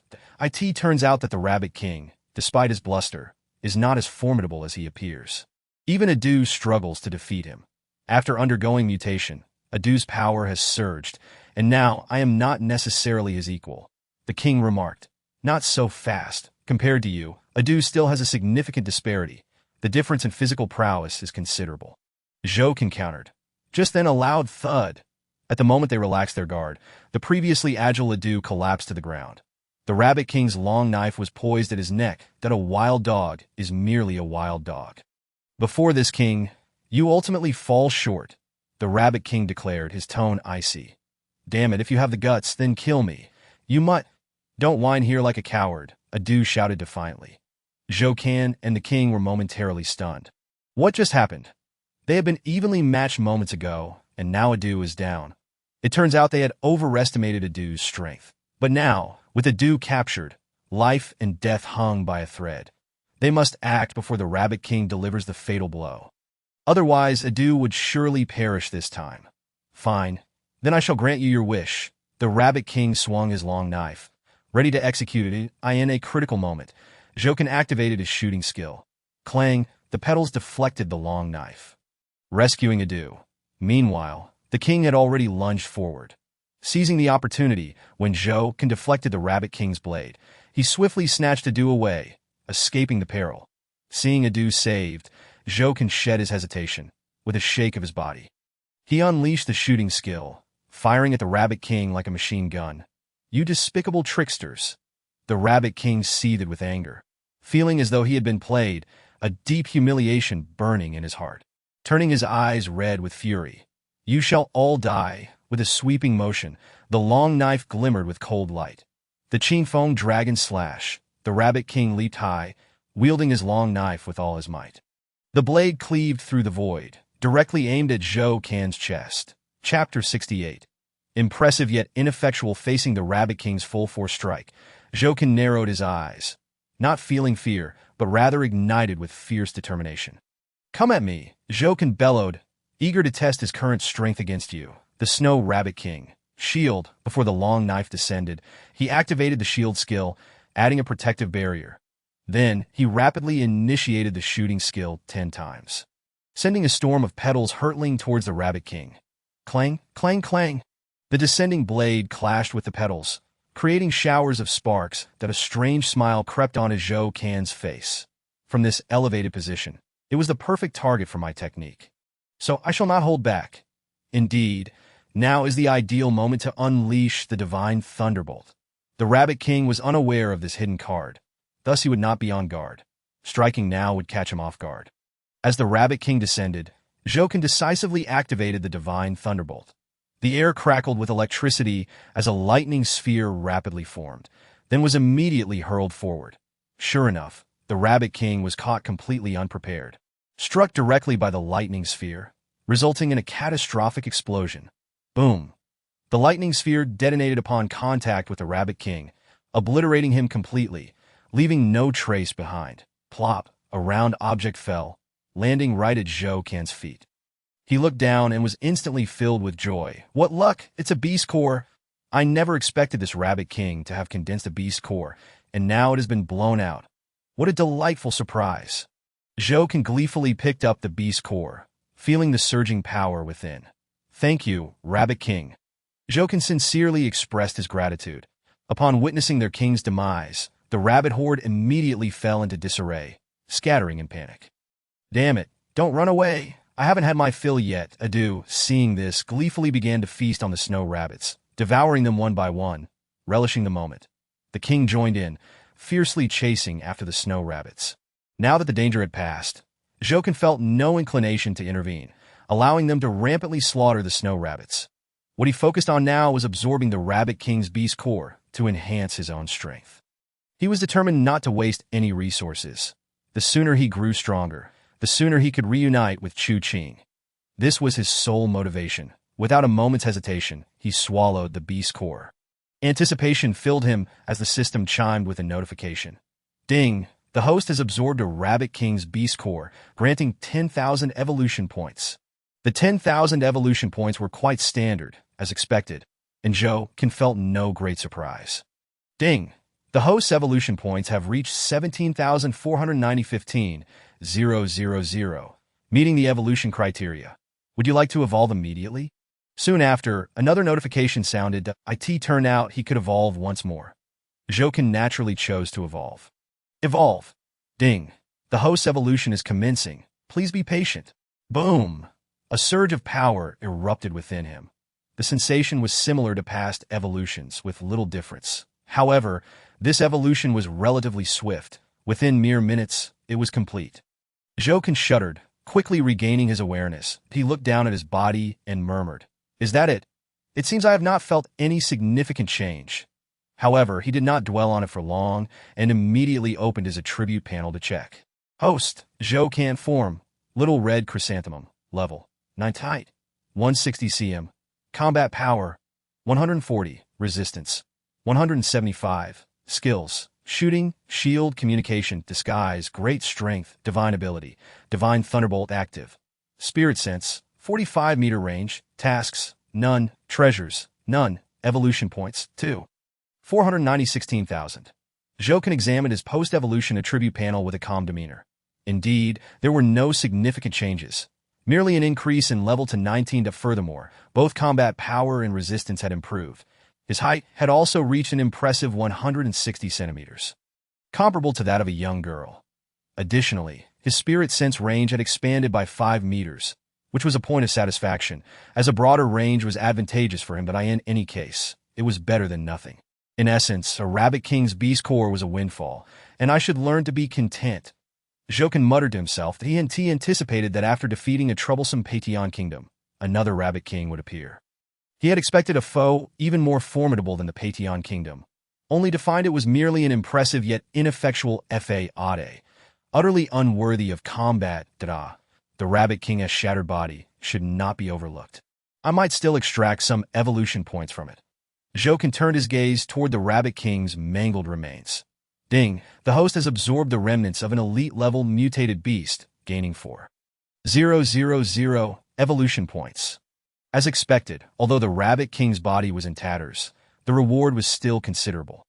Zhou Can was quite pleased with the 4,000 evolution points. Looking at his evolution points, they had reached 6,496,000, which was quite delightful. Brother Ken, come and eat the roasted rabbit meat. It's delicious and incredibly tasty. At that moment, Adu called out. Zhou Can turned to see that at some point, Adu and the king had built a fire and were roasting rabbit meat. The meat sizzled with grease, releasing a rich aroma that felt particularly warming in the frigid weather. Come on, Brother Can, it's really delicious. The king was indulging heartily, his mouth smeared with grease. You two are quite bold. I just killed their king, and you're feasting without a care, not worried about the snow rabbits charging back. Jokin chuckled wryly. That is perfect. The more the merrier. I'm not worried if there is not enough to eat. Adu replied. Exactly, their king is dead. What is there to fear? The king added. Jokin found himself at a loss for words, but he noticed that after spending time with Adu, the king had become increasingly carefree, undoubtedly influenced by him. But this was not a bad thing. At least he had become more lively. Since there was delicious food, it was naturally not to be missed. Jokin joined in and began to eat as well. Indeed, it was quite tasty. The meat was tender and juicy. Ding! The host has consumed a piece of rabbit meat, gaining 300 evolution points. Oh, quite nice. A single mouthful of rabbit meat surprisingly yields a reward of 300 points of evolution value. What a splendid deal. If I indulge a bit more, the next evolution won't be far off. Given such an abundance of rewards, it is imperative to seize this golden opportunity. Thus, I shall continue feasting. At that moment, another piece of rabbit meat is devoured. Ding! The host has consumed a piece of rabbit meat, earning 300 points of evolution value. Another reward of 300 points. Brilliant! Witnessing these tangible benefits, Jokin was instantly struck with an idea that he resolved to capture as many snow rabbits as possible before the snowfall intensified, ensuring a safeguard for the days ahead. After all, Adu and Devouring had considerable appetites.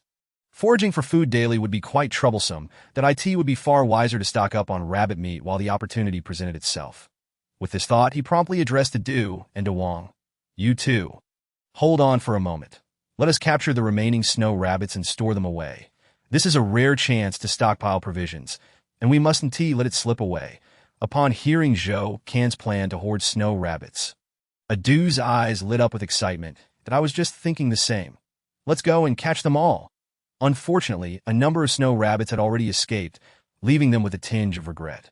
Devouring gazed at the fleeing rabbits in the distance, full of lament. No matter. We can't catch them all at once anyway. Doing well with what we have in front of us is still commendable. Jokin was not greedy. He preferred to act within their means. Why talk so much? Let us just catch them. One captured is one earned. That Adu had already dashed out, soon followed by Devouring. Jokin remained behind, capturing the snow rabbits that ventured near.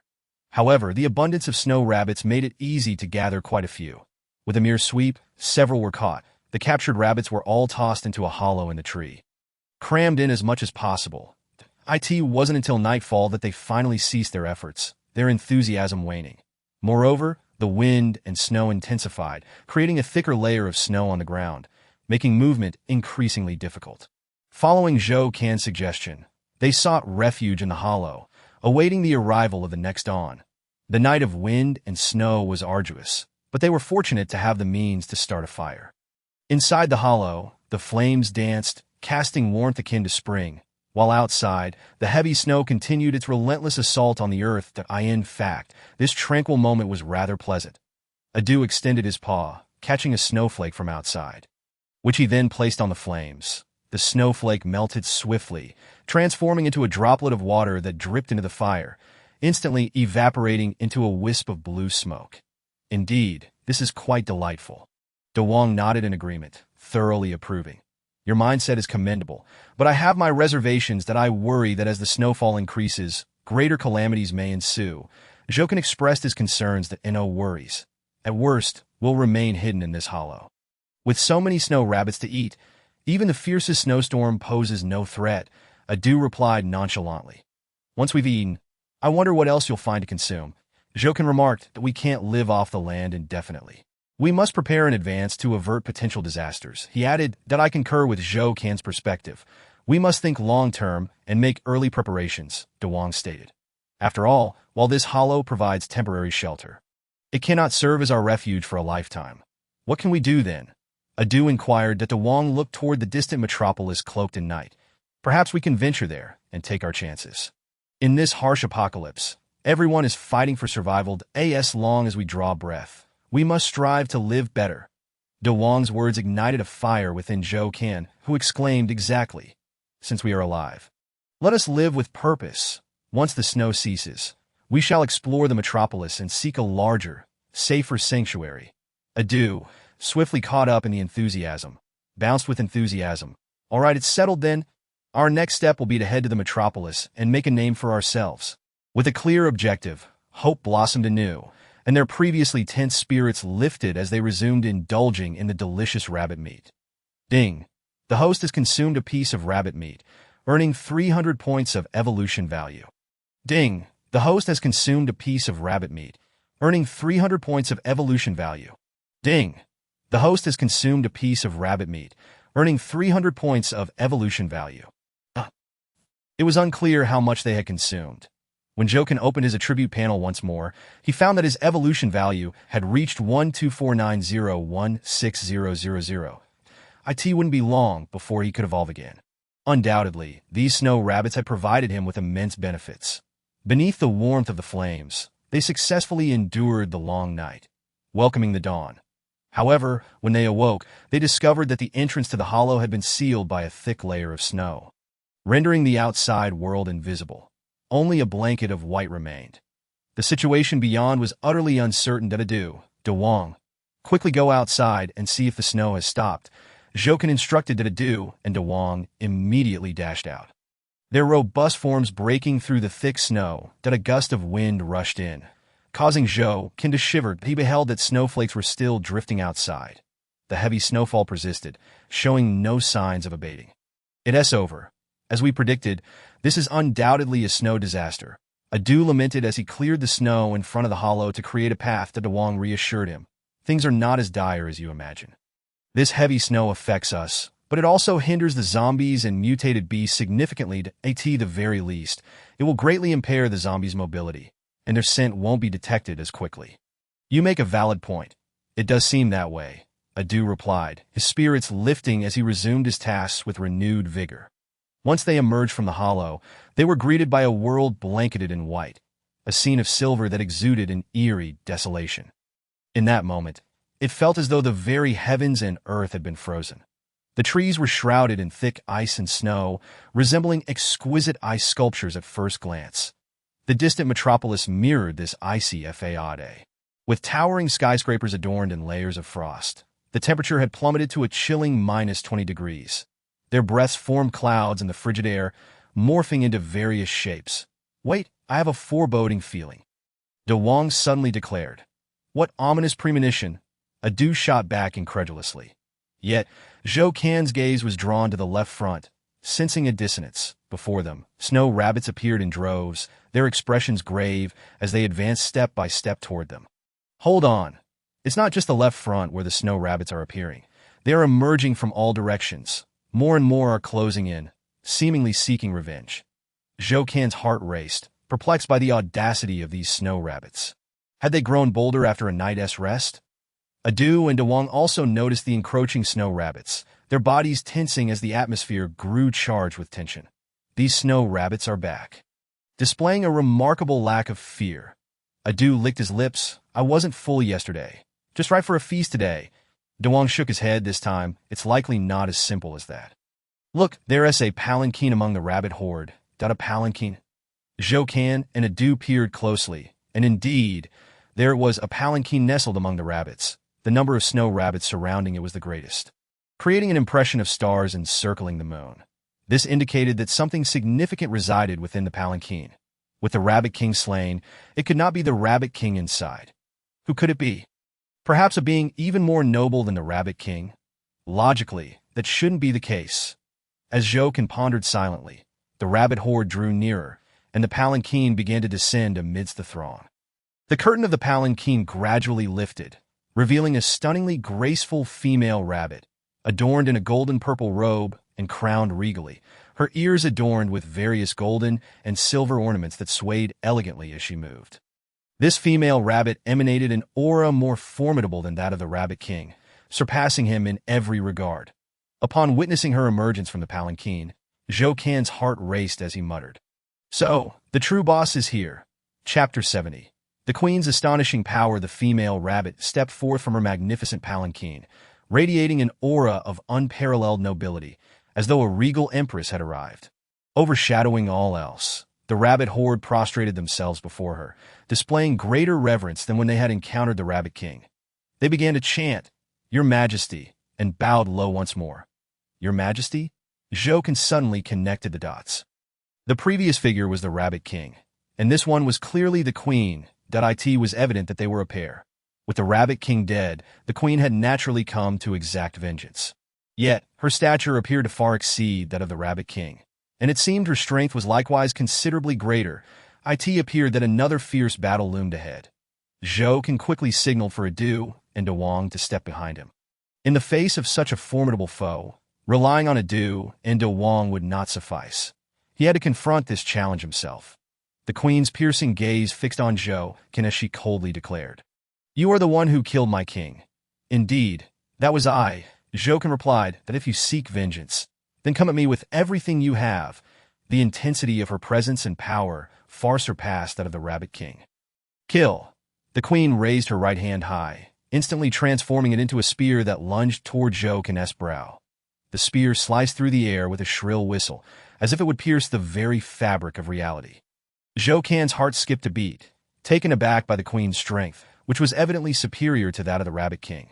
However, he had not anticipated the gulf to be so vast. Just this single strike was enough to instill fear in anyone. The spear closed in rapidly, stirring up a flurry of snowflakes. Such a ferocious assault left no room for retreat. Naturally, Zhou would not cower. After all, it was merely a rabbit, nothing of great consequence. Just a mutated beast, to be precise. The notion of a Rabbit King or Queen was laughable. With a swift motion, Zhou unleashed his skill, flying shot. At the critical moment, whoosh, a flurry of petals shot forth. Sharp as needles, the petals collided directly with the spear. Bang! With a muffled thud, the petals shattered and scattered, sending the Queen hurtling away. Zhou, too, felt the sharpness of the spear grazing him, leaving a gash on one of his leaves. Pain coursed through his body, prompting a silent gasp of peril. He had narrowly escaped death. Thankfully, his quick reflexes had saved him. One could not deny the Queen's formidable prowess. Had she appeared alongside the Rabbit King yesterday, Zhou would have stood no chance against them, likely falling victim to their blades. It was fortunate they had separated. Otherwise, he might not have seen the light of day again. Think that a mere little red chrysanthemum could possess such strength. "I must admit, I underestimated you," the Queen exclaimed in shock. "Ha!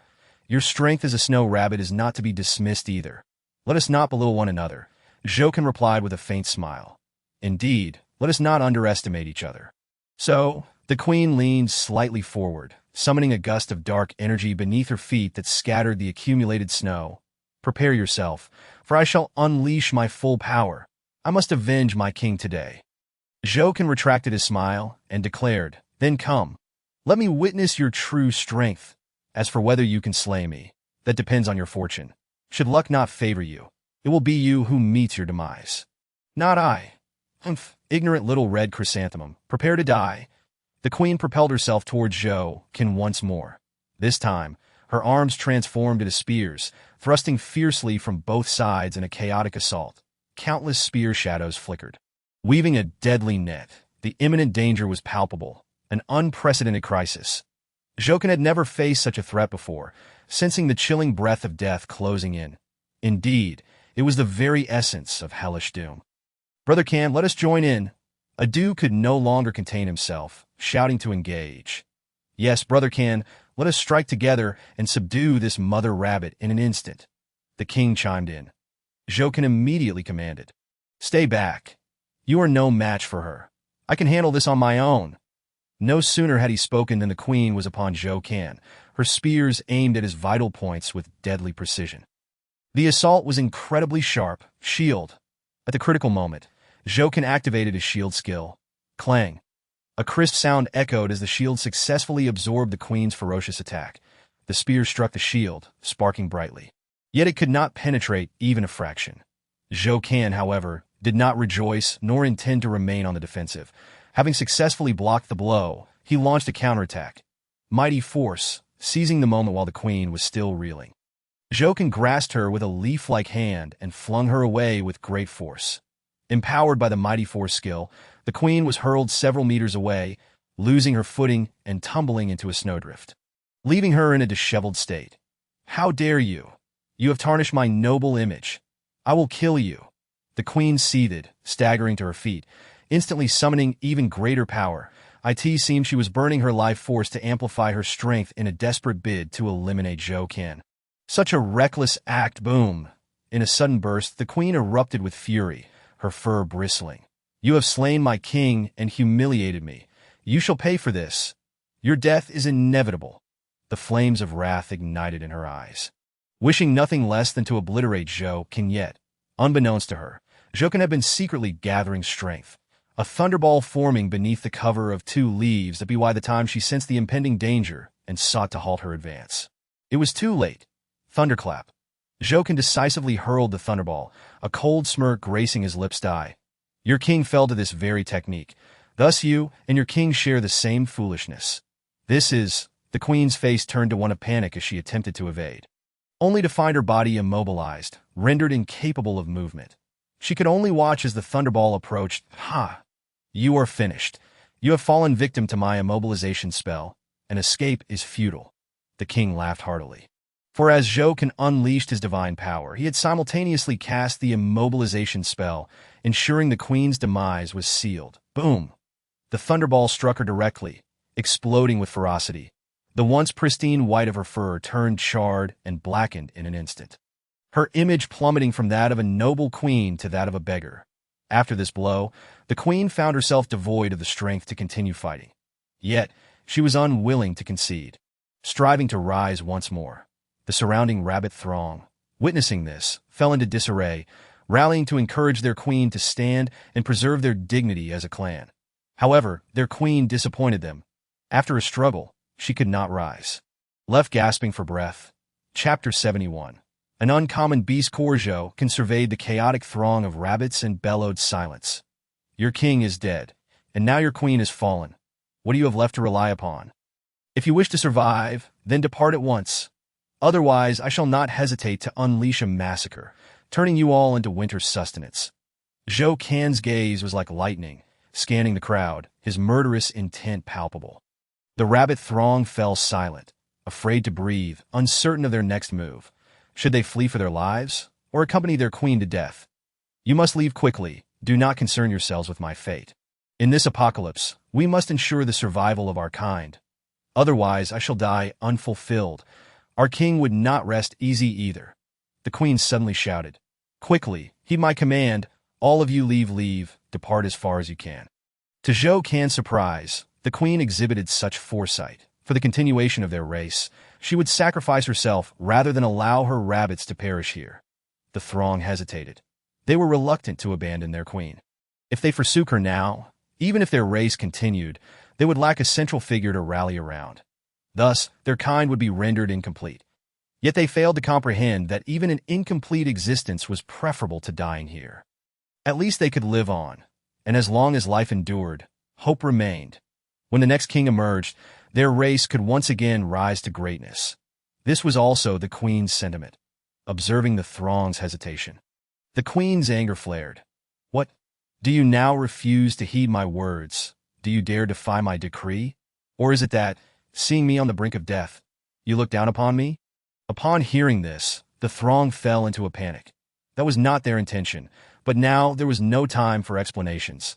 They could only comply with the queen's orders. Eventually, some snow rabbits began to retreat. Soon, more and more followed suit, casting lingering glances at their queen. Reluctant to part, that a few snow rabbits attempted to assist the queen to her feet, hoping to leave together, but she refused. The queen could not abandon her post. If she left now, the safety of the rabbit throng could not be assured. Thus, she must remain here. Moreover, even if she departed, her life would likely be forfeit. That it was better to remain and expend her final strength. In truth, Zhou Qian had no intention of exterminating them completely. If the queen chose to flee now, he would not hinder her, but if she did not leave, however, then he would have no choice. After all, Zhou Qian had no obligation to sympathize with his opponent. The queen had sought his life with every attack. Logically, he would be justified in killing her outright. Once the rabbit throng had retreated, devoid of any worries, the queen revealed a cold smile. You vile little red chrysanthemum, you are nothing but a butcher. Now that my subjects have fled, I can finally fight you with all my might. With that, the queen staggered to her feet.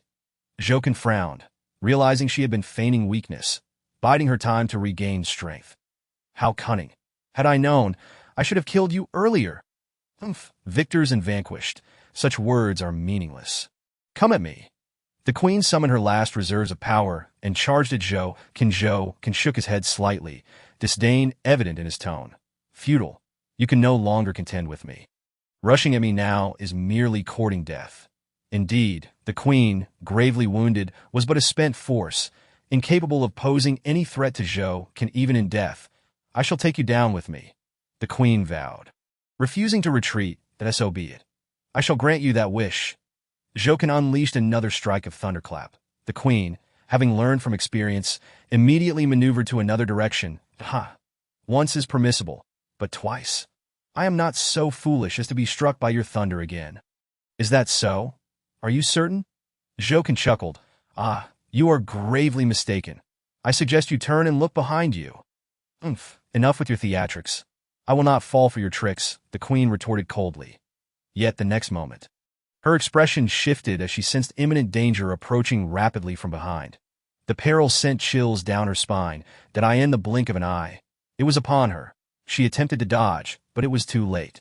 Boom! The thunderball struck her with ferocity, electricity crackling around her. Her body was instantaneously rendered numb, and she was launched high into the air that a long dagger lay embedded in the snow, the very weapon of the Rabbit King. The fallen queen happened to catch sight of this blade, and in that moment, tears streamed from the corners of her eyes.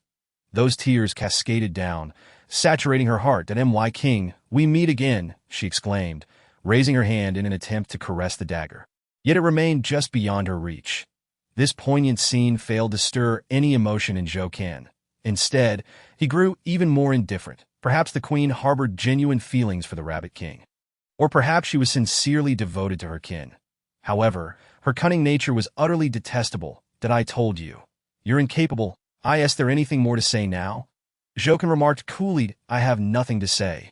The queen shifted her body, inching toward the dagger, proclaiming, regardless, I owe it to the king, to my kin. My king, I come to accompany you. In the next instant, her neck slid against the blade, and blood stained the ground in an instant. She, the queen of the Snow Rabbit clan, chose death as her declaration of resolve, that a tale both tragic and moving. Zhou observed the lifeless queen without a flicker of emotion. Rather, his attention was drawn to her corpse. For it promised a surge in his evolution value. Thus, his next course of action was to consume the queen's body to replenish himself. Such was the way of survival in the apocalypse. Adu, check if there are any beast cores within her. Zhou instructed. Understood, brother Kin. Adu promptly approached, rudely tearing open the queen's corpse in search of the beast core. They were fortunate indeed. They found a beast core. The round, gleaming core was presented before Zhou. Brother Kin, look, it's your favorite thing. Truly, what a couple they were. Both had condensed beast cores, and in the end, they all fell into his hands. Zhou accepted the beast core with great delight. However, this particular core seemed somewhat special, for it bore a peculiar pattern resembling a blooming lotus, engulfed in flames. Zhou examined it closely, perplexed. This beast core appears remarkably different. Could it be due to its origin from the queen? Chapter 72. The lucky 10 consecutive draws. This unique beast core ignited a profound curiosity within Zhou. Yet, after scrutinizing it from every angle, he discerned no hidden secrets. Ultimately, he decided to consume it outright. After all, it was destined to be devoured, regardless of its uniqueness. With a gulp, the beast core slid down. Immediately, the system's prompt resonated. Ding! The host has consumed a mutated beast core, rewarding 15,000 evolution points. What? A reward of 15,000 evolution points. Zhou exclaimed in astonishment. It turned out that this beast core was a mutated one, which explained its extraordinary appearance. This reward was simply astounding. Zhou, unable to contain his excitement, nearly leapt for joy. Who would have thought that the queen's beast core would yield such a delightful surprise? No wonder her power surpassed that of the Rabbit King. This core alone was already remarkable. Zhou mused silently. Ding! The host's evolution points have reached 27,496,000, meeting the evolution conditions. Would you like to evolve immediately? Evolve immediately. Zhou decisively chose to evolve. Ding! Please note, evolution commencing. In the next moment, a surge of power erupted within him, beginning to refine his body. This scene was one he had experienced numerous times, hence he was not startled. He simply gritted his teeth and endured. Following this evolution, he would reach level 20. His growth thus far felt like a dream, so surreal. Time flowed like water, and evolution knew no bounds. After what felt like an eternity, the evolution finally approached its conclusion. The system's prompt sounded once more. Ding, congratulations, the host has successfully upgraded to level 20, rewarding the special skill Leaf Spike. Ding, due to the host reaching level 20, a lucky 10 consecutive draws have been awarded. Ding, the host's original body can no longer accommodate the current power, and will now undergo body upgrade and transformation. Ding, based on the host's current condition, the host's body will be transformed into a Vajra chrysanthemum. Upon hearing this string of notifications, Jokin found himself momentarily bewildered that a skill called Leaf Spike, a lucky 10 consecutive draw, a Vajra chrysanthemum. The first two were somewhat comprehensible, but what on earth was a Vajra chrysanthemum? Ding! The host now possesses a Vajra chrysanthemum physique. Would you like to proceed with the transformation? Before he could comprehend it, the system prompted him to transform. Although he was unaware of what a Vajra chrysanthemum entailed, he understood it was surely extraordinary. Thus, he resolved to proceed with the transformation. Surely, it would not be a loss. System, initiate the transformation. In the next instant, he felt his body swell, as if countless insects were scuttling chaotically within him. Soon, his form underwent a dramatic metamorphosis, transforming from a diminutive red chrysanthemum into a magnificent 170-centimeter tall Vajra chrysanthemum. His entire being radiated with a metallic sheen, shimmering with the unique chill of metal. At a glance, he appeared as though forged from steel. Jokin gazed down in astonishment, exclaiming, "What in the world? Is this the so-called Vajra chrysanthemum? It is dazzling indeed." With a mere thought, he initiated a status check. The results displayed a description. Vajra chrysanthemum, an ancient chrysanthemum physique, forged through the trials of 81 heavenly tribulations, impervious to water and fire, invulnerable to blades and spears, capable of growing up to 30 meters. Resembling a towering tree, .my word. This is a remarkable boon. It is akin to acquiring an ancient and rare physique. My previous red chrysanthemum physique had limited my development, and thus the system rewarded me with the Vajra chrysanthemum physique. I must say, this reward has been tailor-made for me. Upon reading the introduction of the Vajra chrysanthemum, Jokin couldn't help but express his admiration. Possessing such a physique would instill fear in his adversaries merely by appearance. Undoubtedly impressive, his future development would flourish, and he would venture even further. Moreover, it would greatly assist him in his quest to find Chu Qing. Dear Chu Qing, wait for me. Jokin thought of Chu Qing's visage. His heart ignited with fervent hope. Right, let me try the lucky 10 consecutive draws. After evolving so many times, this was his first opportunity for a lucky 10 consecutive draw, and he hoped to acquire something valuable. Jokin eagerly issued the command for the system to commence the lucky 10 consecutive draws. Ding. Lucky 10 consecutive draws commencing. Ding. Congratulations, the host has obtained Obstacle Thorn 3. Ding. Congratulations, the host has obtained Obstacle Thorn 3. Ding. Congratulations, the host has obtained Barb Trap 1. Ding. Congratulations, the host has obtained Barb Trap 1. Ding. Congratulations, the host has obtained Explosive Bird 2. After 5 consecutive reward prompts, Jokin was left completely stunned. What is happening? Is the lucky 10 consecutive draw merely dishing out a bunch of these items? This is utterly disappointing. It feels like a joke. What use do I have for these trivialities like obstacle thorns and barb traps? System, can't you provide something useful? I need skills or agility-related items. Jokin silently vented his frustrations at the system. However, the system remained indifferent to his outcry, continuing to ignore his pleas. The draws persisted, and rewards continued to pour in. Ding, congratulations, the host has obtained Dung Ball 10. Ding, congratulations, the host has obtained Dung Ball 10. Ding, congratulations, the host has obtained Clean Water Source 3. Ding, congratulations, the host has obtained Clean Water Source 3. Ding, congratulations, the host has obtained Divine Ability. Good fortune continues. Upon hearing the final reward, Jokin's spirits lifted instantly. This was promising. He had not anticipated that the lucky 10 consecutive draw would yield a divine ability in the end. This was an existence even more powerful than a skill.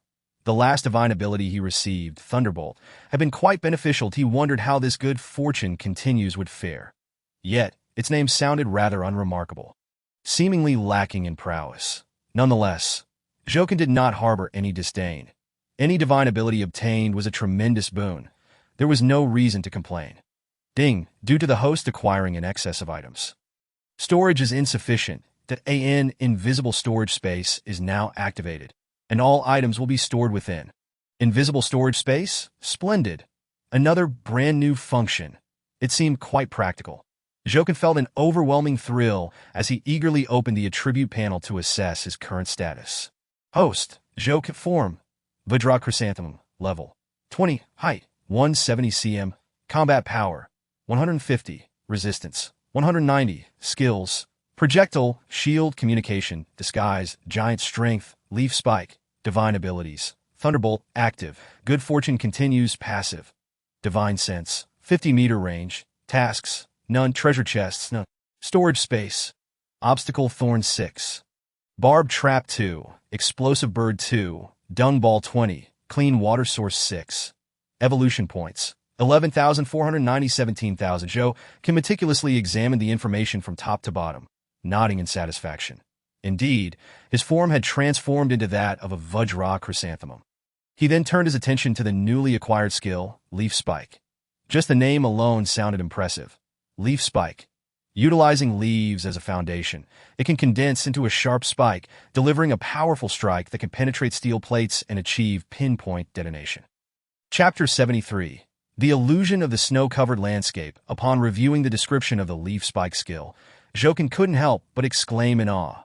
This was far more formidable than the projectile skill. A bona fide offensive skill, although similar to the projectile skill, it possessed a far greater potency that it resembles an advanced version of the projectile skill, with the only distinction being that one is based on petals while the other is based on leaves. With the introduction of this thorny skill, the projectile skill has effectively become obsolete. Jokin pondered this thoughtfully.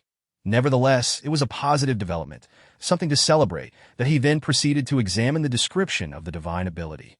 Fortune continues. A passive divine ability that bestows good fortune, transforming misfortune into blessing, and ensuring that in moments of peril, fortune will turn in one's favor, leading to continuous good luck and smooth sailing in all endeavors. Wow, this divine ability is impressive. Although it is a passive skill, its connotation is exceptionally favorable. At times, luck is paramount. With a stroke of good fortune, many endeavors can be accomplished, making this more practical than an offensive divine ability. Jokin was thoroughly satisfied with this divine ability. The reward was truly a gift to his very heart. Although he could not yet perceive its tangible effects, he was confident it would bring him delightful surprises. He continued to explore, revealing the new feature, the storage space. Within the storage space, a considerable number of items had already been deposited, all obtained from the recent lucky 10 consecutive draws. Among them were 6 thorny barriers, 2 barbed traps, 2 explosive birds, 20 dung balls, and 6 pots of clean water, that he then conducted a brief inspection of these items. Thorny barrier. Upon use, a long thorn-laden barrier can be summoned to impede pursuing foes. Barbed trap. Upon use, a perfect trap will instantly materialize, its base lined with barbs, ensuring death for any who fall into it. Explosive bird. Upon use, a targeted destructive bird is released, possessing tremendous explosive power. Dung ball. Upon use, a dung ball is hurled, emanating an unbearable stench and creating a smoky haze that confounds the eyes. Clean water source. A specially crafted source of clean water that quenches thirst and revitalizes. Observing the utility of each item, Jokin suddenly felt they were indeed valuable possessions. With so many uniquely functional items, one never knows when they might come in handy. Jokin let out a long sigh of relief. The evolution had concluded, the lucky 10 consecutive draws were completed, and he had also transformed his constitution into that of the diamond chrysanthemum, gaining numerous practical benefits that he had undergone a remarkable transformation, achieving a qualitative leap. The recent surge of snow hares had yielded him bountiful rewards, reaffirming a fundamental truth. Risk and opportunity coexist. Some situations may appear fraught with peril, yet harbor boundless opportunities, while others may seem mundane, concealing hidden dangers. Hey, Kingu, why do you look so different all of a sudden? At that moment, Adu, who had approached, was astonished by Zhou Can's current appearance. The king also stared wide-eyed, incredulous. Zhou Can smiled slightly and replied, I just underwent a significant evolution, hence the change in my constitution. That I asked that's so? Congratulations, King. Adu said enviously that I wish I could evolve continuously too. Ha, dream on. If you became powerful, it would surely throw the world into chaos, scoffed the king. But that is not entirely accurate. There are ample opportunities for evolution, as long as you can procure zombie crystal cores. Evolution is quite feasible. Zhou stated that I too desire more crystal cores, but they are exceedingly rare. After slaying so many zombies, we have yet to find a single one if it weren't for a few we obtained from Pation country. We wouldn't have even tasted their essence, Adu lamented. This indicates that our zombie hunts have not been sufficient. If we were to hunt enough, we would undoubtedly acquire crystal cores, the king remarked. You make it sound easy. How about a contest to see who can hunt the most zombies? Adu challenged defiantly that a contest it is, and I'm not afraid of you, the king retorted boldly. Immediately, the tiger and the dog prepared for a competition that in the distance, a horde of zombies was struggling through the snow, numbering at least 100, neither too few nor too many, within a controllable range. Adu and the king rushed forward, eager to hunt more, each unwilling to yield in speed. Zhou Can watched them helplessly, only able to smile wryly and shake his head if they wished to play. Let them be, it mattered little to him. Thus Adu and the king plunged into the throng of corpses, commencing their hunting competition. Meanwhile, Zhou Can gazed upward at the sky, noting that the heavy snowfall showed no signs of abating. Under such circumstances, they needed to hasten to Magic City for refuge. This place was no longer suitable for them. With a thought, Zhou Can moved 50 meters away, the maximum distance he could currently traverse. Yet it was still insufficient for him to move freely, that if he could further extend his spiritual awareness, he would be able to travel even farther. Fortunately, he could now perform consecutive movements, adding up to several hundred meters, which was sufficient for self-preservation. Suddenly, he noticed something moving slowly in a snowdrift. Upon closer inspection, it appeared to be a person, specifically a woman cradling a child. Yet, undeniably, they were a pitiable mother and child, evoking a sense of sorrow. Zhou Can felt compelled to approach and inquire if they needed assistance, but he feared startling them and thus remained at a distance to that moment. A zombie unexpectedly emerged behind the mother and child, clawing and lunging towards them. In a moment of desperation, Zhou Can could not help but shout, Hey, be careful! Quickly dodge! There's a zombie behind you. However, the woman, clutching her child and facing the biting wind and snow, seemed oblivious to Zhou Can's warnings and continued her slow march. In the blink of an eye, the zombie had pounced upon the woman from behind, its mouth agape, ready to bite down. Damn it. Die! Zhou Can immediately activated his projectile skill. The petals struck the zombie's head with precision. Yet, astonishingly, they passed right through, as if they had struck nothing. The zombie's body gradually began to dissipate, ultimately vanishing into the snow. Zhou Can stood in stunned silence, bewildered. What was happening? An illusion. However, it appeared so real. Could it be the sheer expanse of white snow that created this mirage? It seemed the only plausible explanation. Yet, the mother and child remained, already approaching him. The woman raised her head and gazed at Zhou Can, asking, Are you human or flower? I am. Zhou Can hesitated, aware that he was both human and flower at this moment, that it seemed that he was both yet neither. Why do you ask? Zhou Can inquired, fixing his gaze on the woman. I would like to ask you, are you truly real, or merely a figment of illusion? Wait. Zhou Can interrupted the woman, pointing at her abdomen in horror. Your stomach, it has a large gaping hole, and is bleeding. Chapter 74. The Clawing Venomous Spider. Zhou Can noticed a conspicuous blood hole in the woman's abdomen, blood seeping out slowly. The ground beneath her feet had already turned crimson. Initially, Zhou Can had not paid attention to these details, but as the woman attempted to move past him, he finally saw them. Shocked, he felt that the woman was becoming increasingly abnormal. The woman glanced down at her stomach, then slowly raised her head, revealing a sinister smile that, of course, it was due to a zombie bite. Bite by a zombie? Zhou Can's heart raced, realizing. So, you are already dead. Indeed, I am dead as it stands. I am now a zombie. In the next moment, the woman opened her mouth wide, the corners of her lips tearing back to her ears. unleashing a putrid stench. Kingu, what are you doing? Quick, get away. That's a zombie, Adu's voice thundered, jolting Zhou awake. Suddenly, the figure before him was no longer the woman cradling a child, but a grotesque zombie lunging towards him, its foul mouth nearing his petals. Damn it. Get away from me. Zhou exclaimed in shock, swiftly activating his projectile skill. With a splatter, the zombie's head exploded, brain matter spraying everywhere, before it collapsed slowly. Zhou exhaled, having been drenched in cold sweat from the fright. Damn it. Thank goodness Adu called out to me in time. Otherwise, I would have met my end here. Zhou thought, still shaken. Kingu, are you all right? Adu rushed over, concerned that I'm fine. Zhou replied, shaking his head. I was just momentarily entranced by an illusion. The heavy snow can occasionally create mirages, so you all should be cautious and not be deceived, and no wonder I saw you standing there dazed. Like a fool. Turns out you were caught in an illusion, Adu remarked. Fortunately, I discovered it early. Otherwise, it would have been dangerous. Help! Save me! Suddenly a cry for help pierced the air. Kingu Adu, save me! The king came running from a distance. Panic-stricken, followed by a colossal creature, it was a gigantic spider. Its pitch-black body, green-tinted jaws, and sharp spider legs were unmistakable. It was evidently a venomous spider. Zhou and Adu were taken aback at the sight of the monstrous spider. Where had the king drawn such a dangerous presence from? Hey, tiger brother, what are you doing? Don't lead such a huge, venomous spider here. Adu shouted. Damn it, I'm here for you to save me. Not to be blamed. Hurry, this spider is too fierce.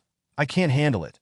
The king cursed at that moment. The venomous spider was closing in on the king, one of its sharp legs raised high, poised to stab at his rear. Adu, stop chatting and save the king. Zhou rushed forward. In a critical moment, he could not stand idly by. He had to act to save him. Move aside, move aside. Watch this. Adu, of course, would not remain passive. He immediately unleashed a fireball. The fireball flew and struck the venomous spider instantly. With a resounding thud, the venomous spider came to a halt. Its carapace charred in places. Bore no significant damage to that moment. They discerned that the spider was encased in a layer of hard, smooth exoskeleton, boasting formidable defensive capabilities. Under the onslaught of the powerful fireball, its pursuit was merely momentarily obstructed, failing to inflict any vital harm. Nonetheless, this reprieve granted the king precious time to successfully elude the spider's chase. What on earth provoked such a colossal venomous spider? Adu inquired. Well, you truly are unfortunate. But who told you to run around recklessly? You brought this upon yourself. Adu chuckled, relishing in the misfortune of others. Enough with your sardonic remarks. Oh no, the giant spider is approaching again. The king instinctively recoiled, taking several steps back, genuinely frightened by the earlier encounter. Coward! What are you afraid of? Charge! Adu boldly stepped forward, chest out and head held high, declaring, Behold my fearlessness. I confront danger head-on. The king, disinterested in retorting, merely gestured towards Adu's front. What are you pointing at? Adu glanced ahead, only to find a venomous spider lunging towards him. Crap! Adu exclaimed, retreating hastily. Yet the spider had already extended a leg, sharp as a blade, aimed directly at his chest. Just as the spider's leg was about to pierce him, Zhou materialized before him in a flash. Subsequently, Zhou unleashed his newly acquired skill, Leaf Spike. With a hum, a series of phantom images emerged on a leaf, swiftly coalescing into a slender, sharp green spike. The spike glimmered menacingly, a formidable manifestation of the leaf-based technique. However, its momentum far surpassed that of the ordinary projectile skill. Whoosh! The green spike shot forth, striking one of the spider's eyes in an instant. With a clang, the spike grazed past, failing to penetrate the eye, but instead embedding itself in the corner of the spider's mouth, causing a spurt of green blood to erupt. The venomous spider recoiled in pain, emitting a shrill cry. Wow, this leaf spike skill is truly overwhelming. Just one strike managed to wound the spider. If I had used the projectile skill, I might not have even scratched it. Zhou was immensely pleased with the power of this move. Achieving such results on the first attempt filled him with confidence for future applications. Zhou, you're amazing. Adu swallowed hard, feigning calmness while internally panicking. Had it not been for Zhou timely intervention, he would have been done for. Serves you right for being so cocky. The king scoffed. Adu shot him a glare, defending himself. I was merely careless earlier. I didn't dodge. I don't take this spider seriously at all. With renewed determination, Adu charged forward. Hey, Adu, don't act recklessly. This isn't a game. You could lose your life. Jokin shouted, realizing he could not dissuade him. Chapter 75, a stalemate in the fiery clash spurred on by the king's taunts. Adu disregarded all caution and dashed towards the venomous spider. Jokin was unable to stop him, merely cautioning Adu to be careful while preparing to intervene if danger arose. Fortunately, Adu was neither a fool nor a brute. Despite the spider's intimidating size, it lacked Adu's agility. Through a series of deft maneuvers, Adu outwitted the spider, ultimately leaving it at a loss. Soon, the spider became enraged, its 8 legs thrumming wildly as it pursued Adu with all its might. Despite Adu unleashing his full firepower, he was no match for the spider's relentless assault. Just as a leg lunged towards him, Jokin sprang into action, hurling a lightning ball that exploded against the spider's limb. The king, not one to mock Adu in this moment, also joined the fray, casting a binding spell that rendered the spider immobile. Seizing the opportunity, Jokin unleashed a strike of thunderbolt, targeting the spider's heart. While Adu followed suit with a fireball, boom boom. The relentless bombardment forced the spider to retreat, yet it emerged largely unscathed, its tough exoskeleton absorbing the majority of the blows. What a troublesome foe. Jokin felt a twinge of despair. If this continued, it would be the spider that would exhaust them, though we can't attack blindly. We must devise a different strategy.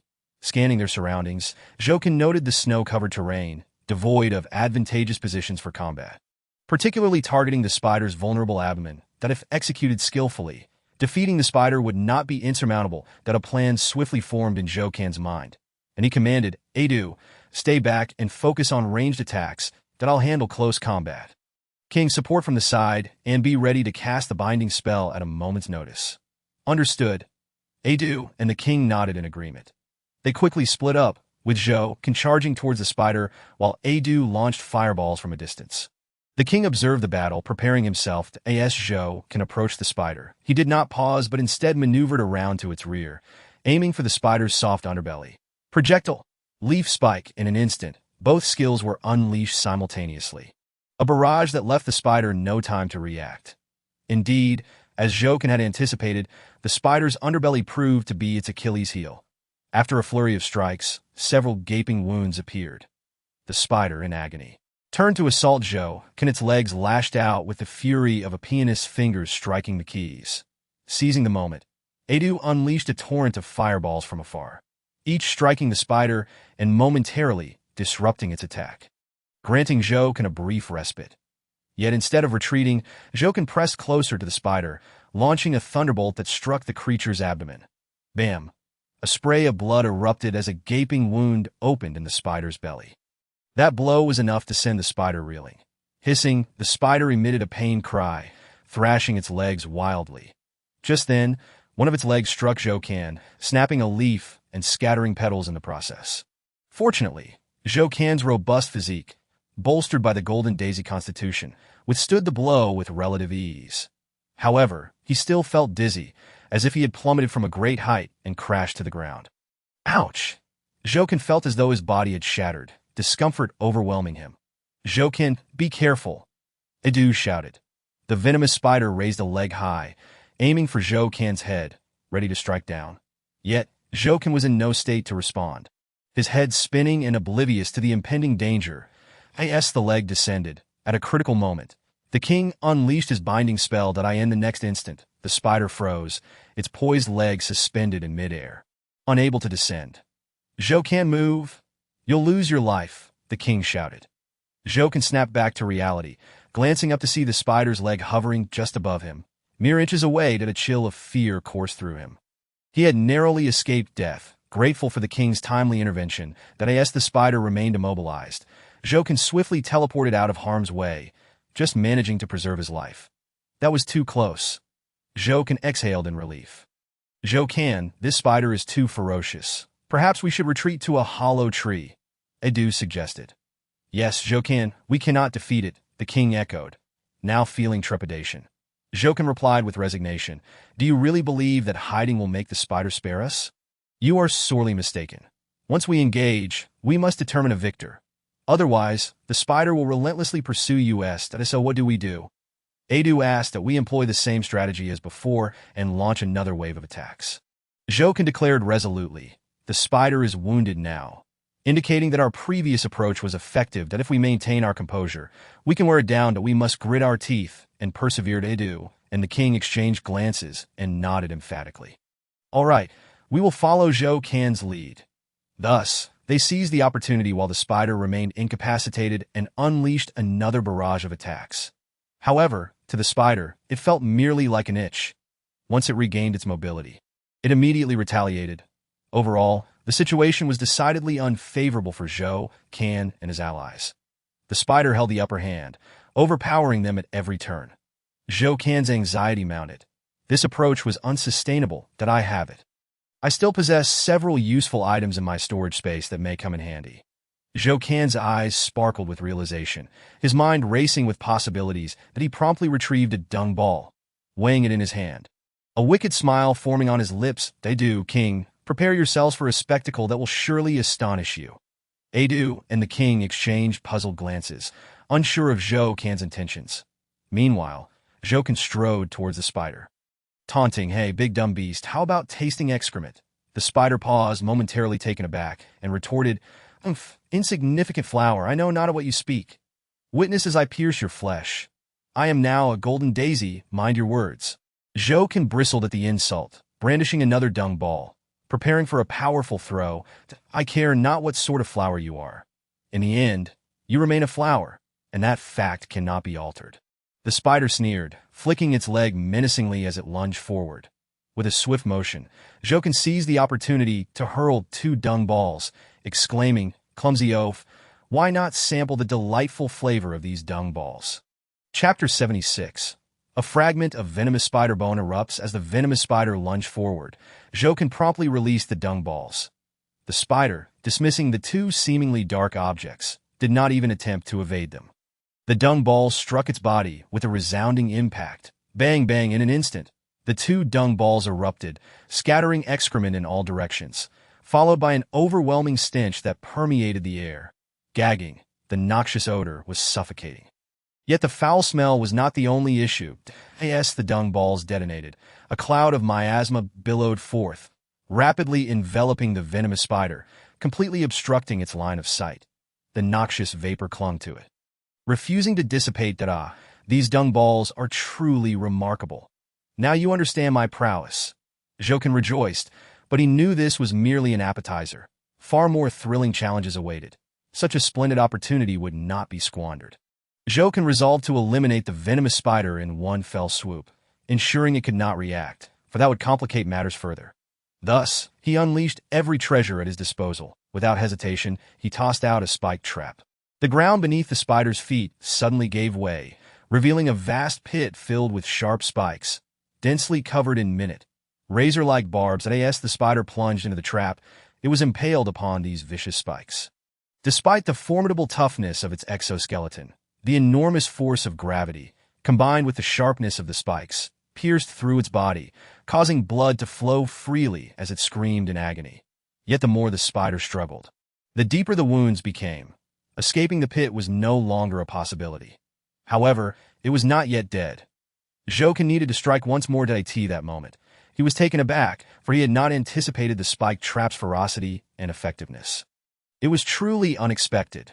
With such lethal potential, it was certain that even an elephant would perish if it fell within. Now was the perfect moment. With a mere flick of his wrist, he could vanquish the ensnared spider. He unfurled a leaf and summoned a peculiar black bird. The bird chirped twice, its gaze fixed on the spider trapped within the pit. "Now, let you experience the might of the explosive bird." With a shake of his leaf, the explosive bird soared into the trap, landing atop the venomous spider. The next moment, a tremendous explosion ensued. Dirt and debris flew in every direction, leaving chaos in its wake. Clang! An object was ejected from the trap, landing right before Zhou. He gazed down in astonishment. "What is this?" It appeared to be something extraordinary. Ejected from the venomous spider, likely a valuable treasure. Intrigued, Jokin contemplated devouring it. However, before he could act, he heard Adu's voice. Haha, the venomous spider is dead, obliterated by the explosion. What a relief! Adu exclaimed joyfully, leaping into the air. Upon hearing Adu's shout, Jokin hastened to the edge of the pit to inspect the situation. Inside, the spider's body lay in tatters, motionless. A clear indication of its demise. That my word, the power of the explosive bird is astonishing. It completely obliterated the spider. Jokin marveled, gasping in amazement. Such a small explosive bird contains such immense energy. It was indeed incredible. I must see if there are any beast cores to consume, Adu remarked, quickly searching for the cores. Yet after a thorough search, he discovered that the venomous spider had not condensed a beast core within its body, leaving him somewhat disappointed. Jokin, this spider is quite lacking. It has no beast core. What on earth is this? Adu mused, stepping closer to inspect. That moment, Jokin recalled the newly acquired divine ability. Fortune Unending, that he wondered if activating it before consumption might yield additional rewards and evolution points. Intrigued, he resolved to give it a try. That he activated Fortune Unending, but felt no discernible change, as if everything remained the same. Is this it? Jokin pondered, doubting the effectiveness of this ability. Yet doubt aside, he decided to proceed with the consumption. Ding! The host has consumed a piece of venomous spider bone, gaining 20,000 evolution points. 20,000 evolution points? Jokin was astounded, gasping in disbelief. Such a small fragment of the spider's leg bone yielded such a bounty. Could it be the effect of Fortune Unending? If so, that would be utterly extraordinary. Jokin felt a mix of astonishment and elation. Indeed, every divine ability has its purpose. What appeared to be ordinary could prove immensely beneficial at crucial moments. In the future, he would activate Fortune Unending before consumption, possibly allowing for faster evolution and upgrades. This was an incredibly powerful ability, a true stroke of fortune. Ding! The host successfully consumed a piece of venomous spider bone, triggering soul bone functionality, unlocking soul bone abilities, and acquiring 4 venomous spider legs. Soul bone functionality, venomous spider legs, what does that mean? Jokin was momentarily bewildered. Ding! The host's evolution points have reached 31,497,000, meeting the evolution conditions. Would you like to evolve immediately? Before Jokin could fully comprehend, the system's prompt chimed again. That he hesitated briefly, then instinctively chose to evolve. Ding! Evolution commencing. Please wait patiently. In an instant, a searing sensation coursed through his entire being, as if he were undergoing a rebirth. Particularly beneath the flowers, above the leaves, and at the roots, a maddening itch accompanied by pain surged, as though something were attempting to break free from his body. At this moment, Jokin remained unaware that miraculously, a pair of spider legs were sprouting from those specific locations, resembling limbs, while the roots buried underground gradually detached, rapidly withering away to transform into a smooth posterior. Chapter 77. The freedom to move. Adu and the king observed Jokin's transformation with keen interest, tinged with concern. Hey, do you think Jokin is all right? Why has he sprouted 4 spider legs out of nowhere? And why have the roots released their grip? Adu questioned anxiously. The king frowned, uncertain. It should be fine. Jokin is evolving. Perhaps he will acquire something new this time, that there's not much we can do but watch. Time passed, and suddenly, Jokin opened his eyes, the evolution complete. However, upon doing so, he found Adu and the king staring intently at him, leading him to believe something was amiss. What is wrong with you both? Jokin, just look down at your body, and you'll see. Adu replied. As Jokin glanced downward, he was instantly taken aback, and he beheld 4 jet black spider legs sprouting from his body, each approximately 1.5 meters long when fully extended.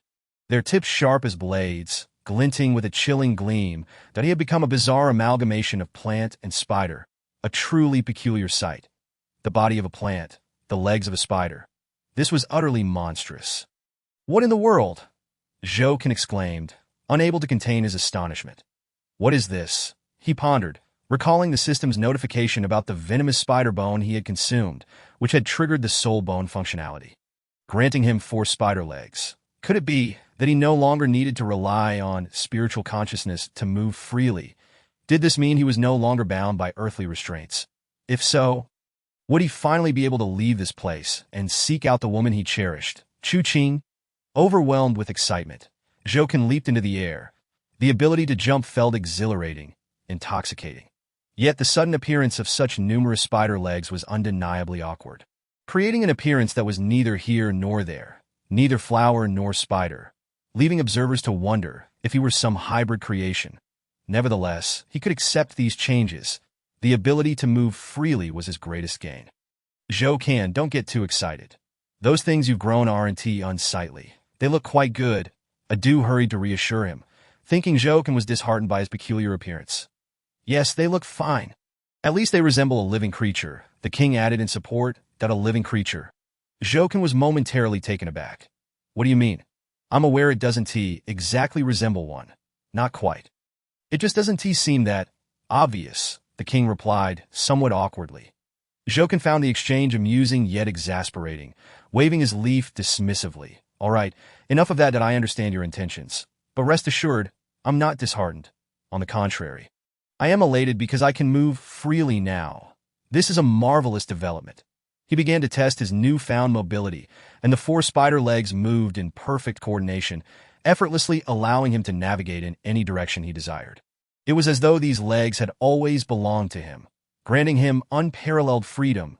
That moment. He also noticed that his previously damaged leaf had fully restored itself during the evolution, appearing as pristine as ever. The petals that had been plucked from above have blossomed anew, brimming with vitality. Observing Zhouken moving about with ease and freedom, Adu suddenly experienced an epiphany, exclaiming with delight. Indeed! How could I have overlooked the fact that Brother can now move freely? This means we can explore the city of magic capital. Thus, I maintain that this is not a misfortune, but rather a splendid opportunity. Zhouken responded. After all, remaining here indefinitely is not a viable solution. We must eventually depart for elsewhere. That if we linger here, we can only await elimination, ultimately meeting an untimely demise. So what are we waiting for? Let us leave at once. The king is already eager to go, he continued. Not so fast.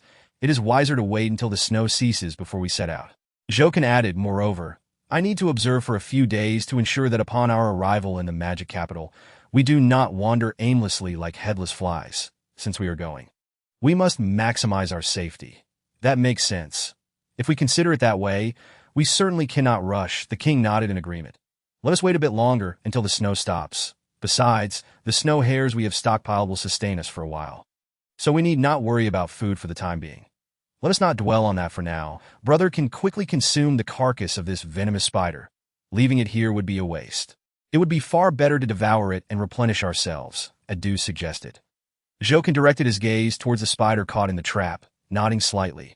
Such a valuable resource would not be squandered. He was determined to consume it.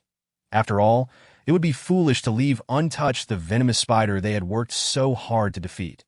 Without hesitation, Zhouken maneuvered his spider legs and leapt effortlessly into the trap, executing the action with remarkable finesse. His control over the spider legs had become exceedingly adept, making running and jumping a breeze that in the future he would only grow more proficient, allowing him to engage in combat with unparalleled agility. With his current strength, coupled with the 4 spider legs, his combat prowess would far surpass what it had been, eliminating the limitations of mobility. There would be no more standing idle, awaiting an assault. Elated, Zhouken wasted no time in consuming the spider. With a wide opening of his mouth, the carcass was swiftly drawn into his belly. Ding! Host has consumed a partial venomous spider carcass, gaining 3,000 evolution points. Well, a partial venomous spider carcass. Only 3,000 evolution points as a reward. This reward is rather meager, he mused. Yet, there was little to be done.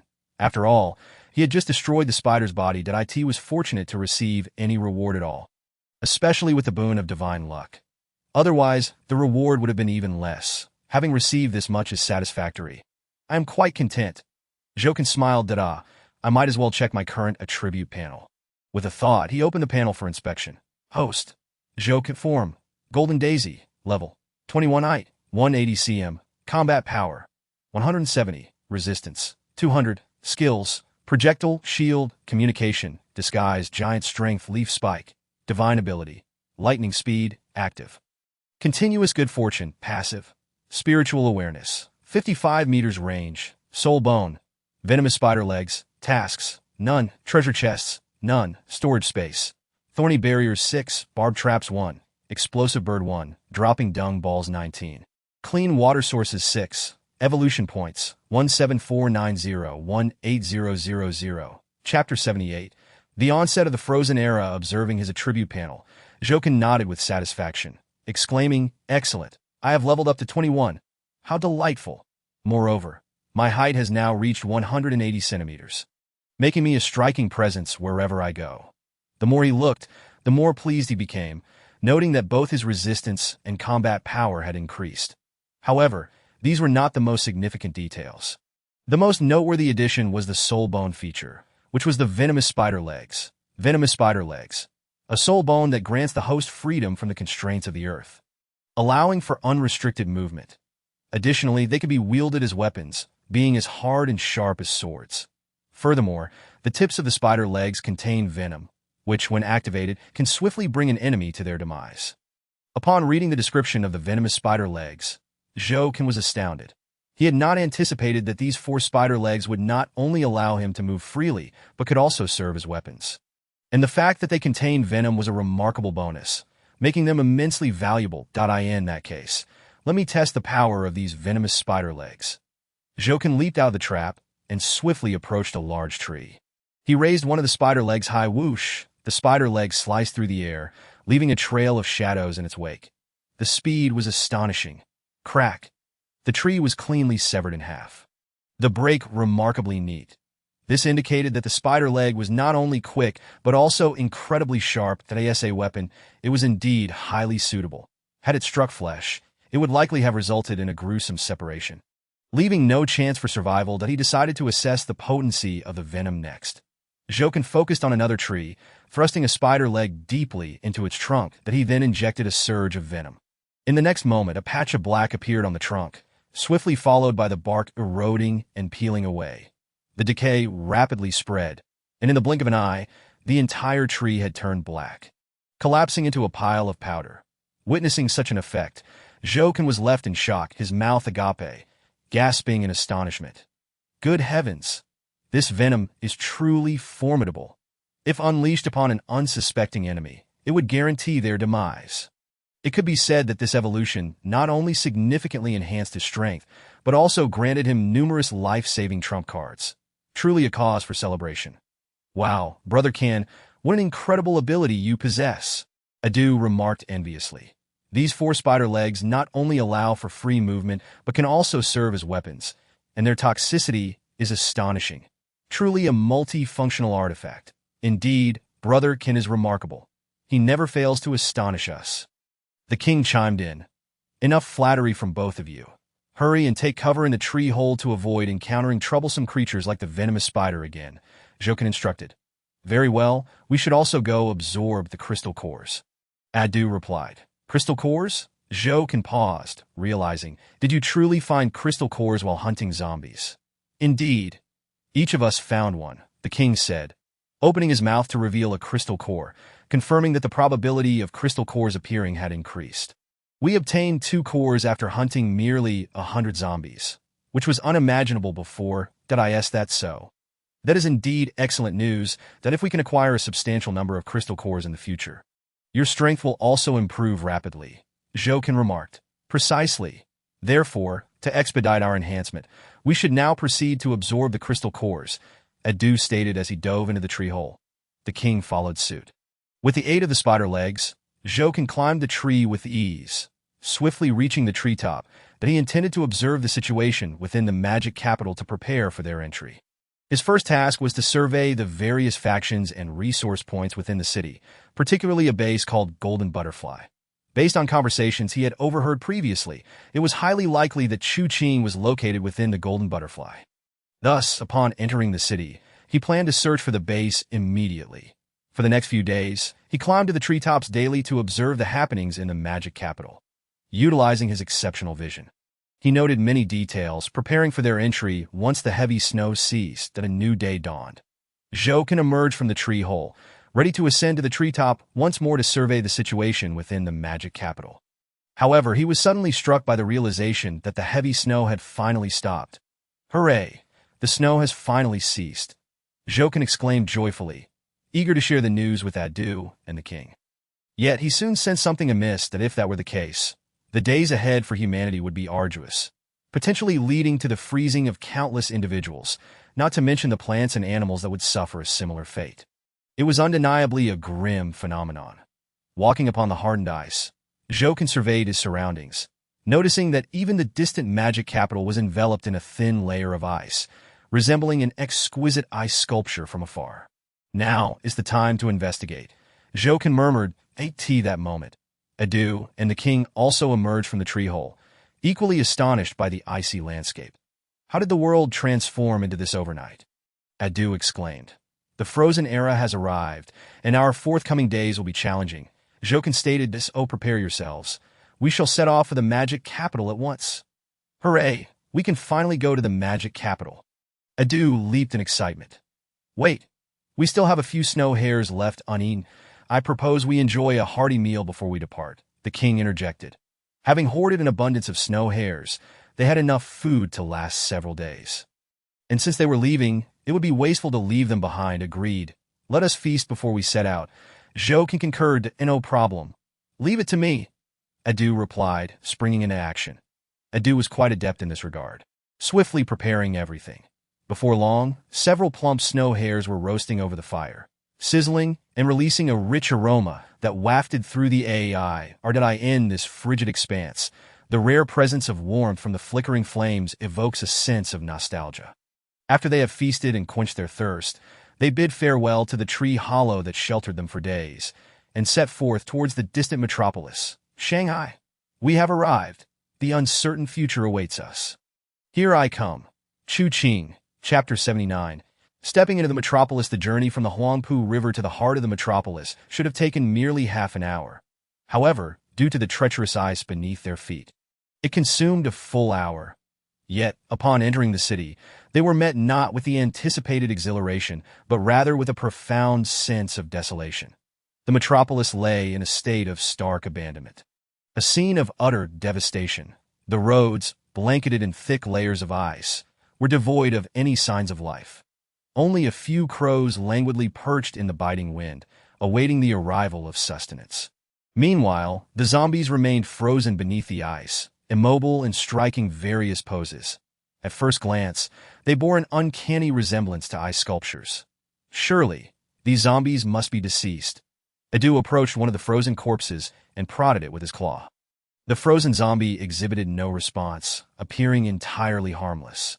"Hey, be careful not to awaken these plague-ridden fiends.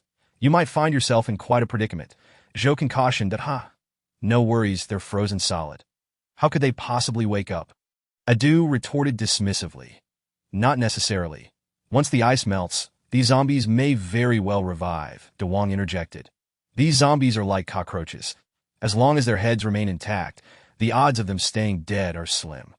At this remark, Adu instinctively recoiled, distancing himself from the frozen zombie, though he refused to back down, defiantly stating, "As long as the ice remains, these zombies cannot pose a threat, so there's nothing to fear." Suddenly, a loud clatter echoed from afar. Zhou Kan's senses heightened, and he swiftly turned to investigate. It was merely the sound of a fallen empty can. But upon looking up, he was struck by a more alarming sight, a grotesque, hairless zombie cat with blood-soaked fur, glaring at them with fiery red eyes. No, it was not just one. A horde of them emerged from various directions, their malevolent eyes fixated on the group, teeming with malice and hunger. "This is bad. We've barely arrived in the metropolis and already find ourselves surrounded by zombie cats that we must tread carefully. They've clearly caught our scent and seem to have gone a long time without a meal." Jokin whispered, "Damn it! Why haven't these zombie cats frozen to death? This is perplexing," Adu exclaimed. "They must have been agile enough to hide before the freeze set in, thus escaping death," De Wong reasoned. "After all, we share a common lineage, albeit distantly. These zombie cats are formidable and numerous. I suggest we retreat instead of confronting them head-on." "Indeed, let's flee," Adu wholeheartedly agreed. "Think it's that simple? Take a look around." Jokin urged, "Yes, Adu," and Devouring surveyed their surroundings, they realized they were encircled by a throng of zombie cats. They had become the filling in a dumpling, with no escape in sight. Damn it, what terrible luck to encounter such peril upon arriving in the metropolis. Adu cursed. Indeed, I observed for days without spotting any zombie cats, indicating they usually conceal themselves. Clearly, they revealed themselves upon our arrival. Having awaited this moment for quite some time, as we are a fresh source of sustenance, Jokin remarked, since escape is futile, let us engage them. Devouring stepped forward, shouting at the swarm of cats. Hey little pests, if you've got the guts, come at me. Stop posturing and scaring who? Meow. Devouring's taunt incited the horde. One zombie cat leaped forward, lunging at Devouring. Well, come on then, Devouring countered with a powerful claw strike. Boom! The zombie cat was struck and sent crashing against the wall, dazed and disoriented. This act of defiance incited the wrath of the entire horde. Meow, meow, countless zombie cats charged forward, a dark cloud of fur and fangs. Let the battle commence. Jokin shouted, unleashing his skills. The dual strikes of piercing leaves and flying projectiles flew forth. Plop! Plop! One by one, the zombie cats fell, but it was not enough to vanquish them. Those struck merely tumbled briefly before springing back into action, relentless in their assault. The ferocity of the zombie cats made it difficult to withstand their onslaught. Adu retaliated with a series of fireballs, which proved effective. Soon, several zombie cats ignited in flames, succumbing to the blaze that as the fire spread, more zombie cats were engulfed. Meanwhile, Devouring intermittently cast immobilization spells, greatly hindering the zombies' speed and agility, affording Jokin and Adu further opportunities to attack. After a fierce struggle, several zombie cats lay defeated, yet a steady stream continued to arrive that if this persisted, exhaustion would surely claim them. Jokin shouted, we must fight while retreating, heading west. I know of a restaurant where we can take refuge. Immediately, they retreated westward. After rounding a corner, they spotted the restaurant, delicious restaurant. Jokin had noted this location during his earlier observations. It was home to a band of nefarious individuals, notorious for robbing others of their resources and committing heinous acts. Jokin had witnessed many of their misdeeds, so he had planned to make this their first refuge upon entering the metropolis, a means of ridding the world of their wickedness. At this moment, the restaurant's door was firmly shut, rendering entry impossible, while the encroaching feline horde drew nearer, placing them in a dire situation. Jokin instructed Adu, blast the door open. Right away, brother Ken. Adu sprinted forward and unleashed a fireball against the door. Boom! The loud explosion echoed, yet the door remained unmoved, for it had been replaced with iron, rendering Adu's fireball ineffective. More force was necessary. Meow. The zombie cats launched yet another assault. Jokin exchanged glances with Devouring, who understood the cue and promptly cast an immobilization spell. Instantly, the advancing zombie cats were frozen in place, unable to move. Seizing this opportunity, Jokin unleashed a devastating thunderstrike. Boom! A plume of black smoke erupted. The immobilized zombie cats were obliterated, leaving no trace behind. However, this created a considerable commotion, audible from afar. Jokin had initially refrained from using such a powerful attack, fearing it might attract more zombie cats or even more formidable adversaries. Yet, there was no choice now. They needed to resolve this swiftly. The longer they delayed, the more detrimental it would be for them. Chapter 80. Zombie Cats and Worms. Boom! Adu continued hammering at the restaurant's door, creating a significant dent. Another strike might just break through. Meanwhile, Jokin, after his thunderstrike, prepared for another assault when he suddenly noticed several worms crawling out from the recently shattered ice. More and more of them emerged, quickly forming a dense mass. These worms were pale blue, their surfaces coated in frost, approximately 20 centimeters long and as thick as a wrist, resembling oversized earthworms. They writhed incessantly, leaving trails of pale blue slime across the ice. What on earth are those? Jokin gasped in astonishment. The sight of the worms incited fear in the zombie cats, causing them to retreat, wary of the approaching threat. The worms, however, showed no hesitation, lunging towards the nearest zombie cats. No matter how agile the zombie cats were, they could not evade the onslaught of the worms. Upon contact, the worms burrowed into the zombie cat's mouths and nostrils with astonishing speed. Meow. The zombie cat let out a wail. In the next instant, its body exploded, splattering blood everywhere. The worms that had entered swiftly emerged, their bodies stained with blood and visibly thicker. Gasp. Jokin drew in a sharp breath. Goodness, these worms are vicious. Burrowing within and devouring their innards. No creature stands a chance. Jokin lamented that on the bright side, the threat of the zombie cats was now eliminated, sparing them from further confrontation. Their focus shifted to safeguarding themselves against the impending worm menace. Adieu, keep hammering at the restaurant's door. Jokin promptly directed Devouring. Let's maintain a defensive line to prevent those worms from getting too close. Thus, the trio executed their plan. Adieu continued assaulting the restaurant door.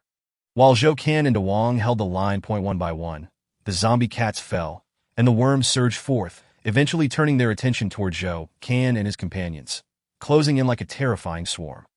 The sight was revolting. Anyone with a fear of clusters would likely retch at the mere glance. Meanwhile, Adieu still struggled to breach the sturdy restaurant door. It was evident that those inside had exerted considerable effort to fortify their refuge. However, Adieu's fireball attacks lacked the necessary power. Had they been more formidable, the door would have surely crumbled by now. Although a few days ago, Adieu and Devouring each consumed a crystal core. It proved to be merely a drop in the ocean, failing to significantly enhance their strength. In the future, they will need to consume a greater quantity of crystal cores to boost their power. Go ye. Are you ready? Devouring called out. Almost there, just hold on a little longer, came the reply, as Adieu, drenched in sweat, felt urgency. There is no time to waste, prepare to strike. Jokin frowned upon noticing insects charging towards them.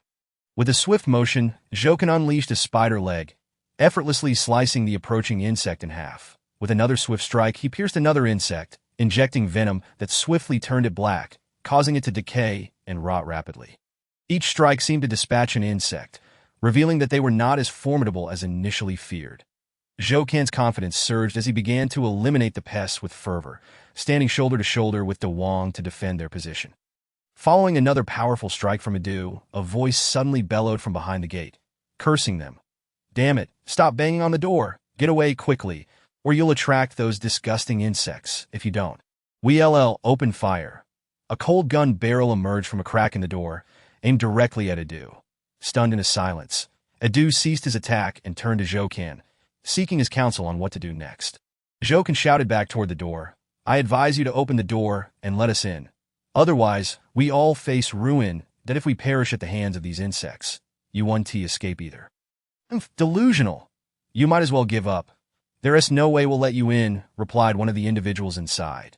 Very well, we shall lure the insects in and see who suffers the consequences. Jokin threatened.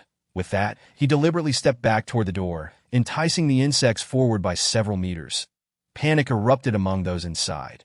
After a brief silence, a commanding voice rang out. Let them in, with a creak. The door swung open. Jokin wasted no time and dashed inside, followed closely by Adieu and Devouring.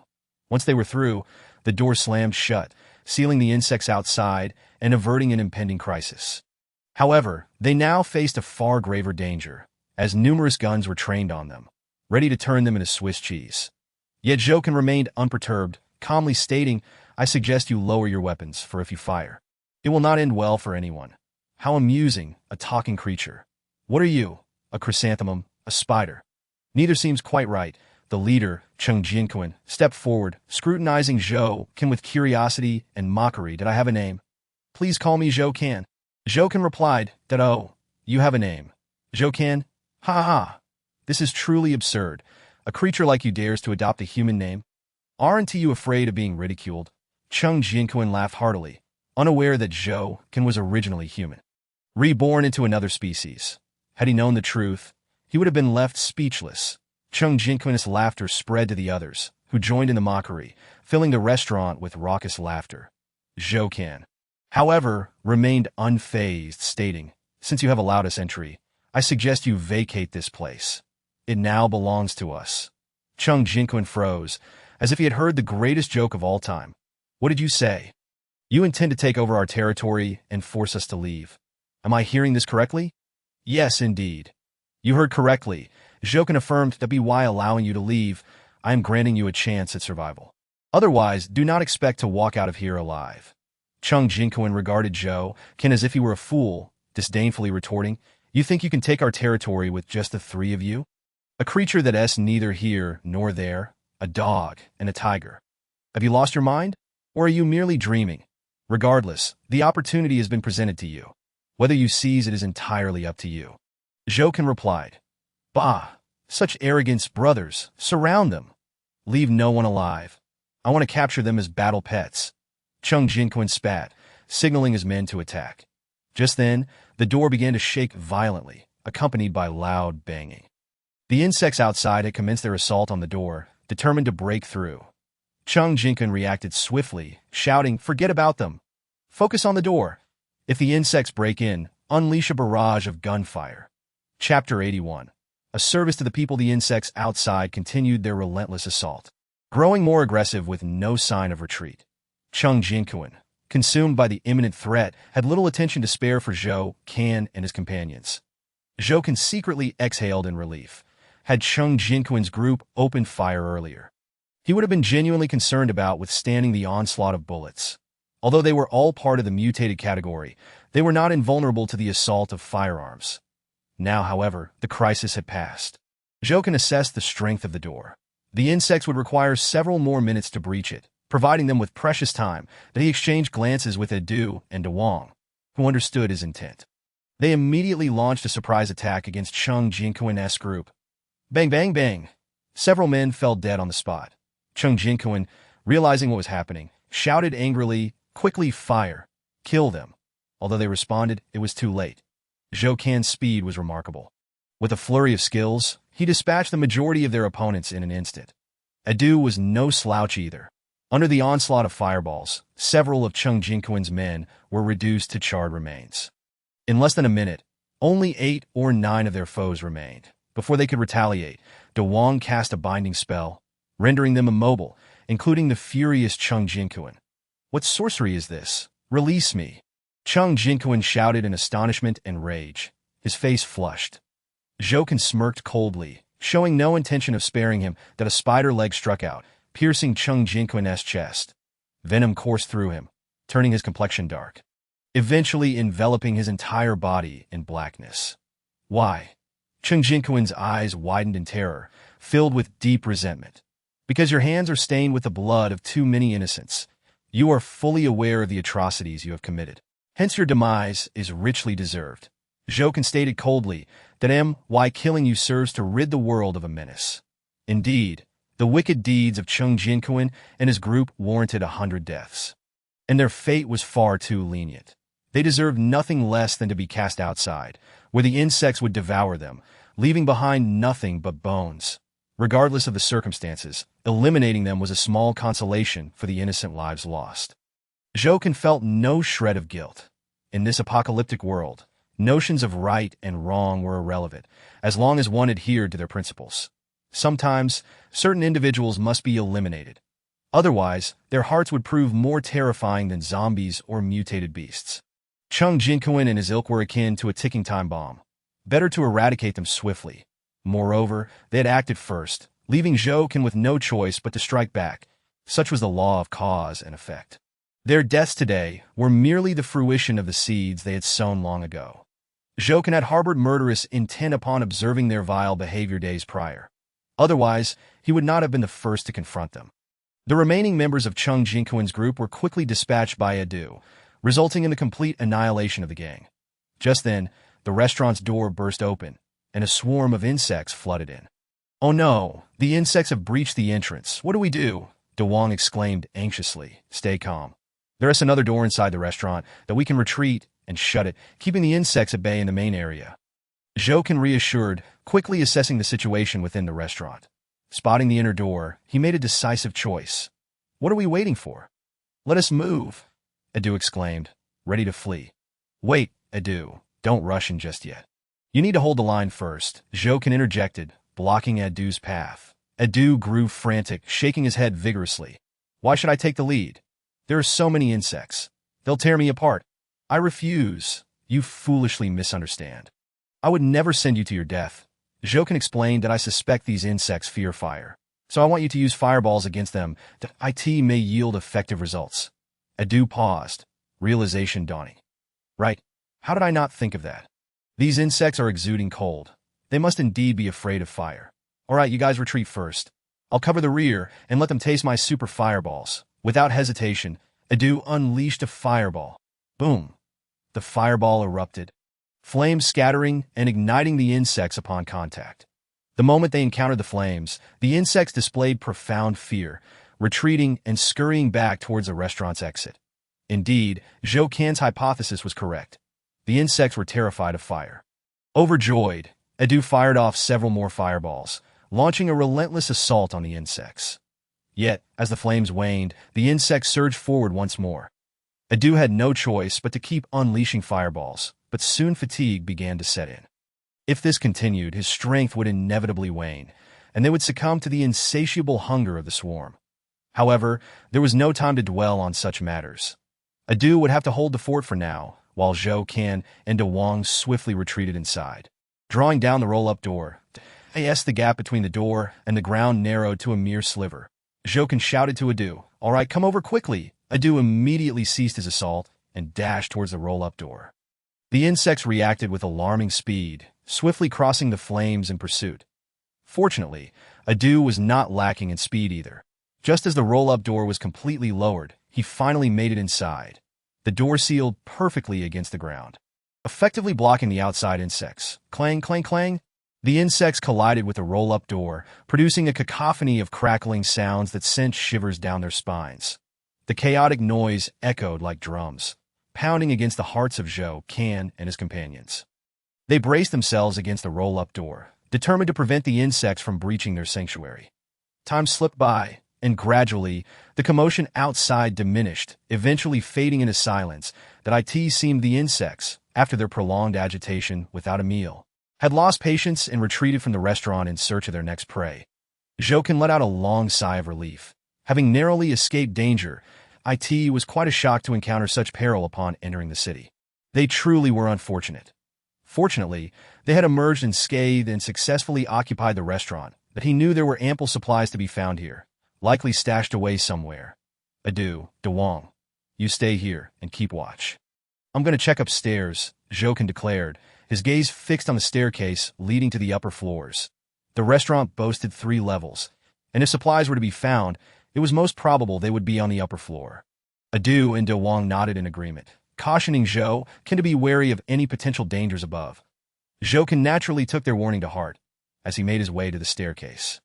He prepared himself for a possible confrontation that if any threat arose, he would act decisively, showing no mercy, just as he had with Cheng Jinquan and others.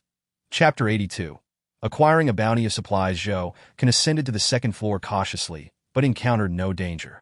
On the contrary, the second floor was remarkably safe, retaining much of its original appearance, evoking a semblance of life before the apocalypse.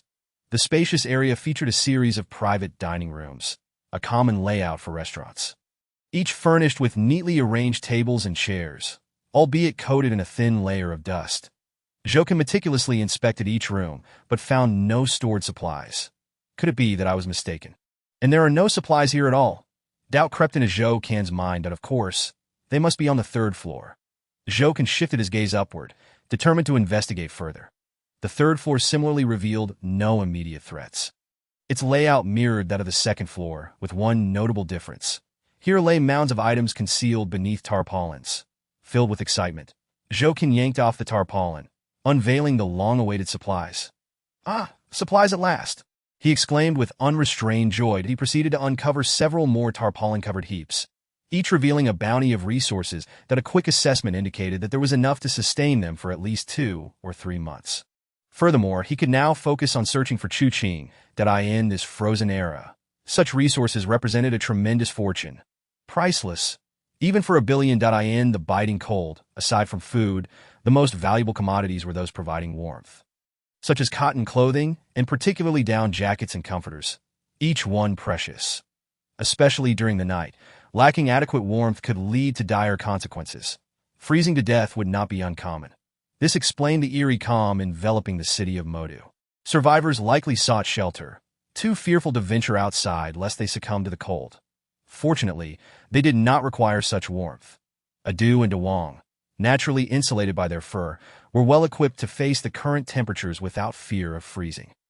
Zhou Can, too, had transformed. With a resistance value of 200, he was more than capable of withstanding the harsh cold without succumbing to its chill. This was their advantage, affording them far more comfort than others. Coincidentally, among the supplies were several warm items. Although they might not need them immediately, it was prudent to keep them for future use. Zhou Can selected a beautiful women's down jacket, cherishing it as he thought. This will make a lovely gift for Chu Qing once I find her. She will surely appreciate it. After another thorough search, he found nothing else of interest. Zhou Can approached a window on the third floor.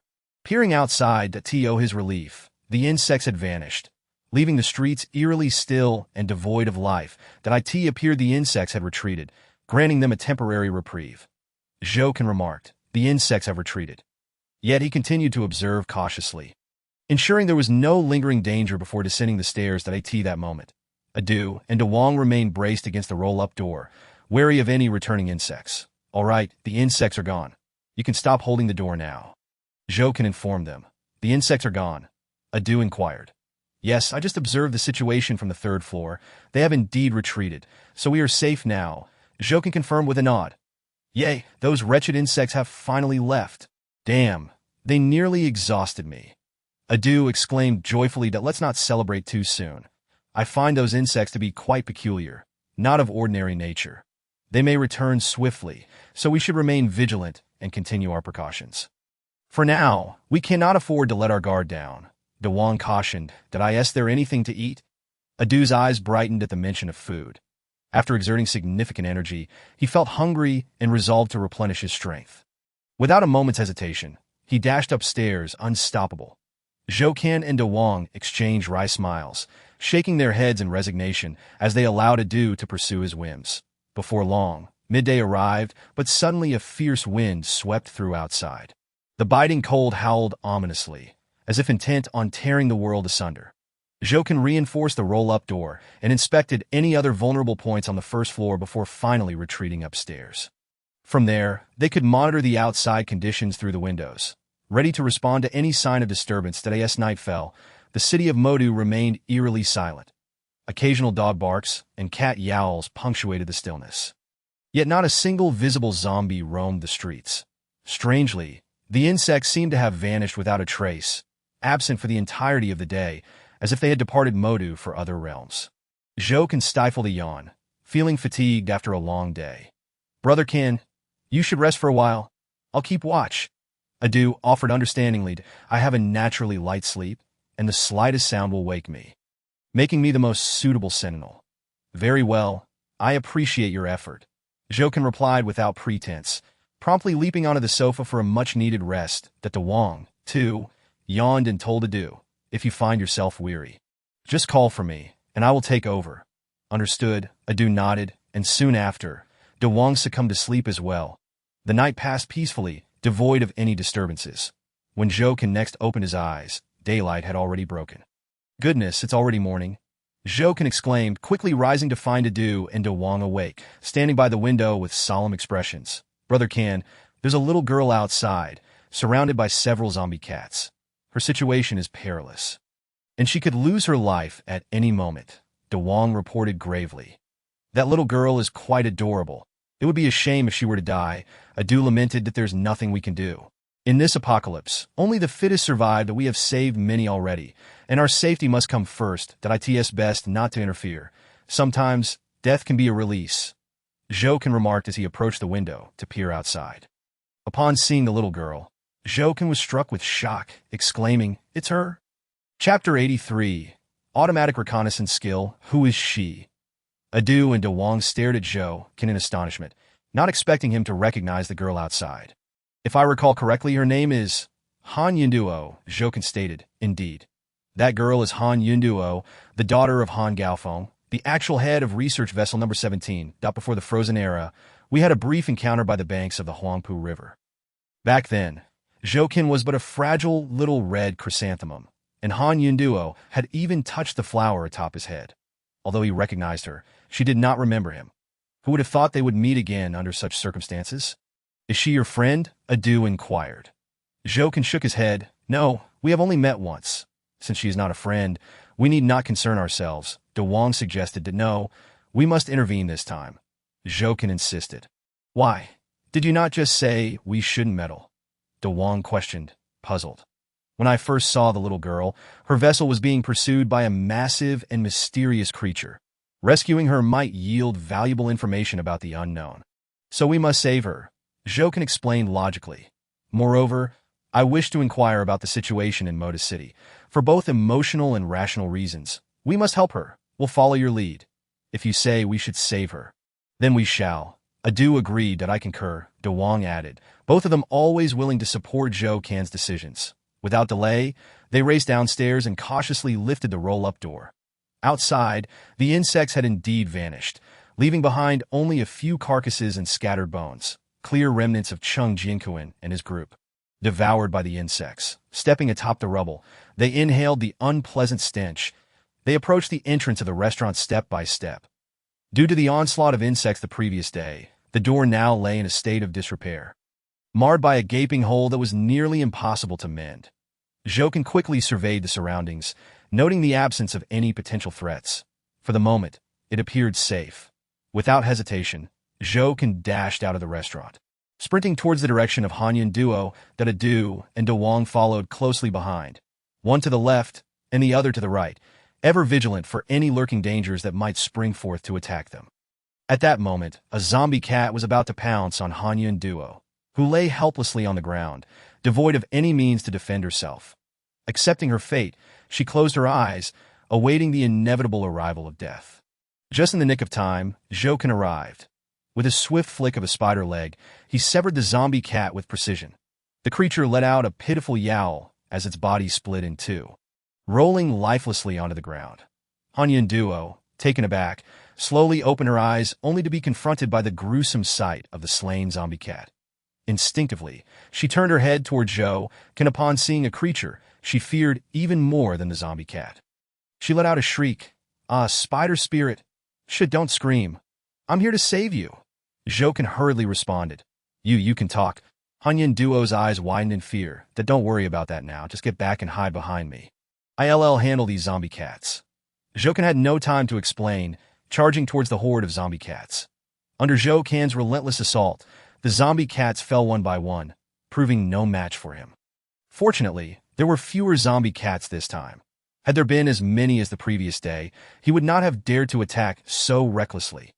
Hanyan Duo realized that Zhouken was genuinely trying to save her, which sparked her curiosity. Why would a spider spirit come to her aid? This conundrum puzzled her. She recalled having read stories in her childhood that depicted spider spirits as creatures that ensnared the living in silk. Savoring them slowly, that thought only deepened her fear. No, she had to escape. This was the perfect opportunity to flee. She immediately got to her feet and turned to run. However, just as she did, she found herself face to face with a tiger and a black dog standing behind her. Da! Hanyan Duo screamed again. It was over. She was utterly trapped, with nowhere to retreat. In front of her stood the spider spirit and insects as obstacles, while behind her loomed the tiger and the black dog, blocking her escape. Despair washed over her. "Woe is me. My life is truly miserable. Father, I cannot come seek you. Yun Duo is doomed." Tears streamed down her face. Heartbroken, they had come to rescue her. Was it possible she was crying out of gratitude? Alas, they could not speak, and could only communicate with Zhouken. Otherwise, she would surely demand an explanation for this peculiar situation. At that moment, a zombie cat emerged from the side, lunging fiercely at Hanyan Duo. Meow. The zombie cat opened its maw, revealing sharp fangs aimed at her neck. Bang.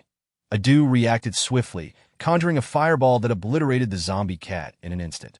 Flesh and blood splattered, drenching Hanyan Duo, that he then fixated on a few insects, intending to devour them to see how much evolutionary value he could gain. He promptly chose one insect to consume. Ding! Host has devoured an ice bug, gaining 800 points of evolutionary value. Ice bug, a creature that has undergone mutation in the Ice Age, characterized by coldness, a penchant for feeding, adept at burrowing, and weakened strength. Ice bug? Zhouken mused at this creature is called an ice bug. The name is quite fitting. He continued. Although their numbers have increased, they are not particularly formidable. They are merely a nuisance. I hope I do not encounter them again. Ding. Host's evolutionary value has reached 18290. 18,000.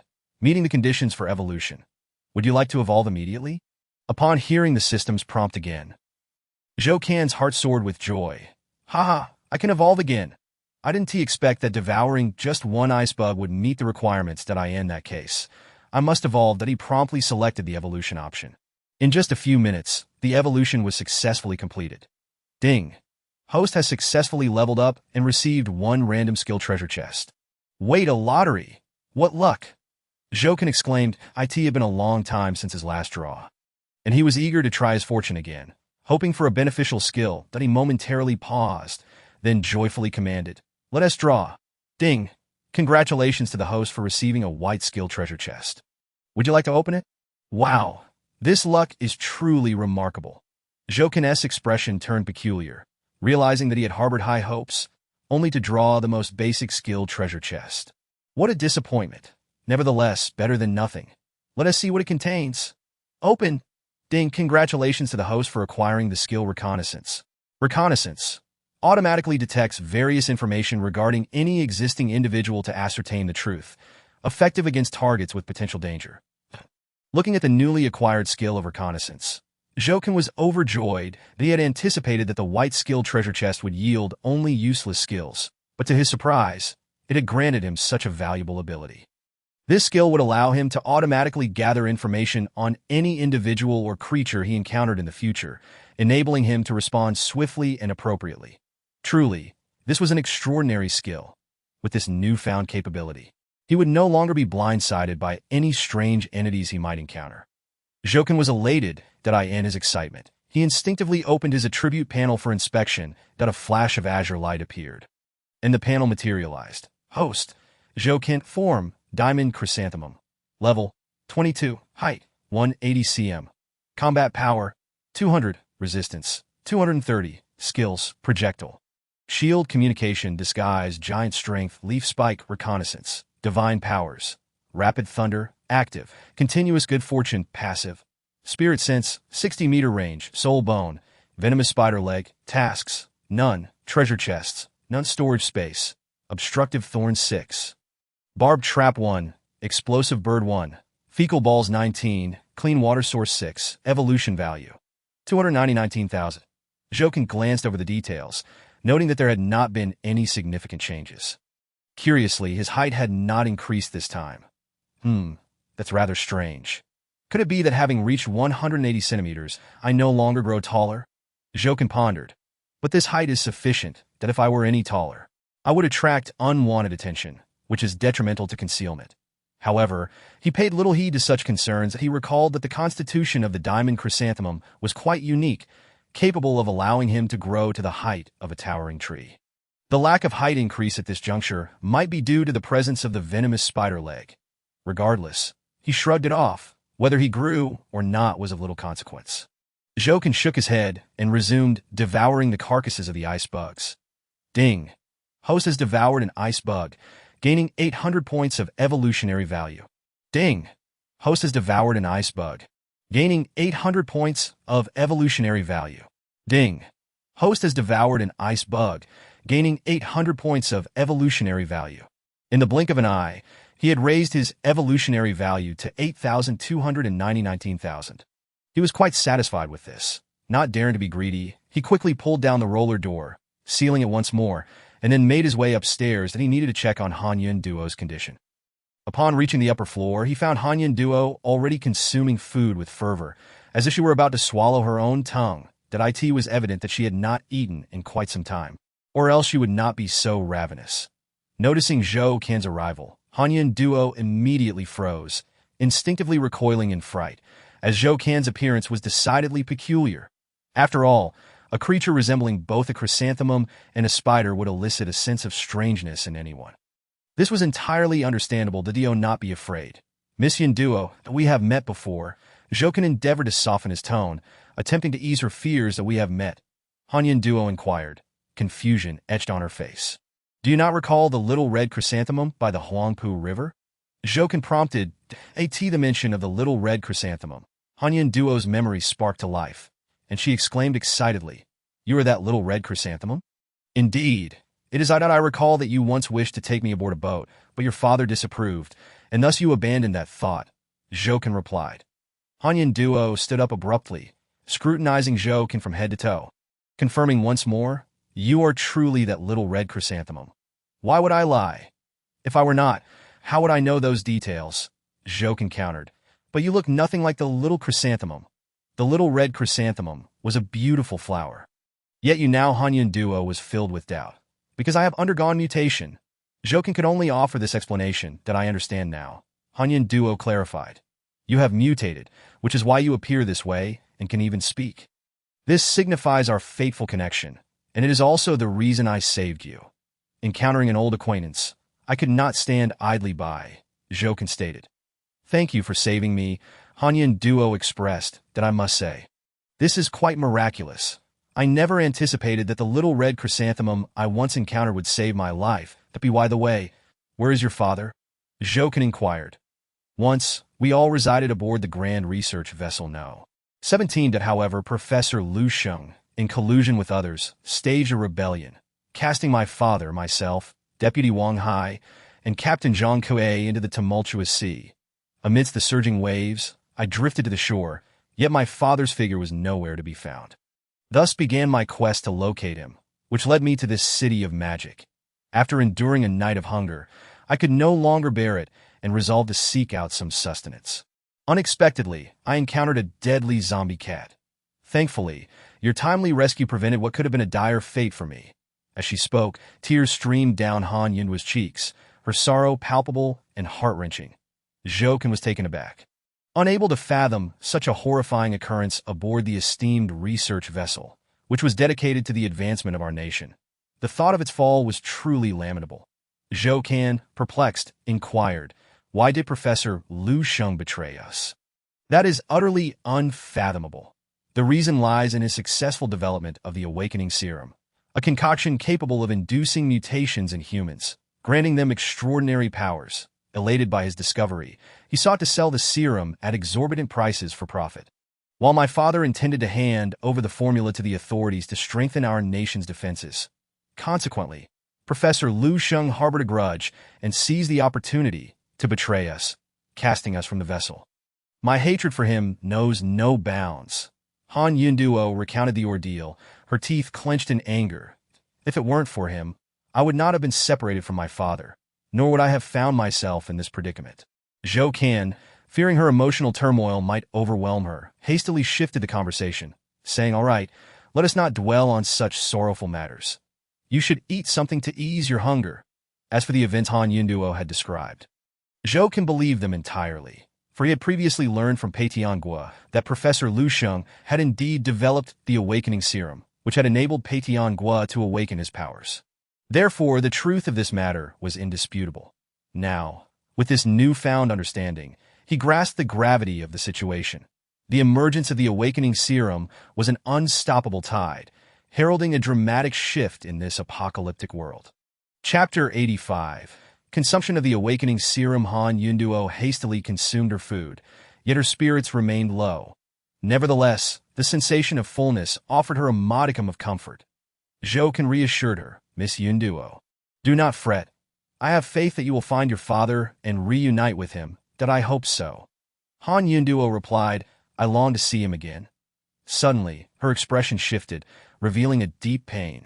Zhouken, startled, quickly asked Miss Yunduo, what troubles you? It hurts, she gasped, clutching her left leg. Pain. Zhouken glanced at her leg, noticing a wound at her ankle. That was... Zhouken's heart sank. It was a bite from the zombie cat. This was dire.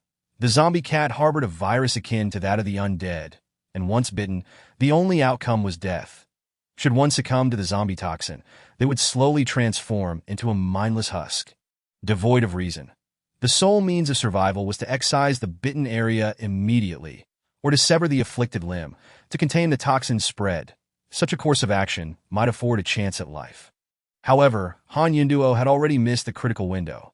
Even if they amputated her leg now, it would be too late. Miss Yunduo, you were bitten by the zombie cat. Zhouken could hardly believe it. I do not know. Han Yunduo panicked, fully aware of the grave consequences of a zombie cat's bite. This could lead to loss of life, that I do not wish to die. I must find my father. Tears streamed down her face. Miss Yunduo, please do not cry, I will think of a way. Perhaps there is still hope. Jokin comforted her. What hope could there be? I have witnessed those bitten by zombies transform into the undead.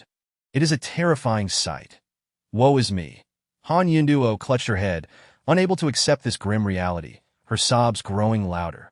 Zhou Qian, equally distressed, was at a loss for what to do. He turned to Adu and Dewang, asking, do either of you have any means to save her? Adu and Dewang exchanged glances, both shaking their heads. They were equally bereft of solutions. Brother Qian, being afflicted by the zombie toxin is tantamount to a death sentence. Given the circumstances, she will soon turn into a zombie. That we should swiftly. We should, Dewang faltered, unable to finish. Jokin grasped his implication. They should expel Han Yunduo while she was still human, allowing her to fend for herself, rather than face the ordeal of her transformation. Yet, he could not bring himself to do such a thing. No, I cannot do that, Jokin resolutely declared. Perhaps we could isolate her. To avoid complicating matters for ourselves, Adu suggested. Jokin hesitated. This plan was indeed feasible, that it would spare Han Yunduo from harm while allowing her some dignity. Yet, could he truly watch her transform into a zombie? She was merely a 13-year-old girl, undeserving of such a fate. Nevertheless, they could not make a decision for Han Yunduo without consulting her. Taking a deep breath, Jokin asked, Miss Yunduo, what are your thoughts? Han Yunduo sobbed, repeatedly wiping her tears. I do not wish to die. Even if I must perish, I want to do so in my father's embrace. But now, you may not live to see that day. Jokin said, at this moment, you must make a choice. Silence enveloped Han Yunduo, her tears continuing to flow. Jokin understood that she was grappling with a profound internal struggle, faced with a final decision. I am sorry, truly sorry, that I could not save you, Jokin lamented. This is not your fault. It is my fate, but I refuse to accept it. Han Yunduo wiped away her tears, her visage hardening, as if she had reached a resolution. She then retrieved a glass vial from her pocket, containing a pale green liquid that shimmered faintly. Upon the vial's appearance, Jokin sensed something extraordinary within it. A unique power pulsating that I cannot die. My only chance of survival lies in consuming this awakening serum. If I successfully awaken, the zombie toxin will be neutralized, and I shall not perish. Even if I fail, I will have given myself a chance. Han Yunduo's gaze was resolute, her expression unwavering as she decisively uncorked the vial. What did you say? Is that the awakening serum developed by Professor Lu Sheng? Jokin exclaimed in shock that if true, this substance was immensely valuable. Its emergence would undoubtedly incite fierce competition among various factions. Countless individuals would covet such potent abilities. Yet for Zhou Qian, this serum held little utility, likely serving only to enhance his evolutionary value. Indeed, Han Yunduo affirmed, I secretly concealed it when I was cast from the ship, and now it is finally time to use it. Although the chances of awakening are only 35%. I must try, otherwise I face certain death. You must consider this carefully. The risk of failure is substantial, Jokin cautioned gravely. Yet it is preferable to becoming a zombie. Han Yunduo was resolute, and without hesitation. She consumed the awakening serum. Immediately, her expression contorted, and her body began to tremble violently, as if something within her sought to break free. Her skin turned a pale green, resembling someone steeped in dye. An unsettling sight. Are you all right, Miss Yunduo? Jokin gasped, rushing to support her. I am fine. It is just, but before she could finish, she lost consciousness, her convulsions ceasing, leaving her utterly still. Hey, Miss Yunduo, what is wrong? Wake up. Please, Jokin exclaimed, laying her flat on the sofa. Yet, no matter how fervently he called her name, Han Yunduo remained unresponsive. Brother Qian, cease your shouting, that I believe she has perished, Adu stated solemnly. Dewang approached and sniffed, declaring, it seems she has lost her breath. Lost her breath? Jokin gasped, hastily checking for her pulse. Indeed, she had ceased to breathe. Could it be that the awakening had failed? Had she truly succumbed? Jokin felt a pang of sorrow. What a pity, Adu sighed. She may yet transform into a zombie, so we should dispose of her. Let us wait a moment, Jokin murmured, fixated on the motionless Han Yunduo. Perhaps she will recover. Once someone is dead, how could they possibly revive? Adu replied, Brother Qian, do not deceive yourself. Chapter 86. Plant-based abilities and healing. Han Yunduo lay silently on the sofa, her complexion ashen, utterly still. The pale green hue upon her skin showed no sign of fading. 10 minutes had elapsed, yet she remained in a deep slumber, seemingly far from awakening. That it appeared that her fate was grim. That Adu and Dewang suggested they cast Han Yunduo out to prevent her from transforming into a zombie. Yet for reasons unknown, Zhouken clung to a flicker of hope, believing she could awaken. However, as minutes ticked by, that hope began to wane. Casting a final glance at Han Yunduo, Zhouken resolutely made up his mind. I am sorry, Miss Yunduo, I in this apocalyptic world. I wish to treat you kindly. However, I lack the means to do so, and must cast you aside. Stepping forward, Zhouken lifted Han Yunduo with 2 spider legs, intending to hurl her out of the window. Just then, he noticed a slight movement of her fingers. This subtle change was keenly perceived by Zhouken, prompting him to gently set Han Yunduo down and take a few steps back, simultaneously warning Adu and Dewang to exercise caution and maintain a safe distance. After the twitch of her fingers, her eyelids soon began to flutter. Following a few rapid blinks, she abruptly opened her eyes and sat upright. The pale green glow enveloping her body swiftly faded, restoring her complexion to its normal hue. The previously ashen pallor of her face regained a healthy blush. Then am I dead? Han Yunduo exclaimed, raising her arms and waving them in front of her face. Upon witnessing her sudden revival, Zhouken immediately assumed a defensive stance, ready for confrontation. Yunduo, is it truly you? If Han Yunduo had transformed into a zombie, he would not hesitate to strike her down. Han Yunduo paused, turning to Zhouken with a look of surprise. It's me. I'm not dead. I am still alive. Moreover, Han Yunduo raised her leg. Look, the wound on my leg from the zombie cat has healed. I should be fine now. Zhouken was overjoyed. So, you have successfully awakened? What ability have you gained? What ability? Han Yunduo looked somewhat bewildered, slowly opening her hands to reveal a faint blue glow emanating from her palms. Though weak, the light was gentle, exuding a refreshing sensation akin to a spring breeze. That I believe I have awakened a plant-based healing ability. I am now particularly sensitive to various injuries, and I can heal them with my powers. Han Yunduo turned her gaze to a pod of wilting azaleas on the windowsill, gently caressing it. Instantly, the once dying flowers perked up, their branches and leaves regaining vigor. Even the withered blossoms blossomed anew. Zhouken watched in astonishment. Is this the effect of plant-based healing powers? Truly remarkable. This is 100 times more potent than the pure strength abilities from Paytion country. Such a power is indeed rare and would be regarded as a top-tier asset anywhere. Treated as an esteemed guest by any faction, Adu and Dewang were equally taken aback. Fully aware of the extraordinary nature of such abilities, to possess this power is akin to having multiple lives. As long as one does not perish, one can be revived under the auspices of healing. Congratulations, Yunduo, for acquiring such an extraordinary ability, Zhouken remarked. At this moment, Han Yunduo was equally elated, jumping off the sofa with glee. Haha, not only am I alive, but I have also successfully awakened my abilities and acquired healing powers. Now, I can continue searching for my father. He will surely feel proud of me. Indeed, you are quite fortunate, Zhouken said enviously. Little Red Daisy, I must thank you for saving me. Otherwise, I would not be where I am now. Han Yunduo expressed her heartfelt gratitude. Oh, don't mention it. We are friends now. And friends ought to help each other, Zhouken replied. Yes, we are friends. Han Yunduo nodded emphatically. Yet she soon sighed, pondering whether friends even mattered in this apocalyptic world. In such brutality, even familial bonds may not endure. That day, I witnessed a group of people devouring a child. That scene is indelible in my memory, far too cruel.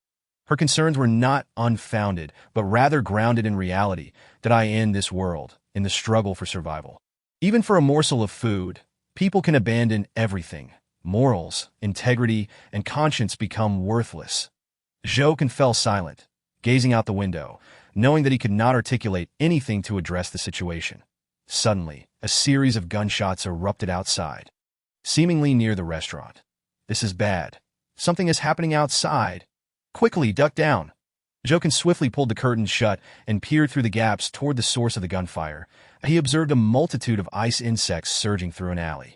A team of about 50 individuals clad in green uniforms armed with rifles, fiercely firing in retaliation. Those gunshots were their doing.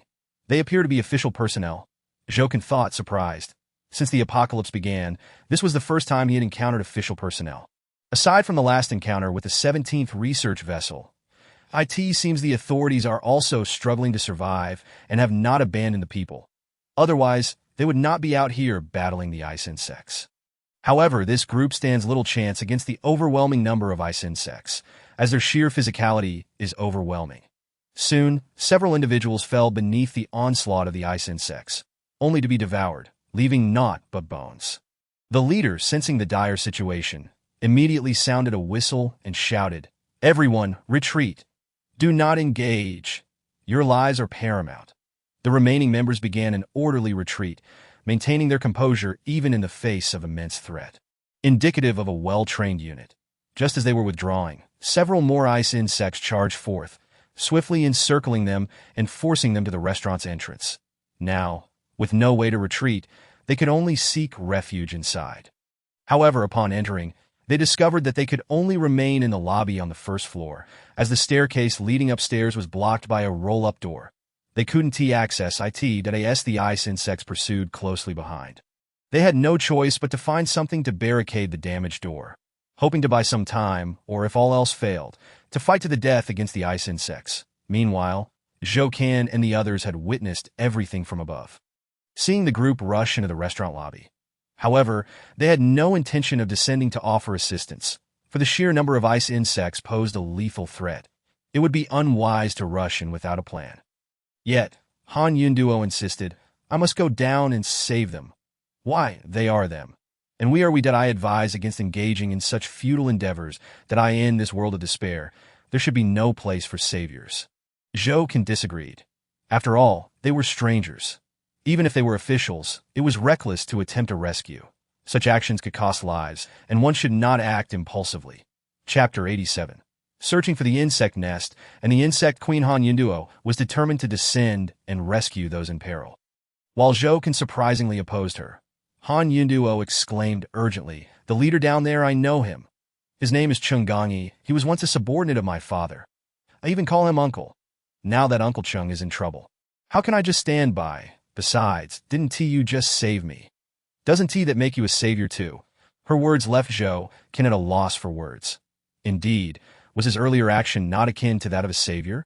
This posed a thought-provoking philosophical dilemma, one that was quite vexing. Perhaps it was a case of differing perspectives, Sai. Since we have encountered them and you know him, let us lend a hand. Jokin sighed. Making his way downstairs, sometimes human nature is such that one bears the weight of responsibility, often trapped in self-contradiction, unable to discern right from wrong, good from evil. They hurried down the stairs and opened a roll-up door. "Hey, quickly come in." Jokin called out that a fierce tiger, a hunting dog, and a creature resembling a spider appeared. Chung Gongyi was taken aback, exclaiming, "Oh no, mutated beasts are behind us. Open fire. Uncle Chung, do not shoot, it's me." Han Yunduo. At that moment, Han Yunduo stepped out from behind, waving at Chung Gongyi. Han Yunduo. Chung Gongyi was momentarily stunned but quickly recognized her, his surprise evident. "Miss Yunduo, what are you doing here? Is the old chief with you?"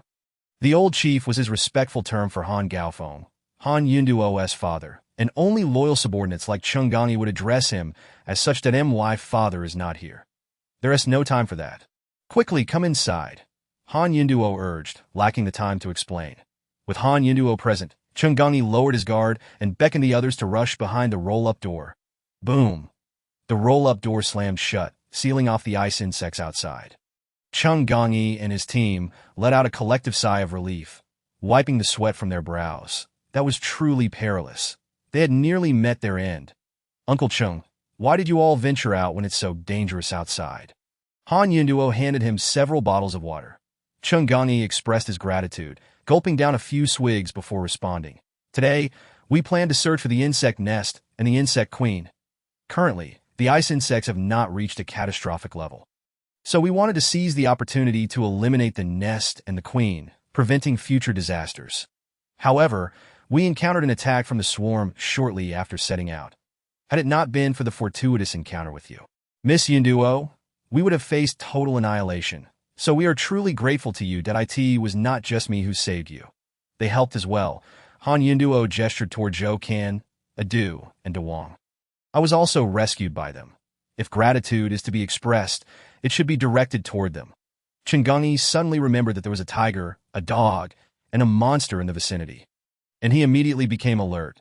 The others also raised their rifles in readiness. Miss Yunduo, how is it that you are with these mutated beasts? Are they threatening you? Uncle Ching asked. Please don't be alarmed. Han Yunduo quickly pressed down on Changgani's gun and explained. They mean no harm.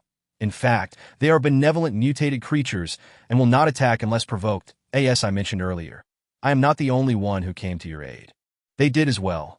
They won't attack humans? Changani questioned, somewhat skeptical that of course not. If they intended to harm you, they would not have waited until now, nor would they have opened the door for you. Zhou Qian replied, visibly displeased. Upon hearing Zhou Qian speak, Changani was even more astonished and stared wide-eyed at Zhou. You can talk? What are you? I must say, your manner of speaking is rather unpleasant. Do you not understand the concept of respect? What is so surprising about talking? And who exactly do you think you are? Zhou Qian retorted angrily. Indeed, your words are quite harsh that we all have names. I am called Adu. He is called Dewang. And this is our leader, Zhou Qian, or Brotherkin as we affectionately call him. Adu said coldly that if you do not wish to stay here, you may leave. Do not bring us trouble. Dewang slightly bared his fangs, presenting a fearsome countenance. That I apologize. Please remain calm. Uncle Chung is typically quite direct, but he is a good person. He likely speaks out of confusion and means no offense. Han Yunduo hurriedly interjected to apologize for Changani. Zhou Qian reassured Adu and Dewang, then turned his gaze to Changani, speaking coolly. You may stay here temporarily, but once the ice worms retreat, you must leave immediately. You are not welcome here. I sincerely apologize for my earlier remarks. I misspoke, Changani said, awkwardly smiling. Zhou Qian shook his head and chose not to respond further, acknowledging his own fault. Changani resolved not to dwell on it. Very well, we shall depart once the ice worms have retreated. Han Yunduo felt a twinge of embarrassment, realizing there was no reason to press Zhou Qian further. Uncle Chung, perhaps you should take a seat and rest for a while, she suggested. Indeed. Changani nodded and then instructed his team. Everyone, rest in place, do not wander about, that we will leave shortly to continue our search for the nest and the queen. Uncle Chung, do you have any leads or an approximate location? Han Yunduo inquired. Changani shook his head. I do not know. Are you just going to keep searching blindly? How long will that take? Han Yunduo exclaimed that we will search until we find them. Changani declared emphatically that we bear the mission of protecting the people and must eliminate these ice worms. The zombies have already brought significant calamity. We cannot allow the ice worms to wreak further havoc upon humanity. Upon hearing this, Zhou Qian felt a surge of respect that he had not anticipated that Changani harbored such a profound sense of duty. His prejudices against Changani dissipated, replaced by admiration that if there were individuals like him steadfast in the apocalypse, perhaps they could lead others to hope's eventual arrival. You have my utmost respect. If my father were aware, he would undoubtedly feel reassured. Han Yunduo expressed her admiration. Indeed, I, Changani, would never bring shame upon my esteemed former commander. Changani proclaimed proudly that by the way, Changani suddenly recalled, there is a base we established in Moda City. You may go there, that it is quite safe, with food, water, and military protection. Remaining here is not a sustainable solution. Only by being with others can you find hope that we will definitely go when the opportunity arises. Han Yunduo replied. However, before that, I must find my father.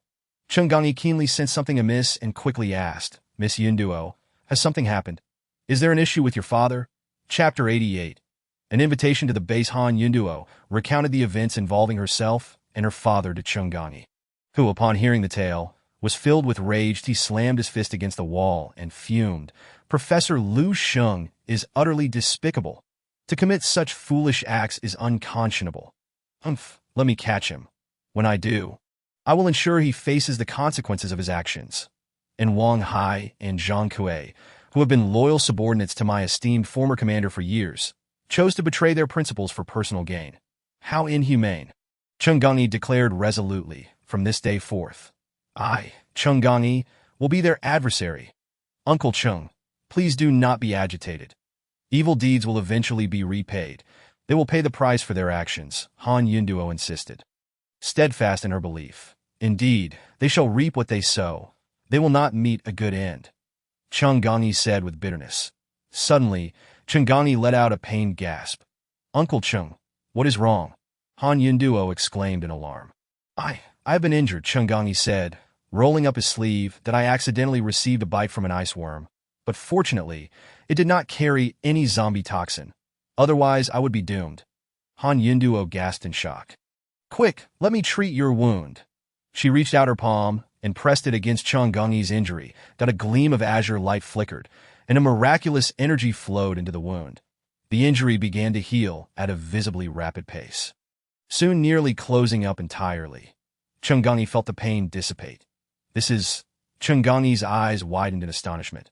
Miss Yunduo, have you awakened a healing ability? Yes, I awakened my powers not long ago. Treating this minor injury is well within my capabilities. Han Yunduo confirmed with a nod. Indeed, the awakening serum had spread widely, and many leaders were exhausting their resources to obtain it in pursuit of formidable powers. The awakening of abilities had become a topic of great interest among all. Chung Gani was well aware of this trend. Individuals like Han Yunduo, who awakened healing abilities, were exceedingly rare, akin to a phoenix among crows. With such a gift, Han Yunduo had become an incredibly sought-after asset.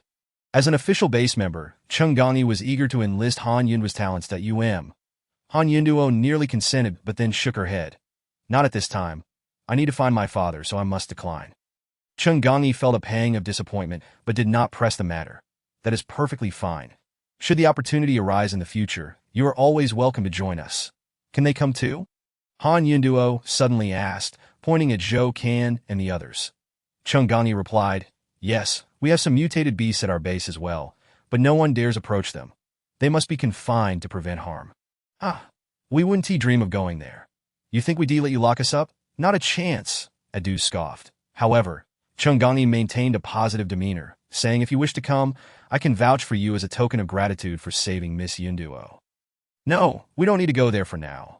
Zhou firmly declined that he still needed to search for Chu Qing and had no intention of staying at the base. Moreover, there would surely be rules to follow at the base, which would limit their freedom and be of no benefit. Regardless, I must express my gratitude once more for saving Miss Yunduo that I did not mean to offend earlier. Please forgive me, Chung Gani said sincerely. Zhou did not dwell on the past, waving off the matter with a leaf. What has happened is in the past. No need for further thanks or apologies. Captain, it seems the ice outside has begun to recede. Should we not evacuate? A team member reported. Chung Gani did not rush to issue orders, but personally verified that the ice worms had indeed retreated before finally commanding the team to withdraw.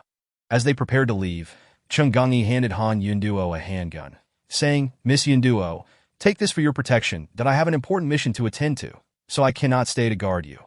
Once my task is complete, I will return to assist you in finding your father. So, please take care of yourself and wait for me. You go ahead.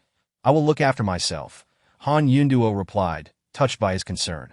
Chung Gani then nodded at Zhou Kan, saying, Please take good care of Miss Yunduo. Thank you. Rest assured, she will be safe with me.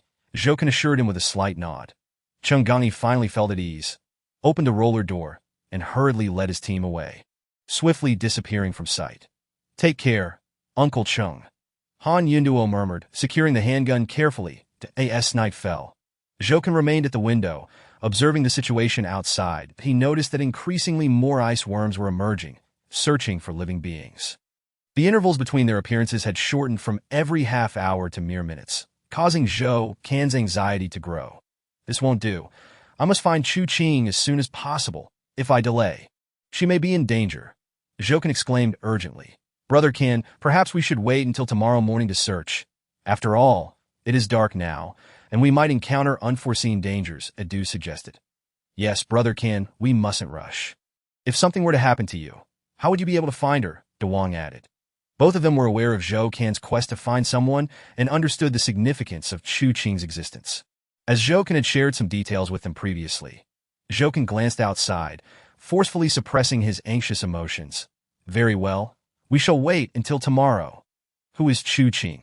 Having just awoken from a brief slumber, Hanyan Duo could not help but inquire with curiosity. The my woman, Jokin declared, having long since regarded Chu Qing as his own. Unwavering in his resolve, he felt an urgent need to locate her. Your woman? Hanyan Duo was momentarily taken aback, almost bursting into laughter. You, a mere little red chrysanthemum, and now you speak of having a woman.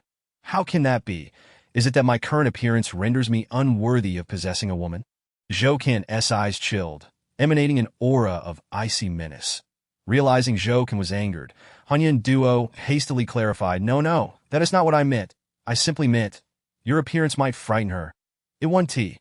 She loves me dearly, Zhou Qian asserted confidently, envisioning the charming and beautiful visage of Chu Qing, that he believed that regardless of his transformation, she would continue to love him. Chapter 89. The first reconnaissance operation with the dawn of a new day. As the sun ascended, casting its rays upon the glistening ice, Zhou Qian opened the rolling door, preparing to venture forth in search of the golden butterfly base. Centering his efforts around the restaurant, he intended to gradually explore the surrounding area, that as long as Chu Qing remained within this enchanted city, he was certain he would eventually find her. The only clue at present was the strong likelihood that she was at the golden butterfly base. Hence his primary objective was to locate it. The sprawling metropolis was vast, and he could not afford to relinquish the restaurant he had painstakingly secured. Leaving it without a more advantageous stronghold was not an option. We should accompany you. It's too perilous for you to go alone, Adu insisted. Indeed, you will be in great danger alone, the king added that it's fine. I find it more convenient to act independently. Zhou Qian replied. Besides, I want to stray too far if danger arises. I will retreat without hesitation. I would never gamble with my life. You need only ensure the restaurant remains secure. I will handle the rest, he asserted. Unable to sway Zhou Qian, Adu and the king reluctantly agreed to stay behind. Perhaps I should accompany you. I can provide medical assistance and might be of help, Hanyan Duo suggested. Zhou Qian shook his head firmly. No, you are still young that if danger presents itself, you would be unable to withstand it. It is prudent for you to remain here, that I have a gun. I'll be fine. Besides, I can also search for my father's whereabouts, not merely assisting you, Hanyan Duo stated resolutely. Zhou Qian furrowed his brow. It was all about finding someone, and if he refused, it would seem tyrannical. Reluctantly, he conceded, Very well, but you must stay close to me and not wander off. Thus, with their roles clearly defined, they set forth. Zhou Qian and Hanyan Duo ventured out to gather intelligence while Adu and the king remained to guard the restaurant. As they stepped onto the desolate streets, a palpable aura of death enveloped them. Zhou Qian sensed an ominous premonition, yet he could not retreat. Regardless of the perils that lay ahead, he pressed on. Hanyan Duo, stay close to me. Let us proceed. He inhaled deeply and raced towards the far end of the street. Hanyan Duo, vigilant and focused, followed closely, fearing they might become separated. Zhou Qian glanced at the pharmacy, ensuring he had not misjudged the location before entering. This was a point he had scouted beforehand. He intended to procure some medical supplies for survival in a post-apocalyptic world necessitated preparedness. Although they were not immediately required, there would inevitably come a time when they would be invaluable, particularly for Chu Qing. Thus, he had instructed Hanyan Duo to carry a backpack for storing any medications. The pharmacy's glass door lay shattered, and shards littered the floor. The shelves were overturned, and little remained of the stock. Only a few boxes of hydrochloride depoxetine lingered. Zhou Qian prodded one with the tip of his shoe, inspecting it before discarding it with a sigh. This is all that remains. What use is it to me? I cannot utilize this. Why discard it? What is this medication? Hanyan Duo inquired as she bent down to retrieve it, upon reading the label. Her face flushed and she tossed it aside. Curiosity killed the cat. Refrain from being so inquisitive in the future, Zhou Qian remarked. Hanyan Duo pouted but remained silent. Moving towards another corner, soon, they made a remarkable discovery. A black plastic bag filled with a variety of medications, seemingly stashed away by someone. Look at all these supplies, Hanyan Duo exclaimed joyfully. Quickly, gather them. These are treasures for the future, Zhou Qian urged. Hanyan Duo promptly filled her backpack, cradling it as though it were a priceless treasure. Let us continue to another location, Zhou Qian suggested. They exited the pharmacy and hastened towards the next destination. Zhou Qian's previous observations of the terrain now proved invaluable as he navigated the streets with ease.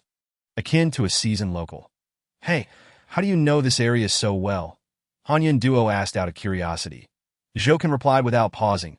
"Before entering the city, I spent several days surveying from above, specifically to familiarize myself with the layout. Otherwise, I would not have known about the pharmacy." Impressive foresight, Han Yun Duo admired his preparedness. "Here we are," Zhou suddenly halted.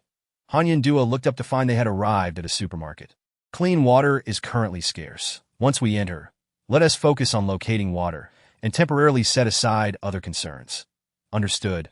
Han Yun Duo nodded. As they stepped into the supermarket, a musty odor assaulted their senses, prompting Han Yun Duo to cover her nose and mouth. While Zhou adjusted quickly. Upon surveying the interior, they were met with dismay. The shelves were bare, devoid of even a single item. It's over. Not only is there no water, but we won't find anything at all. Zhou lamented. Previously, he had observed some individuals entering and exiting the supermarket, taking items, leading him to believe there might still be supplies left, that he had arrived too late. Yet perhaps it was for the best, as he could now let go of the lingering desire to return. "Wait, isn't that a package of instant noodles?"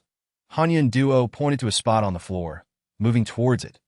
Zhou looked, and indeed, a package of fallen instant noodles lay there, suggesting their luck was not entirely gone. However, just as Han Yun Duo approached the noodles, a shadow darted from behind a shelf and lunged at her. "No! Han Yun Duo, get back!" Zhou shouted urgently. Chapter 90. The emergence of the ice zombie inside the supermarket.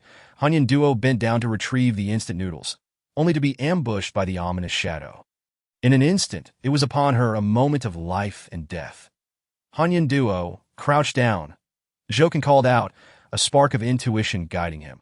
Han Yun Duo, trusting Zhou instincts, complied without hesitation. The shadow missed her. Crashing to the ground before her, she looked up, her face paled. The very creature she dreaded had returned. The last encounter had nearly cost her life, and had it not been for her awakening, she would not have survived. Indeed, the shadow was none other than a zombie cat. The previous experience had left Han Yun Duo with a significant psychological scar, and upon seeing the zombie cat again, fear coursed through her, causing her body to tremble involuntarily. Meanwhile, information about the zombie cat materialized before Zhou eyes.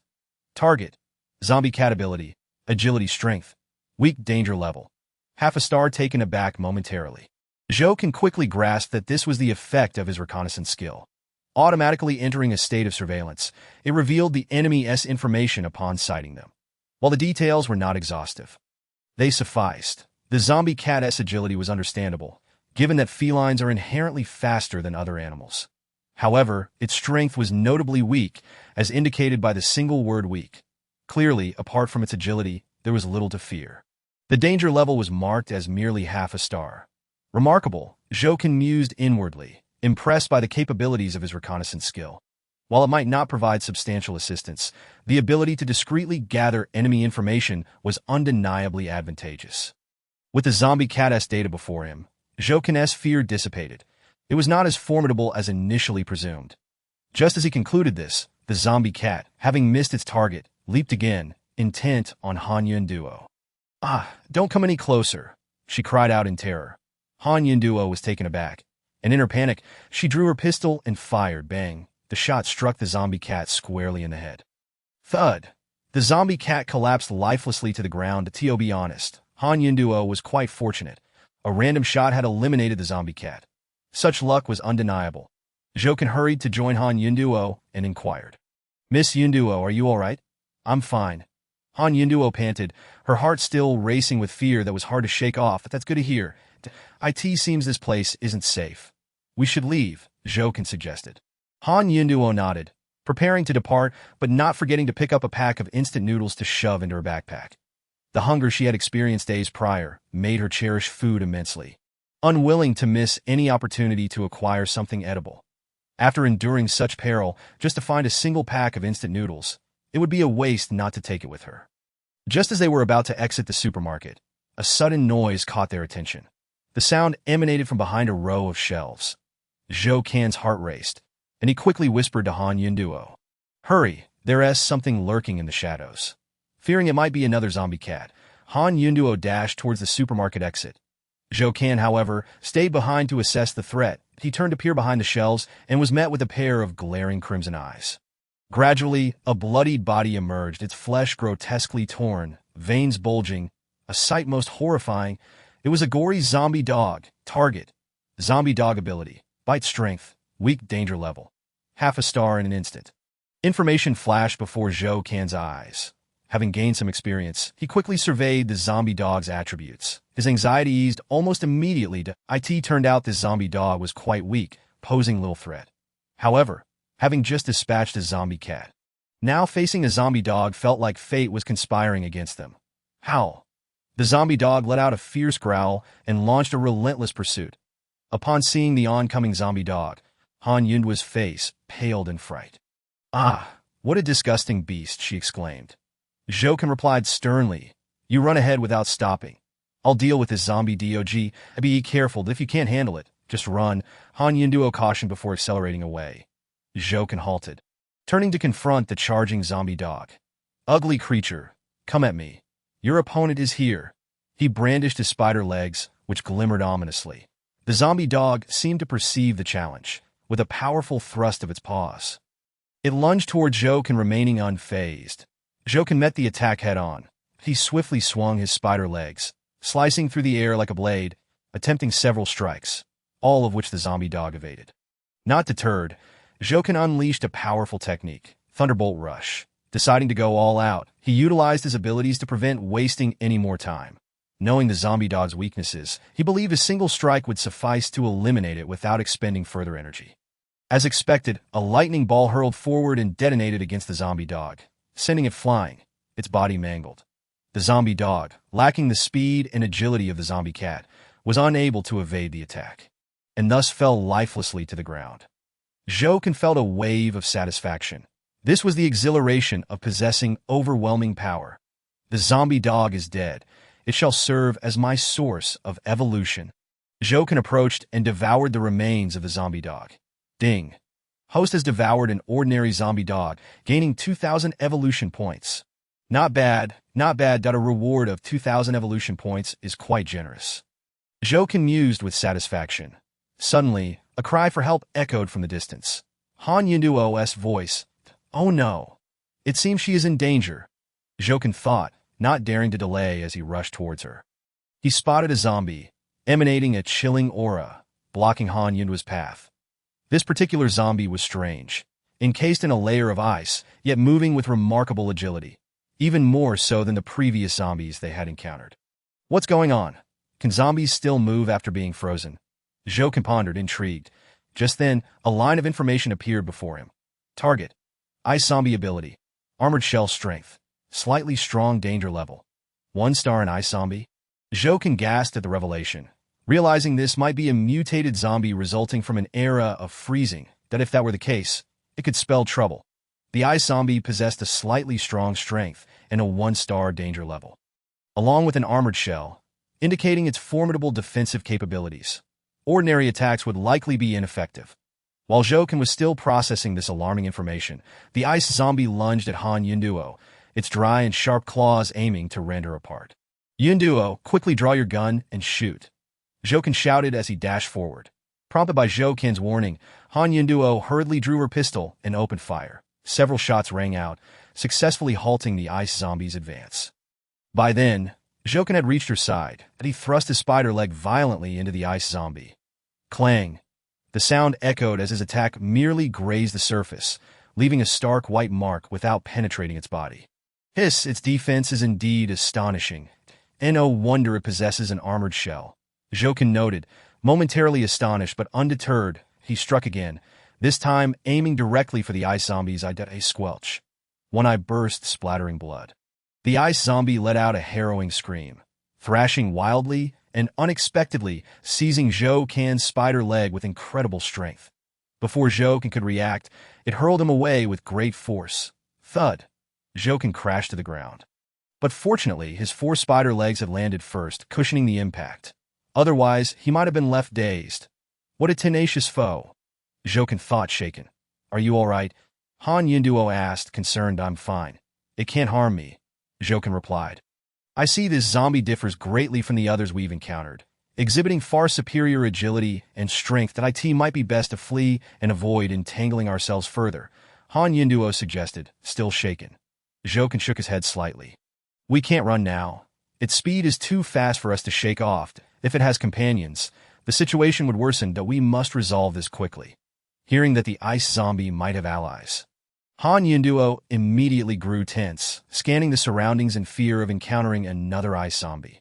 For now, none appeared, but regardless of that, they needed to eliminate the one before them swiftly. Zhou spoke quietly. Save your bullets. Don't waste them here. When I charge in, keep watch that if there's danger, you prioritize your escape. Understood? Han Yinduo nodded. Understood. Whoosh, in the next moment, Zhou launched a rapid strike aimed straight for the ice zombie's forehead. He had already devised a plan to target the ice zombie's head, as it was the fastest and most effective way to take it down. Attacking other areas would be futile. He then activated Leaf Stab to intensify his assault, gradually closing in on the ice zombie, wearing it down. After all, zombies were still zombies, devoid of intelligence, relying solely on brute force, completely unaware of Zhou strategy. This granted him numerous opportunities. Before long, Zhou was close to the ice zombie, readying a spinning lightning ball that he awaited the perfect moment. Die! Zhou seized the opportunity and hurled the lightning ball with all his might. Thunderbolt rush! Boom! The lightning ball struck the ice zombie's head. After a resounding explosion, the ice zombie collapsed, its grotesque head obliterated. Amidst the pool of blood, a glimmering crystal emerged. Zhou eyes sparkled. Was that a crystal core? He swiftly picked it up, inspecting it closely. Indeed, it was a crystal core. However, this crystal core was distinct from those he had encountered before. Regular crystal cores were dark red, while this one shimmered with a white light and emanated a chilling aura. It seemed to possess even more powerful energy. Could it be that the ice zombie's nature had caused the core to mutate as well? Zhou found it curious, but chose not to dwell on it. Whatever the case, as long as it's a crystal core, that's all that matters. This is a precious item. Obtaining one is a stroke of luck. Zhou unceremoniously consumed the crystal core. Ding! Host has devoured an ice crystal core, gaining 30,000 evolution points. Ding! Host meets evolution criteria. Would you like to evolve immediately? Zhou heart leaped with joy. He had not anticipated such a generous reward from the crystal core. An ice crystal core.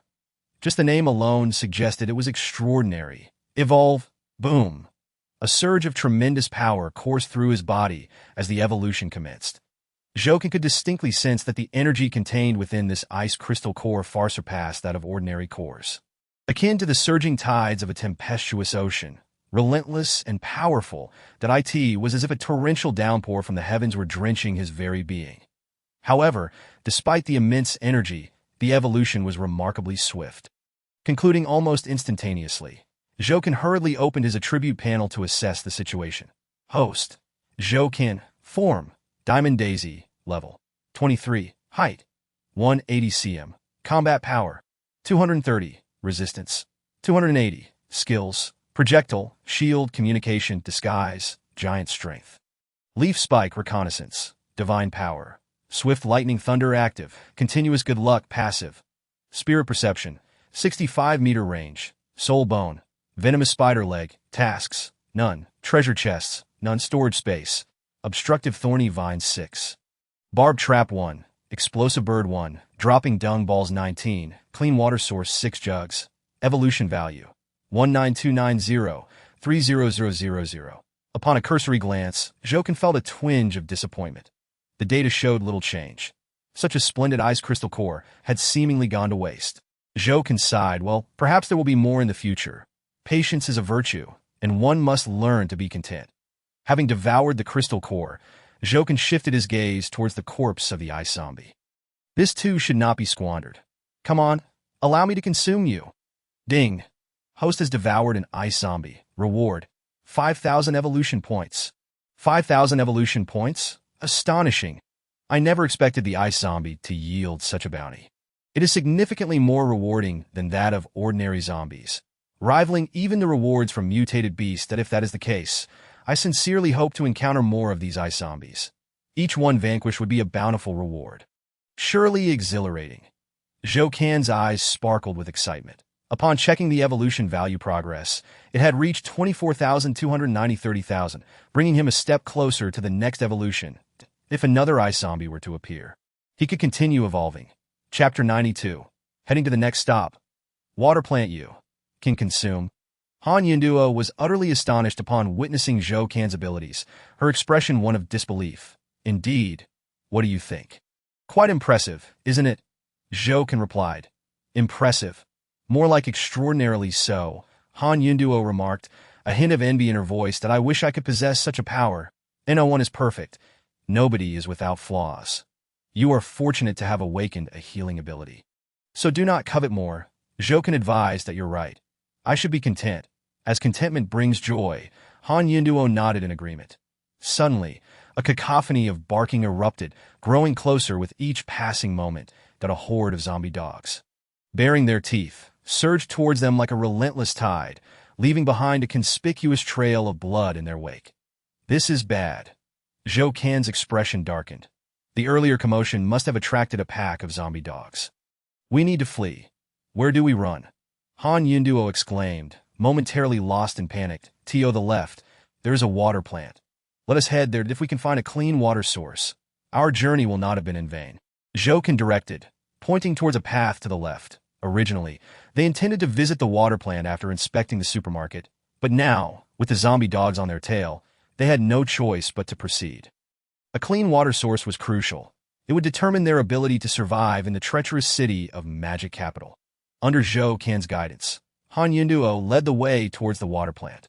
With the pack of zombie dogs in hot pursuit, their numbers rapidly multiplying that in the blink of an eye, a dozen fierce beasts had appeared. Confronting them would not be an easy feat. One could not simply be chased down like a rabbit by wolves. If it were just him, he might have had fewer concerns. The real worry lay in Han Yunduo's stamina. She might not withstand such a crisis, being still a child. Miss Yunduo, can you hold on? Zhou Can inquired. I can endure. Han Yunduo gritted her teeth. All right then, just a bit more. The water plant is just ahead. Zhou Can encouraged that moment. A zombie dog lunged forward, closing in on Zhou Can. With its maw wide open, it aimed to bite down on him. Unaware of your impending doom, with a swift motion, the leaf spike pierced through the zombie dog's skull, blood splattering onto the other zombie dogs nearby. The pungent scent of blood instantly ignited their ferocity, rendering them even more agitated. The chorus of growls reverberated through Zhou Can's heart, instilling a sense of unease within him. Han Yunduo, frightened, quickly lost her way, straying from the correct path. Miss Yunduo, steady yourself. Do not panic. Follow this route, and we shall reach the water plant safely, Zhou Can shouted. His words jolted her back to reality, and she steadied herself, resuming her sprint along the correct path. Zhou Can followed closely behind, ready to eliminate any zombie dog that approached, ensuring their rear guard remained secure. Soon, they arrived at the entrance of the water plant. That we made it to the water plant, Han Yunduo exclaimed joyfully. However, her smile quickly faded. The iron gates were tightly shut and secured with chains, rendering entry impossible. Furthermore, sturdy walls surrounded them, leaving no alternative routes. What do we do now? Han Yunduo fretted. Zhou Can swiftly surveyed the area surrounding the water plant and promptly made a decision. We shall climb over the gate. Climb over? Han Yunduo hesitated, glancing at the towering iron gate, feeling somewhat daunted. As a young lady, scaling a gate seemed rather unseemly, and she had never attempted such a feat before, unsure of where to begin. Zhou Can urged, do not dawdle. Hurry up and climb. The zombie dogs are almost upon us. Do you wish to become their meal? To be torn apart by those vile creatures? Of course not. Han Yunduo shook her head vigorously. Then hurry and climb. Why are you still hesitating? Zhou Can pressed. All right, fine, with no other choice. Han Yunduo steeled herself and began to scale the iron gate, albeit clumsily, nearly slipping several times. Zhou Can watched anxiously, wishing he could simply hoist her over. This girl was quite pretty. Yet she seemed so inept at such tasks. At that moment, the zombie dogs closed in point. One of them lunged forward, attacking Zhou Can startled. He chose not to retaliate, but instead ascended the iron gate with haste. From his elevated position, he swung the spider leg, swiftly dispatching the approaching zombie dog. After securing the kill, Zhou Can did not linger, continuing his ascent. In no time, he surpassed Han Yunduo, while the zombie dogs below began to leap and climb after them. Realizing the urgency, Jokin shouted, "Quick, grab my leg. I'll pull you up." Without hesitation, Han Yunduo seized Zhou Kan's leg, and with a powerful tug, he hoisted her to the top of the gate. Han Yunduo wasted no time, swiftly vaulting into the water plant. After dispatching a few more zombie dogs, Jokin followed her inside. Upon landing, he delivered a forceful kick to the iron gate, causing the pursuing zombie dogs to tumble down. Unable to continue the chase, farewell, you vile hounds. Jokin scoffed at the zombie dogs before leading Han Yunduo deeper into the water plant. In the center of the facility lay the storage area, presumably where the water supply was kept. Let us head to the storage room and see what we can find, Jokin said, orienting himself before dashing towards the storage area. However, before they could enter, a group of individuals suddenly emerged from within, their cold gun barrels trained on them. "Do not move, or we will open fire," one of them barked. Startled, Han Yunduo quickly raised her hands, exclaiming, "Please do not shoot. We are merely passing through and mean no harm." Passing through? The assailants were naturally skeptical and pressed further. "Tell us, are you spies from another base?" "Absolutely not. That is not the case at all." Han Yunduo vehemently denied. It was then that the group noticed she was merely a young girl, sweet-faced and exceedingly charming.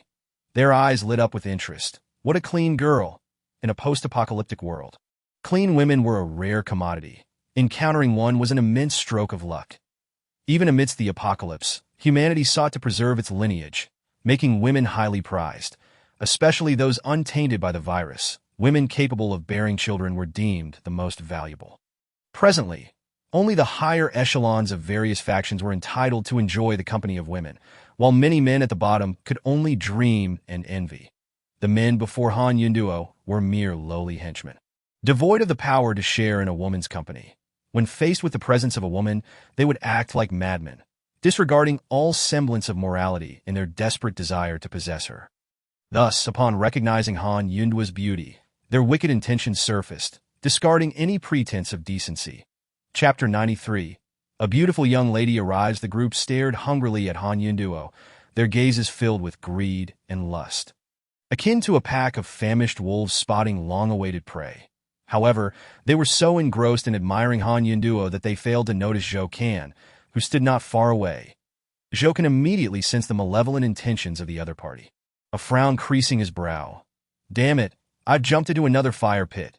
These individuals are no more benevolent than those zombie dogs, and perhaps even more vicious. Yunduo, come here and hide behind me," he commanded, stepping forward to shield Han Yunduo. "A mutated beast. This is bad. A mutated beast has appeared. Boss, there's a mutated beast. Prepare for battle." The reactions of the opposing group varied upon seeing Zhou Kan, but all were steeped in panic and fear, as if haunted by some lingering dread of mutated beasts. "Open fire. Kill this mutated beast. Rescue that girl. And then we can enjoy ourselves," they shouted. Zhou Kan recognized the dire situation and quickly wrapped a spider leg around Han Yunduo, rolling to hide behind a nearby metal drum. "Who are these people?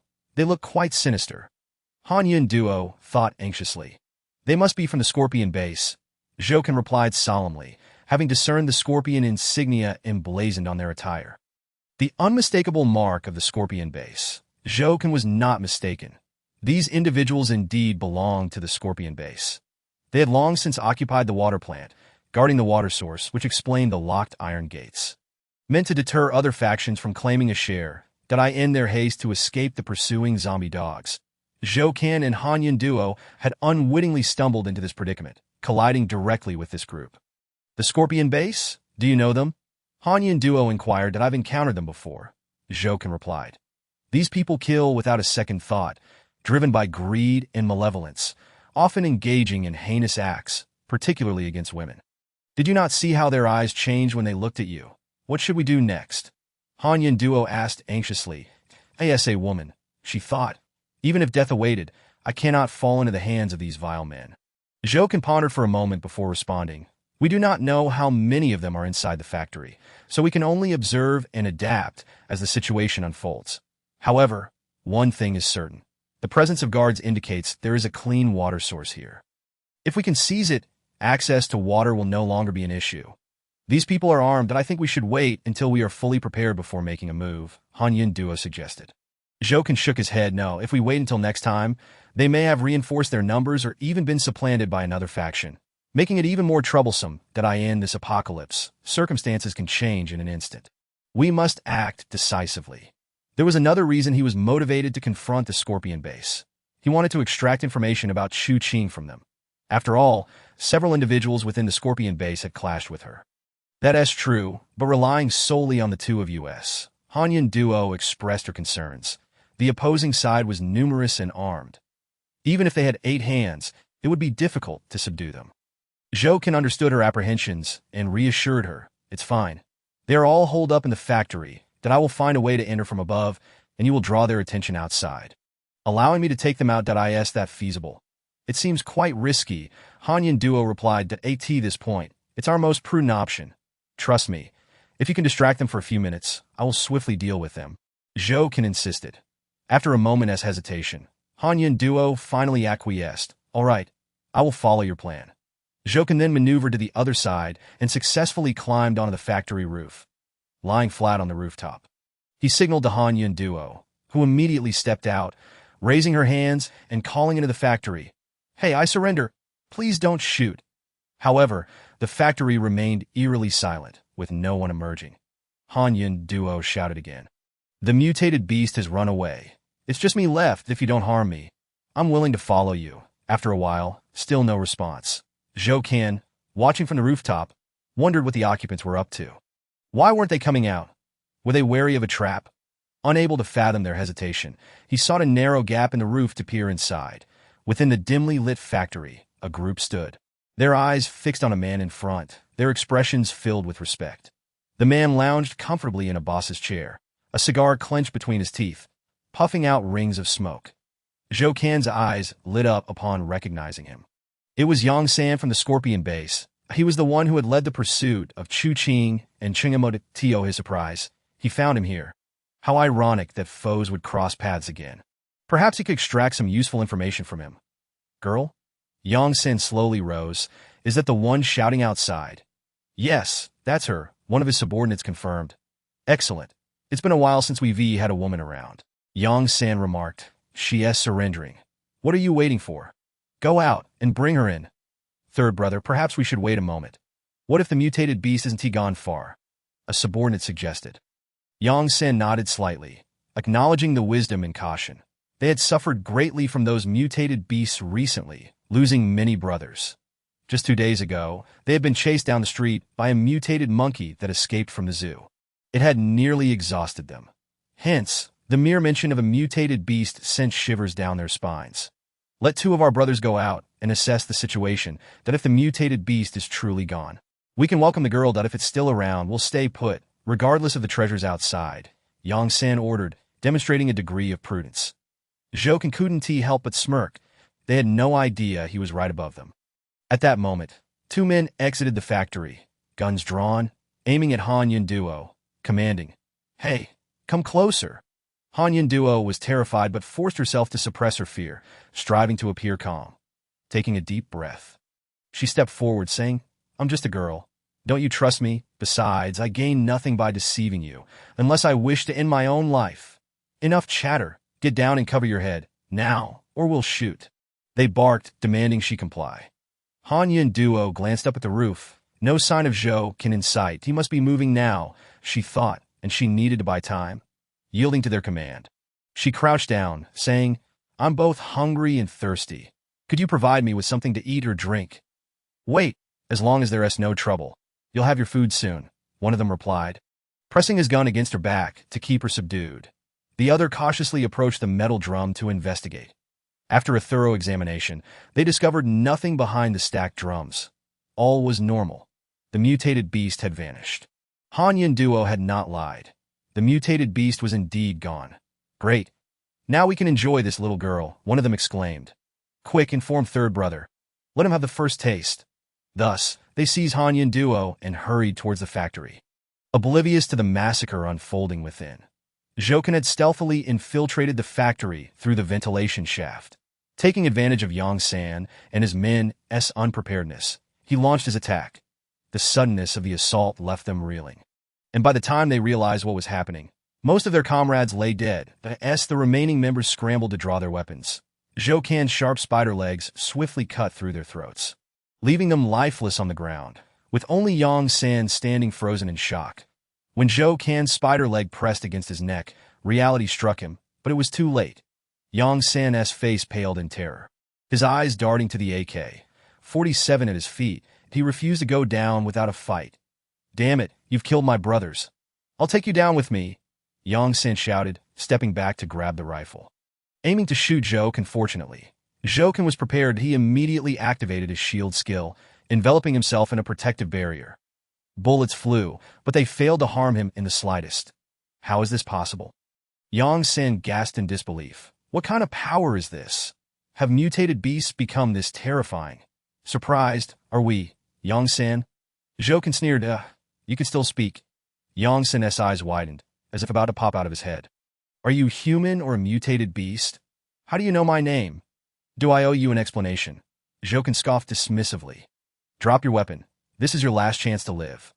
Otherwise, if I put down my weapon, can you guarantee my safety? Yang San realized that he was utterly doomed this time. If possible, he would do everything in his power to preserve his life. Are you negotiating terms with me? Zhou Kan's eyes chilled. Do you truly believe you are in a position to bargain with me? And no, I dare not. Yang San's hands trembled, causing his weapon to clatter to the ground as he collapsed directly onto the floor. A mutated beast that was unafraid of gunfire. His resistance was utterly futile. He could only resign himself to fate. Whether he lived or died would be left to chance.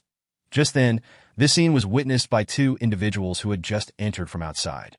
They were holding Han Yunduo captive. Upon entering, they were greeted by the sound of gunfire and the sight of countless corpses. Even their brother, Sen, lay paralyzed on the ground, trembling in fear. The mutated beast they had not encountered outside now appeared within the factory. They were not foolish. They understood precisely what had transpired. Their home had been invaded by a mutated beast while they were away. Their entire group had been annihilated. Brother San, the two gazed at the trembling Yang San, momentarily unsure of how to proceed. Han Yunduo, however, was quick to react, seizing the opportunity while the two were momentarily distracted. She delivered two swift kicks, knocking the weapons from their hands before dashing towards Zhou Kan to join him. Startled, the two hurried to retrieve their guns, but Zhou Kan continued his assault. Whoosh, whoosh, two leaf-like spikes struck precisely at their foreheads, claiming their lives in an instant. Yang San watched as his last two brothers met the same fate, feeling a mix of rage and relief that he was furious that Zhou Kan had slaughtered his comrades. A deep-seated hatred bubbling within him. Yet he was relieved that he had been wise enough not to resist, thus preserving his own life. Is this all you're doing? Han Yun's face turned pale as she surveyed the sea of corpses and blood. Ugh! She suddenly bent over and retched. Zhou Kan found this reaction unsurprising. After all, Han Yunduo was still young and had never witnessed such bloodshed that it was only natural that she would have an adverse reaction upon encountering such a scene for the first time. The fact that she had not fainted was a stroke of fortune. After a brief bout of nausea, Han Yunduo gradually steadied herself, beginning to acclimate to the horrific sight. She understood that she must adapt. For there would be more such encounters in the future. Without her father's protection, she needed to be strong. Otherwise, no one would bear the burdens for her. She alone had to shoulder them all. This was also a trial for her, that if she could not endure these horrors, how could she grow and seek her father? Taking a deep breath, she straightened her posture, her complexion returning to normal. Her gaze hardened as she looked once more at the corpses and blood, now utterly unperturbed. Zhou Kan couldn't help but nod to himself, recognizing her strength. Within that petite frame resided a formidable spirit. Chapter 95. Confirming Chu Qing's whereabouts. Chu Qing. Mo? Yang San pondered for a moment before nodding. That I recall that they had come across a considerable amount of supplies, and we intended to seize them, thus planning to eliminate them. And where are they now? Zhou Kan inquired, his heart racing with apprehension, fearful that Chu Qing might have met with misfortune. Indeed, Zhou Kan felt a flicker of joy within him. It was now nearly certain that Chu Qing was at the Golden Butterfly base, that he had previously overheard members of the Golden Butterfly mention her name. All the information aligned, pointing unmistakably towards the Golden Butterfly base. Therefore, Zhou Kan knew that his next course of action must lead him there. That I must ask you again. Where is the Golden Butterfly base located?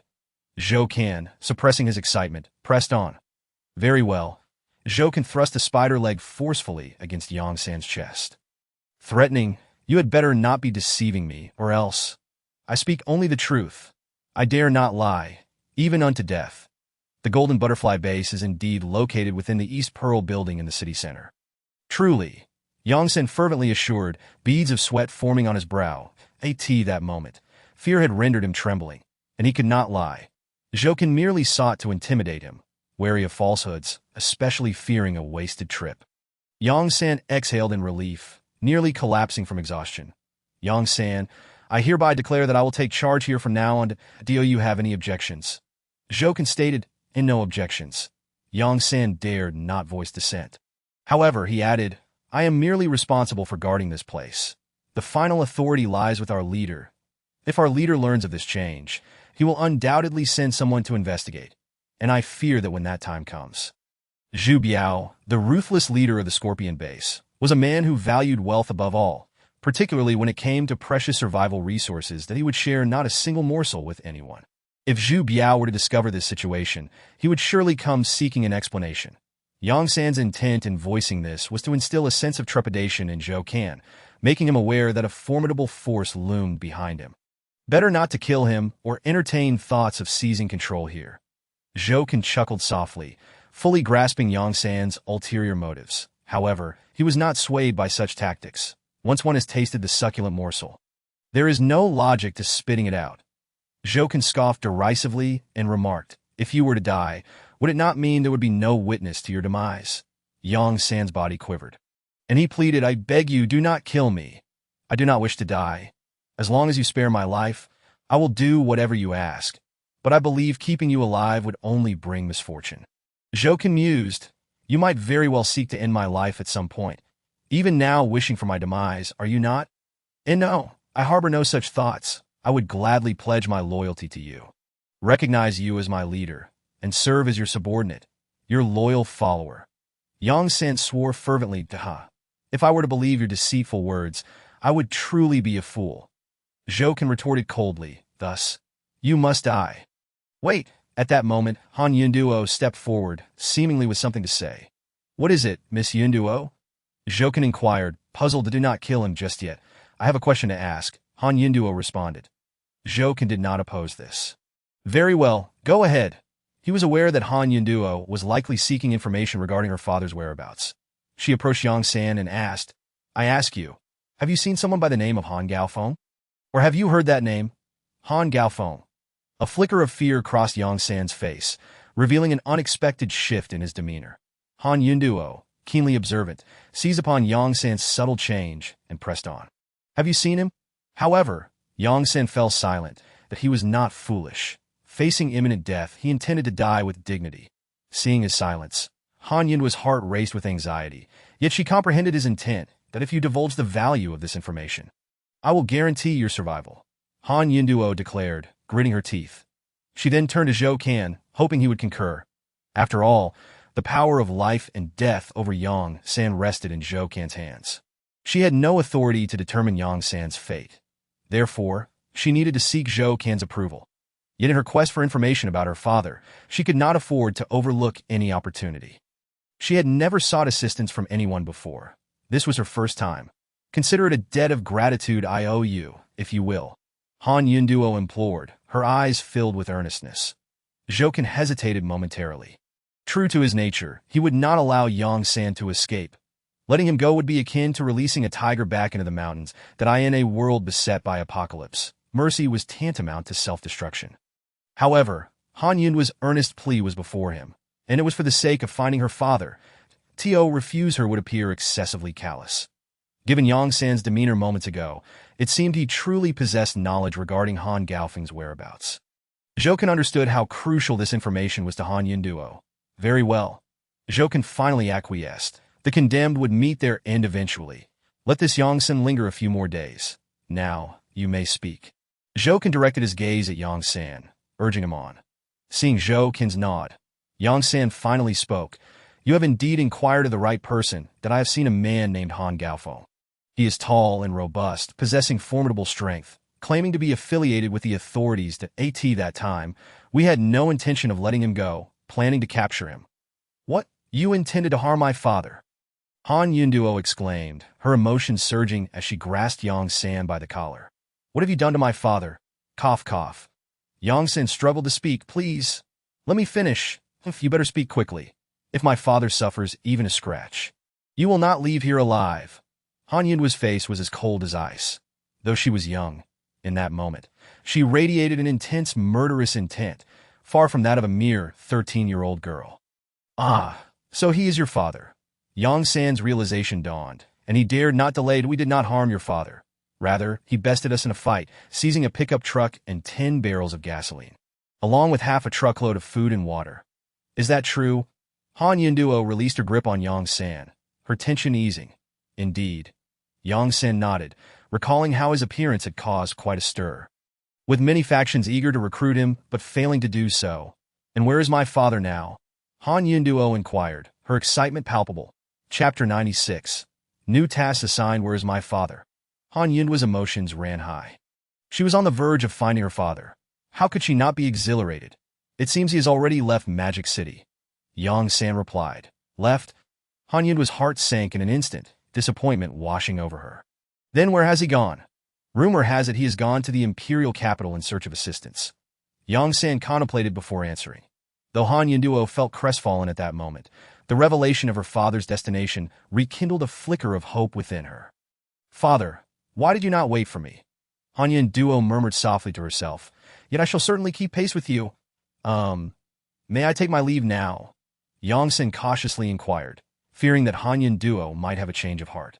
It was evident that he could not bear to remain here another moment, wishing he could sprout wings and fly away. You may go. Han Yunduo waved her hand dismissively. Yang San felt as if he had been granted a reprieve, scrambling to his feet and fleeing. Wait! Zhouken suddenly called out, halting him. Yang San's legs stiffened. The joy he had just felt was extinguished in an instant. There. Something else.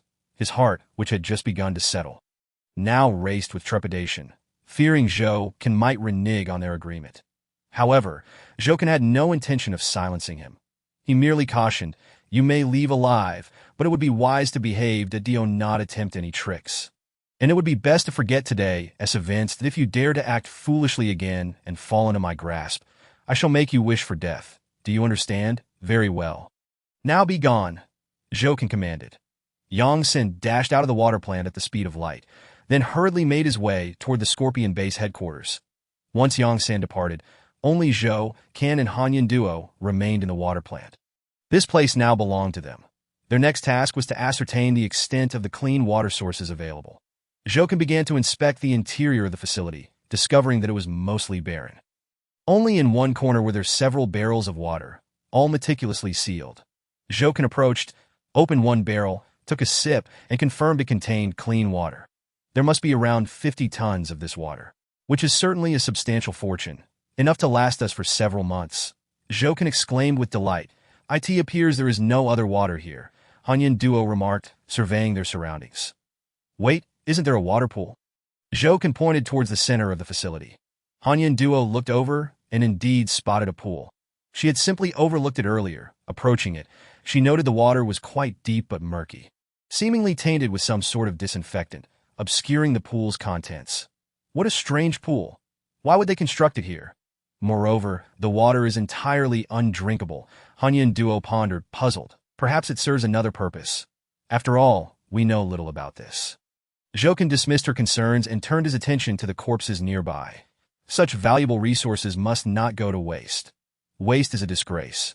We must consume it. Without further ado, he advanced and began to devour the remains. Ding! The host has consumed a regular human, earning 600 evolution points. Ding! The host has consumed a regular human, earning 600 evolution points. Ding! The host has consumed a regular human, earning 600 evolution points. Though the rewards were modest, even the smallest morsel should not be wasted. After a round of consumption, Zhouken received an evolution prompt. Ding! The host's evolution points have reached 30,890. 30,000. Meeting the evolution criteria. Would you like to evolve immediately? Excellent. I can evolve again. Jokin felt a surge of joy, relieved that he had gathered the corpses. Otherwise, he would not have met the evolution criteria once more. Since evolution was possible, it would be unwise to delay. He must proceed. The energy source began to boil, as if clouds were swirling and undulating to my. This evolution seems even more tumultuous than the last. Could something fortuitous be on the horizon? Jokin mused secretly. Ding! Evolution complete. Ding! A new task has been issued. Consume 3,000 ice worms. Reward: a random skill treasure chest. Task progress: 0-3,000. Difficulty moderate. Good heavens! A new task has arrived. Jokin rejoiced, for it had been a long time since the system had assigned him a task. To receive one now was indeed a stroke of good fortune. However, the difficulty of this task is rather daunting. Consuming 3,000 ice worms is no trifling matter. Am I to charge into their nest and devour them? Alas, this poses quite a challenge. Gazing at the daunting quantity required, Jokin furrowed his brow, apprehensive about his ability to complete it. After all this time, a task has finally come, with a skill treasure chest as a reward. Failing to accomplish it would be a grave loss. Nonetheless, since the task has been issued, I will grit my teeth and complete it. Jokin resolved inwardly that he then checked his attributes panel to see how much his stats had increased. Host: Jokin. Form: Diamond Chrysanthemum. Level: 24. Height: 180 cm. Combat Power: 260. Resistance: 300. Skills: Projectile, Shield, Communication, Disguise, Giant Strength, Leaf Spike, Reconnaissance. Divine Powers: Thunderbolt Dash Active. Fortunate Encounters Passive. Spiritual Sense 70-meter range. Spirit Bone.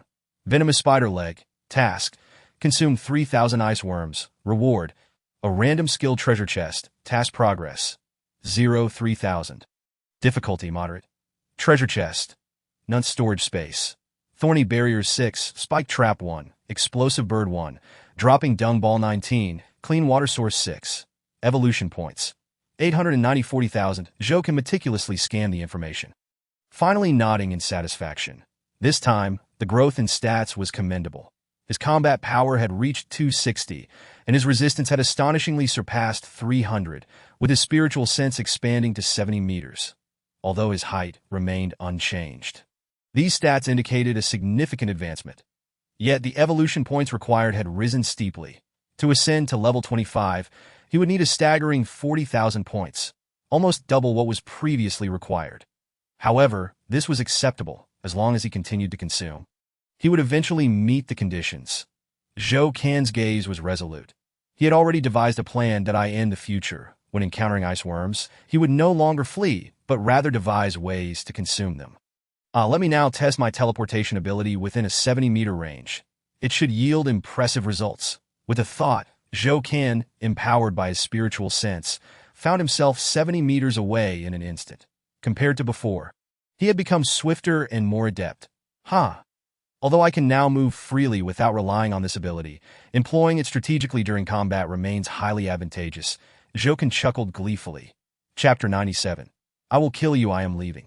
What about you? At that moment, Hanyan Duo approached Jokin and spoke softly, her eyes shimmering with resolve. Leaving? Where to? Jokin, just having completed his evolution, was momentarily taken aback. To the Imperial capital, of course. Now that I know my father's whereabouts, I must go there without delay. I long to reunite with him at once. Hanyan Duo expressed her urgency, her eyes filled with longing. It is so far from the Imperial capital. How can you manage alone? I advise against acting impulsively. Having a plan is far more prudent. Jokin replied, slightly furrowing his brow that a girl like Hanyan Duo would find it exceedingly difficult to survive even beyond these walls. But I miss my father so much. I want to see him immediately. Hanyan Duo's eyes brimmed with tears, revealing a rare vulnerability for a girl who had always relied on her father as her pillar of strength. Losing that support was undoubtedly agonizing. Jokin continued to reason with her. I completely understand your feelings, but no matter how anxious you are, you cannot gamble with your life that if you lose your life. How will you ever find your father? I must go. I cannot wait another moment. I have waited long enough. Hanyan Duo clenched her teeth, fighting back tears. You needn't concern yourself with me. I know what I am doing. Farewell. Hanyan Duo dismissed his counsel and began to walk away. Zhou Can, feeling helpless, resolved to let her go. However, as Han Yun Duo stepped outside the plant, she was suddenly met with a deafening roar of machinery from a distance. Moments later, several trucks came to a halt at the water plant's iron gate, that a throng of people emerged from the vehicles, swiftly dispersing and encircling half of the water plant. Their approach was menacing. All armed. Surrounded? Who are they? Zhou Can noticed the change in Han Yun Duo's expression and hurried outside to assess the situation. Upon seeing the multitude outside, his heart sank. This was disastrous. His anxiety deepened upon spotting a familiar figure among them, Yang San, the very person he had released not long ago. Without a doubt, these newcomers were from the Scorpion base. Zhou Can had anticipated that releasing Yang San might invite retaliation, but he had not expected it to occur so swiftly.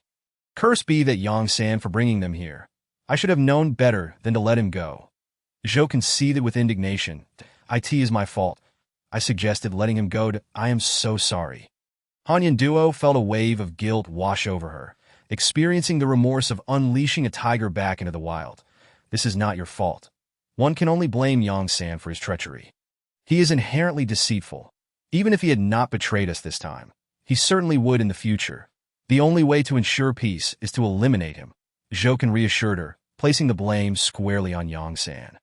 I let him go, and I will personally end his life, Han Yun Duo declared, drawing her pistol, her eyes glinting with murderous intent. Zhou Can nodded quietly, a testament to the indomitable spirit inherited from the daughter of Commander Han Gaofeng. This innate fierceness and noble bearing rendered her impervious to the trampling of her dignity. She would not tolerate anyone daring to relieve themselves upon her neck. Should the opportunity arise, I shall entrust him to you for resolution. Zhou Can resolved to honor Han Yunduo's tenacity. Hey, little girl, and that foul spider as well, come out quickly to meet your doom. This place is surrounded, and there is no escape for you. Yang San's voice echoed from outside. At this moment, Yang San was brimming with arrogance. Having shed the trembling and disheveled demeanor he bore while attempting to flee, it was as if he had transformed entirely. The visage of a petty, self-serving individual was vividly on display. With a considerable number of followers, he promptly reported the situation, embellishing the details to rally a throng toward the factory. Naturally, he refrained from disclosing Han Yunduo's true identity. Should anyone learn she was Han Gaofeng's daughter, few would dare approach. Many had witnessed Han Gaofeng's formidable prowess and feared that this living demon would seek retribution. Yet, in a bid to absolve himself of the blame for losing the water plant, he felt compelled to weave a falsehood, concealing the truth from the masses. Thus, he decided to take a gamble. Little girl, you possess quite the spirit, but alas, your opportunity has vanished. Yang San sneered, the tides of battle having turned against them. Zhou Can's eyes flickered, a plan forming in his mind. Let us remain here, not venturing out. They will eventually falter and rush in, at which point we shall catch them off guard. Outside, Yang San continued to taunt and shout, while Zhou Can and Han Yunduo remained hidden within the factory, resolutely ignoring his provocations. Shall we just allow them to bellow unabated? Han Yunduo seethed through clenched teeth. Patience. Let the bullets fly a while longer. Zhou Can advised calmly. How can I not be anxious? It infuriates me. Han Yunduo stomped her foot. Listen, they have ceased shouting. Zhou Can's lips curled into a smirk. The silence outside indicated they were preparing to storm in. Ready yourselves. For every one that enters, we shall take one down. Zhou Can swiftly entered a combat-ready state, gathering his strength for the impending confrontation. Han Yunduo, invigorated by his resolve, picked up an AK-47 from the ground, cradling it as she aimed at the factory's entrance. The moment anyone dared to enter, she would be poised to fire. Despite her youth, she possessed an impressive familiarity with firearms, having been influenced by her father's teachings since childhood. By the age of 8, she had already mastered shooting, thus wielding her weapon with the steadiness of a seasoned veteran. Her aim was equally commendable, almost infallible, which explained her confidence in handling the pistol at her side. Zhou Can and Han Yunduo patiently awaited the next few minutes. Soon enough, some could no longer contain their impatience and rushed inside, though only 3 or 5 of them dared to venture forth. Clearly, the opposition was merely testing the waters, hesitant to commit fully. Damn it, Yang San is indeed cautious. He has learned from experience. Zhou Can muttered under his breath. Engage. Han Yunduo wasted no time, unleashing a volley of gunfire. With a series of rapid shots, 3 assailants fell, as effortlessly as crushing green beans. Jokin was not to be outdone. Invoking his skill, he unleashed a barrage of wooden spikes that flew forth. Claiming the remaining adversaries before they could react, that in the blink of an eye, they had dispatched those who dared to probe their defenses. That it was child's play. Chapter 98. An unexpected rescue upon hearing the gunfire. Yang San's expression grew grave. He could scarcely breathe, tension mounting within him, that he understood that a battle had erupted within the factory. Inwardly, he prayed that his men would emerge victorious. Yet, the factory soon fell silent once more, devoid of further sounds. Waiting anxiously, he realized that something was amiss. Those who had entered might have perished within. Damn it, I refuse to believe that with our numbers, we cannot subdue 1 man and 1 beast. Yang San's agitation flared, and he rallied his companions, charging into the water plant with singular purpose, to confront Zhou Can and Han Yunduo, who lay hidden within. Brothers, they are inside. We shall storm in together. Do not hesitate. No matter the cost, we must eliminate them. Yang San commanded, pointing toward the factory. Prepared and armed, the group surged into the factory. Simultaneously, Yang San tossed a grenade inside for cover. With a resounding explosion, smoke billowed forth. Open fire! At Yang San's command, gunfire erupted chaotically, continuing until the smoke began to clear. Yet, Zhou Can and Han Yunduo were nowhere to be seen. Yang San stood in stunned disbelief. Where are they? The others were equally bewildered. After a prolonged barrage, all shots had been rendered ineffective. Damn it, we've been fooled again. Yang San sensed disaster looming and urgently shouted, Retreat! Everyone, outside! Don't crowd in the factory. Those who had survived the apocalypse were no fools. They quickly grasped the situation and began to retreat. However, with so many of them, they struggled to exit swiftly. Just then, Jokin descended like a specter from above. His spider-like legs sliced through the air. Dispatching each foe with deadly precision, it turned out that while the throng had charged into the factory, Jokin had taken refuge above, while Han Yunduo remained hidden behind the water tank. Thus, Yang San and his men had struck at nothing but air. Seizing the moment, Jokin unleashed his assault, catching the opposition entirely unawares. Everyone, remain calm. Focus fire on him, Yang San commanded. Immediately, all weapons were aimed at Zhou Can. However, upon recognizing his form, they were struck by a wave of confusion. What manner of creature is this? As they stood frozen in astonishment, Zhou Can's onslaught intensified, leaving them no time to react. His spider limbs carved through the air, obliterating all in their path with astonishing sharpness. Whether bone or firearm, everything was cleaved in twain. Such ferocity instilled terror within the ranks of his enemies, causing them to forget their own weapons. Amidst the carnage, no one thought of firing back. All they desired was to flee from the scene. Cries of panic echoed as chaos ensued, the throng scrambling toward the exit. Yet, the more they panicked, the less they could escape, resulting in their firearms tumbling to the ground. Don't run. Steady yourselves. Don't flee. Quick, shoot. He has merely a pretty face. Not worth your fear. Yang San shouted in desperation. Yet, at that moment, no one heeded his pleas. The group continued their frantic escape, their morale crumbling like a house of cards. With no other recourse, Yang San gritted his teeth, retrieved an AK-47, and charged at Zhou. Condemn you. Foul spider. Meet your end. He roared, humph. Zhou Can's gaze turned icy.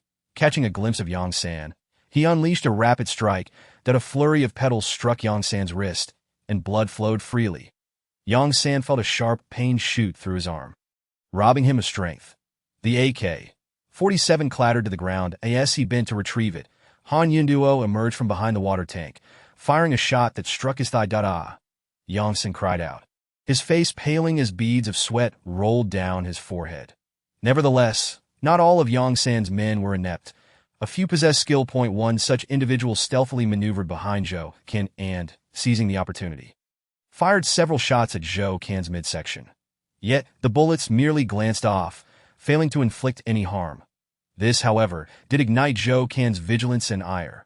With a swift motion, Zhou Can cleaved the assailant in two. In that instant, Yang San seized the opportunity to escape. Quick! Close the factory doors, he screamed in fury, his voice laced with desperation. Since the apocalypse began, he had never faced such humiliation. Jokin had nearly slain him on multiple occasions, inciting his wrath. This was enough to drive him to commit any reckless act to satiate his fury. Those who fled alongside him hastily complied, swiftly shutting the factory doors. Bring gasoline. Douse the surroundings.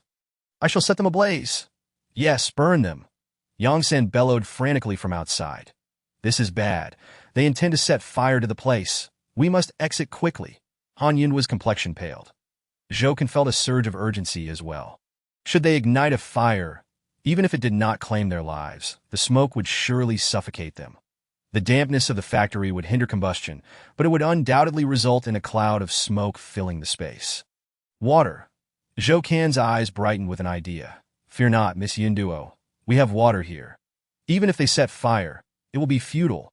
We can extinguish it with water. But this area is vast. Having water alone won't suffice. Han Yunduo acknowledged, understanding the limitation of their resources. Yet it is still better than nothing. Jokin looked up. At worst, we can climb up and escape through the ventilation shaft. Soon enough, flames erupted outside. Smoke pouring into the factory. Cough, cough. Han Yunduo covered her mouth and nose, sputtering. Just then, gunfire erupted from outside. Jokin paused, puzzled. What is happening? Have they turned on one another? With a loud crash, the factory door was kicked open, and a figure rushed in through the flames. That Chung Gongyi? What brings him here? Could it be that he has come specifically to rescue them? Uncle Chung, what brings you here? Upon seeing Chung Gongyi, Han Yunduo was greatly astonished. Chung Gongyi, recognizing Han Yunduo, was equally taken aback, yet he refrained from elaborating and instead exclaimed, Let's not dwell on that now. You should find a safe place to stay. Shortly thereafter, a group of individuals rushed in from outside, all companions of Chung Gongyi. Without delay, Chung Gongyi commanded, Everyone, quickly extinguish the fire. We must not allow this place to catch ablaze, or the item we seek will be utterly destroyed. The crowd hastily set down their weapons, each in search of a water source, and began to extinguish the flames with all their might. Chapter 99. Concealing the giant cheese half an hour later. The raging fire within the factory was finally subdued. The group was utterly exhausted. Han Yunduo hurriedly fetched clean water for everyone to drink. Throughout the firefighting efforts, Jokin had merely observed from the sidelines. It was not that he was unwilling to assist, but rather that he was without hands and feet, rendered helpless to intervene, that he could only watch helplessly. Chung Gongyi, seeing the fire under control, let out a sigh of relief. Exclaiming, Phew, we've managed to save this place. Uncle Chung, drink some water. Han Yunduo offered him a cup of clear water. Chung Gongyi downed it in one go, wiped his mouth, and remarked, Miss Yunduo, what a coincidence. I never expected to find you here. Han Yunduo was taken aback. Uncle Chung, what do you mean? Were you not specifically sent to rescue us? Jokin was equally perplexed. Chung Gongyi shook his head and replied, Certainly not. That I had no idea you were here, that I received orders from my superiors to lead a team to search for an item. Upon arrival, I unexpectedly witnessed someone setting fires to ensure the safety of the item. We rushed over and dealt with the groups surrounding the area, only to find you here as well. What could you possibly be searching for in this place? Are you looking for water? Han Yunduo inquired. Not water, but rather a block of cheese. Chung Gongyi replied mysteriously. Cheese? Jokin and Han Yunduo exchanged puzzled glances, bewildered as to why they would come here in search of a mere block of cheese. Chung Gongyi, aware of their confusion, chuckled and explained. What you do not know is that we have received credible intelligence indicating that the people from the Scorpion base are aware of the location of the insect nest. Moreover, they intend to capture the insect queen. In preparation for this, they have specifically prepared a massive block of cheese, which is hidden here. My mission is to locate this cheese for use in capturing the insect queen. Once we have captured her, we can resolve the current infestation of ice worms. Jokin and Han Yunduo were left speechless, realizing that this was indeed a rather unconventional approach. The notion of using cheese to entice the insect queen seemed rather dubious. Jokin could not help but voice his skepticism. Is this method truly reliable? Chung Gongyi shrugged and replied, The reliability of this method can only be determined through trial, regardless of its efficacy. We must attempt it, for it is the most optimal solution to this crisis. That moment. Hanyan Duo interjected, but there doesn't seem to be any cheese here, just water. Chung Gongyi surveyed the factory, confirming the absence of any cheese. That is curious. The information I received should not be erroneous. Could it be hidden somewhere that we cannot see? Hanyan Duo suggested. Chung Gongyi nodded slightly, acknowledging the possibility. Nevertheless, let us inquire with someone to find out. Bring in those few survivors from outside. But he gestured towards the entrance, and soon several individuals were brought in. Among them was Yang San. Upon seeing Yang San, Hanyan Duo was immediately filled with rage, stepping forward with her gun drawn, ready to execute him. Despicable scoundrel! I will kill you! She seethed. Miss Yan Duo, wait. Allow me to question him first, then you may execute him if you wish. Chung Gongyi intervened. At this moment, Yang San was paralyzed by fear. Unable to meet Hanyan Duo's gaze, that he realized that capture meant certain death, with no hope of survival. Regret washed over him. Under Chung Gongyi's insistence, Hanyan Duo reluctantly lowered her firearm. However, she vowed not to let Yang San escape unscathed. You will live for a little longer. Chung Gongyi seized Yang San and demanded, Tell me, where have you hidden the cheese? Yang San trembled uncontrollably, his teeth chattering. I cannot say. The boss instructed that anything can be sacrificed, but that block of cheese must not be lost. You possess quite a bit of spirit. Chung Gongyi sneered. Are you thinking that since you will surely die, you might as well remain silent until the end? Yang San pressed his lips together, refusing to speak. Unfortunately for you, you are mistaken. If you do not disclose the information, I will make you wish you were dead. Chung Gongyi signaled to his companions. Two individuals swiftly moved forward to restrain Yang San, while another produced a sharp knuckle duster, slowly donning it. They intended to resort to torture. Yang San was filled with dread. You cannot treat me this way. The scorpion base is not to be trifled with. When my elder brother arrives, he will not spare you. Yang San thrashed violently, attempting to escape. Alas, he was but a lamb to the slaughter, powerless against his fate. With a thud, the knuckled duster struck him squarely in the abdomen. The sharp point piercing his flesh, an excruciating pain shot through him. It hurts. It hurts so much. The blow caused his body to curl in agony, nearly robbing him of breath. Will you speak? Chung Gongyi asked again. Yang San gritted his teeth. Still holding out, keep hitting him. Chung Gongyi ordered. Thud. Another punch landed. Spurt. Yang San coughed up a mouthful of blood. Hit him again. Do not stop until he is willing to talk. Chung Gongyi revealed a rare ruthlessness. Under normal circumstances, they should not resort to such measures, as they were official personnel. However, for the sake of locating the cheese and capturing the insect queen to resolve the ice worm crisis, he had no other choice. Time was of the essence. Thud, thud, thud. Each punch landed on Yang San's body, quickly transforming his chest into a gory mess, blood seeping through his clothing, with exposed flesh revealing white bone. At this rate, he would surely perish. Ultimately, Yang San could endure no longer. Stop hitting me, I will tell you, Yang San's eyes rolled back in his head. Chung Gongyi quickly halted the assault, gripping Yang San's shoulder. Speak quickly. Where is the cheese hidden? Inside. Yang San laboriously lifted his hand, pointing toward the water pool. The cheese is soaking in that pool to preserve it upon learning the location of the cheese. Chung Gongyi immediately ordered to drain the pool. Soon, the water was pumped out, revealing the block of cheese at the bottom, wrapped in plastic film. The cheese was astonishingly the size of a small car, leaving everyone in awe. Zhou Kan and Hanyan Duo leaned in for a closer look, their expressions reflecting astonishment. Who would have thought that such a large block of cheese was hidden here? The scorpion base had truly gone to great lengths to persuade the insect queen. They had wrapped the cheese in film and concealed it in the pool for preservation. Had they not drained the water, no one would have guessed its location. Fantastic! The cheese has finally been located. That MY mission is complete. Chung Gongyi sighed with relief, visibly pleased. With such a substantial block of cheese, they could proceed to capture the insect queen. Quickly transport this cheese, and then contact the base to inquire about the precise location of the insect nest. Chapter 100. A favor in the flow of water. Chung Gongyi instructed everyone to transport the cheese. However, due to its size, it proved difficult to move. Ultimately, they had to bring in a truck to haul it away. Meanwhile, Hanyan Duo was entirely focused on Yang San, taking measured steps toward him. She had vowed to personally kill Yang San. Otherwise, she would find it difficult to quell the anger within her. Having spared Yang Sen once, he had repaid her kindness with malice. Such despicable behavior was utterly shameful and revolting. Thus, Yang Sen could not be allowed to live. Yang Sen seemed to sense the approach of his demise, fear gripping him as he continued to retreat, panic-stricken that a dark patch appeared beneath him. He had soiled himself in terror. "Please, don't kill me, I realize my mistakes." Too late. Hanyan Duo's resolve was firm. The cold barrel of the gun pressed against Yang Sen's temple. Expressionless, she declared, "You worthless dog. You lack any integrity.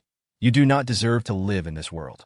Die bang. The gun fired, a life was extinguished. Without hesitation, Hanyan Duo decisively ended Yang Sen's existence, garnering no shock from those present that in fact, she earned their admiration and respect, particularly from Cheng Gangyi, who nodded in approval.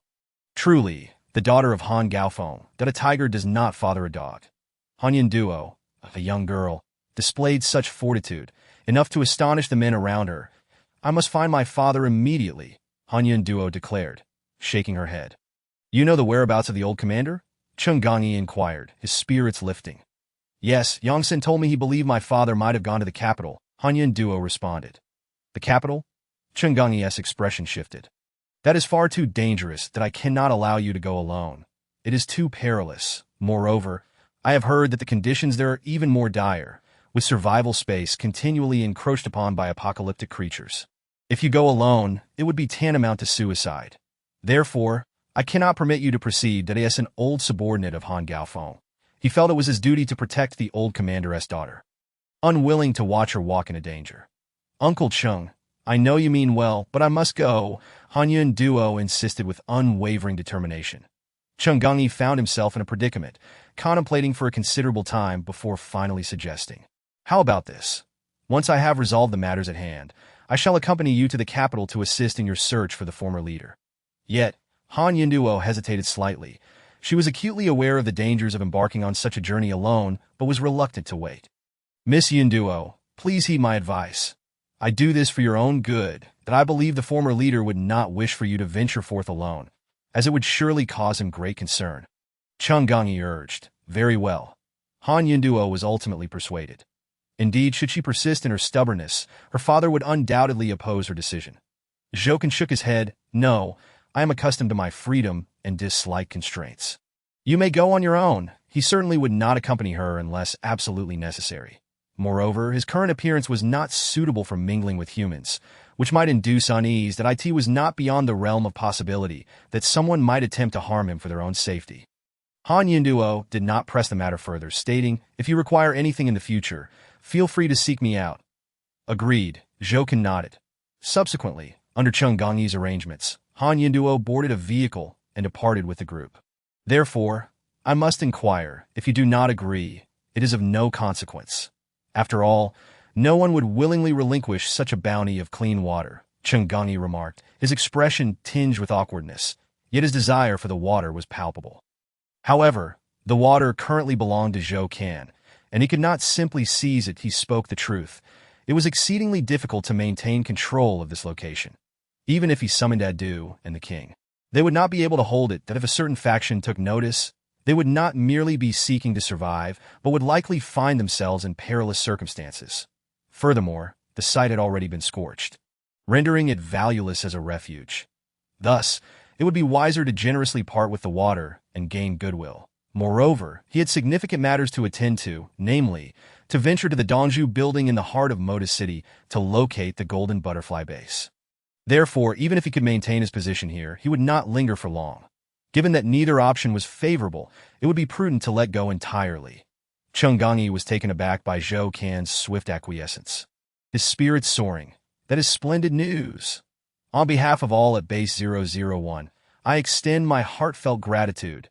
Should you require assistance in the future, our Base 001 shall not hesitate to offer it.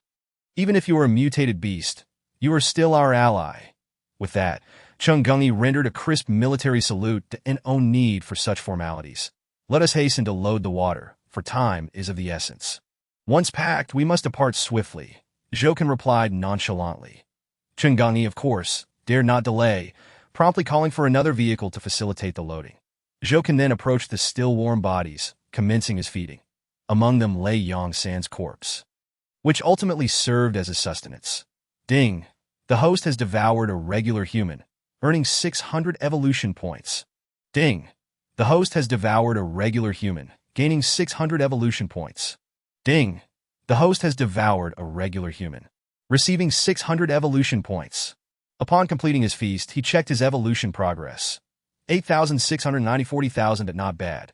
He had garnered another boost, feeling quite satisfied that at this juncture, Chungangi had also finished loading the water and bid farewell to Zhou Kan. Brother Zhou Kan, we shall take our leave now. Until we meet again, let us go. I must depart as well. Farewell. Zhou Kan said, not lingering too long before turning away, that it was now dusk. The sun was setting, casting a fiery glow upon the scarred earth, the TO base 001. What a pity, Adu lamented, having hoped that their group could expand, only to realize it was merely a one-sided desire. You fail to grasp. Her departure is for the best, sparing us from an additional burden, the king said. You are the one who does not understand. She possesses the ability to heal. Being with us would be immensely beneficial, bringing us nothing but advantages, Adu countered. Enough, cease your bickering. Whether she stays or leaves is her prerogative. We have no say in the matter. Quickly, bring me something to eat that we have yet to dine after a day of running about. After we eat, we must rest early. Danger may strike at any moment, and we must be prepared. Jokin interjected, halting their quarrel and organizing dinner. Chapter 101. An unsettled night having satisfied their hunger. Jokin leaned against the window, gazing up at the moon suspended in the night sky. The apocalyptic moon appeared particularly murky, as if tainted, always shrouded in obscurity. Brother Kan, are you missing Sister Chu again? Adu inquired, referring to Chu Qing. Enough with the teasing, Jokin shot back, though he indeed found himself yearning for Chu Qing. Such sentiments, however, were not to be confessed. Dogmaster, you know nothing of human emotions. Do not meddle in affairs you cannot comprehend, the king remarked, flicking his tail. Did I say? Tiger brother, your assertion is flawed. Just because I do not understand does not mean you do, Adu retorted, at least before the apocalypse. I had my own romantic interest and boldly confessed my feelings. Just as she was about to accept, the apocalypse struck, shattering our dreams. How fortunate. The apocalypse saved that little girl, the king jested. What little girl? She was a lovely maiden, Adu snapped, baring his teeth in displeasure. All right, fine, a maiden. Is that satisfactory, my dogmaster? The king replied with a smirk. Umph, I see you are quite unconvinced, Adu scoffed. Are you perhaps envious of me? Because you have never known the thrill of love? Envious of you. Just a little girl. I wouldn't even bother, the king scoffed. Then I wish you luck in finding a little cat in the future. Adu shot back, that a little cat is certainly preferable to a little girl. At least they are charming, the king boasted. Meow. Suddenly, a cat's meow echoed from outside. What an uncanny coincidence, Adu exclaimed, suddenly alert. Look, your beloved has arrived. Why not go out and meet her? Quiet, there is something amiss outside. Jokin interrupted, dismissing Adu's words. Isn't it just a zombie cat meowing? What could possibly be wrong? Adu questioned, peering out the window, upon glancing outside. He was taken aback. His eyes widened in shock as he beheld not one, but a multitude of zombie cats amassed outside, a dark mass beyond counting, sending chills down his spine. Among them was a particularly robust and towering zombie cat, standing out among the rest, resembling a king addressing its subjects. What on earth is happening? Are they having a meeting? Adu wondered aloud. That it was evident that something significant was about to unfold. That giant cat must be the Cat King. Gathering such a multitude of zombie cats at night cannot be a mere stroll, the king remarked, furrowing his brow. Could it be that these zombie cats aim to conquer the city? Adu suggested. That is indeed a possibility, the king replied. Broadly speaking, the feline clan is a branch of our tiger clan, and they possess a trace of tiger blood. Perhaps they could develop a modicum of intelligence. Should these creatures acquire wisdom, their ambitions would surely swell, and the notion of city conquest would not be far-fetched. You're just rambling. Even if that giant cat is the Cat King, I find it hard to believe it could gain intelligence. After all, it has become a zombie cat, Adu countered. This time, the king refrained from arguing, as he too recognized the validity of the point and found his earlier thoughts laughable.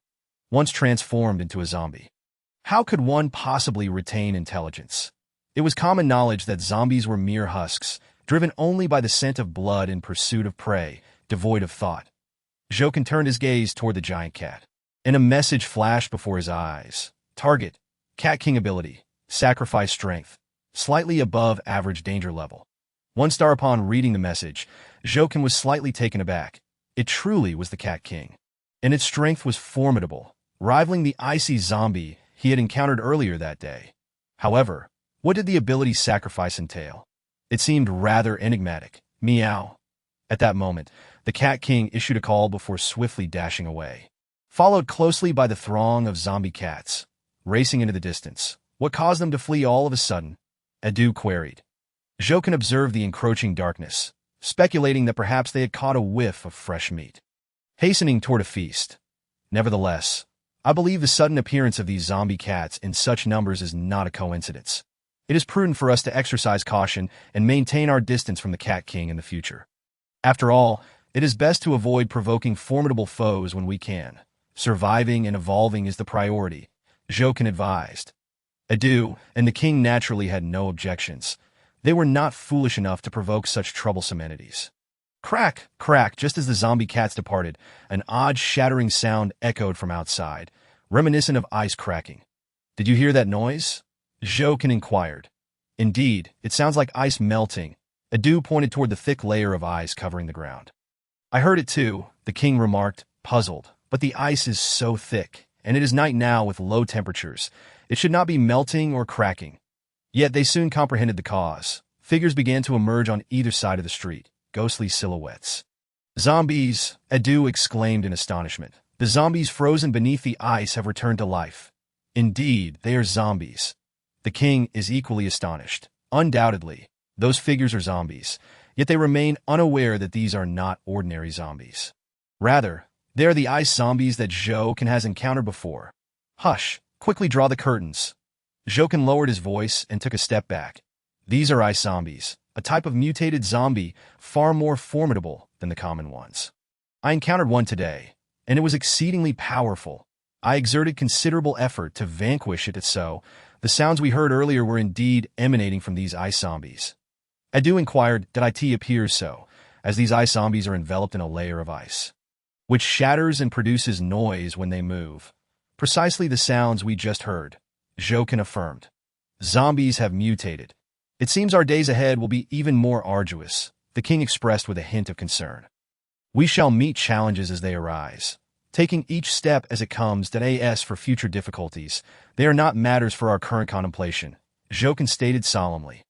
Our immediate goal is to survive as best as we can while continuously enhancing our strength. Although these ice zombies are significantly more powerful, they also present a tremendous opportunity. Today, by merely slaying one ice zombie, I acquired an ice crystal core. Thus, I deduced that the likelihood of finding crystal cores within these ice zombies is considerably higher. And the energy they contain surpasses that of other cores that if we can hunt them in abundance, it would immensely benefit our strength. Chapter 102.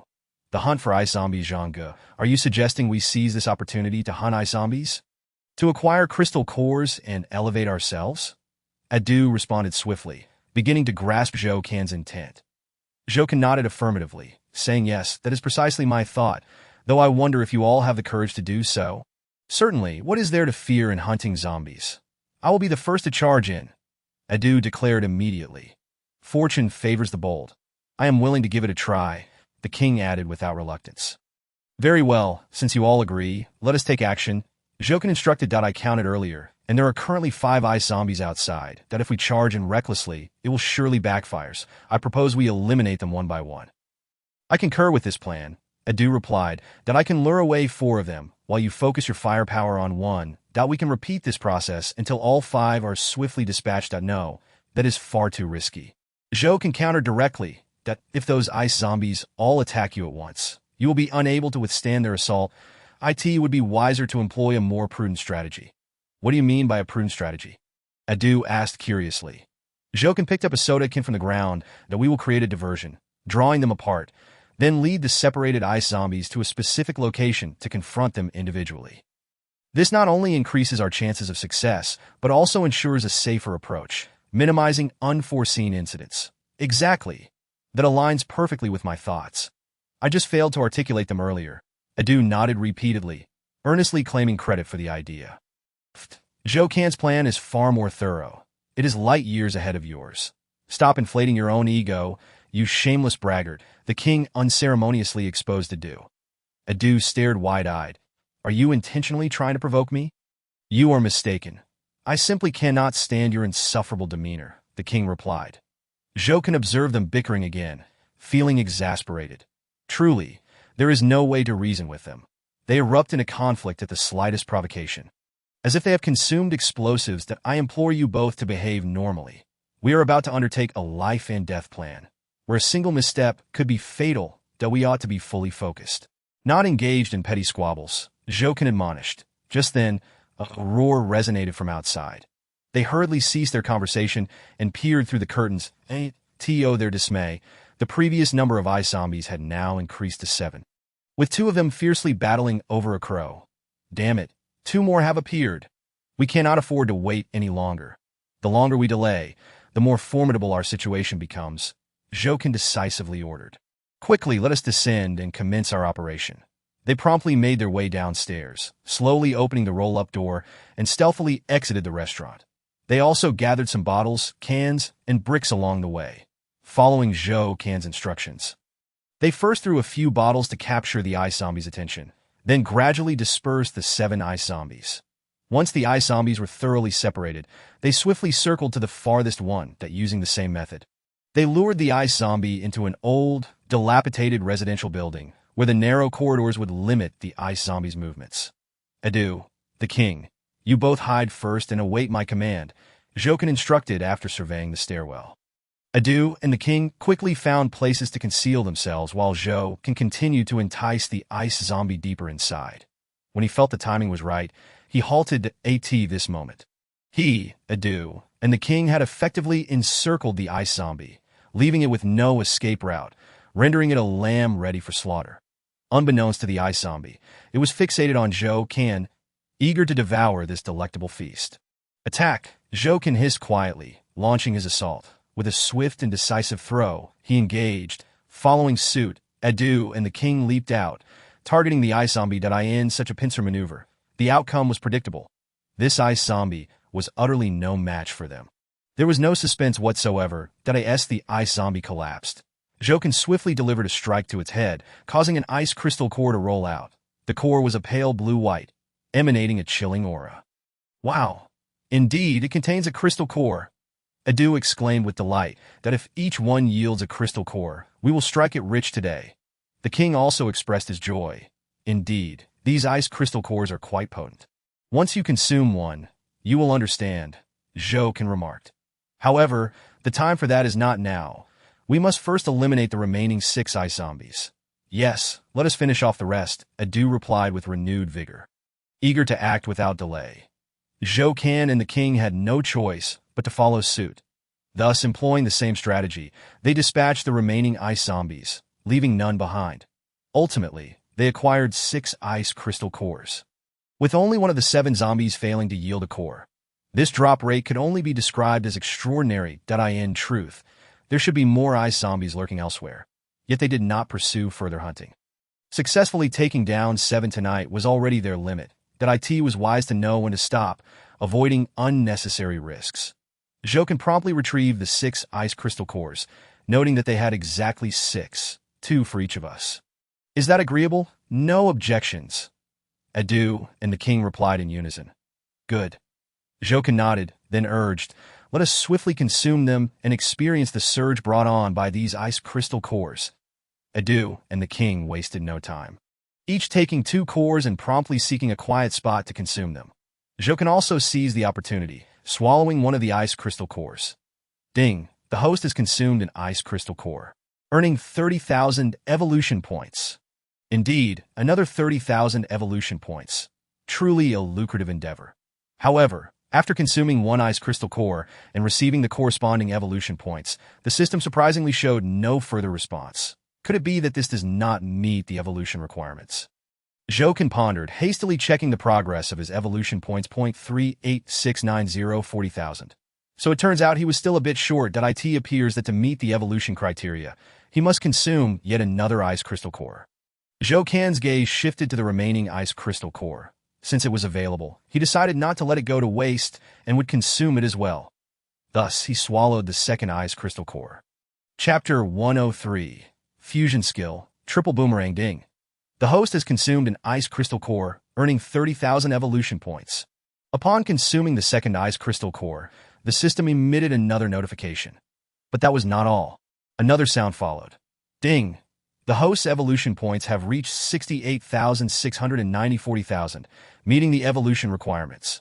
Would you like to evolve now? Ah, at long last, I can evolve and upgrade once more. Evolution. Zhou restrained his excitement and issued the command. Ding! Evolution commencing. This evolution seemed extraordinarily swift in the blink of an eye. It concluded. Ding! Congratulations to the host for successfully evolving and reaching level 25. Ding! The host has received an opportunity for skill fusion. Upon hearing this prompt, Zhou was momentarily taken aback. An opportunity for skill fusion. What does that entail? Can he merge two skills together? If that were the case, he would have struck gold this time. He quickly checked the details on skill fusion. Skill fusion allows the host to blend two or more skills to create a brand new skill with a certain failure rate. Note, the likelihood of fusion is greater with two skills than with three or more. It is particularly advisable to fuse similar or closely related skills, as the new skill will be stronger. Indeed, it is so. I have truly stumbled upon an incredible opportunity this time. After perusing the information, Zhou was filled with excitement. Just as he had anticipated, the fusion of skills was indeed possible. Such an opportunity is undoubtedly invaluable, far more tangible than any reward he could receive.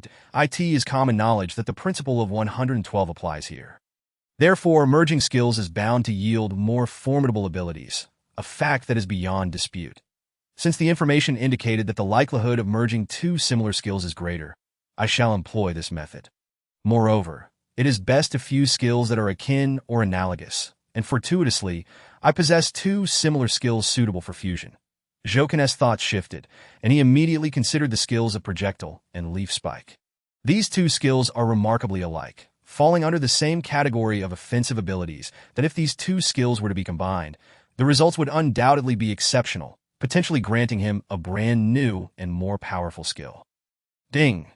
Does the host wish to proceed with skill fusion immediately?